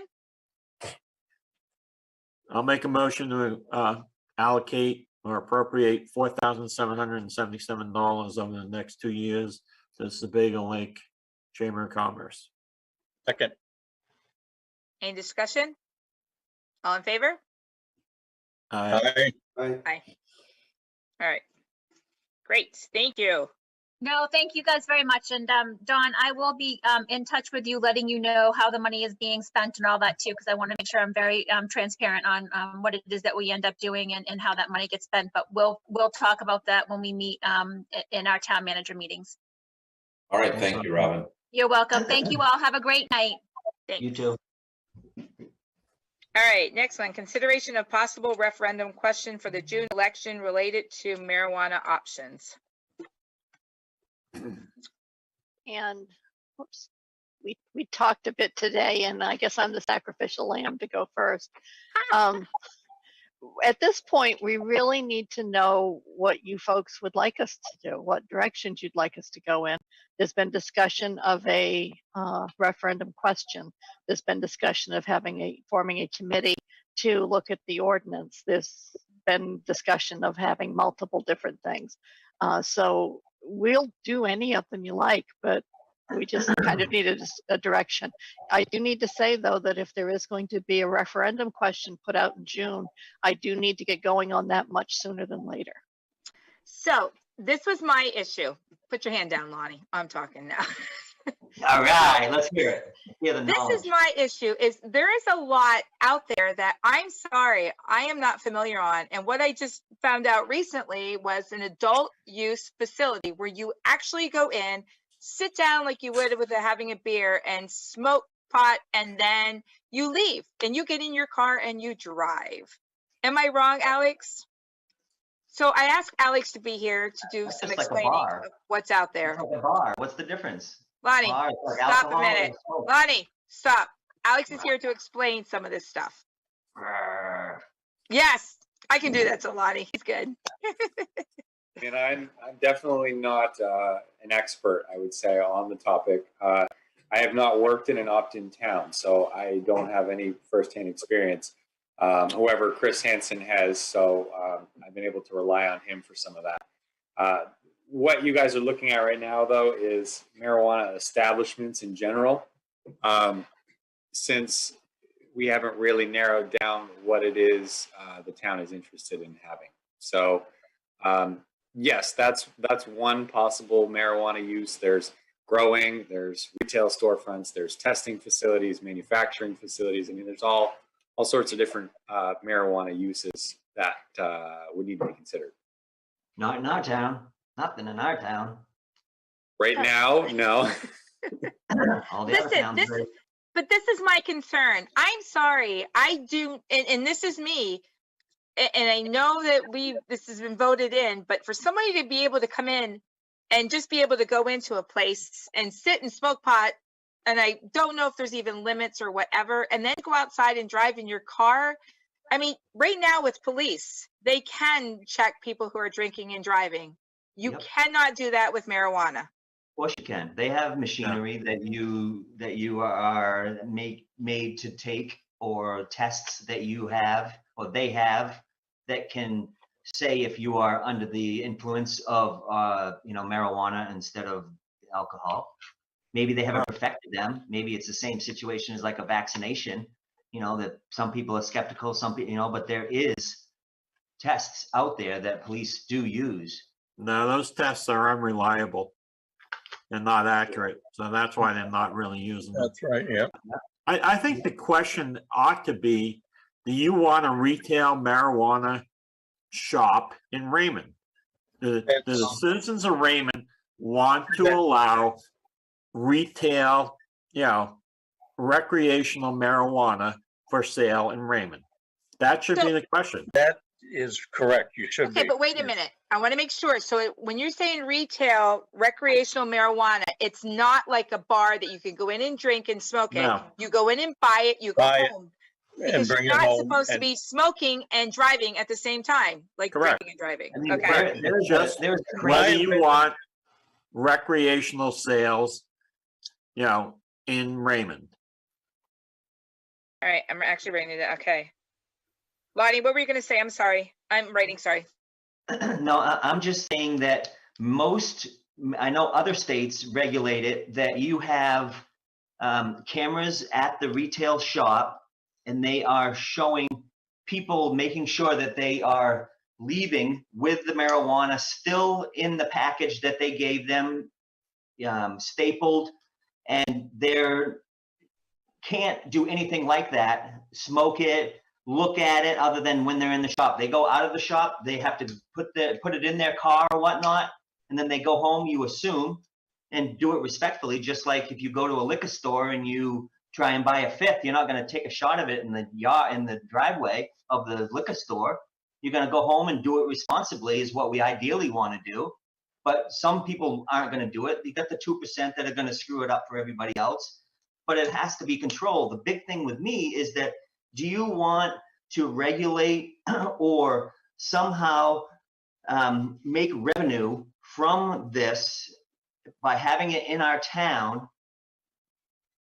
Or do you want to just have it as an expense and a negative to it?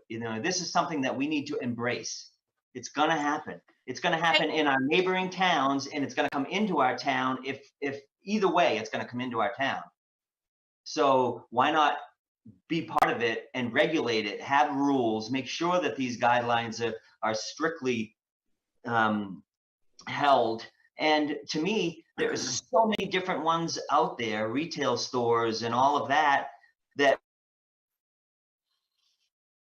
within a year or two or three, there's going to be some big boys, and those big boys, big business, big corporations are going to come in and either eat up all the little guys, or it's going to be just like a plowing business. If you're not good at what you do, and if you don't follow the directions, and you're not a good upholding citizen with your business, just like every other business, then you're going to be not able to do it as a business, because you're going to get written up. You're going to get, whatever, and however we try and regulate it. But it is a way of the times. We do need to somehow, to some level, because the big part is Joe may not be for it, Sam may not be for it, I may not be for it, Rolf Teresa, you may not be for it, but you know who is for it? Our town. Our town already, you know, did a vote and they passed. So I know, and Lonnie, I get that. Voice of the town. Right, We have we to are a do our voice of the best town, to do it. but Lonnie, but when you're saying only 2%, the 2% No. are the only, but listen, I'm what I'm saying saying is that, in any situation, it's the 2%, the low 2% or the high 2% that screw it up for everybody else. but Lonnie, You know, no matter what I it have is to for a say, situation. 10 cars will go down the street, 8 of them smell like that skunk smell, okay, all the time. And no matter where you are, it's for the people. I'm sorry, I'm not against it, but what I am against is when they're going in. I am strongly against a adult recreational use store, I guess is what I'm saying. Yeah. That's what I'm against. I don't have a problem with people going in and buying, you know what I mean, and going home and using it. And I'm not against pot. I get that, but go ahead, Joe. Sorry. I think you're all mixing this whole point up.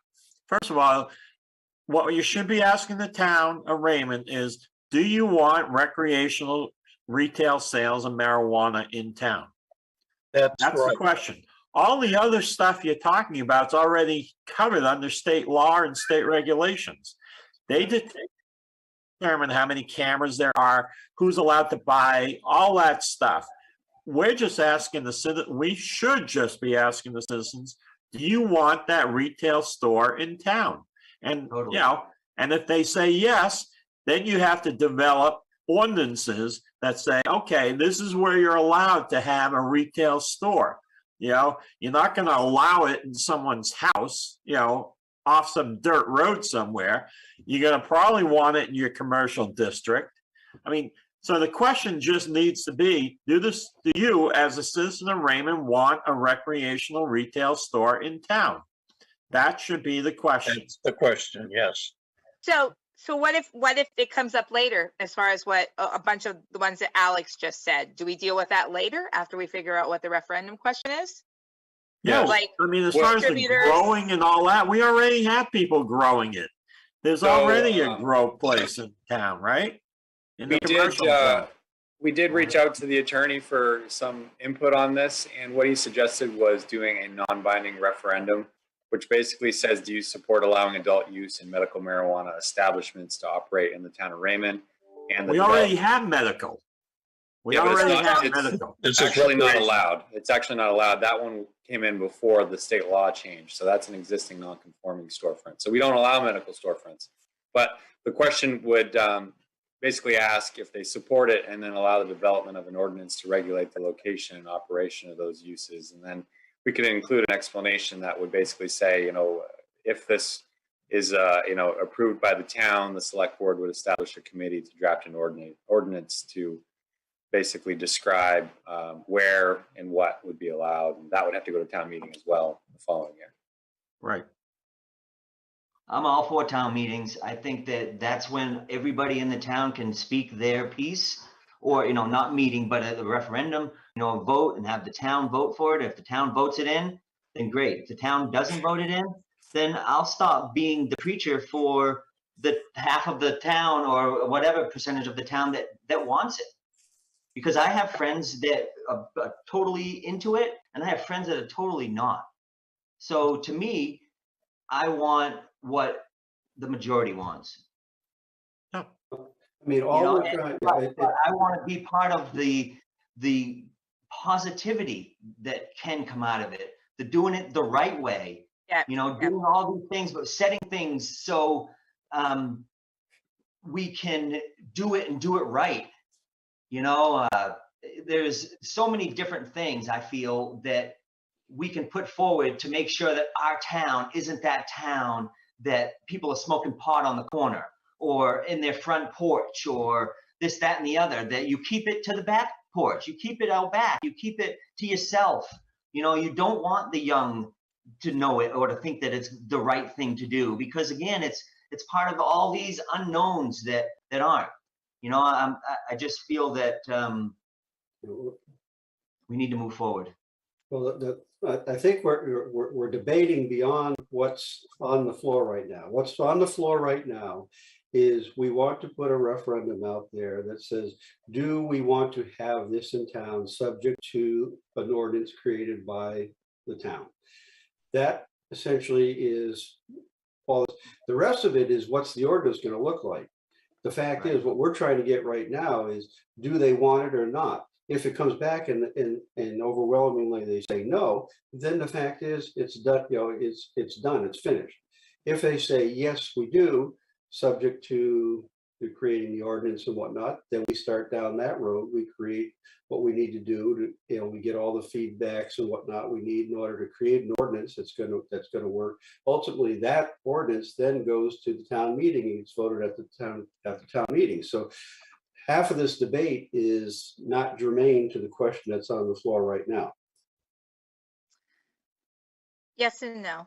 I just wanted to know more about it because there's so many different things that are out there that could possibly come up. That's why I asked Alex to, yeah. So what do you guys went down? What? It is what's on the front porch, but right now it's a lot more because there's so many, everybody goes different directions with it. Everybody has their dislikes and their likes about it. And we as the town, we need to move forward so we can then do our regulations and rules and all of that to make sure that's where we're going to have the upper hand to be able to regulate or to say, you know, what we don't want to see. You know, we can do it. Maybe it's not something that can be done on 302, but it has to be on a road that is tarred, or it has to, you know, I mean, there's just so many different directions. And I just think that we need to move forward. I can beat it to a dead horse, but then I don't want to. But let's do it. I'm sick of talking about it. All right. Yeah, I'll be part of that crew that pulls together and helps with the regs and rules. And I know I could get 15 other people that are in the business that would do and be part of it and present it to you guys to be able to find a plan that you would like. Most of that's already covered under state law. There are state regulations that cover most of it. Yep, but we can make our own to make sure, yeah, we're gonna have to regulate them and this, that, and the other, but somehow, some way. All right, I mean, there are towns that have turned down retail shops by referendum. And if we were a town that didn't or couldn't have their chair say what Teresa started off with, that 8 out of 10 cars that go by her house every day smell it, then wouldn't even be an issue. But I know that, and I know the people in the town, for the most part, want it. So, and there's people that don't. So let's make it so it makes everybody happy if we can. But the town might vote it down and be finished business. Right. Let the townspeople. So you guys are good with the question then? Do you want recreational retail sales in Raymond? Marijuana, wait a minute. Do you want marijuana recreational retail sales? Is that what you guys want for the question? Well, I think Alex pointed out that we need to also include medical marijuana. I think the wise thing to do would be to give a direction, you know, an outcome, and then have the attorneys help us with the question, the precise language. I think it's pretty clear what we're looking for. Well, wait a second. I guess I'm confused. If you're confident of that, then we'll just do it then. So what? Medical? Wait a minute. Medical marijuana isn't allowed, or that's already what? There's an existing. If he were to go out of business, you could not bring another one in because without it being approved, because he exists because it was pre-existing. Correct. Because the town has not opted in at this point. If he were to go out of business, then a new one could not come in. So let me ask you this: what if he sold the business? Because technically he's grandfathered. So if he sold the business, that would be a new owner. But he's grandfathered, but a new licensee. Right. Kurt wanted to say something. So, Kurt. Yeah, I don't know if you guys hear me okay? Yep. The city of Gardner has been dealing with the marijuana issue for probably going on 3 years now. It does become very complex very quickly. There are a multitude of options. There's medical only, there's recreational, there's both, there's large scale growth facilities. There's a lot of things to consider. So you're going to have a lot of options. You can control the density of the shops. so you don't get too many clustered in one area.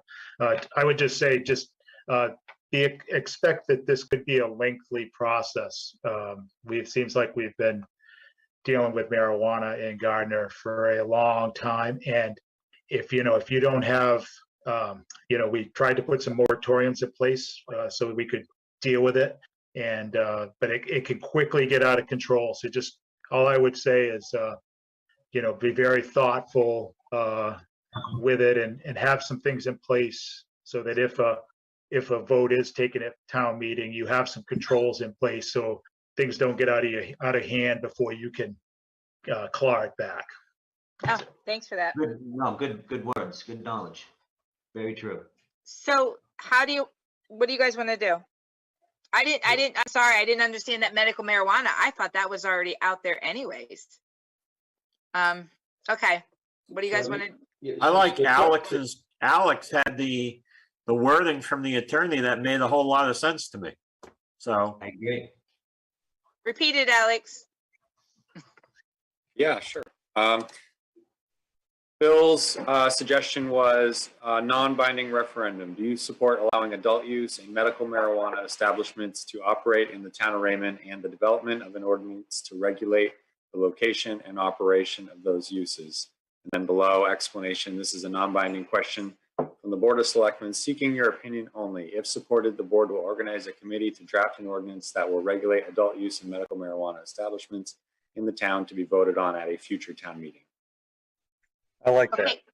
But adult use, again, is where you would go in and use it inside the store, correct? No, adult use is essentially recreational retail. Okay, all right. Then I was reading that wrong. Okay, I'm fine with that. That was actually my point really is you want to use precision in your language that's in compliance with the law so you don't get something you don't want. Nope, I'm fine with That's that. all I was saying. So you don't need a motion, do you? Well, I think we do need a motion to go forward. That's the point of what we're, right, Sue? Yeah. We do need a motion to just proceed. You'll need a motion ultimately for the article when it's written. Well, I mean, if you want a motion to go ahead and draft the motion, that's fine. We can do that. I would like that only because we had a consensus last time and it kind of went up in smoke over the month. So if we have a motion now, then we really have more of a direction to go in.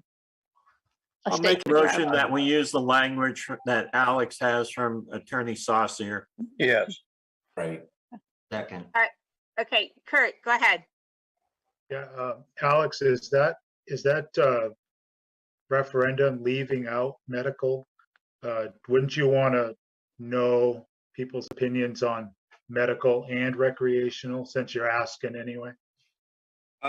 So that was one of the things I brought up was possibly breaking it out into two separate questions and saying, are you in favor of us looking into medical and then also for adult use? But the concern would be that would make it a little bit too complicated. And the thought was to just keep it simple and just have it be, you support us looking into all medical uses or all marijuana uses.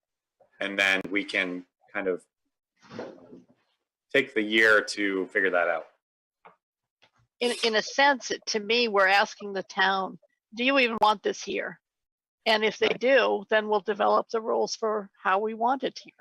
I may be looking at this too simplistically, but do you want the question to be narrow or wide? And so that's the question in my mind is why all kinds of different, because there's all kinds of different, iterations of marijuana use.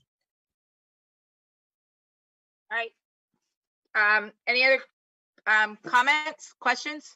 Yeah, I mean, I was hoping it would only address the retail portion of it, right? Because medical marijuana has already been decided statewide, and we already have a shop in town. But since that shop is not in conformance, let's say, well, I think we need to include the medical part.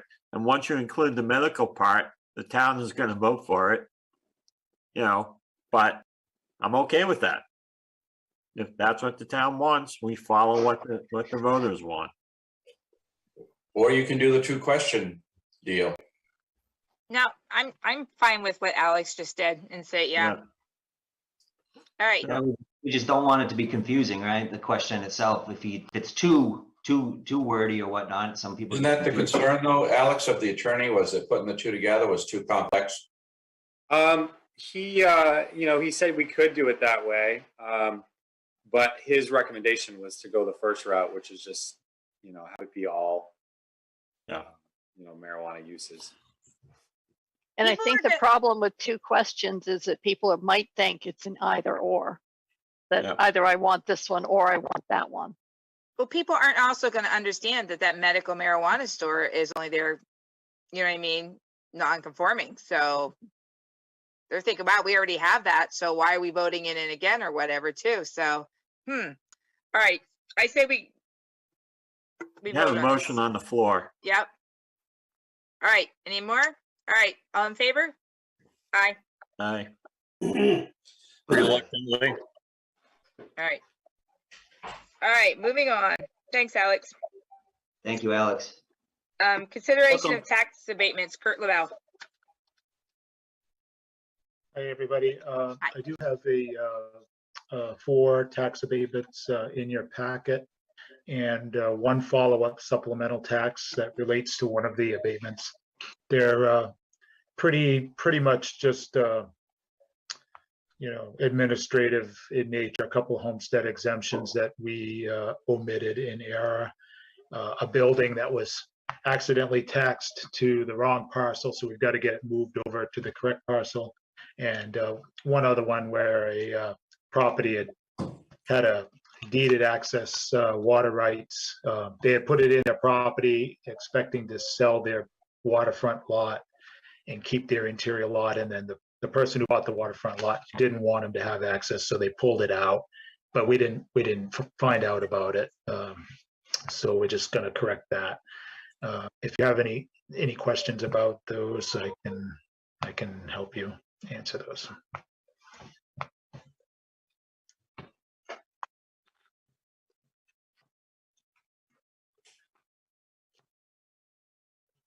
All right. So we're going to need emotions on those. Yeah, I thought I saw a summary somewhere of all 4 of them. Yeah, it's on page 11.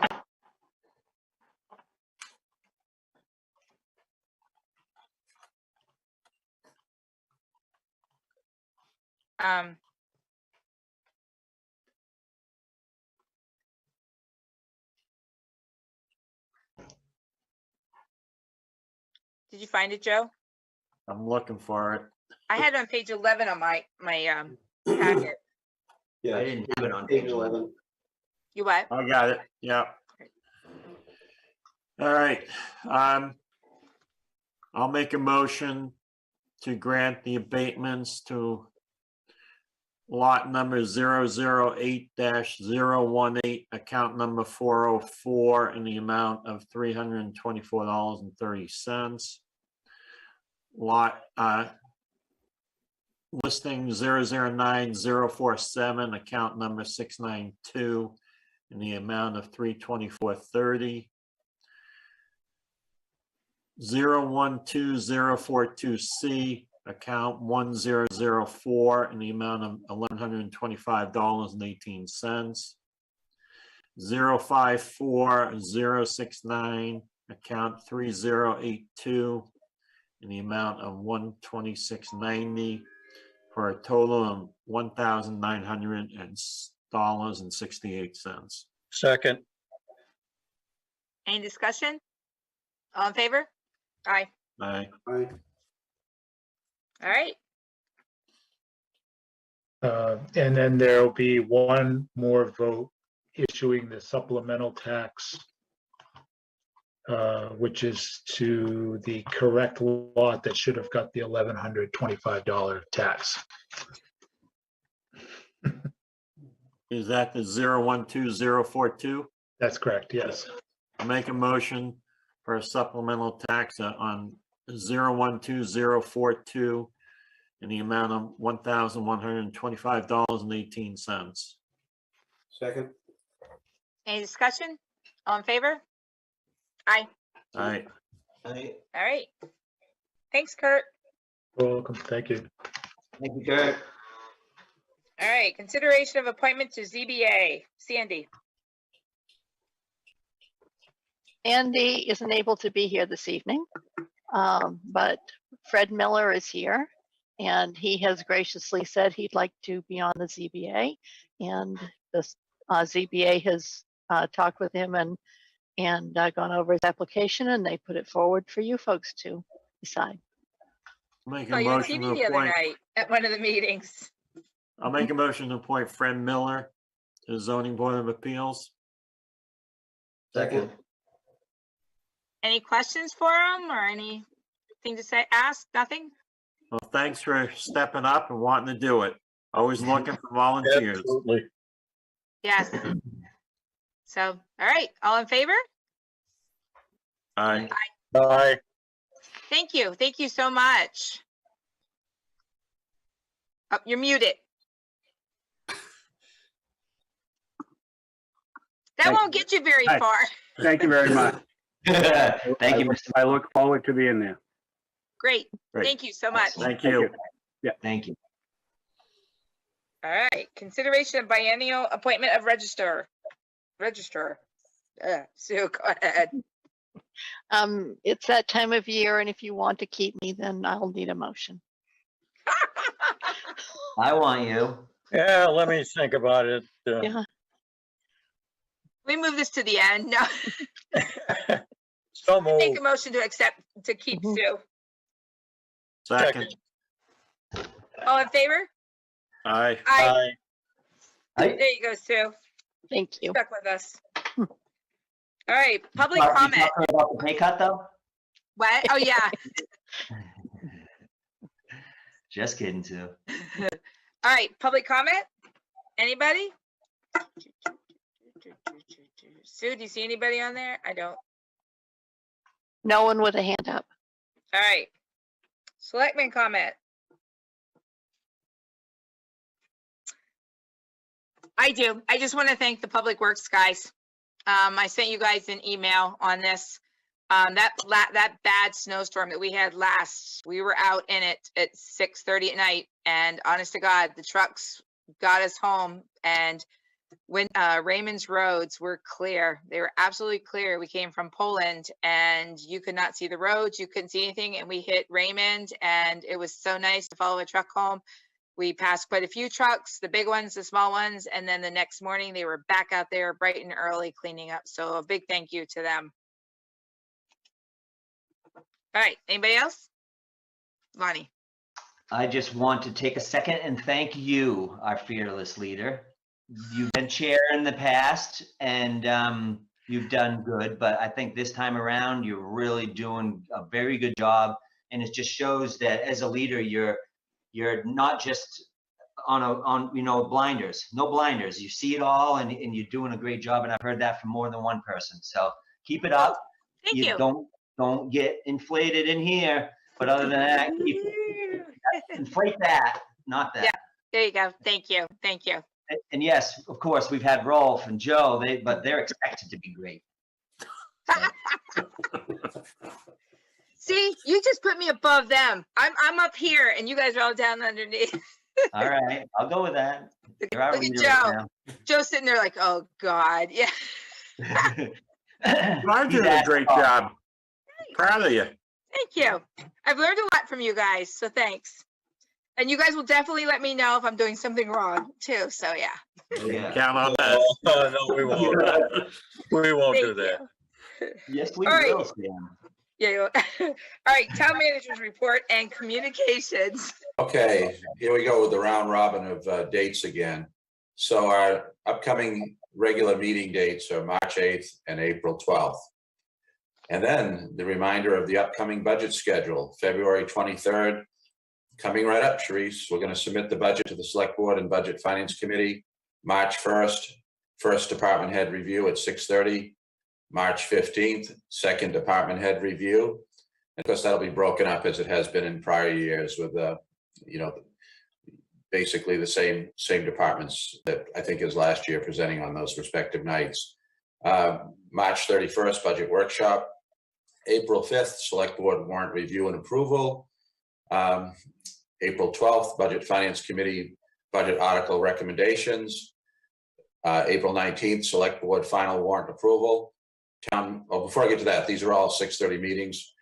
Town meeting at the Jordan Small Middle School gym. June 7th, if we have the open town meeting at 6 p.m. or June 14th, if we vote the town warrant via secret ballot, 7 a.m. to 8 p.m. Reminder of upcoming holiday schedule. Monday, February 21st, President's Day. There's a date in there that, yeah, Rolf. Yeah, April 5th is now a conflict for me, so if, you know, it's a tight schedule there, but, you know, so I will not be able to be there, but if we change that at all, then it affects when the budget meeting is going to be and whatnot, so. What about if we move it a day before? Is it a week that you're going to be out, or is it just that day? That day I will not be available. What's April 4th? The day before would be the 4th, right? Right. Monday. And what day is it? That's a Monday. Can you guys do it the 4th? Yep. Rolf, can you do it the 4th? Yep. All right. Can we move it then? You can move it. Sure. Let's do As long that. as long as you bring a birthday cake for me. You get to be another year older. No, I don't. I'm not going to be. No, actually, that day he'll be a day older. That's right. A few hours. Bonnie, do you know if anybody makes a cake that big to hold that many candles? No, they don't even have enough wax in the US. Well, we have to make sure that Bruce is there with the fire truck because it could be a fire hazard. Yeah, hopefully there's no sprinklers in that building. Motion to adjourn. I will write that down. 1 second. 1 second. Are we looking at March 8th to still be Zoom, or are we looking at on-site stuff? I am seriously. We had 1, 2, 3 kids last week in daycare get COVID. So technically I am still direct. You know what I mean? Last Friday, I had 19 employees. Oh my Out of God. my 280 employees, 19 of them, like 7% of my crew was out with COVID. See, and my little ones can't get vaccinated either. So that's the problem there. You know what I mean? At the end of the month, Really? What? they're gonna have 6 months to 5 years. Seriously? Well, That's the rumor. two of the kids are little. I mean, they're under, but one of them is a 5th grader and she's fully vaccinated and she got COVID. So it's just, you don't get it as bad, you know, but still, you know what I mean? Yeah. That's how I think too. You don't get it as bad because that seems like what's going on. I mean, Joe would know best, but. Right, so, all right. So, So March 8th will be via Zoom. yes, sorry. Okay. Sam, do you want to do it for your birthday? The meeting? Oh, of course. Actually, it's a day after my birthday, so. Oh, we can all sing happy birthday to you, but you have to tell us how old you are. I can look it up on the voter list. I can't do that because I didn't do well in college in math. Oh, there you go. All right. Too much addition. Too much addition. All right. So other than that, the rest of those dates look good then. Yeah. All right. Okay, let's can I have a motion to go in executive session? But just one question before. At Yep. what point, Sue, do we have to make the decision on the town meeting on the open town meeting or Zoom meeting? My preference is that you make it by next meeting, if at all possible, because I'll have to start getting ballots ready. And that's when I'll start putting the warrant together. But I can't actually send the warrant ballots to the printer until you've approved the final warrant, which isn't until April. So how many people do we usually get at town meeting, open town meeting? We've been between 60 and 70. At town meeting? Yes. And how many people do you think we get if they were voting all day? By ballot? For a primary, we won't get that many because it's pretty much an uncontested primary as I understand it right now. And the last time we did that, the clerks and I watched each other get older. A lot more than 60 or 70 though. It will be more than 60 or 70. There'll be a few hundred. Yeah, it will be. I can bring up the statistics if you like. No, I like it when there's more people. You know, people voting instead of just the, you know, the lower amount. So, all right, we'll let you know by next meeting. All right, now. I'll make a motion to go into executive session under Title I MRSA subsection 405 6F to consider a poverty abatement request. Second. All in favor? Aye. May I ask who seconded? I missed that. I did. Thank you, Sam. So is Jenny here tonight? She is. I'm going to put the characters for this particular executive session into a breakout room, and I'll put myself in there. Two Jennys, our Jenny. We have two Jennies that are going in the room. Yes. Okay. She's going to be. I was getting there. I'm going to have her sit here where I am. I'm going to step out. She'll let me know when it's done, and I'll take the breakout room apart. Thank you. Okay.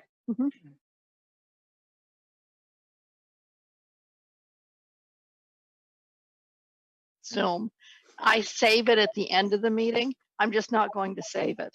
Okay. It's an auxiliary thing. I started doing that when we had somebody joining our meeting that was jumping up and down with puppets. You guys are live. Hi, what, can I have a motion to come out of executive session? So moved. Second. All right, can I have a motion to go back into executive session? Did you want to take an? No, you gotta take up what you just came out Oh, of. sorry, yes, go I'll ahead. make a motion to grant a poverty abatement in the amount of $457.72. Second. All in favor? Okay, do you have to do a motion on the second one? As far as, There was two that was in there. No, because by declaring the amount, then that says there's. Okay, all right, I'll make a All right. motion to go into executive session under Title I MRSA subsection 405 6D to discuss labor contracts. Second. all in favor? Aye. Aye. All right, ready? Another roller Okay. coaster ride. Yes.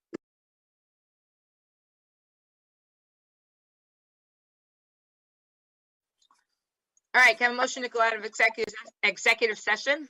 So moved. Second. Can I have a motion? Oh, all in favor? Yeah. Aye, sorry. Aye. Move to adjourn. Second. All in favor? Enjoy your dinners, guys. Good nighty then. Thanks, everybody. Be safe. Bye. Right. Right.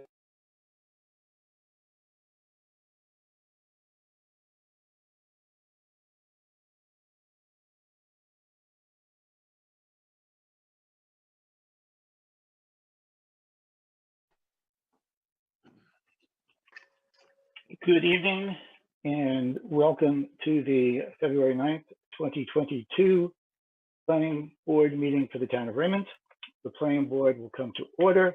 The board does have a quorum and we will start with holding roll call. Ed, would you go first? Ed Kranich. Greg Foster. Kevin Woodbury. Mike D'Arcangelo.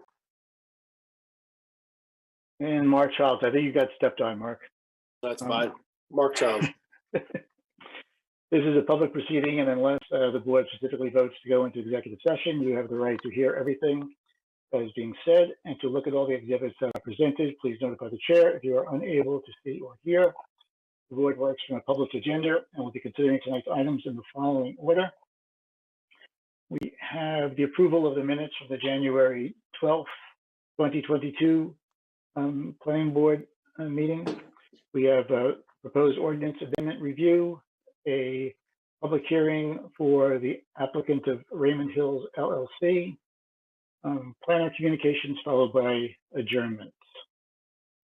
In each instance, the burden is upon the applicant to demonstrate compliance with the provisions of the applicable ordinances or state law. All persons speaking, including representatives of the applicant and members of the public, are asked to stand. Actually, is not applicable, but to state their name and address and affiliation with the project. After the board votes on the merits of each applicant, we will prepare a written notice of decision. This notice of decision may substantially affect any appeals rights, and also as a matter of courtesy, the board asks that those attending the meeting with regards to a specific application not leave until the board has completed its discussion. Appeals from adverse decisions must be filed with the Superior Court or as otherwise provided by law within 45 days of this board's decision. Also, to be certain that you preserve your individual rights to file any such appeal, you must be certain that the board records evidences of your appearance this evening. All right. So our first order of business is the minutes from the January 12th, 2022 meeting. Are there any changes, additions, deletions?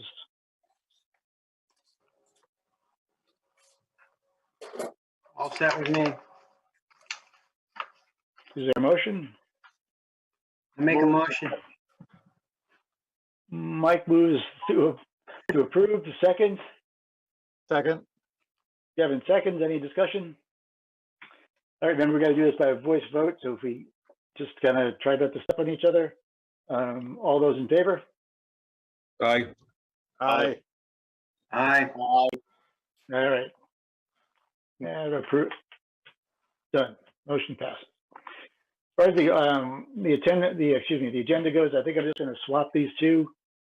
We'll do the proposed ordinance amendments, and honestly, I haven't had a chance to read what you sent, Alex, but I'm guessing there's probably not a lot there that we can't just discuss briefly. Okay. So let's move to the project then, the Raymond Hills LLC, and then we'll take up the proposed ordinance changes after that, so we don't keep everybody waiting. Okay. Good. Okay. All right. So we'll start, Jim. You actually. Okay. So the project. We did a sketch plan review last time. The project was not on. On the table. So the first thing we would need, as Jim, actually after Jim gives us his presentation, will be whether or not we find that the application is complete. So go ahead, Jim. All right, thank you. This project is called Raymond Hills Village. It's been before the board, various stages over the last year. It is back now with 25 dwelling units, which would be in a condominium style, located off Route 85, Webb's Mill Road. The project would have access off 85 coming up a shared right-of-way with MB Properties coming into the project in the loop fashion, coming back on itself. I believe there's like 1,300 feet of road.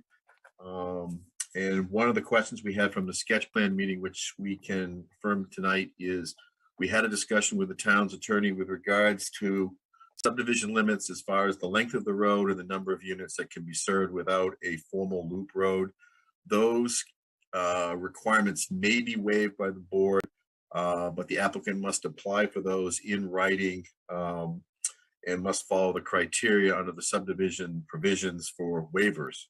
I know today, I believe we did get something via email. Unfortunately, I have not had a great deal of time to review those. So that's one of the factors we'll have to take up this evening. The project will be served by public water coming off 85. They have provided a letter of capacity. It appears they have ample pressure, but it needs to be verified with the fire department, it meets their standards. Septic will be wastewater systems. There's one large engineered systems and two other non-engineered systems on the property. Stormwater would be contained in two treatment ponds. The applicant today did provide us with the approval from Maine DEP for the stormwater portion of this. And I guess the last piece would be They do have an agreement in place with MDOT for the entrance location and connection of the drainage in 85. I do have some comments and some concerns with some of the design components, but I think we'll leave that to Dustin to address. And I'll, at this point, turn it back to the board. Okay. So based on, just for kind of amplifying a little bit what Jim said, and for Dustin, I know that a lot of stuff has come in. We normally do not accept, we certainly don't accept things to the board that come in on the day of the event. It's just not fair to ask the board to have a chance to review all that, to look it over, to research it, and to make sure that we're treating it properly. So I would ask the board, based upon what we received in the packet, whether or not we consider that that application is complete. Is there any discussion on that? We don't need that. We don't need an application complete to continue. It's just formality. Well, I'm not sure it's complete in the sense that I'm not sure. I think today, Dustin Roman responded to Jim's February 4th memo. Is that correct? Yeah, I did see something. Dustin did respond. If I may, you're here this evening, first and foremost, for obviously completeness, but then preliminary. So I guess the question is, do you feel comfortable that this is complete enough for preliminary review? So you're not looking necessarily for final review, and some of these components we would typically get at final stage, not preliminary stage. Correct. To the applicant. So you're going to have to weigh that into your decision. Okay. Okay. So we proceed, which we have certainly done in the past. We proceed with the application, but we just will not deem it complete at this time. Does that sound okay with everybody? Yep. Sounds good. Okay. All right, then Justin, you're up. You want to?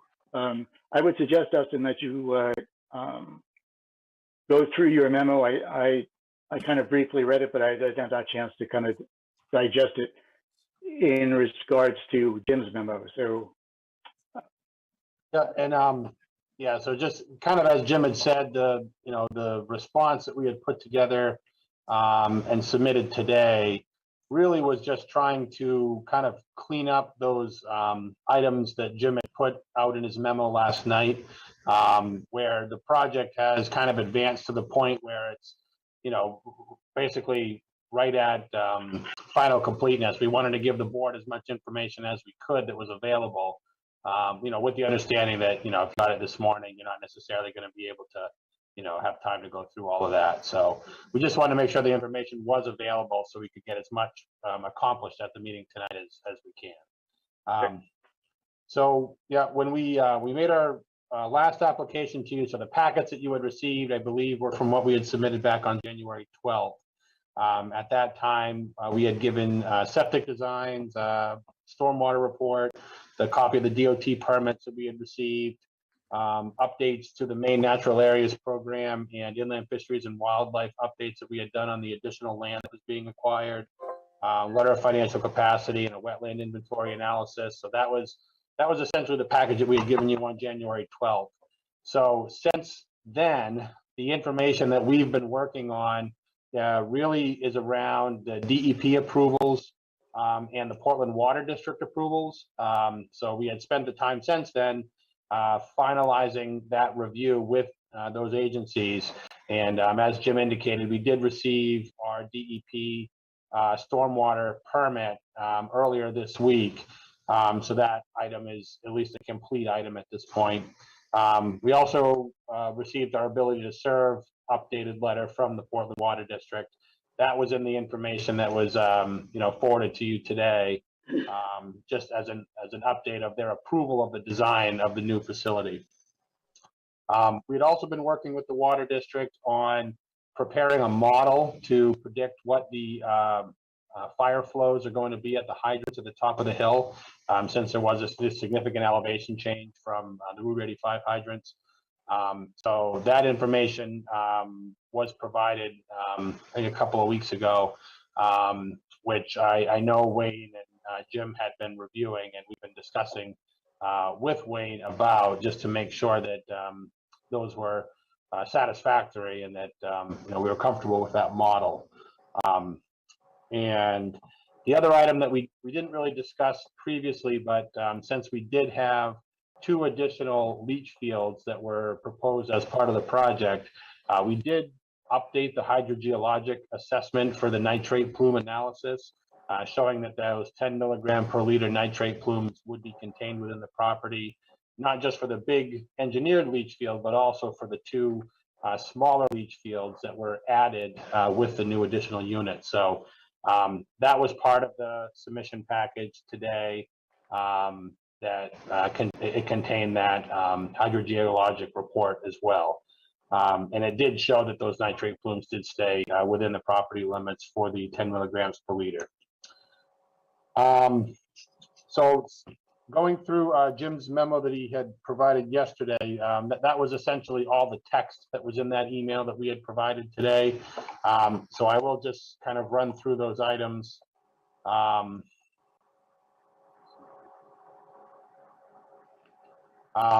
So I'll just kind of group them together rather than kind of go line by line, but some of the questions were around the considerations for dewatering of the site, both during construction and the handling of groundwater after the project is completed. And when you install these utility trenches down steeper roads and on the basins of hills, you do have a tendency to potentially pick up groundwater.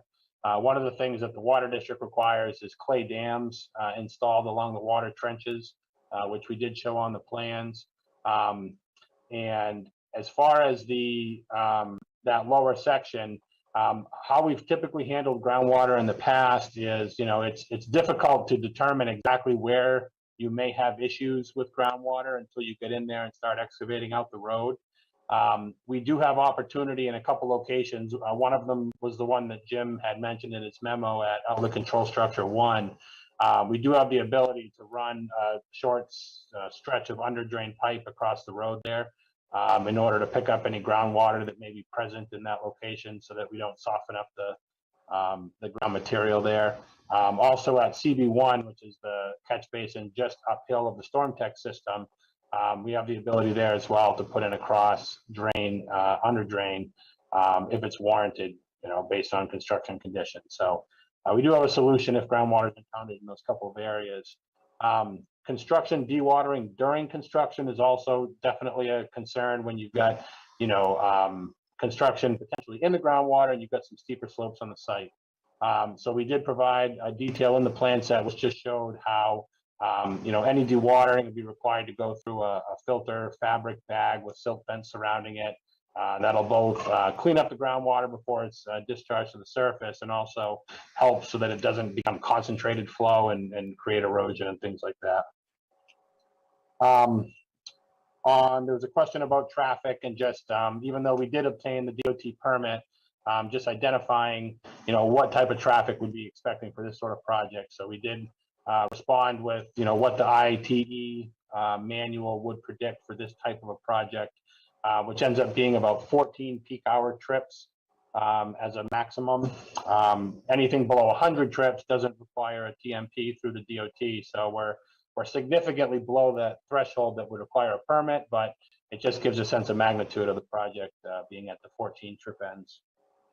There was another comment just about the potential for just having an understanding of the flooding that could happen if there was some malfunctions in the stormwater drainage system. Seeing that we're installing this road with some filter ponds that kind of collects the water that comes down over the hill, there was just some comments in there to consider, what would happen if those ponds were to overtop the road under a significant storm event and run down the roadway and have to get collected in those catch basins before they got out into Route 85. And, and how we typically look at those situations is not so much to design the system to handle those sorts of, kind of bigger catastrophic type events, but to just have an understanding of kind of what's expected to happen so that we wouldn't have unintended consequences of flooding out a neighbor or pushing a bunch of water into a low spot where it couldn't escape. So in this case, where we've got a curved road down through that section, what we would anticipate is that if there were some blockages or some, extreme storm event that for some reason overtopped the pond and flooded out into the road, essentially they would kind of most likely hop over the top of some of those catch basin rims. But where we do have basically a constant slope right down into Route 85, as much water as could be handled in those catch basins would get picked up. And then whatever other water didn't would basically run down the gutter line along the roadway out into Route 85. So that would be really a worst case scenario. We wouldn't be flooding out roads. We wouldn't be, pushing water out into the travel lanes. So we think it's a reasonable scenario the way that it's been designed. There was a question about just the pump station capacity, and that's one that comes up pretty frequently on pump stations, especially those that are shared by a number of units that all go into one location, just to make sure that extended power outages are not going to be a concern for the pump station. So we did provide an explanation in our email today, just about some studies that had been done through some of these pump companies about typical water usage when you do have power outages, and basically when you've got a power outage and all the utilities basically aren't being used, the appliances, the dishwashers, the washing machines, those are kind of your high water demand uses. Those are basically not being used when there's no power. You also, because you're not heating the water, you're not bathing, you're not doing a lot of washing, and people just kind of, when people instinctively go into kind of a mode of protection once the power's out, where you don't go and just go about your day and use water freely. So the studies have been done that show that the water usage is dramatically reduced, and based on what was produced in that study, this number of units, say there's 50 people utilizing this project in the 25 units, we would anticipate, maybe 3 feet or so of pump station of a 6-foot diameter structure could get filled up if you had like a 6-hour outage throughout the site. So what we do in these situations is we provide a generator hookup at the panel for the pump station. So we don't have an automatic standby generator that just flips on automatically, but what we have is a panel there so that if you get to, beyond 6, 8, 10 hours, a 2-day type of power outage, then you can hook a generator up to that pump station. It'll turn on and it'll just, because it basically just needs to turn on long enough to empty that pump station reservoir, and then, you shut it back off again. So that's how we would handle that situation, is to have that hookup on the pump station for that. We did have the opportunity. Who would be responsible for that? It would be the condominium association. So they would need to have, through their ownership and maintenance, they would have to have an understanding of this large pump station. It's actually a better scenario than if it were only 1 or 2 people that were on the pump, because then, if somebody was away or whatever, it could get forgotten. But with that number of people all going into a pump station, it would be something that collectively, they would have to manage. So how do we ensure that gets into their documentation so that it is included? Because if it doesn't, then it would affect, obviously, downhill if that thing didn't get turned on. Yeah, we could work on, we could provide documentation showing that it's put in the condominium documents, just in there, that the sewer is private and that it involves a private pump station, and that it will require, auxiliary power in the event that, the power is taken out for an extended period of time. So we can add that into the utility section of the condo docs. And also, where's the generator? Who is supplying the generator, and where's the generator being stored? Yeah, that would be an association decision that have to decide, where that's going to take place, whether it's something that gets assigned to an owner or however they do it. But we can, you know, we don't necessarily have a common building or anything like that on the site currently. But yeah, we can, somebody will have to take charge of that. And it's obviously in their own best interest to do it. I mean, nobody wants to deal with, you know, sewer issues and a power outage, so. Dustin, in that situation, would the condominium association have a property manager or some kind of maintenance manager? Yeah, I mean, so the maintenance of all the grounds and everything like that would be common anyway. You know, snow removal is going to be a contractor. So yeah, perhaps it could be worked into that, some sort of an agreement there where they also provide, you know, the kind of an on-call service if needed. We could do it that way.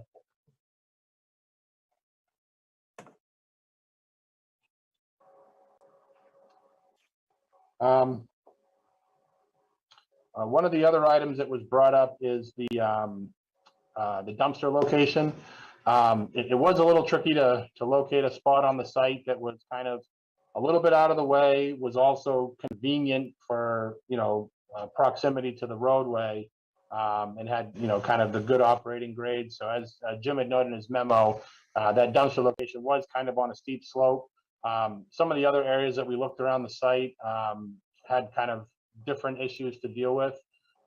So what we've done with other projects, and I think would be a great solution here, is to actually have the trash collection be individual toters for each of the units, as opposed to having one central dumpster location. So you'd still have one contract for the entire condominium development.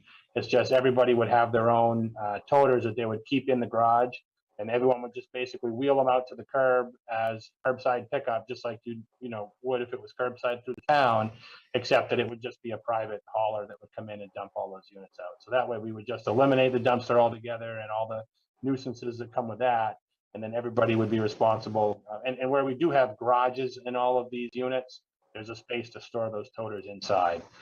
So we're going to just eliminate the dumpster from the plans and just have it be that it's privately hauled, but use the toters instead.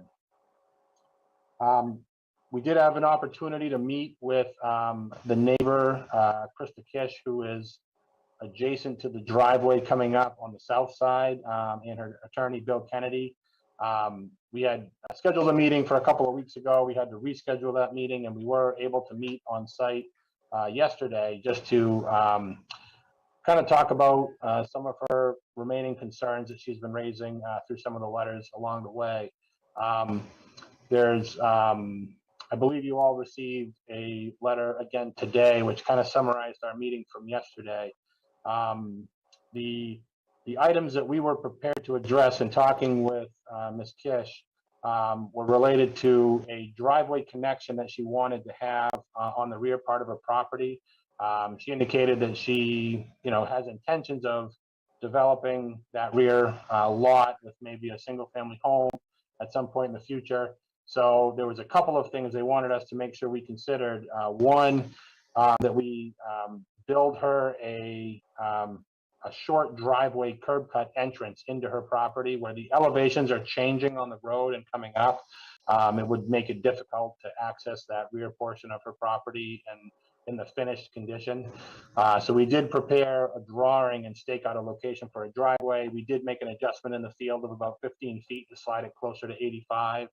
But she was in agreement to the location of where that driveway was going to go, and the applicant has agreed to build out a short driveway stub into the property and bring it down to existing grade and essentially slope in the side slopes of the driveway and the road in that area.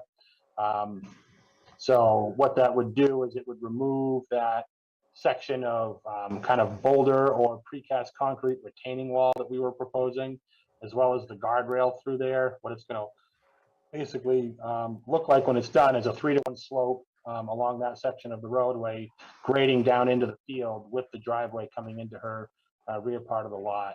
And we're going to just loam all that over and seed it, so it's not going to create additional impervious area, and it would provide her access if at some point in the future she wanted to develop that rear lot as a single family home site as she had indicated.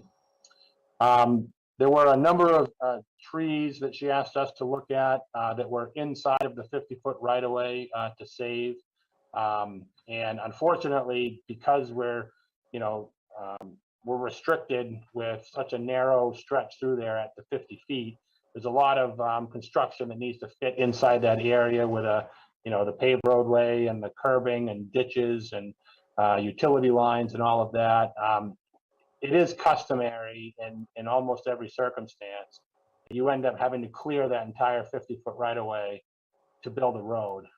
So that's the case here too as well, especially when you have significant grade changes of more than a foot or so. In this case, we've got some areas where we're cutting 4 or 5 feet, and we've got some areas where we're filling 4 or 5 feet.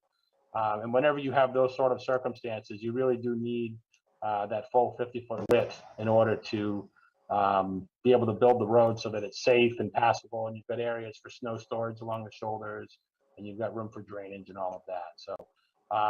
So we did take a look at that corridor. We looked at it on our own. We walked it with the abutter there, and unfortunately, we're not going to be able to accommodate her request to save the number of trees that she was looking at saving inside the 50-foot right-of-way.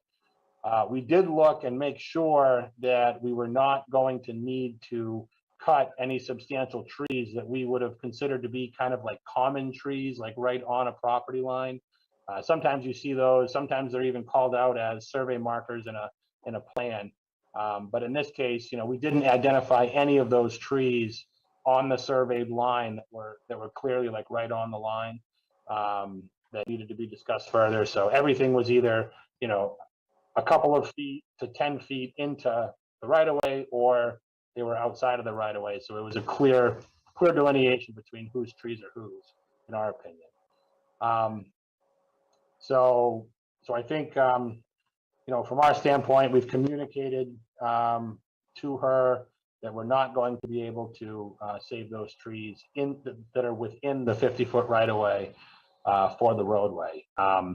And we did just reaffirm that we are not proposing to cut anything outside of the right-of-way, and that, it'll be clearly marked with, silt fence and surveyor markings prior to tree clearing, just to make sure that we stay on the subject lot. One of the other significant items is we had talked before about the potential for additional development on the MB properties remaining land that was not going to be made part of the project. The applicant has decided to purchase the entire lot of MB properties. That entire lot is not going to be part of the condominium. What they're going to do is basically divide the lot so that the 3.7 acres that was always intended to be sold from MB Properties to Raymond Hills, that will still be the case. That same area that we've been talking about for the last few months is going to be the portion that's conveyed to the project. It's just the remaining land is going to be held under a separate LLC, which is the same common owner as Raymond Hills LLC.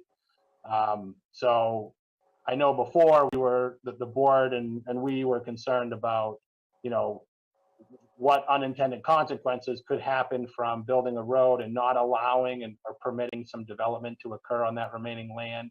But in this case, where the applicant is going to own the remaining land, I mean, they clearly understand what they're getting themselves into, if the board grants this waiver tonight, what those limitations are, and that any further development on that remaining land would be coming back in front of the board for discussion and looking at, second means of ingress and egress and all those things. So we hope that helps to ease the board a little bit as far as, some just worried about what somebody else's expectations might be for their land in this right of way. It'll also make it so that, this owner, even though it's under a separate LLC, they'll actually own the full length of the roadway coming in, because that area that's occupied by the right of way will be part of the land that will be held by the new LLC. But again, it's the same owner. So we do have I believe, 3 waiver requests that we had put down in writing and submitted to the board. I know we've been discussing kind of the concept of those waiver requests, and we were kind of waiting for a conversation between, the town's attorney and, town staff, just to, make sure that those waiver requests were worded appropriately. So we did get that information from Jim and Alex, that they had that conversation and that those items were something that the board could waive. So we did put those in writing and put those back in front of you here today.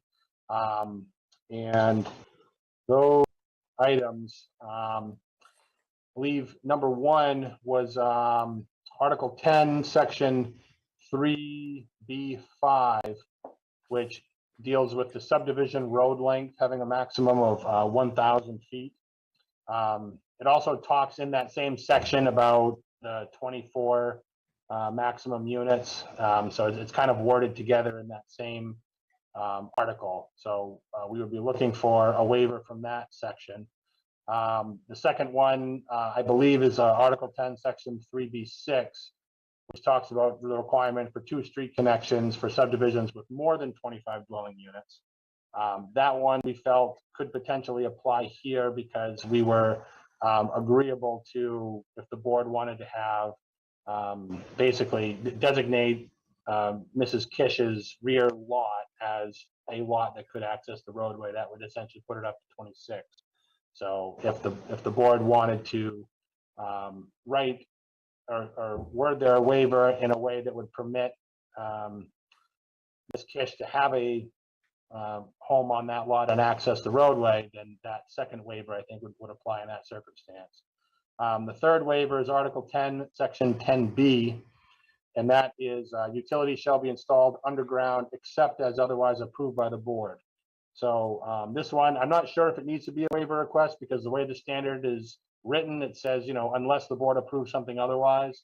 So I'll leave it up to the board to decide if you feel more comfortable discussing that as a waiver request, or just discussing that, you're approving it as, a portion of overhead utilities.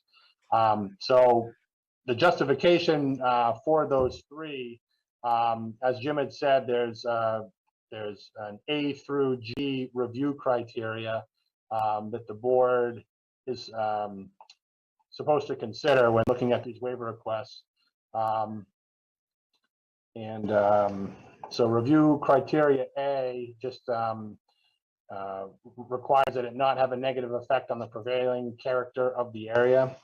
So in this case, I think what you're looking at is, a 1,000-foot road versus a 1,300-foot road, and then 25 units versus 24. So that, I guess, the difference between those 2 projects would be if you were to extend the road, or to permit a road that's 300 feet longer than what's the maximum, would that have a negative impact on the character of the area? So we looked at that as where the development portion of it and the portion of the road that is being extended is, up in the back portion of the property, not out near the road. It's really not going to be, visible, or, it's not going to be something that changes the character of this area. There's a number of long dead end roads certainly up in this area, immediately adjacent to this project. So in a lot of ways, it is in character. The overhead power as well, that short stretch of a couple hundred feet right at the entrance to the road, it's only needed to get power over Route 85 and then into the property. And we're installing a utility pole at the nearest location that makes sense once we get over the underground stormwater utility areas. And then from there, everything else on the site is going to be underground. So we felt that little short stretch of overhead was not going to change the character of the area either, where there's already an abundance of overhead lines on Route 85 where this is coming into.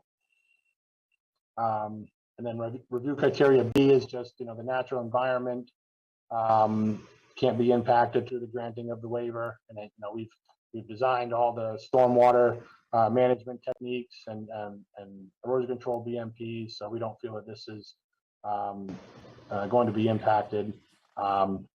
The traffic conditions can't be negatively impacted. That's review criteria C. And, you know, having this is a very low traffic generator as far as, you know, traffic is concerned, you know, 14 dwelling units. It would only reduce it down 0.5 vehicle trips to go from 26 down to, or from 25 down to 24.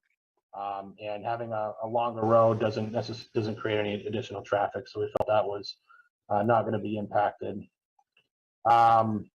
Criteria E has to do with signs and lighting, and that really doesn't apply to any of these waivers. Criteria F is that it has to, you know, not overburden the fire department or public services. So we've been working closely with Wayne throughout the project, and we'll certainly continue to accommodate any requests that he has for, you know, any improvements or things that need to be done before the project so that he can adequately serve the neighborhood. And then the last criteria is just that it doesn't violate any of the basic criteria established in the review ordinances, which the board was going to deliberate under their, you know, when they get to the point of talking about an approval. So, so based on that, we do feel that it meets all of those criteria, all of those waiver requests, and that it could potentially be waived by the board. And to my knowledge, the town attorney felt it was waivable criteria as well.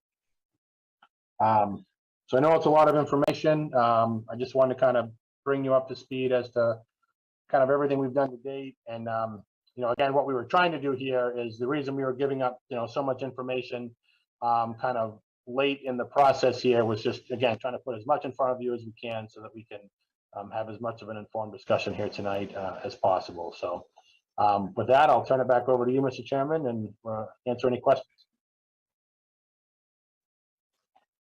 Thanks, Dustin. So before we do the public hearing portion, does the board have any questions for Dustin at this point? Yeah, I do. Dustin, the way that you described potential runoff issues during construction, dewatering, it sounds like what would result with the water flowing down onto 85 would be close to, if not a DEP violation. I mean, I know on projects I've been on, we were not allowed to discharge any discolored water into, you know, anywhere other than a surface where it would drain. Have you considered, or will your contractor consider, if he gets in trouble and it looks like things are going to overflow, that he would use a vac truck for dewatering? You know, you can take a few loads out with that, and sometimes that would empty your ponds, so bail you out of trouble before it flows over, especially considering it's a Sebago Lake watershed. Yep, yeah, that's certainly one of the options when, you know, when you get into a situation like you said, especially if you're right down near the road and there's nowhere to discharge it without it being almost directly into pavement, and that's what you do in that situation, is you would back that water out. Okay, and one other item I was wondering about, I know the neighbor is concerned about her trees, and, you know, she wanted to see if we could save some of ours. Since there are significant cuts and fills, do you anticipate any of her trees being endangered by the cuts, you know, affecting the roots? I mean, has someone taken a look at it to see if, you know, we don't want to be killing her trees off site by cutting too close to them? Yep. Yeah, we've looked at that, and that's going to be something that, you know, in the area where we do have the substantial cut, it's really right at the project entrance. And what happens is that there's just basically a big mound over the course of about a 75-foot run of the road. Miss Kish's property is actually down at the grade where the road is going to be when it's done. So what it is, there's just this high spot right inside the roadway. And once we bring the grades down and box cut out the road, put in the utilities, the grade is going to be back down to essentially kind of where her property is now. So the substantial trees that were flagged that, you know, were the ones that she wanted to save, they were all out into the right of way. None of the ones that I saw that were flagged were, you know, over the property line onto her property. So there were ones that were in the right of way. So Unfortunately, they need to be cut, but what it does is it mitigates exactly what you were talking about, is trying to save a tree and cutting very close to it and just killing it in the process. So we want to avoid that as well. Okay.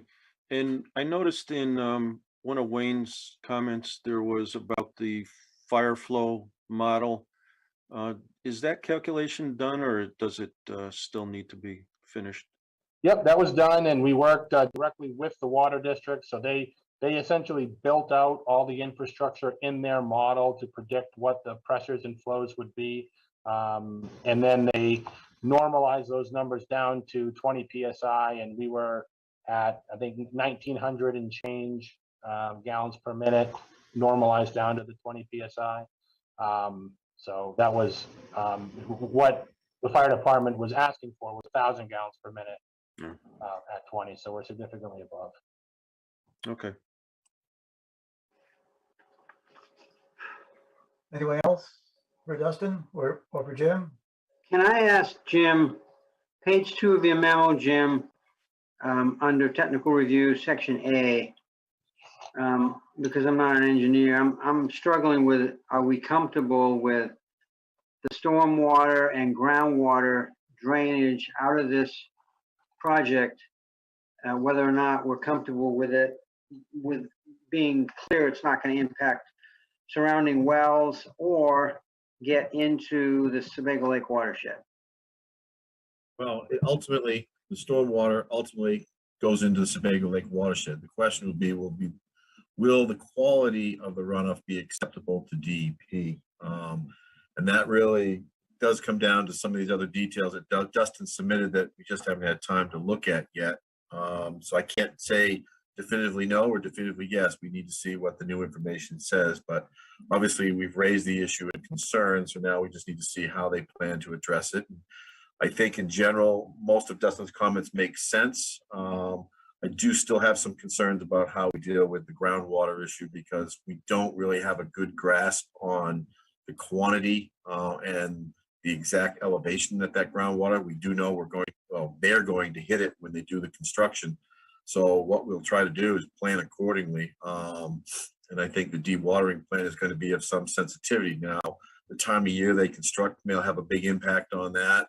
Obviously, if they do it in the summer, when the water table's down, it'll be less of an impact. If they try to do it in the spring or the fall, when that groundwater table comes up, they may be fighting uphill, literally, with the water. So that's a tough one to say. As far as the septics go, I don't know if they addressed, we just wanted to know in their design if they had looked at where the adjacent wells, I think the neighbor down on 85 may be on public water. I'm not certain. I think the only people who may not be, maybe the Smalls and the Goslins up on top. In that case, with the Goslins, the septic system is down gradient, but we still want to make sure that their septic system has ample distance away, or their well has ample distance away from any kind of septic system to meet state code. And I don't have the answer to that yet. Maybe Dustin does. But so to both your questions, I guess the bottom line is I just don't know at this time, given the new information, but that we will want to see that confirmed before we suggest final approval to the board. Great, thanks. Any other questions for Alex or Jim?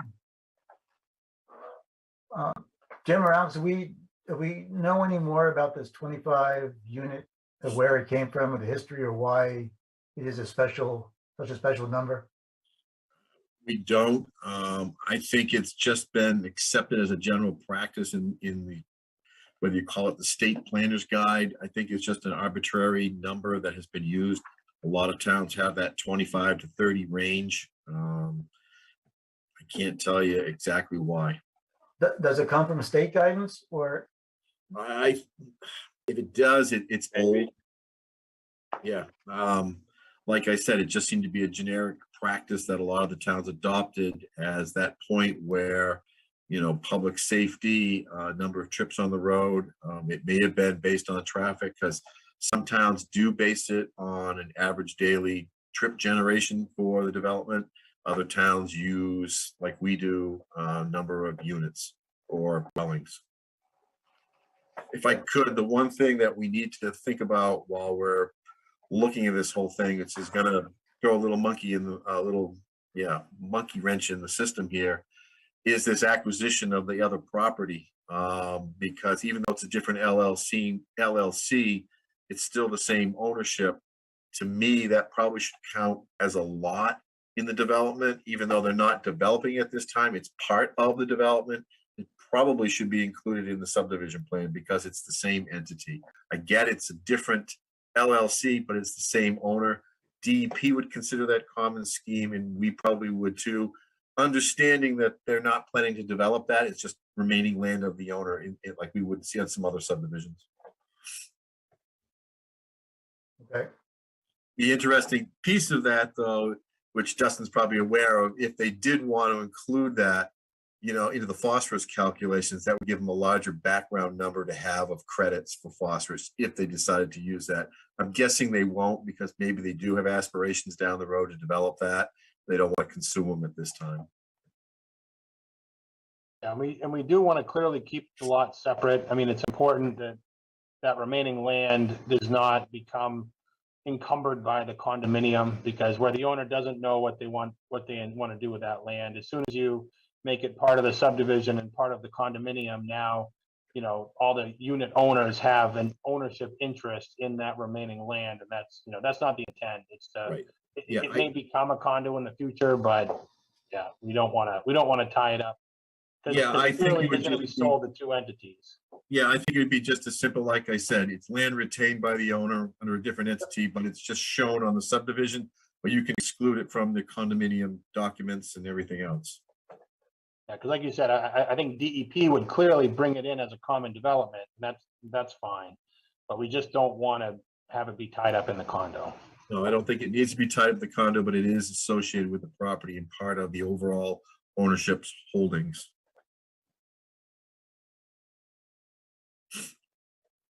Okay. Anybody else from the board, or Alex, or Dustin, or Jim? Nope. We're all happy? Okay, and this time I'll open up the public hearing on the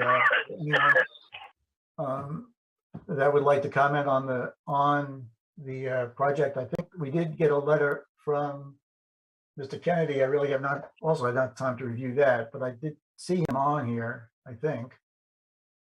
Mr. Kennedy? Oh, there you are up at the top. Yeah, the little raised hand thing. I'm not sure how many of us have really had a chance to read through your letter, but if you would want to address that in your comments, that would be fine. Thank you. And I think I'll be able to be brief. Dustin counted a good deal of it. And I think we're largely in agreement. It sounds like they're happy to work with my client on the curb cut and the proposed driveway. So we're happy with that. And his description of it was accurate, as we had discussed. The big issue, and I understand that the developer is on board, and I think Dustin accurately said again, is that when you guys are considering a waiver, we would ask that in that consideration, you add essentially a dwelling unit for Ms. Kish's back lot. And this is something I discussed this with the town attorney as well, and he seemed that, obviously it's your prerogative to go back to him, but he seemed to think that, bumping it from 25 of the developer up to 26 for Ms. Kish was acceptable in terms of a waiver. And that's acceptable to Ms. Kish. I mean, really what she wants is just, she has plans, and for what it's worth now, the plan is she wants to build a garage with maybe a dwelling unit on the upper level. But she wants to be able to do that in the foreseeable future. And the hope is that in approving the subdivision plan and the road that goes with it, that by taking into account this intended development now, that she wouldn't have to go back to the planning board later and seek approval to get over that road. I mean, we're just trying to say that now when you look at it, assume that it's going to be 26 units, and does that meet it? And I guess a lot of where my client stands is based on the assumption and theory that this is a proposal that's acceptable to the planning board. I mean, I know it is acceptable to the developer, but if we get in a situation, and I understand you can't really tell me in advance, but if we get into a situation where the planning board is considering taking the developer's application for a waiver and amending it a little such that, you know, for example, it's approved for the developer's 25 units, but you're not willing to take into account my clients, I'd at least request the opportunity to be heard on that and kind of set out our reasoning. I'm hoping that's a path we don't have to go down, but if it is, we'd just like the opportunity to speak on it. The last, I think, major issue I'd just like to touch on is about the trees. And for this, we're relying on Dustin's expertise, and I think we're relying on Jim's expertise. I'm not an engineer, I'm not an arborist, and neither is my client. If everything that comes together, and I'm not in construction, but if you all look at that and Mr. Seymour looks at that and says, you know, yep, I think Dustin's right, there's no way to save those trees, you know, we'd at least appreciate the extra thought going to that. I don't really have any reason to doubt Dustin. He's been honest and good to deal with. But, you know, a second set of eyes from a more neutral perspective would be appreciated. And the last kind of point I had is maybe a question to Dustin, and I think it's more just a clarification. When he talked about the construction of Honey Hill Lane not damaging or impacting any trees on Miss Kish's property, I just want to make sure I understood him right. Basically, what I understood is that they, in fact, looked at this issue and they determined that based on the work they'd be doing and the fact the grade would essentially level out to where my client's property is, that this was, you know, not likely to harm her trees. If they in fact engaged in that analysis, that's great. I'd be glad to hear it, and that would, I think, make my client happy. But just maybe a little more specificity about what was done, and if I have his kind of explanation correct, would be appreciated. Okay. So, Jim, if it's if the lot is going to be designated a lot as part of the subdivision, does it not have to be then on the subdivision plans for it not to, for it to avoid a trip to the planning board for the development of that lot? So are you talking about This is Kish's lot? Yeah, we had a conversation with the town's attorney on this, Alex and I. And what he recommended was that the board consider that because they already have rights over that right away, that they would be, the board should consider them basically exempt of being tied into the 25 units that the development's proposing. They already have rights to access that, so it shouldn't count. They shouldn't be blocked from having access into their property through that right away. What they do would obviously have to conform to town standards and town regulations. So we don't know at this time, you know, if it will be a single family or it will be a garage or an accessory structure. We just don't know. So all we can do at this point is just say we can't prohibit them from doing what they want on their property. Okay. And Dustin, on the road cut that you're putting in, I'm assuming you're going to be taking some trees down that are on her property. Is that true? No, so the road cuts that we're doing, the driveway cut. Right, yeah, the driveway cut in that first, you know, couple hundred feet of road, that's where the substantial cut is. And in that area, what we typically do, so like kind of as Bill had asked, you know, what sort of analysis do we do in those circumstances? It's really those trees that are within close proximity to the property line. What we do is we look at how much grade change is happening, knowing that, you know, within a within a distance of that tree, if you start cutting close to a tree that's there, you're going to start compromising that root structure. So in this case, where the road grades are coming down, all that work is really happening in the middle, 25 feet of that 50-foot right of way. And then we've got curbing and side slopes to bring it back to existing grade. So in that curbing and side slope area, we'll be able to protect any root structure of trees that are kind of along that property line in closer proximity. We didn't identify any trees that were close enough to the property line where we had concerns about, grading closely to those trees. The larger trees were the ones that were actually in or within the 50-foot right of way, and those trees would get cut anyway. Justin, quickly looking at that sketch, and I know it's just early on, it's a sketch. One thing we're gonna have to take a look at too is the drainage, because the way the road's graded, we're pushing all the drainage to that side of the road. And when we have that curb break, we don't want to send any water down into her property. We want to make sure it maintains on the gutter line. So whether you put a catch basin or somehow you design the driveway with a lip so that water can continue down, just something you're going to keep in account. Yeah, and that's what we'll do in that circumstance is the driveway will actually pitch, like a positive grade away from the roadway for a short distance before it transitions down, and then that maintains the gutter line along the roadway. So yeah, we don't want water to be dumping out at that location. And there will be some vegetation removal. So in that sketch where it showed the grades coming in along the driveway, there will be some vegetation removal on those side slopes just to be able to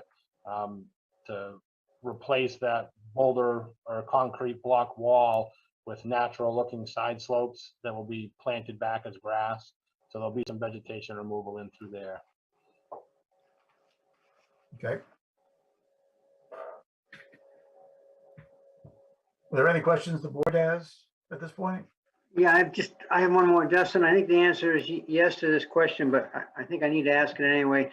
Throughout the planning process for this project, there's been concern about, because it's so narrow, I think especially down by 85, that you'll be able to do the development without impeding on a butter's properties in any way. So I bet the answer to my question is yes, you've been able to figure out how you're going to be able to do that. Certainly, yeah. Everything will be contained inside that 50-foot right of way as we're coming up through. And the work that's going to be done outside of the right of way to construct that driveway to Miss Kish's rear property, we kind of looked at that as something that we're doing, as a convenience to Miss Kish. And it's not something that's necessary for our project to be done, but it's something that we're certainly, willing to be on the record saying that we're going to be doing it. We have every intention of building that out, but it's not like a typical, in other circumstances, you may want to get like an easement or something because we're having to grade into somebody's property in order to create a side slope. In this case, what we're agreeable to is basically build out some infrastructure on an adjacent parcel, kind of while we're doing our project. We're going to basically build out that infrastructure on theirs as well. So I just wanted to kind of make that distinction where on the opposite side of the road where we were cutting up into the embankment, we were needing to get an easement for that because it was necessary for the project. And in this case, where we're building the driveway, although it's going to be required because we are, giving testimony that we're going to do it, it's not something that we feel that we need an easement for or anything like that. It's something that we're just doing as good neighbors, for the neighbor there. I'm assuming those hands that I'm seeing are actually someone that wants to talk. Is that Kenny? Is that you up there? That's correct. Trying to be polite in my Zoom etiquette. This, I think, was just a note of clarification and a suggestion that I discussed with the town attorney about Miss Kish's back lot and kind of factoring that in as the dwelling unit.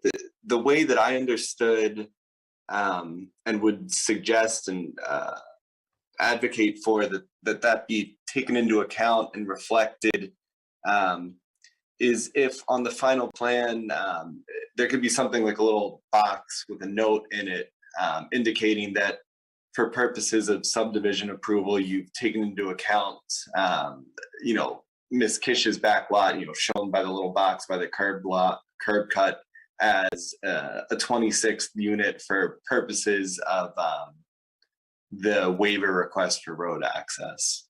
And the town attorney may be able to say it more concisely or better, but that was an approach we had discussed and that I just wanted to flag for you all tonight.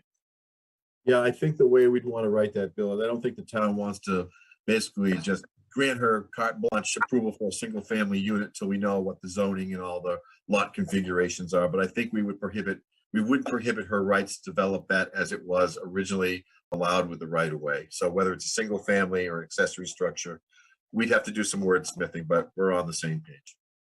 Great, thank you. But Jim, it would, it's not going to be, only going to be one lot, right? I mean, it still stays as one lot. So is it become a back lot? The question would be, Bob, could you put an accessory dwelling unit in there? Could you put a garage in there? Right. I don't know what the density is. I don't know what her whole holdings is, or if she can split the lot into 2 residential lots. I don't know. But what we were kind of told by the town's attorneys, we shouldn't prohibit her from doing anything that she could do today, basically. Right, okay. And somehow we do that verbiage. Exactly, it's all about the verbiage. Kathy Goslin, you have a question? Yes, I'm on 11 Eagles View. I abut the property. I'm going to abut the property even more because he's purchased the extra triangle piece, the 3 acres. I just have a couple of questions. That 3 acres, is that going to always be open space and unbuildable due to the density? That's number one. Number two, Jim, you brought up my well. My well is hundreds of feet away from his septic. That's not a concern for us. The folks, I can tell you, the folks on Patricia Ave are going to be much closer, their wells, than where we are. Another question for Dustin. I know you haven't gotten final approval yet, but you have a anticipated timeline for cutting trees and marking the property lines. Those are my questions. We had talked to the previous owner, Mr. Buskey, about getting a right-of-way access to my back lot, thinking that we might one day build another house on it. But I would think that with this, that would not be, you know, I'm not asking for now 27 house lots, but I would like those other questions answered. All right, we'll get you the answers. Who wants to start? Let's see. Is it going to be common land, Dustin? Yeah, so that's area on the updated plans that we had sent in dated February 1st. Those have that area up there designated as open space. So that entire 3.7 acres triangle that's being acquired for density purposes is shown as open space on the plan. So that would not be able to be altered unless the planning board authorized it. So the condominium is going to, keep that as open space, identify it as open space on the recorded plans. As far as I'm concerned, there's no mechanism to change that unless it was something that was, brought back and approved by the planning board, which we don't intend to do. Yeah, we'll just need to have that open space calculation on the final plan, Dustin. But it just says right now land to be conveyed on the plan that I have. I haven't looked at the latest plan that just came out in the day, but we'll just need to make sure that clearly delineates that as open space. And then the question about wells, she wasn't concerned about her wells, but Dustin, with the design of the septic systems, did the site evaluator or you, the engineer, did you actually inventory any wells that could be within proximity of the system? Yeah, I mean, that was part of the engineered system design. That larger engineered system is the one that would be close to any wells that are in that area. So, yeah, we did not require any waivers from the required well setbacks for that system. Dustin, if the project moves along as you hope, when do you expect to start construction?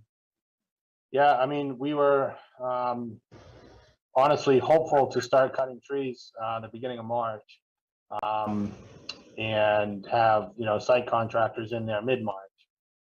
That was our initial intent. So we're ready to begin once we can, you know, make sure that the town is comfortable with the project. We're ready to start. So realistically now, we're probably talking end of March, early April. Yeah. Okay. And did we get, Ms. Goslin, did we get them all answered? You said- My other question was, have the property lines been marked? Oh, right. So the property lines have been marked out along the 50-foot right-of-way coming in. We have not flagged property lines up on the Eagle View side of the property. We're not, you know, we will go out and mark limits of clearing with survey before that's done. We don't like to take any chances with tree cutting. So that will all be survey marked for the limits of clearing. And all that's obviously contained within the property. But Dustin, you will be setting pins as part of the project, correct? For the newly acquired lands or any corners that weren't previously marked? Yeah, the new property corners from that land would be marked with pins. Property corners for the condominium lot itself, any corners that do not have markings on them now will have rebar set on those corners. Some of those corners are marked already. Any that are not will have pins set. All right, thank you. Okay. Is there anybody else on the line or on the Zoom that wants to have a question for the public hearing? Seeing no hands. Mr. Kennedy, are you all set? You still there? I am. Yeah, I think for tonight I am all set. Thank you. Okay. All right, then I will close the public hearing and we'll go back to the board. Let me just call up here. Dustin, on your waiver requests, I guess we can, the 1,000 foot, I think we talked about that as a board already. I don't really, no one really saw that as an issue. The 25 dwelling units, I guess we need to talk about. The overhead cables, we have always addressed that as a waiver, but we've always addressed it as a waiver in the project itself. So I think personally, anyone can jump in here. I don't think it's necessary for a waiver if the only thing that you're requesting is to get the power to the property. I don't see that as a waiver requirement. That's just me. I don't know if anyone in the board. No, I agree completely. I thought the same thing when he said that. I was under the assumption it was overhead utilities all the way up, but if it's just to get the power to the property, that's do that with houses all the time. So, yeah. Anyone else that object to that? Okay, so I guess we can kind of drop that waiver request off.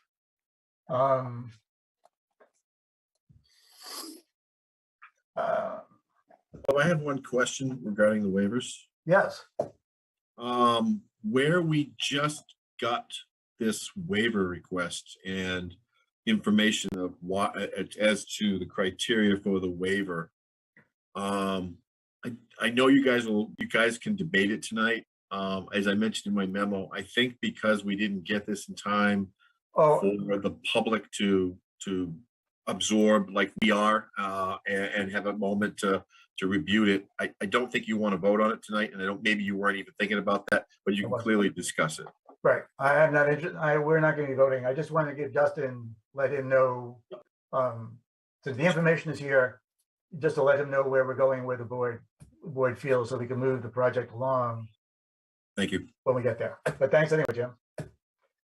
So I guess we really should address that 25 unit, more than 25 unit requirement for the two connections.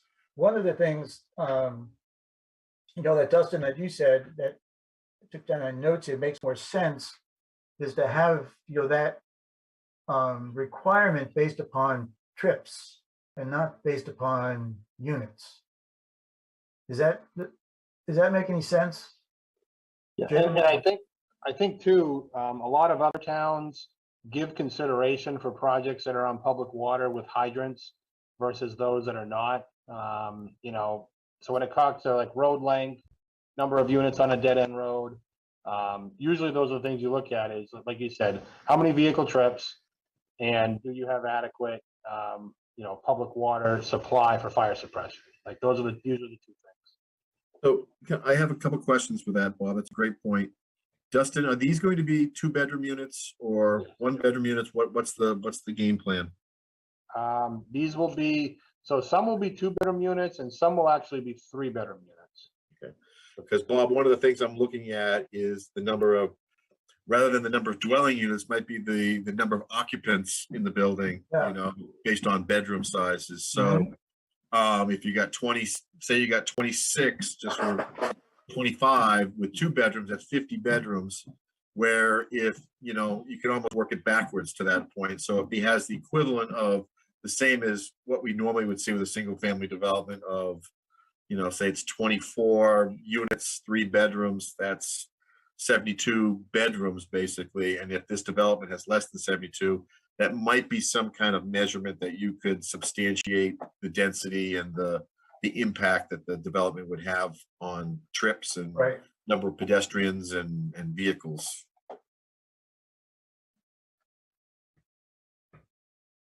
How does anybody else feel on this topic?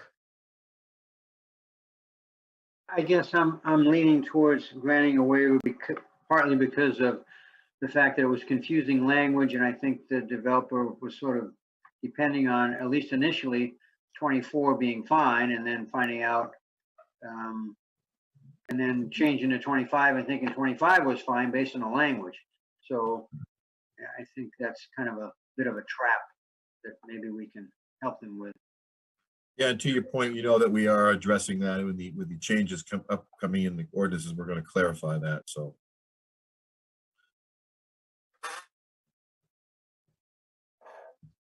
So is anybody really concerned about this 25? I guess I would like to hear from Wayne if there was any public safety concerns with the number of units.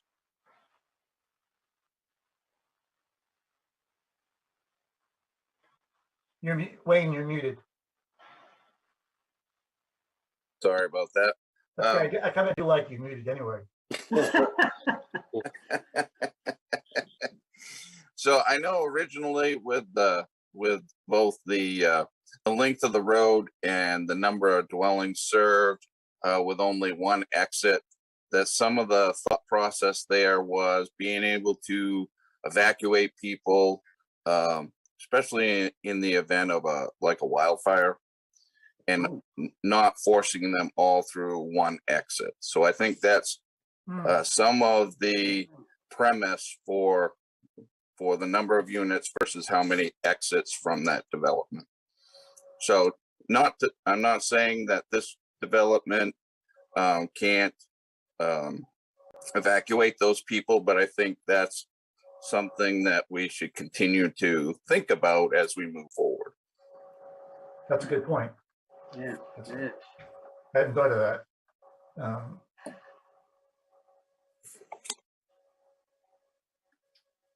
What else? Anyone else on the? And as far as the other waiver goes, as the board is aware, but maybe not the public, our road standards have already been changed to allow for roads greater than 1,000 feet with certain provisions for emergency turnouts or areas to pull over to bypass so that we don't congest the roadways for passage in emergency situations. So those are in our street standards. Unfortunately, they have not yet been changed in our subdivision standards. So That one to me makes all the sense because we've already adopted it in our street standards, and we'll clean it up in the subdivision as well. But it's just that one's more of a technicality, I feel. Yeah, and we have waived that requirement in the past on more than one occasion. Maybe it's not something to be properly considered, but I guess in this instance, I'd like to know what possible option there would be to make this, create connectivity and make this not a dead end road. And I guess I'm not really seeing anything. I mean, to me, I don't know what the developer could do. Well, they own the piece next door, which unfortunately doesn't bring you back to a public road. It's basically a landlocked parcel. So I don't know. I mean, in a normal case, Mike, what we would do is, the owner would have to acquire a piece of property to get to a secondary private road or public street. Gotcha.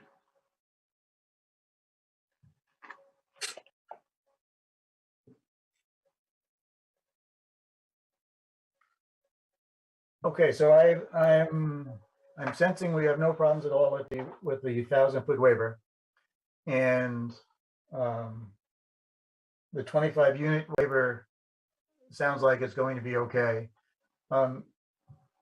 Dustin, I think I would like to see you put some more specifics into that waiver, such as the trips and what Jim talked about as the bedrooms comparisons, just to give us a little more, give your waiver a little more support and us a little more to lean on if we do indeed vote that way. Yeah, and to your point, Bob, I don't want to use the P word, but we could be setting a precedent, so we want to be very careful how we go about this. Right, exactly. Which is why I think those two pieces of information would be very helpful in the waiver request. What is the board, just to kind of preempt Bill's question, I guess, how does the board want to handle the Kish property? Do you want me to somehow incorporate that into the waiver request for 25, or is that something that the board's going to just handle separately as a note? Yeah, I think based on what Alex and I heard from our town's attorney was there should be a separate note that basically exempts, I don't want to use it as a legal term, but basically, she has rights before, she has rights afterwards. I understand that would be another unit on the road, but we just take her out of the equation and let her stand alone, and then yours will be for 25 above and beyond that. All right, so basically her lot would not be subject to the subdivision ordinance, which was what requires a 25 lots and all that. Okay, I'll talk with Bill on that separately just to make sure that they're okay with that, and I'll craft a note. Yeah, and we probably, Alex, will want to run that by, we may want to run that by Phil, just to be careful too.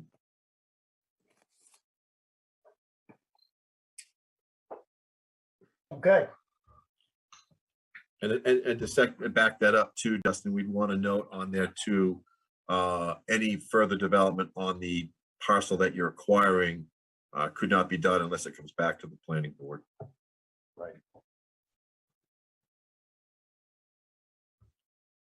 We do have a lot of new information. A lot of things have been raised. And obviously, Bob, unfortunately, we just haven't had the time to kind of go through that. So I don't know what you want to do tonight, but I think we as a staff need more time to kind of peruse all this material. Well, yeah, I would agree. Actually, I'm just wondering now, I think we will probably just kind of to more get it wrapped up, the project, moving forward. I think what we'll just officially do is table it tonight. And then when we bring it back in March, we'll have gone through all of these things. We'll have the waivers, and assuming that everything is there are no more problems, I think what we could kind of skip the preliminary approval and go right to final approval if in fact. Or we could do them simultaneously, basically. Yes, right.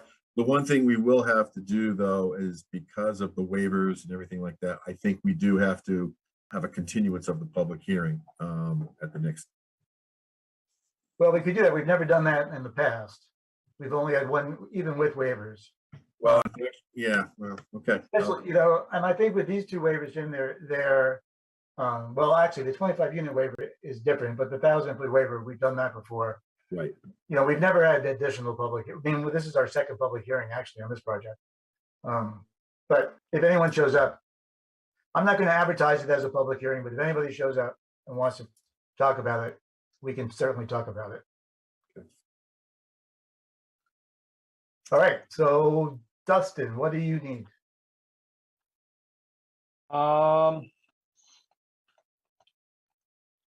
Yeah, the waivers were the biggest item for me for discussion. So I guess I've definitely heard from a couple of board members here. So I guess I'll just ask, and does anybody have concerns about the 25 unit waiver that they'd like me to consider specifically? I guess I'll just, you know, if anybody does, just let me know.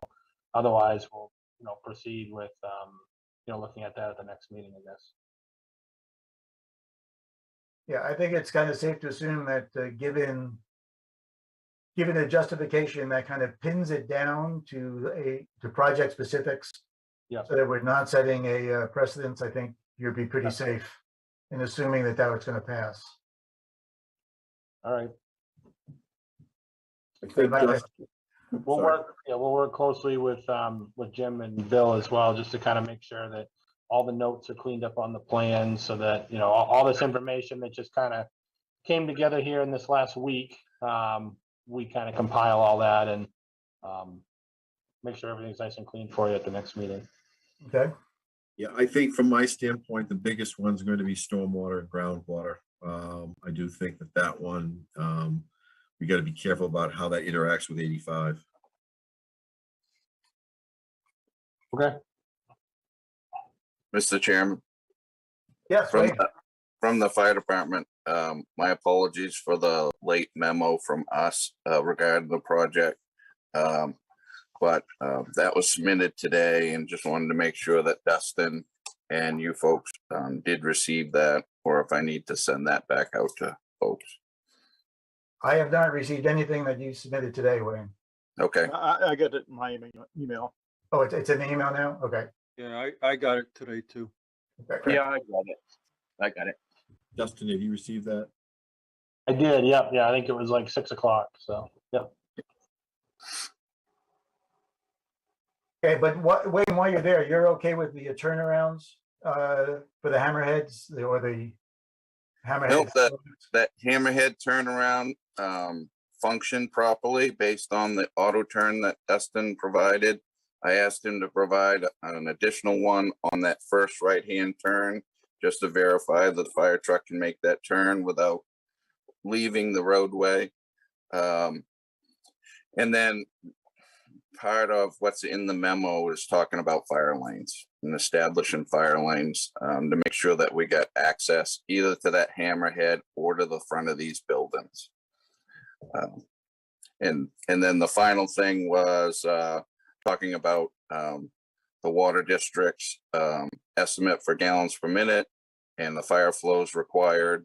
And Dustin and I talked about what the applicant thought would be the way to approach that. So that's what's in the memo.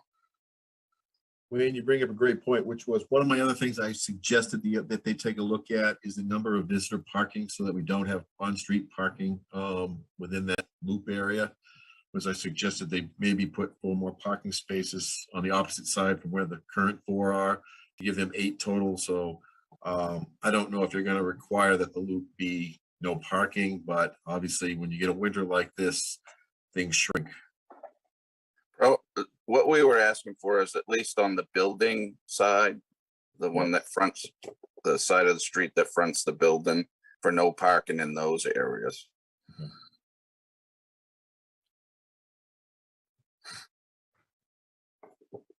Okay. So any other questions or discussions? Well, I guess that just brings up one quick question. Dustin, what are your thoughts on Jim's suggestion to add 4 more parking lots? Yeah, I mean, I think it would be good just to discuss that here briefly, because, so what our thinking was on that is, you know, we provided those extra parking spaces in that kind of central location where all these units are really kind of condensed around that one big cul-de-sac. There is room to put a few more spaces on the other side, basically out in front of units 18 and 19. There's some room there to put a few more spaces in that location. You know, what we're trying to do at this point, we don't think we're going to need more than those 4 spaces that we're showing. What we would hope to be able to do is where we've kind of reserved that area for additional parking. If at some point, you know, if it becomes an issue where those 4 spaces seem like they're, you know, being used more often than we think they're going to be, that we have room on the site that we could come in and just put in 4 more parking spaces. We've had projects where, you know, we've boxed ourselves into a corner and then you need another 4 parking spaces and there's just nowhere to put them. But in this case, well, maybe what we could do as a compromise is show, we could even kind of dash them in on the plans and say, you know, expanded parking area if it's needed. And, you know, the owner in the condo is definitely going to want to add those spaces. They're not going to want congestion, but would rather just not build them right off the bat if the 4 spaces end up being enough.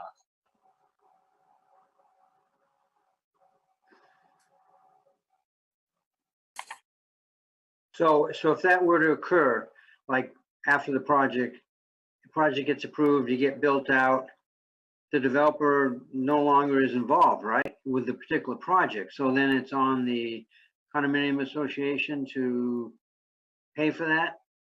Yeah, so at that point, the association, you know, if they decided, it's like, you know, we have these spaces here that we can build if we want them.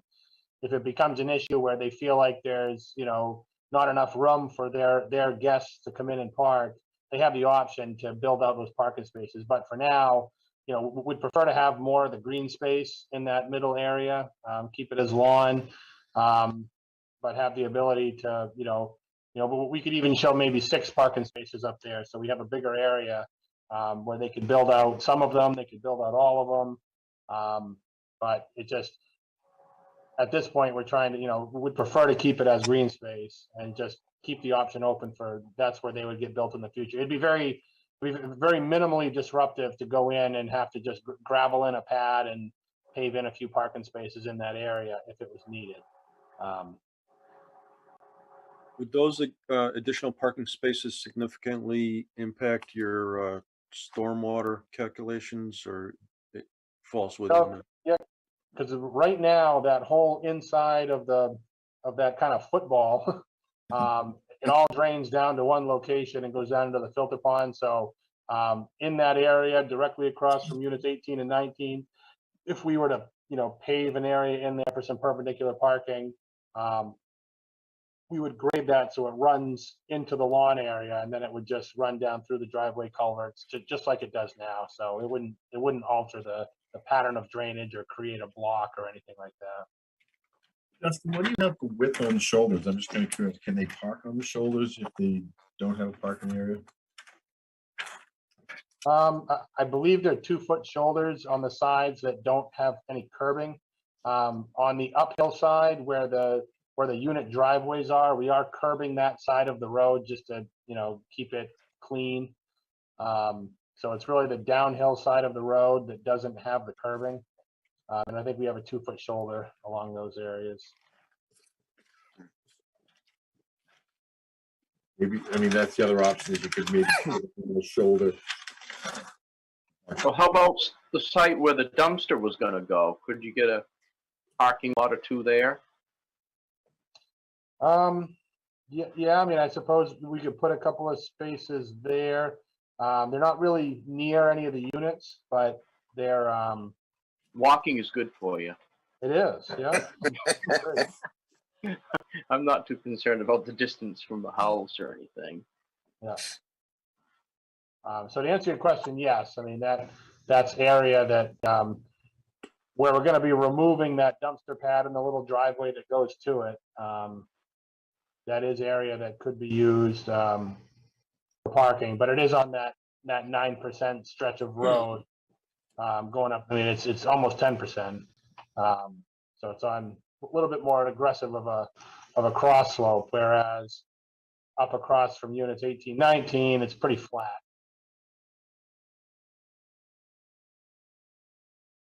Food for thought. Yep. All right, anything else?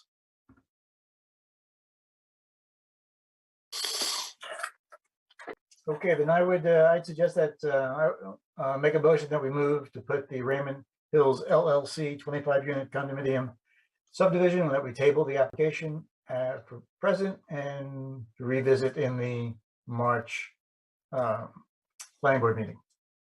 So moved. Second, is there any discussion? Second. Okay, all those in favor signify by aye. Aye. Aye. It passes. Okay, Dustin, so you're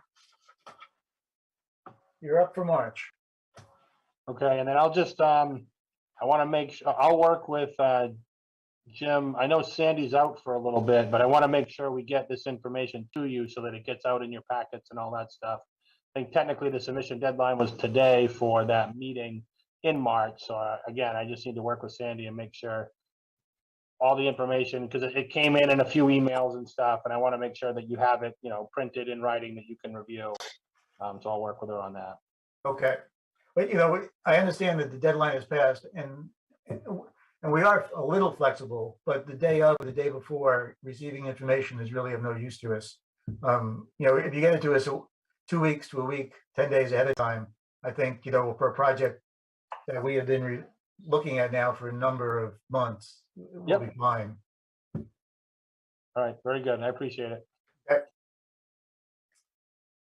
All right, then we're going to up to you, Alex, for the ordinance review. All right. Well, I can bring the document up. I should be able to make this relatively quick because there isn't a whole lot that's changed since the last time you guys looked at this. I did send over an email earlier. I did send over this updated document that shows a few changes. On the first one, which was the ZBA change. The only thing, this one's gone up to the attorney. He made a few very small minor changes, but one of the only substantial changes was number 6 in this section, which just matches it up with the land use ordinance. It just matches the shoreland and the land use. So that's really the only change for this one. It's the same exact language, which would match up the ordinance with the state statute for appeals. The second one was solar, and I don't believe I had any changes in that one. That one has gone to the town attorney, and he has not given me an updated document on that yet. He just got them this week, so I expect I'll hear back from him probably next week on all of these, and we'll update if there's any changes. Alex, a quick question. From Sure. the last meeting, did you add in the fire department's input on this particular ordinance? I did. That was added in before the last meeting. Well, okay. Yep, the section, it's up here. Fire department. No, that wasn't it. Do you remember what section it was? I don't. My eyes are kind of flipping on me. Yeah. I just wanted to make sure that we. Here we go. It's right here. So I know I can see right here, fire chief and her designee was one of your changes. So I know this document has all of the items that you had pointed out last time. Yep, I see it. Very good. Thank you. Yep. I would definitely check, maybe if you can, sometime the next couple of days, the PDF I sent over today, just to make sure I didn't miss anything, but I'm pretty sure it has everything that you had asked for. Okay. All right. Number 3, and that was the conditional use stuff. I don't believe there were any changes this time. Wayne, I did add the stuff that you had brought up last time on that one. So that one's gone off to the attorney. Number four was the big one from last time. This has the most changes this week or this meeting. And I guess I'm looking for feedback from you guys on this. Added a definition for corner lot, updated the definition for lot frontage, added a definition for front setback, and I think that's it. So if you guys want to discuss this one, we can. Basically, I took the input from last time where you guys wanted the frontage to be on the lot line where the driveway comes in. I kind of struggled wording that. So if, Jim, if you want to wordsmith something on that, you can. And I did add, I removed the S from lot lines so that it's a singular line instead of multiple lines if it's on like a hammerhead or something. And then setback front is a new definition. The big change there would be for corner lots, the front setback shall apply to any lot line abutting a street or road, because it was brought up last time you guys thought it made sense to apply the front setback to any line that abuts a street or road. Yep. So do we have any thoughts on those? Looks good to me. Okay. I think that's all that we talked about, Alex. Yeah. So if you guys have any other thoughts after, I know you just got this today again, so if you take a peek at it and have any other thoughts, feel free to shoot an email. I just copied the same changes for shoreland for that as well. 5 is easy. That was just the change that we talked about tonight. Jim, do we need to change anything else with this though? Because I know we've talked about the subdivision road length. Yeah, the 1,000-foot needs to be altered as well. So that Yeah. it's in that same 6. Yep. Down at the bottom, that needs to be altered. I would just say must comply with street standards. Okay. I need to make that change. I thought of that earlier today and I didn't get it changed before I sent this out, so I gotta still do that. Yeah, I would just reference our street ordinance would probably be the easiest way to. Yeah. So that if we ever change the street ordinance again, we don't have to go back and try Yeah. to find it somewhere else. Yep, I like that. That sounds good to me. I'll make that update.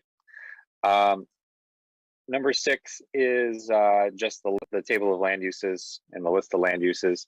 The only real change was I took out outdoor storage for the districts you guys didn't want outdoor storage, and I think I added in the commercial, I just added it as a conditional use, I believe. Yep. Under outdoor sales and service. Because you guys had suggested that. So that's the only change, substantial change to this one, I believe. Oh, and I just removed outdoor storage from that and made it its own. It's funny, the industrial district is the only place in the ordinance where outdoor storage is ever mentioned currently. So I just, removed it from there and created its own bullet. I think that's it though for this. It's the table. Took off outdoor storage, came off of that one. And And solar energy's on all those as well. Yeah. 7 is the term definition for outdoor storage, no changes there. And then 8 is the half acre to 20,000 square feet. And there was no changes there. So that's it. Jim and I did get a chance to talk with the attorney on the guidelines. So the design downtown, or the design guidelines, are a document that was never actually accepted or voted on by the town. either town meeting or the select board. So it is kind of a wish list document that we have. So the good news is it doesn't need to go back before the town to be changed, essentially. So I think you guys can just add the visual impact information as a guideline. And Phil agreed. So The one question I have though is in our, I can't remember, it's the commercial district or in our site plan ordinance, should we remove the requirement to comply with the design guidelines then? yeah, and that was the area where Phil kind of gave us a, well, yeah, kind of answer. Because he did say that since it is referenced in the land use ordinance, it is somewhat enforceable in certain areas. So it's a little gray, I guess. So he did like the idea of possibly extracting stuff from the guidelines, importing it into the land use ordinance as actual performance standards, and then maybe moving away from the guidelines document, since it's not really an enforceable, it's a wish list, basically. So that's an idea. Obviously, that's not something that's happening for this year, but that could be a project for next year. Yeah, I think, Bob, the thing that we see in the commercial district that usually these guidelines run up against is usually landscaping, parking, and architecture are the biggies. So, and we already have parking standards. Landscaping, we probably could extract some things out. And the architecture is always subjective to the individual, what they want to look at. But I mean, right now where the guidelines is always funnel them to this New England traditional architecture, which I don't know if any of us knows what that really means, but that's where we're all supposed to be pushed to. Yeah. So the other thing too, I wanted to update you guys on marijuana. The select board did discuss that on Tuesday. It does sound like they're going to put a referendum question out this June, which is going to essentially ask voters, are you supportive of the town exploring a marijuana or adopting an ordinance for marijuana uses? So it's going to be very vague. And if that is approved, then the select board will assemble a committee to review a marijuana use ordinance. And then that will have a phase in that committee process where the planning board has to obviously review ordinance, insertions for our land use ordinance. But the committee itself, and there may be a planning board member on the committee, depending on how the select board sets it up, but the committee itself will actually be responsible for creating a separate standalone ordinance for marijuana, which you guys will then have to incorporate. So if it gets voted down, or if people vote that they're not interested in seeing marijuana uses in Raymond, then we continue to stay, an opt-out town, and we continue to move forward without it. So we'll know in June where we're headed, and then the select board will take action on that then. So Alex, with that, they didn't differentiate between recreational and medicinal? No, it's going to stay wide open right now, and that's been one of the topics. Do we make multiple questions, one for medical, one for adult use? And it's just, the town clerk and I had discussed it. It's like, we got to make it as easy to understand as possible, because there's so many different terms and uses. And so the thought with the attorney was, let's just make it vague and say, are you interested in the town allowing marijuana establishments? Because that's the term the state uses for all of them. They're all marijuana establishments, basically. And then from there, the committee and the planning board will get to decide, do we want testing? Do we want manufacturing? Do we want grows? Do we want storefronts? All the different individual uses, if the town is in favor of seeing marijuana establishments in town. Of course, we do have a couple marijuana uses, but those were in before the law changed. So they're existing non-conforming uses. And people get confused because they see, the medical store on 302, and they think that, Raymond allows medical storefronts, but it's actually not an allowed use right now because of the law change. So if we want more of them, then we need to be an opt-in town. And if we don't want any more of them, then we have to stay opt out and not have an ordinance. So on the proposed amendments, I've sent them all to the attorney. If I hear back, he's going to make some changes because that's what he'll do. Once I get those, because we were planning on doing the public hearing at the next meeting, should I email all of those out to you as I get them before the meeting so you can look at them before they go to public hearing, or do you want me to just take what the attorney's suggesting and update the document for public hearing? I'd like to review them. I know that ahead of time. Okay. Do you guys want to make a motion to hold a public hearing at the next meeting for the proposed land use changes? Well, I don't think we need to make a motion, but I'm not sure the timeline for announcing the public hearing. You know, as long as we can meet that timeline, then I think it's like 10 to 13 days or something like that. It has to be posted and it's got to go out twice. I'll check with Sandy on that. Sandy is pretty much out this week, but she's planning on working remotely starting next week from home. So she'll still be able to do that stuff. We should be able to make the deadline. Well, when are the selectmen planning on holding their public hearings? Do you know? They usually hold theirs right before town meeting, as they set the warrant, which is usually the month before the meeting, so May. Yeah, I think it's usually been The May. May meeting. Yeah. So we don't need to rush it till March if you don't want to. We can do it in April. I think you can do it in April. And then pass it, pass the selectmen and let them then take it for May. I don't know if we need the extra time or not, but. No, I think our goal originally was to leave a buffer month in there so that we didn't run up to a brick wall and, you know, not be ready. So I think if we want to do April, that's fine. I will check with the town clerk tomorrow to make sure that that's okay with her time schedule for putting together the warrant. And if I hear otherwise, I'll give you a call, Bob, and we can figure out a solution if you want. Okay. So which way we go, March or go April? I say go April for now. And do we have any projects coming up in April? I think we'll have one coming in for that subdivision of Raymond Cape, possibly in April. For sketch plan? I think you went through sketch plan. I think it could be coming back for preliminary, right? Oh, the one on the Cape? Yeah. Yeah, Chase. Okay.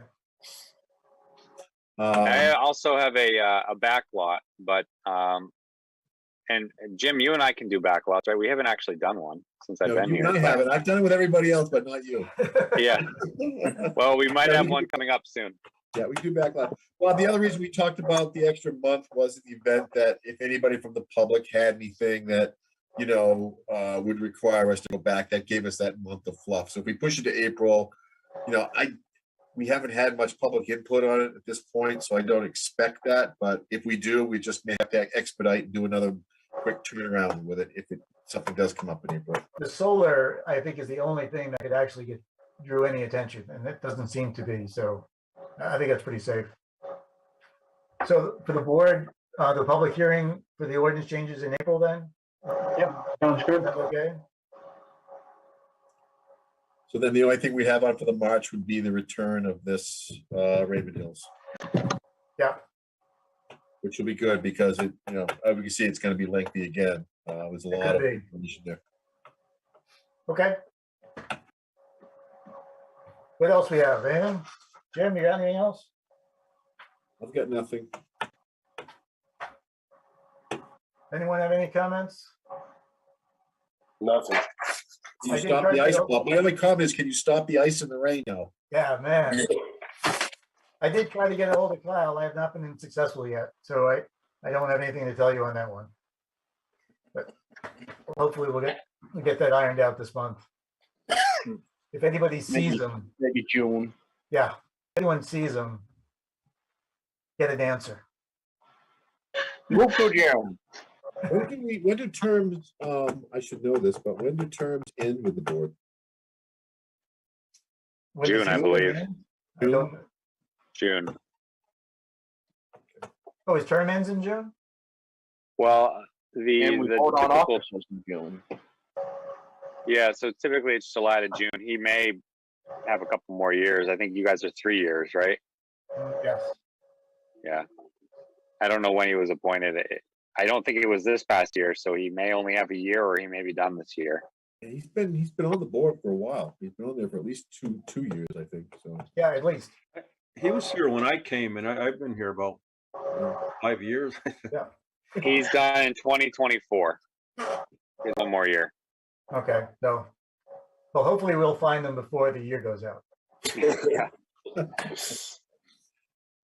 Wayne, you must run into him, isn't he a volunteer fireman? Yeah, we haven't seen much of him either. He's been pretty tied up with his business. Yeah. We do have someone interested in joining the planning board that's very qualified. He's an architect, has a lot of experience with shoreland projects. So he'd be a good fit for the planning board. All right, so maybe I'll just have to go right to the selectmen and get him just removed. For.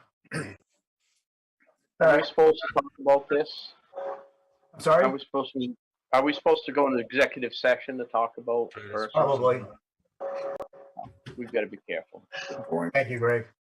Good point. Okay, anyone else got anything? Nope. All right. Is there a motion?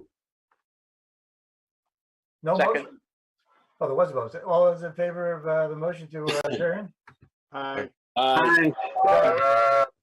Thanks, guys.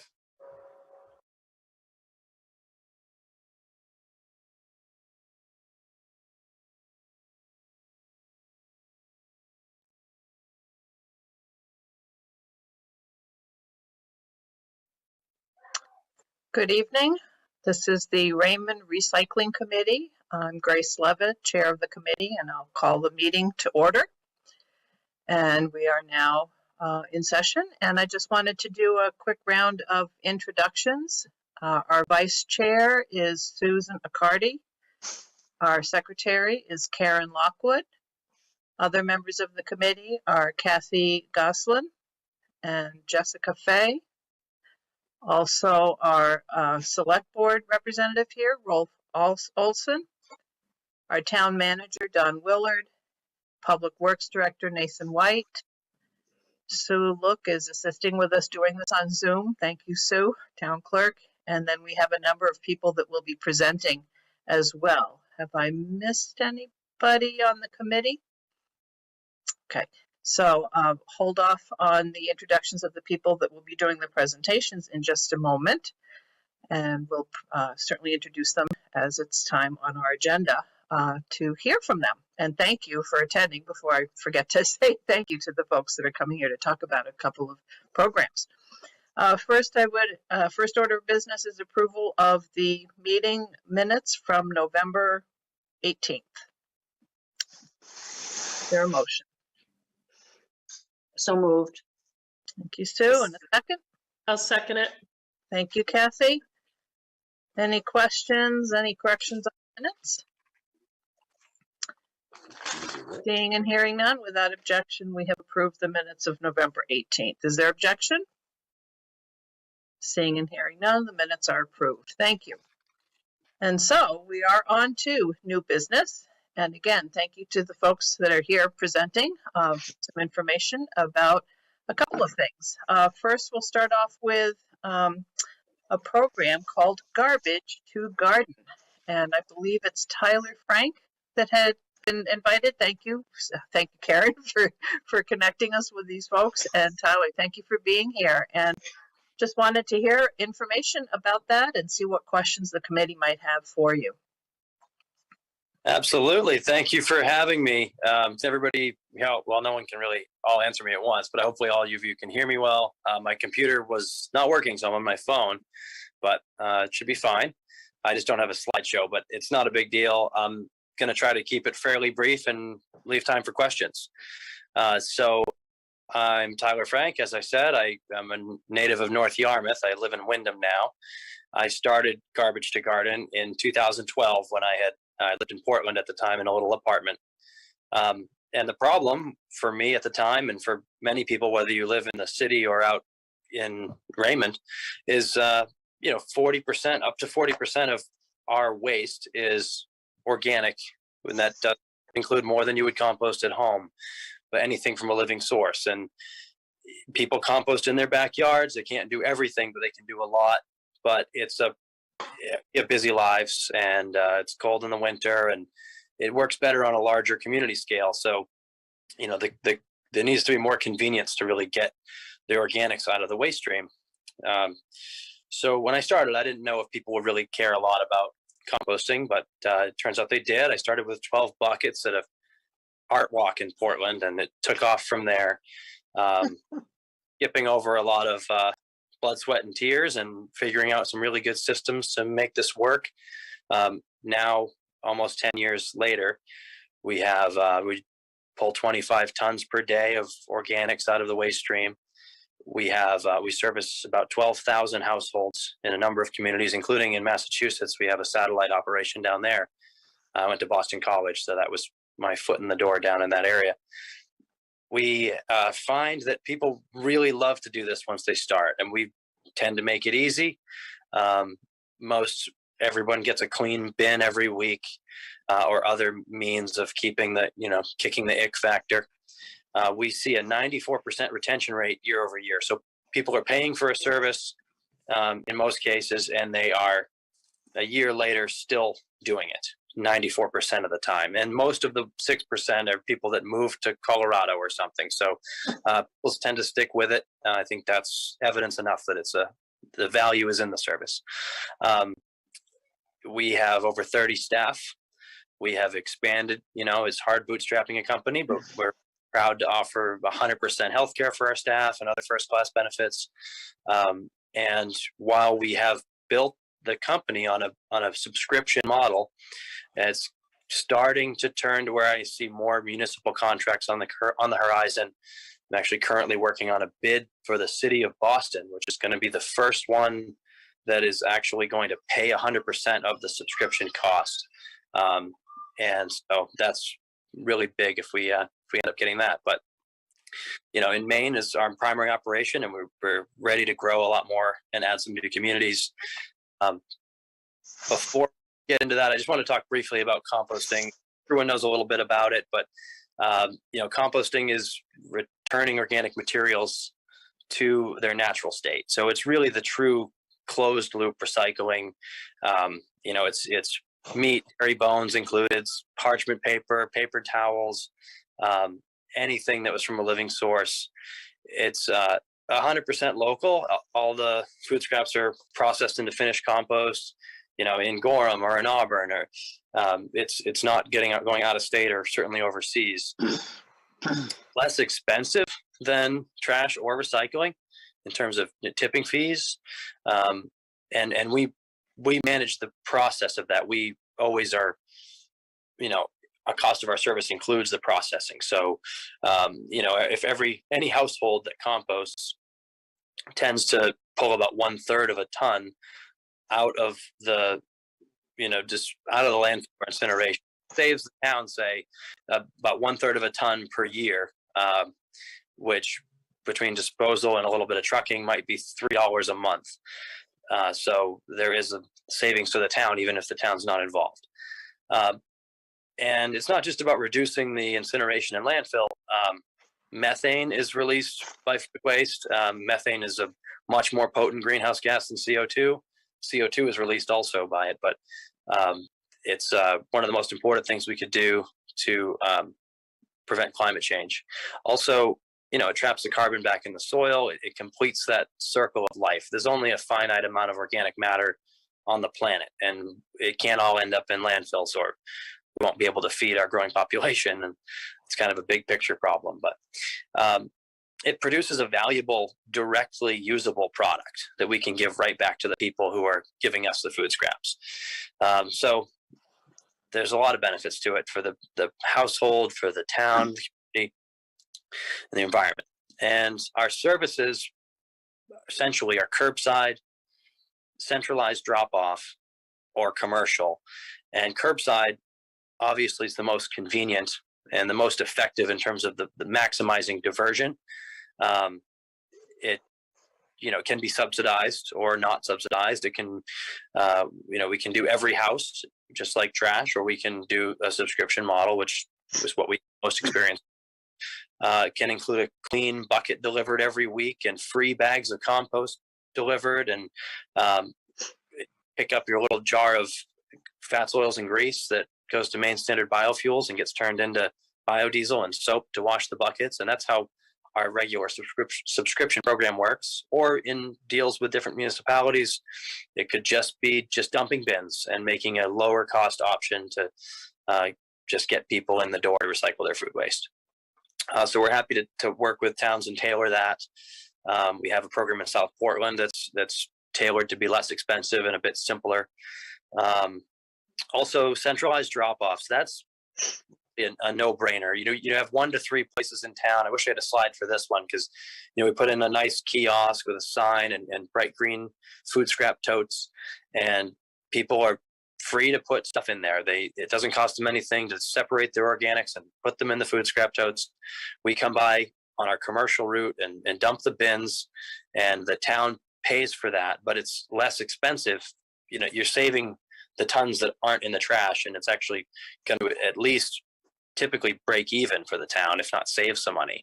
So that's effective, and it's a no-brainer. And our commercial route's already in North Windham, so we should really talk about that at a minimum. And we don't actually have centralized drop-offs in Windham, but they have expressed interest in that and curbside. So we're definitely growing in the area. And commercial service, if we're in the area, we can service any type of business, restaurants, summer camps, schools, you name it. We have a lot of experience with implementing new diversion programs and making it easy for students or employees to know what to do and set up a system that's convenient. So expanding commercial service naturally goes hand in hand with a centralized drop-off. So I think that quickly gives you a good overview of our programs and what we can offer, and I'm happy to go into more detail if anyone has any specific questions. So the committee, any questions? Yes, Jessica. Thanks, Grace. Nice to see you, Tyler. Thanks for this amazing information. And I've heard a little bit about garbage to garden in other contexts, and I think there was a pilot program, yes, in South Portland that started this whole thing. Do you currently have any customers in Raymond, or are you going by municipality and doing those municipal contracts, or are you doing individual subscriptions? So we don't have anything in Raymond right now, but let's say most of our expansion has been completely independent of any relationship with the town. So we say, we're going to expand into this community, and we think we can get enough subscribers to make it worthwhile. And we obviously have to get enough to get some route density. We couldn't drive there. We were only charging a few dollars a week per household, and there's a lot of costs that go into that. So, we go in thinking we're going to get hundreds, thousands even in a town. And so as we look into expanding into more rural areas, it's certainly attractive to work with the town to both get the word out quickly so we can overcome that painful hump when you don't have very many households on a route, and also possibly to provide we have a program, a new one with Waterville.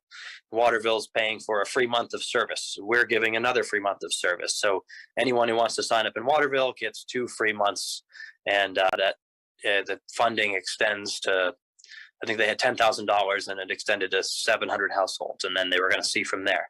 And we have a partnership with Hannaford, so they can pick up buckets at Hannaford and at these kiosks. So, partnerships with the town definitely make it easier to expand. And I guess, you know, Raymond is certainly not too far for us. Like I said, the centralized drop-offs in commercial would be a no-brainer to start that. And we're already in, you know, fairly close in North Wyndham. And from there, you know, curbside's something we'd want to look at and hopefully collaborate on if there was interest. Other questions? Go ahead. What is happening in Wyndham right now with the garbage? What's happening really is conversation. We have commercial route in Wyndham, and just honestly, we should have had centralized drop-offs in Wyndham from the moment we had a commercial route there. We've actually serviced St. Joseph's College for years and years, and it's really just from being too busy with different opportunities and growing the business that, you know, shame on me for not, you know, going into Wyndham Town Hall and saying we need to get this done. But we've just recently started having those conversations, actually. So I anticipate getting at least centralized drop-offs in Wyndham soon. And over the years, you know, we've added more commercial accounts, North Wyndham especially. So there's no, you can't sign up for curbside in Wyndham right now. But that also is something that there's interest to explore. And we're thinking that Wyndham, you know, that we're in Westbrook, we're not in Wyndham. You know, we would probably, if it was just up to us and we didn't have any help from the towns at all, we'd probably expand into Wyndham before we'd expand into Raymond. But we could skip right over Wyndham if Raymond wants to, you know, something off the ground. Tyler, do you go to schools? Yes. Yep. Really proud of that.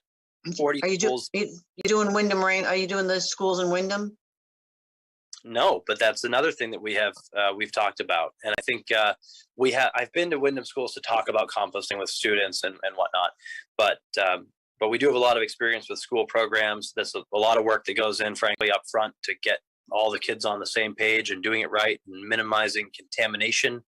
But we've got the playbook for that and have been doing that for many years. I think we've 40, 50 schools. So we would be if we're to do centralized drop off and the schools and then some businesses, and you really got a bit of a commercial route at that point. Other questions?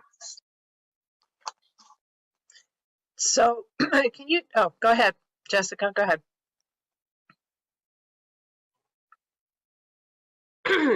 I almost started talking without unmuting myself for the first time today, so. And I don't want to go down a rabbit hole, but I know in the past we've had issues with drop-off sites for trash in places where we had dumpsters for communities, and that became problematic. And I was wondering, and I don't know if this is a question for now or maybe for a later discussion, what is your experience with that, particularly in more rural communities or communities that don't necessarily have a lot of traffic in the area where these drop-off sites might be on a regular basis? And then how do you manage contamination in those types of sites? So a couple parts to that question. We have drop-off sites from Bath to Arlington, Massachusetts. I don't know how many towns off the top of my head, you know, a dozen maybe, and each one might have 1 to 3 drop-off sites. So we have quite a few, and wouldn't say that there's no abuse or, you know, but I have never one time have there been like a bunch of trash bags dumped off there. And obviously you wouldn't expect it if it's like at the Freeport police station on Main Street, which we have one there, but we have ones in remote locations, in West Bath and different places that, you know, no one would be looking when you're there. You might be, you know, not a lot of traffic, like you said. So I don't know what to account. What I have seen sometimes is yard waste. Yeah, I wouldn't say it's a massive issue, but sometimes people will leave, you know, bags of yard waste near the totes, and we have to take care of that. And when we have had little problems here and there, we've put up signs that make clear, all the material has to be inside the bins, and, yard waste isn't what this is intended for. They say food scraps only, really meaning food scraps and parchment paper and muffin wrappers and stuff from your kitchen. But it's our name on it. We definitely don't want any drop-off site to be a mess, and we've always taken responsibility to make sure it isn't. And moving on from that, contamination, it's never perfect, but people use it because they want to do the right thing. They want to recycle their food waste. They're taking the time to separate it rather than throw it in a trash bag and drive it over there. So people aren't intentionally contaminating it. Sometimes you see food scraps in a plastic bag because they don't understand that, the biodegradable bags they see in there aren't the same thing. And we've managed that. We've had more contamination in certain places and had to put up certain signs, and it's helped. We've never had to close a drop-off location because of contamination. There's some small amount that's just tolerable because all of the food scraps, once processed into compost, are screened, and so some plastic bags and things will be screened out.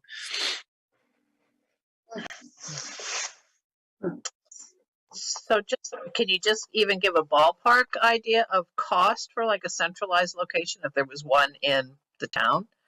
Is there a way to do that or not without knowing something more from us?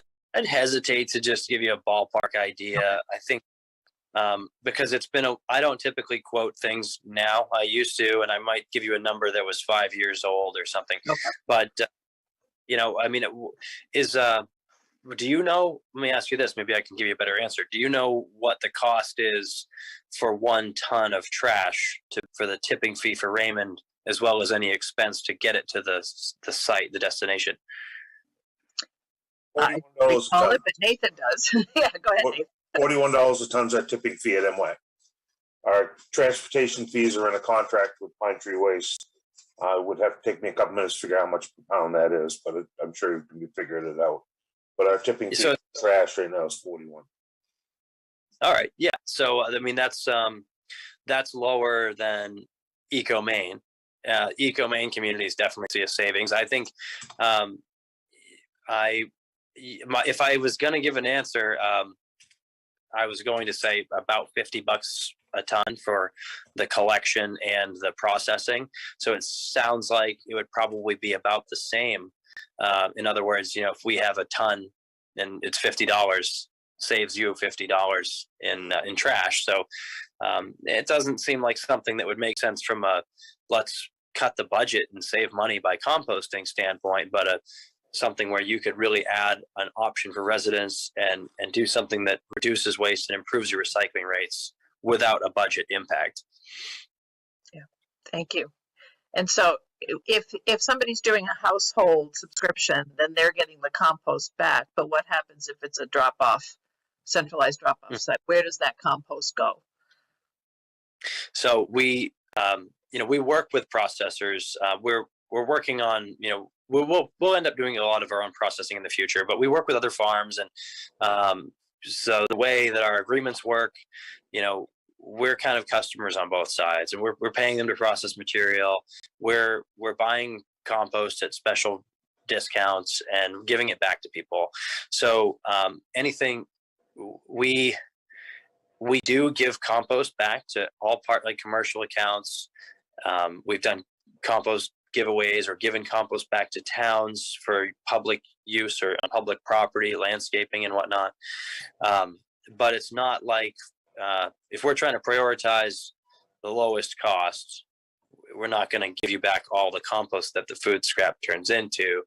But we would, if you wanted a lot of compost, we would give it back at a rate that was essentially like a wholesale, at cost type of deal.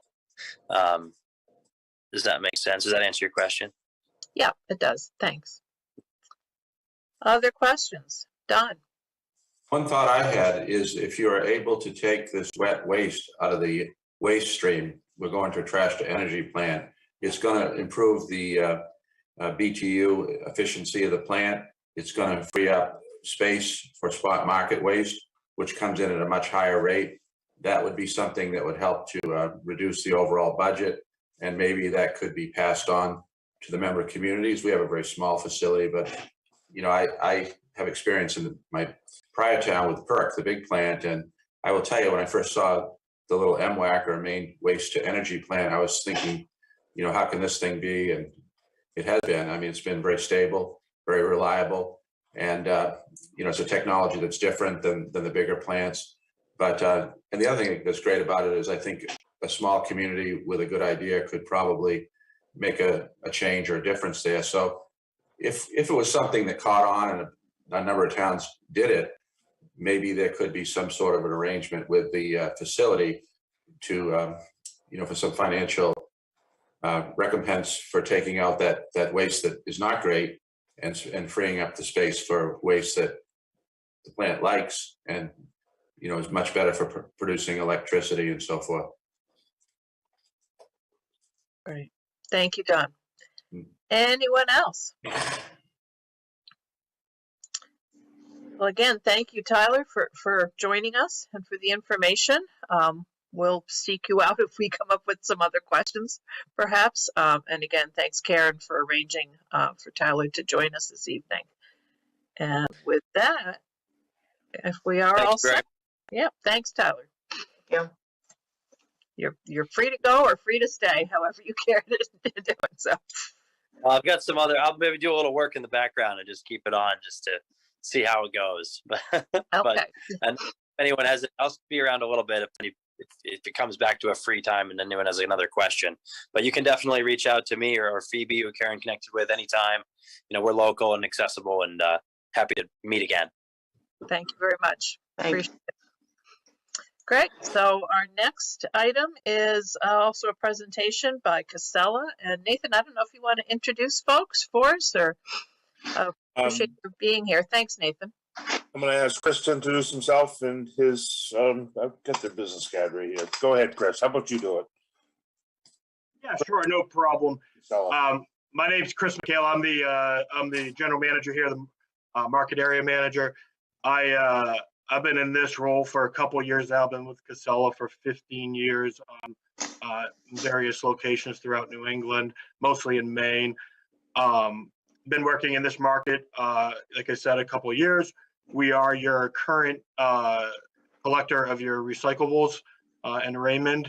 We also are the operator of the facility that gets brought to in Lewiston, the Lewiston MRF, that processes that recycling. We've been doing it with you guys for quite some time now, and contracted out to 2026. Again, I know you guys have some questions that you have about your recycling and ways to improve that. We are very very happy to have a community reach out to us. I know Nathan's been trying to get with us for a little bit here over the past couple months, and we're glad we were able to connect today. We have some ideas on how we can improve the recycling in Raymond, and most of that's going to be centered around education and community outreach. So again, it's really nice to see a community that is reaching out to us and wanting to improve that. I have with me Talia and Aaron. I'll turn it over to Aaron so she can kind of introduce herself and what she does at Casella Waste. Thanks, Chris. Aaron Banfield. I manage our municipal segment across our footprint. Thanks for having us here tonight. Tyler, appreciated everything, all the information you shared. That was really helpful for us as well. And it's nice to kind of put a face to the name Garbage to Garden.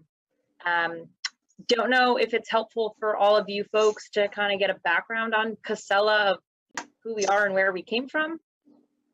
Okay. So we were founded by a typical entrepreneurial couple of brothers in Rutland, Vermont back in 1975. So we've been operating almost 50 years now. We started our first recycling facility and the first recycling facility in the state of Vermont in 1977.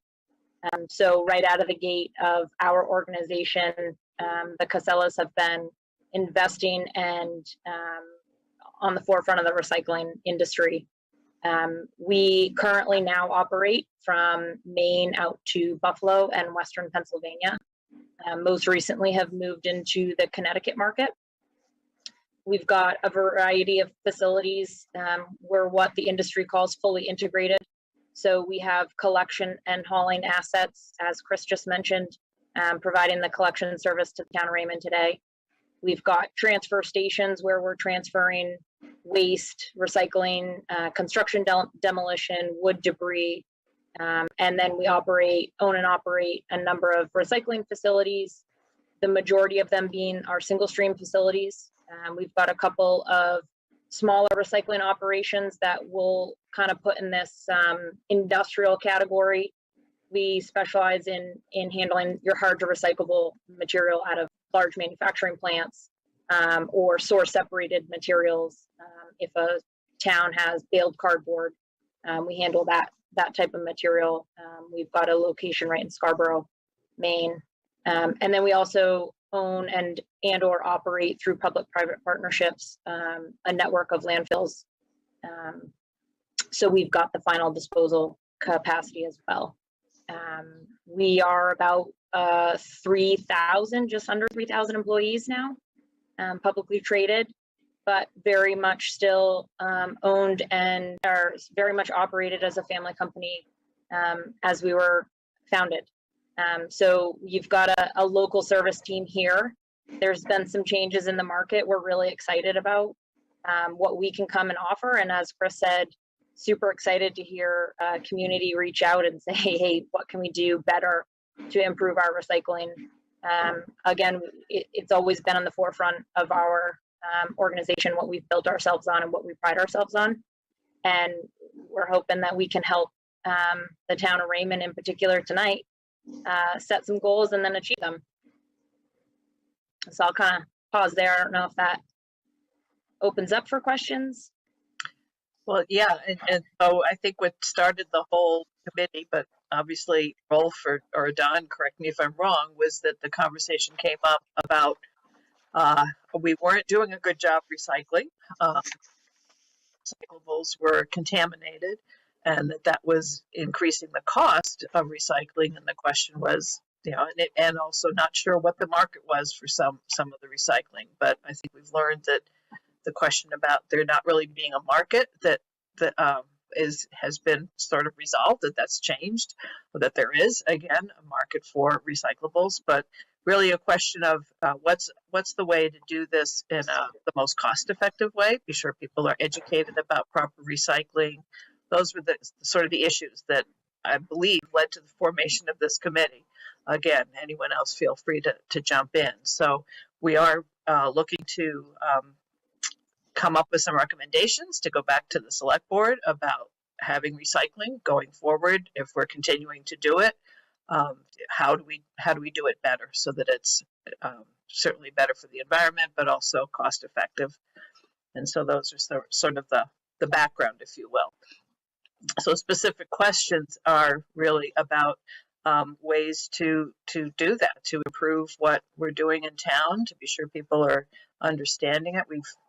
Some of us have attended some of the webinars that we've had through Adult Ed on better ways to recycle. I've learned a lot about composting myself, but guess what? We're now composting. You're not the only one, Sue. So not doing it real well yet.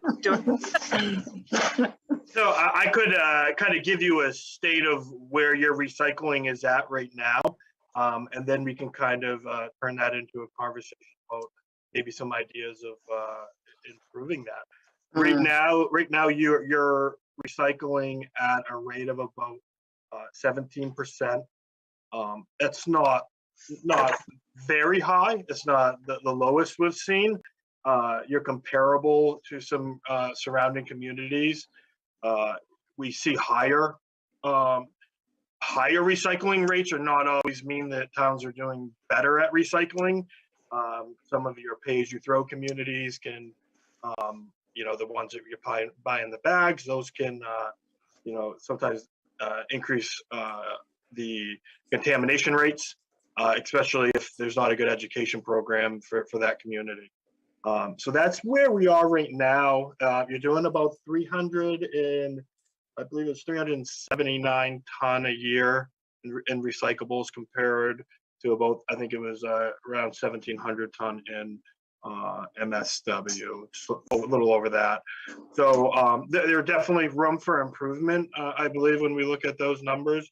You know, Aaron can speak to some of the ways that we can do that. I know we've talked. I mean, one of the big ones is you can't have limitations on what they can put in their bin as far as capacity. So we talked a little bit about that earlier, about how if we have the smaller bins, once those fill up, whatever is leftover is gonna end up in the MSW. So I know you guys have done some of the stickers where you can put them on a regular bin, but yeah. So I'll turn it over to Aaron now, and you know, they can talk about some of the other stuff we've done with other communities. Can we just call on roll first? He's got his hand up. Thanks. Yeah. Thanks, Aaron. Just a couple of quick questions. You say we're at 17%. Is it 17% because there's a percentage that's spoilage or contaminated? So in theory, people think they're doing better than we are. And then also, are you seeing a difference summer to non-summer as far as contaminated versus non-contaminated? So the 17%, that's your that does not include contamination. That is the amount of recyclables where we're dumping out right now at the recycle facility.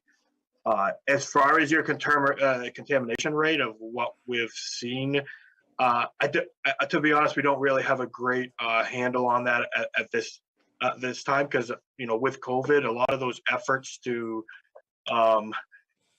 go out there and look at some of this stuff, be out in the public over the past few years have really kind of put a hit on that. So I think that's kind of what we want to do today is kind of talk about some ways we can start monitoring your contamination, and so that's kind of a stepping stone of where we're looking to move this conversation. Great. Aaron? Yeah, so I think Chris hit the nail on the head. Again, we'll go back a little bit we've had some changes recently in the market. And like everybody, not to sound like the broken record, but everybody's hurting for labor right now. So we've been a little bit short-staffed at our Lewiston MRF. But one thing, and I apologize, we've kind of left Tal out here. So Tal and I work together. Tal's real focus stepping into this market to support Chris on all of these initiatives that the municipalities in the Southern Maine market have. So Tal's going to kind of be your face for education and engagement moving forward with Chris. But a couple of things that we were just tossing around earlier. So our real role is making sure that we're able to share best practices from Massachusetts to Maine to New York to Vermont, and what's working, what's not working. And we've done it in a couple of communities, larger communities, I'll say, in the Southern Maine market, but we've done some tagging programs. So we're out on the streets, putting some notes on bins, whether it's a oops sticker, if you will, or a poster of, hey, here's what's recyclable, here's what is accepted, what's not accepted, what we want to see in the bin, what we don't want to see in the bin. And we've seen that really to be an awesome touch point to the residents. And there's certainly kind of best practices of way of rolling that out. So as Chris said, we'd want to start with baselining where we are with contamination today, get a good understanding of where we're at, where the problem areas on route might be, and then start kind of focusing on those areas. And I think just overall, broadly, we can take a look at, and we should have done this prior to, but take a look at what's on the town website for educational materials. I'm not sure today if we're sending out any sort of mailer with a collection calendar and some what we'll call the acceptables list. But we've got a marketing team that can specialize any sort of documents or videos for public access channels, videos for websites, anything that might be a good touch point to the residents that would just be really low hanging fruit, get it out there, beginning of the month. And then you go to the kind of finer details of a tagging program. We could do some school educational kind of presentations. We always say that the best residents to start with are the kids, because they come home and tell your parents, that's not right, this is right, do this. So we've got a number of folks in our organization that can help support that. It's kind of up to you guys to tell us what your needs are, and how we can get that done together. Would love to have you come tour the MRF as well, if none of you have seen Lewiston. We always find that to be super beneficial when people can start seeing the mechanisms, how the material gets separated, what clogs up what machines and why, and how that is detrimental to the shift and then the longevity of the equipment. But if that's something of interest, we can certainly set that up too. Well, I know there's a lot on your website. I have looked at that a number of times, and so I appreciate that. I do realize there's a lot of material there. Yeah. To try to connect with questions from anyone. Go ahead, Nathan. We had the opportunity to meet with Chris and, forgive me, Taylor and Dave McNally earlier this week. And one of the things that we talked about was containers. And I'm wondering if we had better containers available to the public obviously at their cost. If that would be, you think that would help with the contamination, Chris? I think, I don't know if it would actually help with contamination itself. I think what it would do is promote, more recycling. Obviously, if the capacity is more than what the smaller bins that most of them are using now. So I think if that would promote just more recycling, which is better, keep it out of the waste stream. So yeah, so I think that's where we would see the benefit of there. We kind of talked to the cost on them, was around $50 a piece, and Dawn and I talked afterwards about offering those to the residents. I mean, obviously at their cost. I mean, you're talking $125,000 to hit 2,300 houses with them. So I don't know if that's the program we should start back up or look a little bit further into, or. Yeah, no, I think, as we look and as we talked, prior this week, it would get you a head start if at some point we were moving to an automated style truck. The way we do things now, with the guy hanging off the back of the truck, driving down the road, is kind of one that's kind of going away. So it's, eventually we'd like to see most of our communities be the automated truck style, which is where you have two bins and he pulls up with the arm that comes off the truck. Obviously with the labor market the way it is, that's kind of speeding up those processes because it's harder and harder to find people who are willing to ride on the back of that truck. So kind of got off on a little bit there, but that's kind of a little bit of a benefit if you were to go to those totes. You're already getting a head start. The automated system, I think the closest town to us right now that's doing that's Westbrook, correct? You're correct. Westbrook currently is the closest one. There's nothing north of Westbrook until you get to Bangor. Bangor just was over about a year and a half ago. They're having a lot of success with it, but in between Portland and Bangor, there's not a whole lot of it. We're working with a number of communities at this time to work on switching those over. But yeah, right now it's Westbrook's is far north. They do it in Freeport, Yarmouth, but those are more of a subscription style. So. Okay. Thank you. Jessica? Yeah, I have two things. One, at my dad's house, they have the automatic thing, and it's a giant bin, and it really works beautifully. Just putting that out there.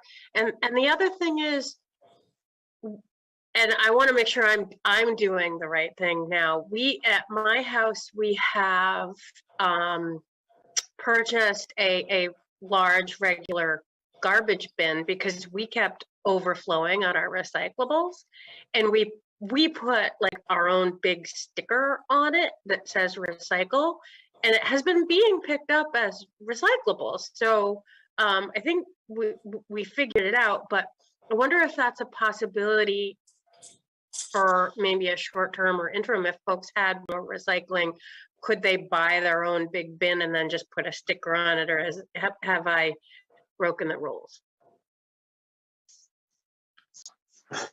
She broken the rules. I think Nathan touched on that, the idea of us starting to get into purpose-built bins that would be suitable for automated pick, and start with the recycling bins. And we used to offer the little tubs, which we were told the other day during our meeting, which are not the way to go. That's not the future. And so I think we could begin to I guess get into the position where we could be not only uniform throughout the town, but well placed for automated pick. And kind of segues into, I don't want to take away from your question if you got another one, but I wanted to know what was in automated pick for us besides, I know the labor savings, the efficiency, in subsequent contracts, would we get if we were to invest in all these tubs, we'd have that, resource for our citizens and be ready to go online when it came our way. But, I'm wondering what's in it besides the efficiencies. Yeah, we're hearing that recycling doesn't improve recycling, so what else?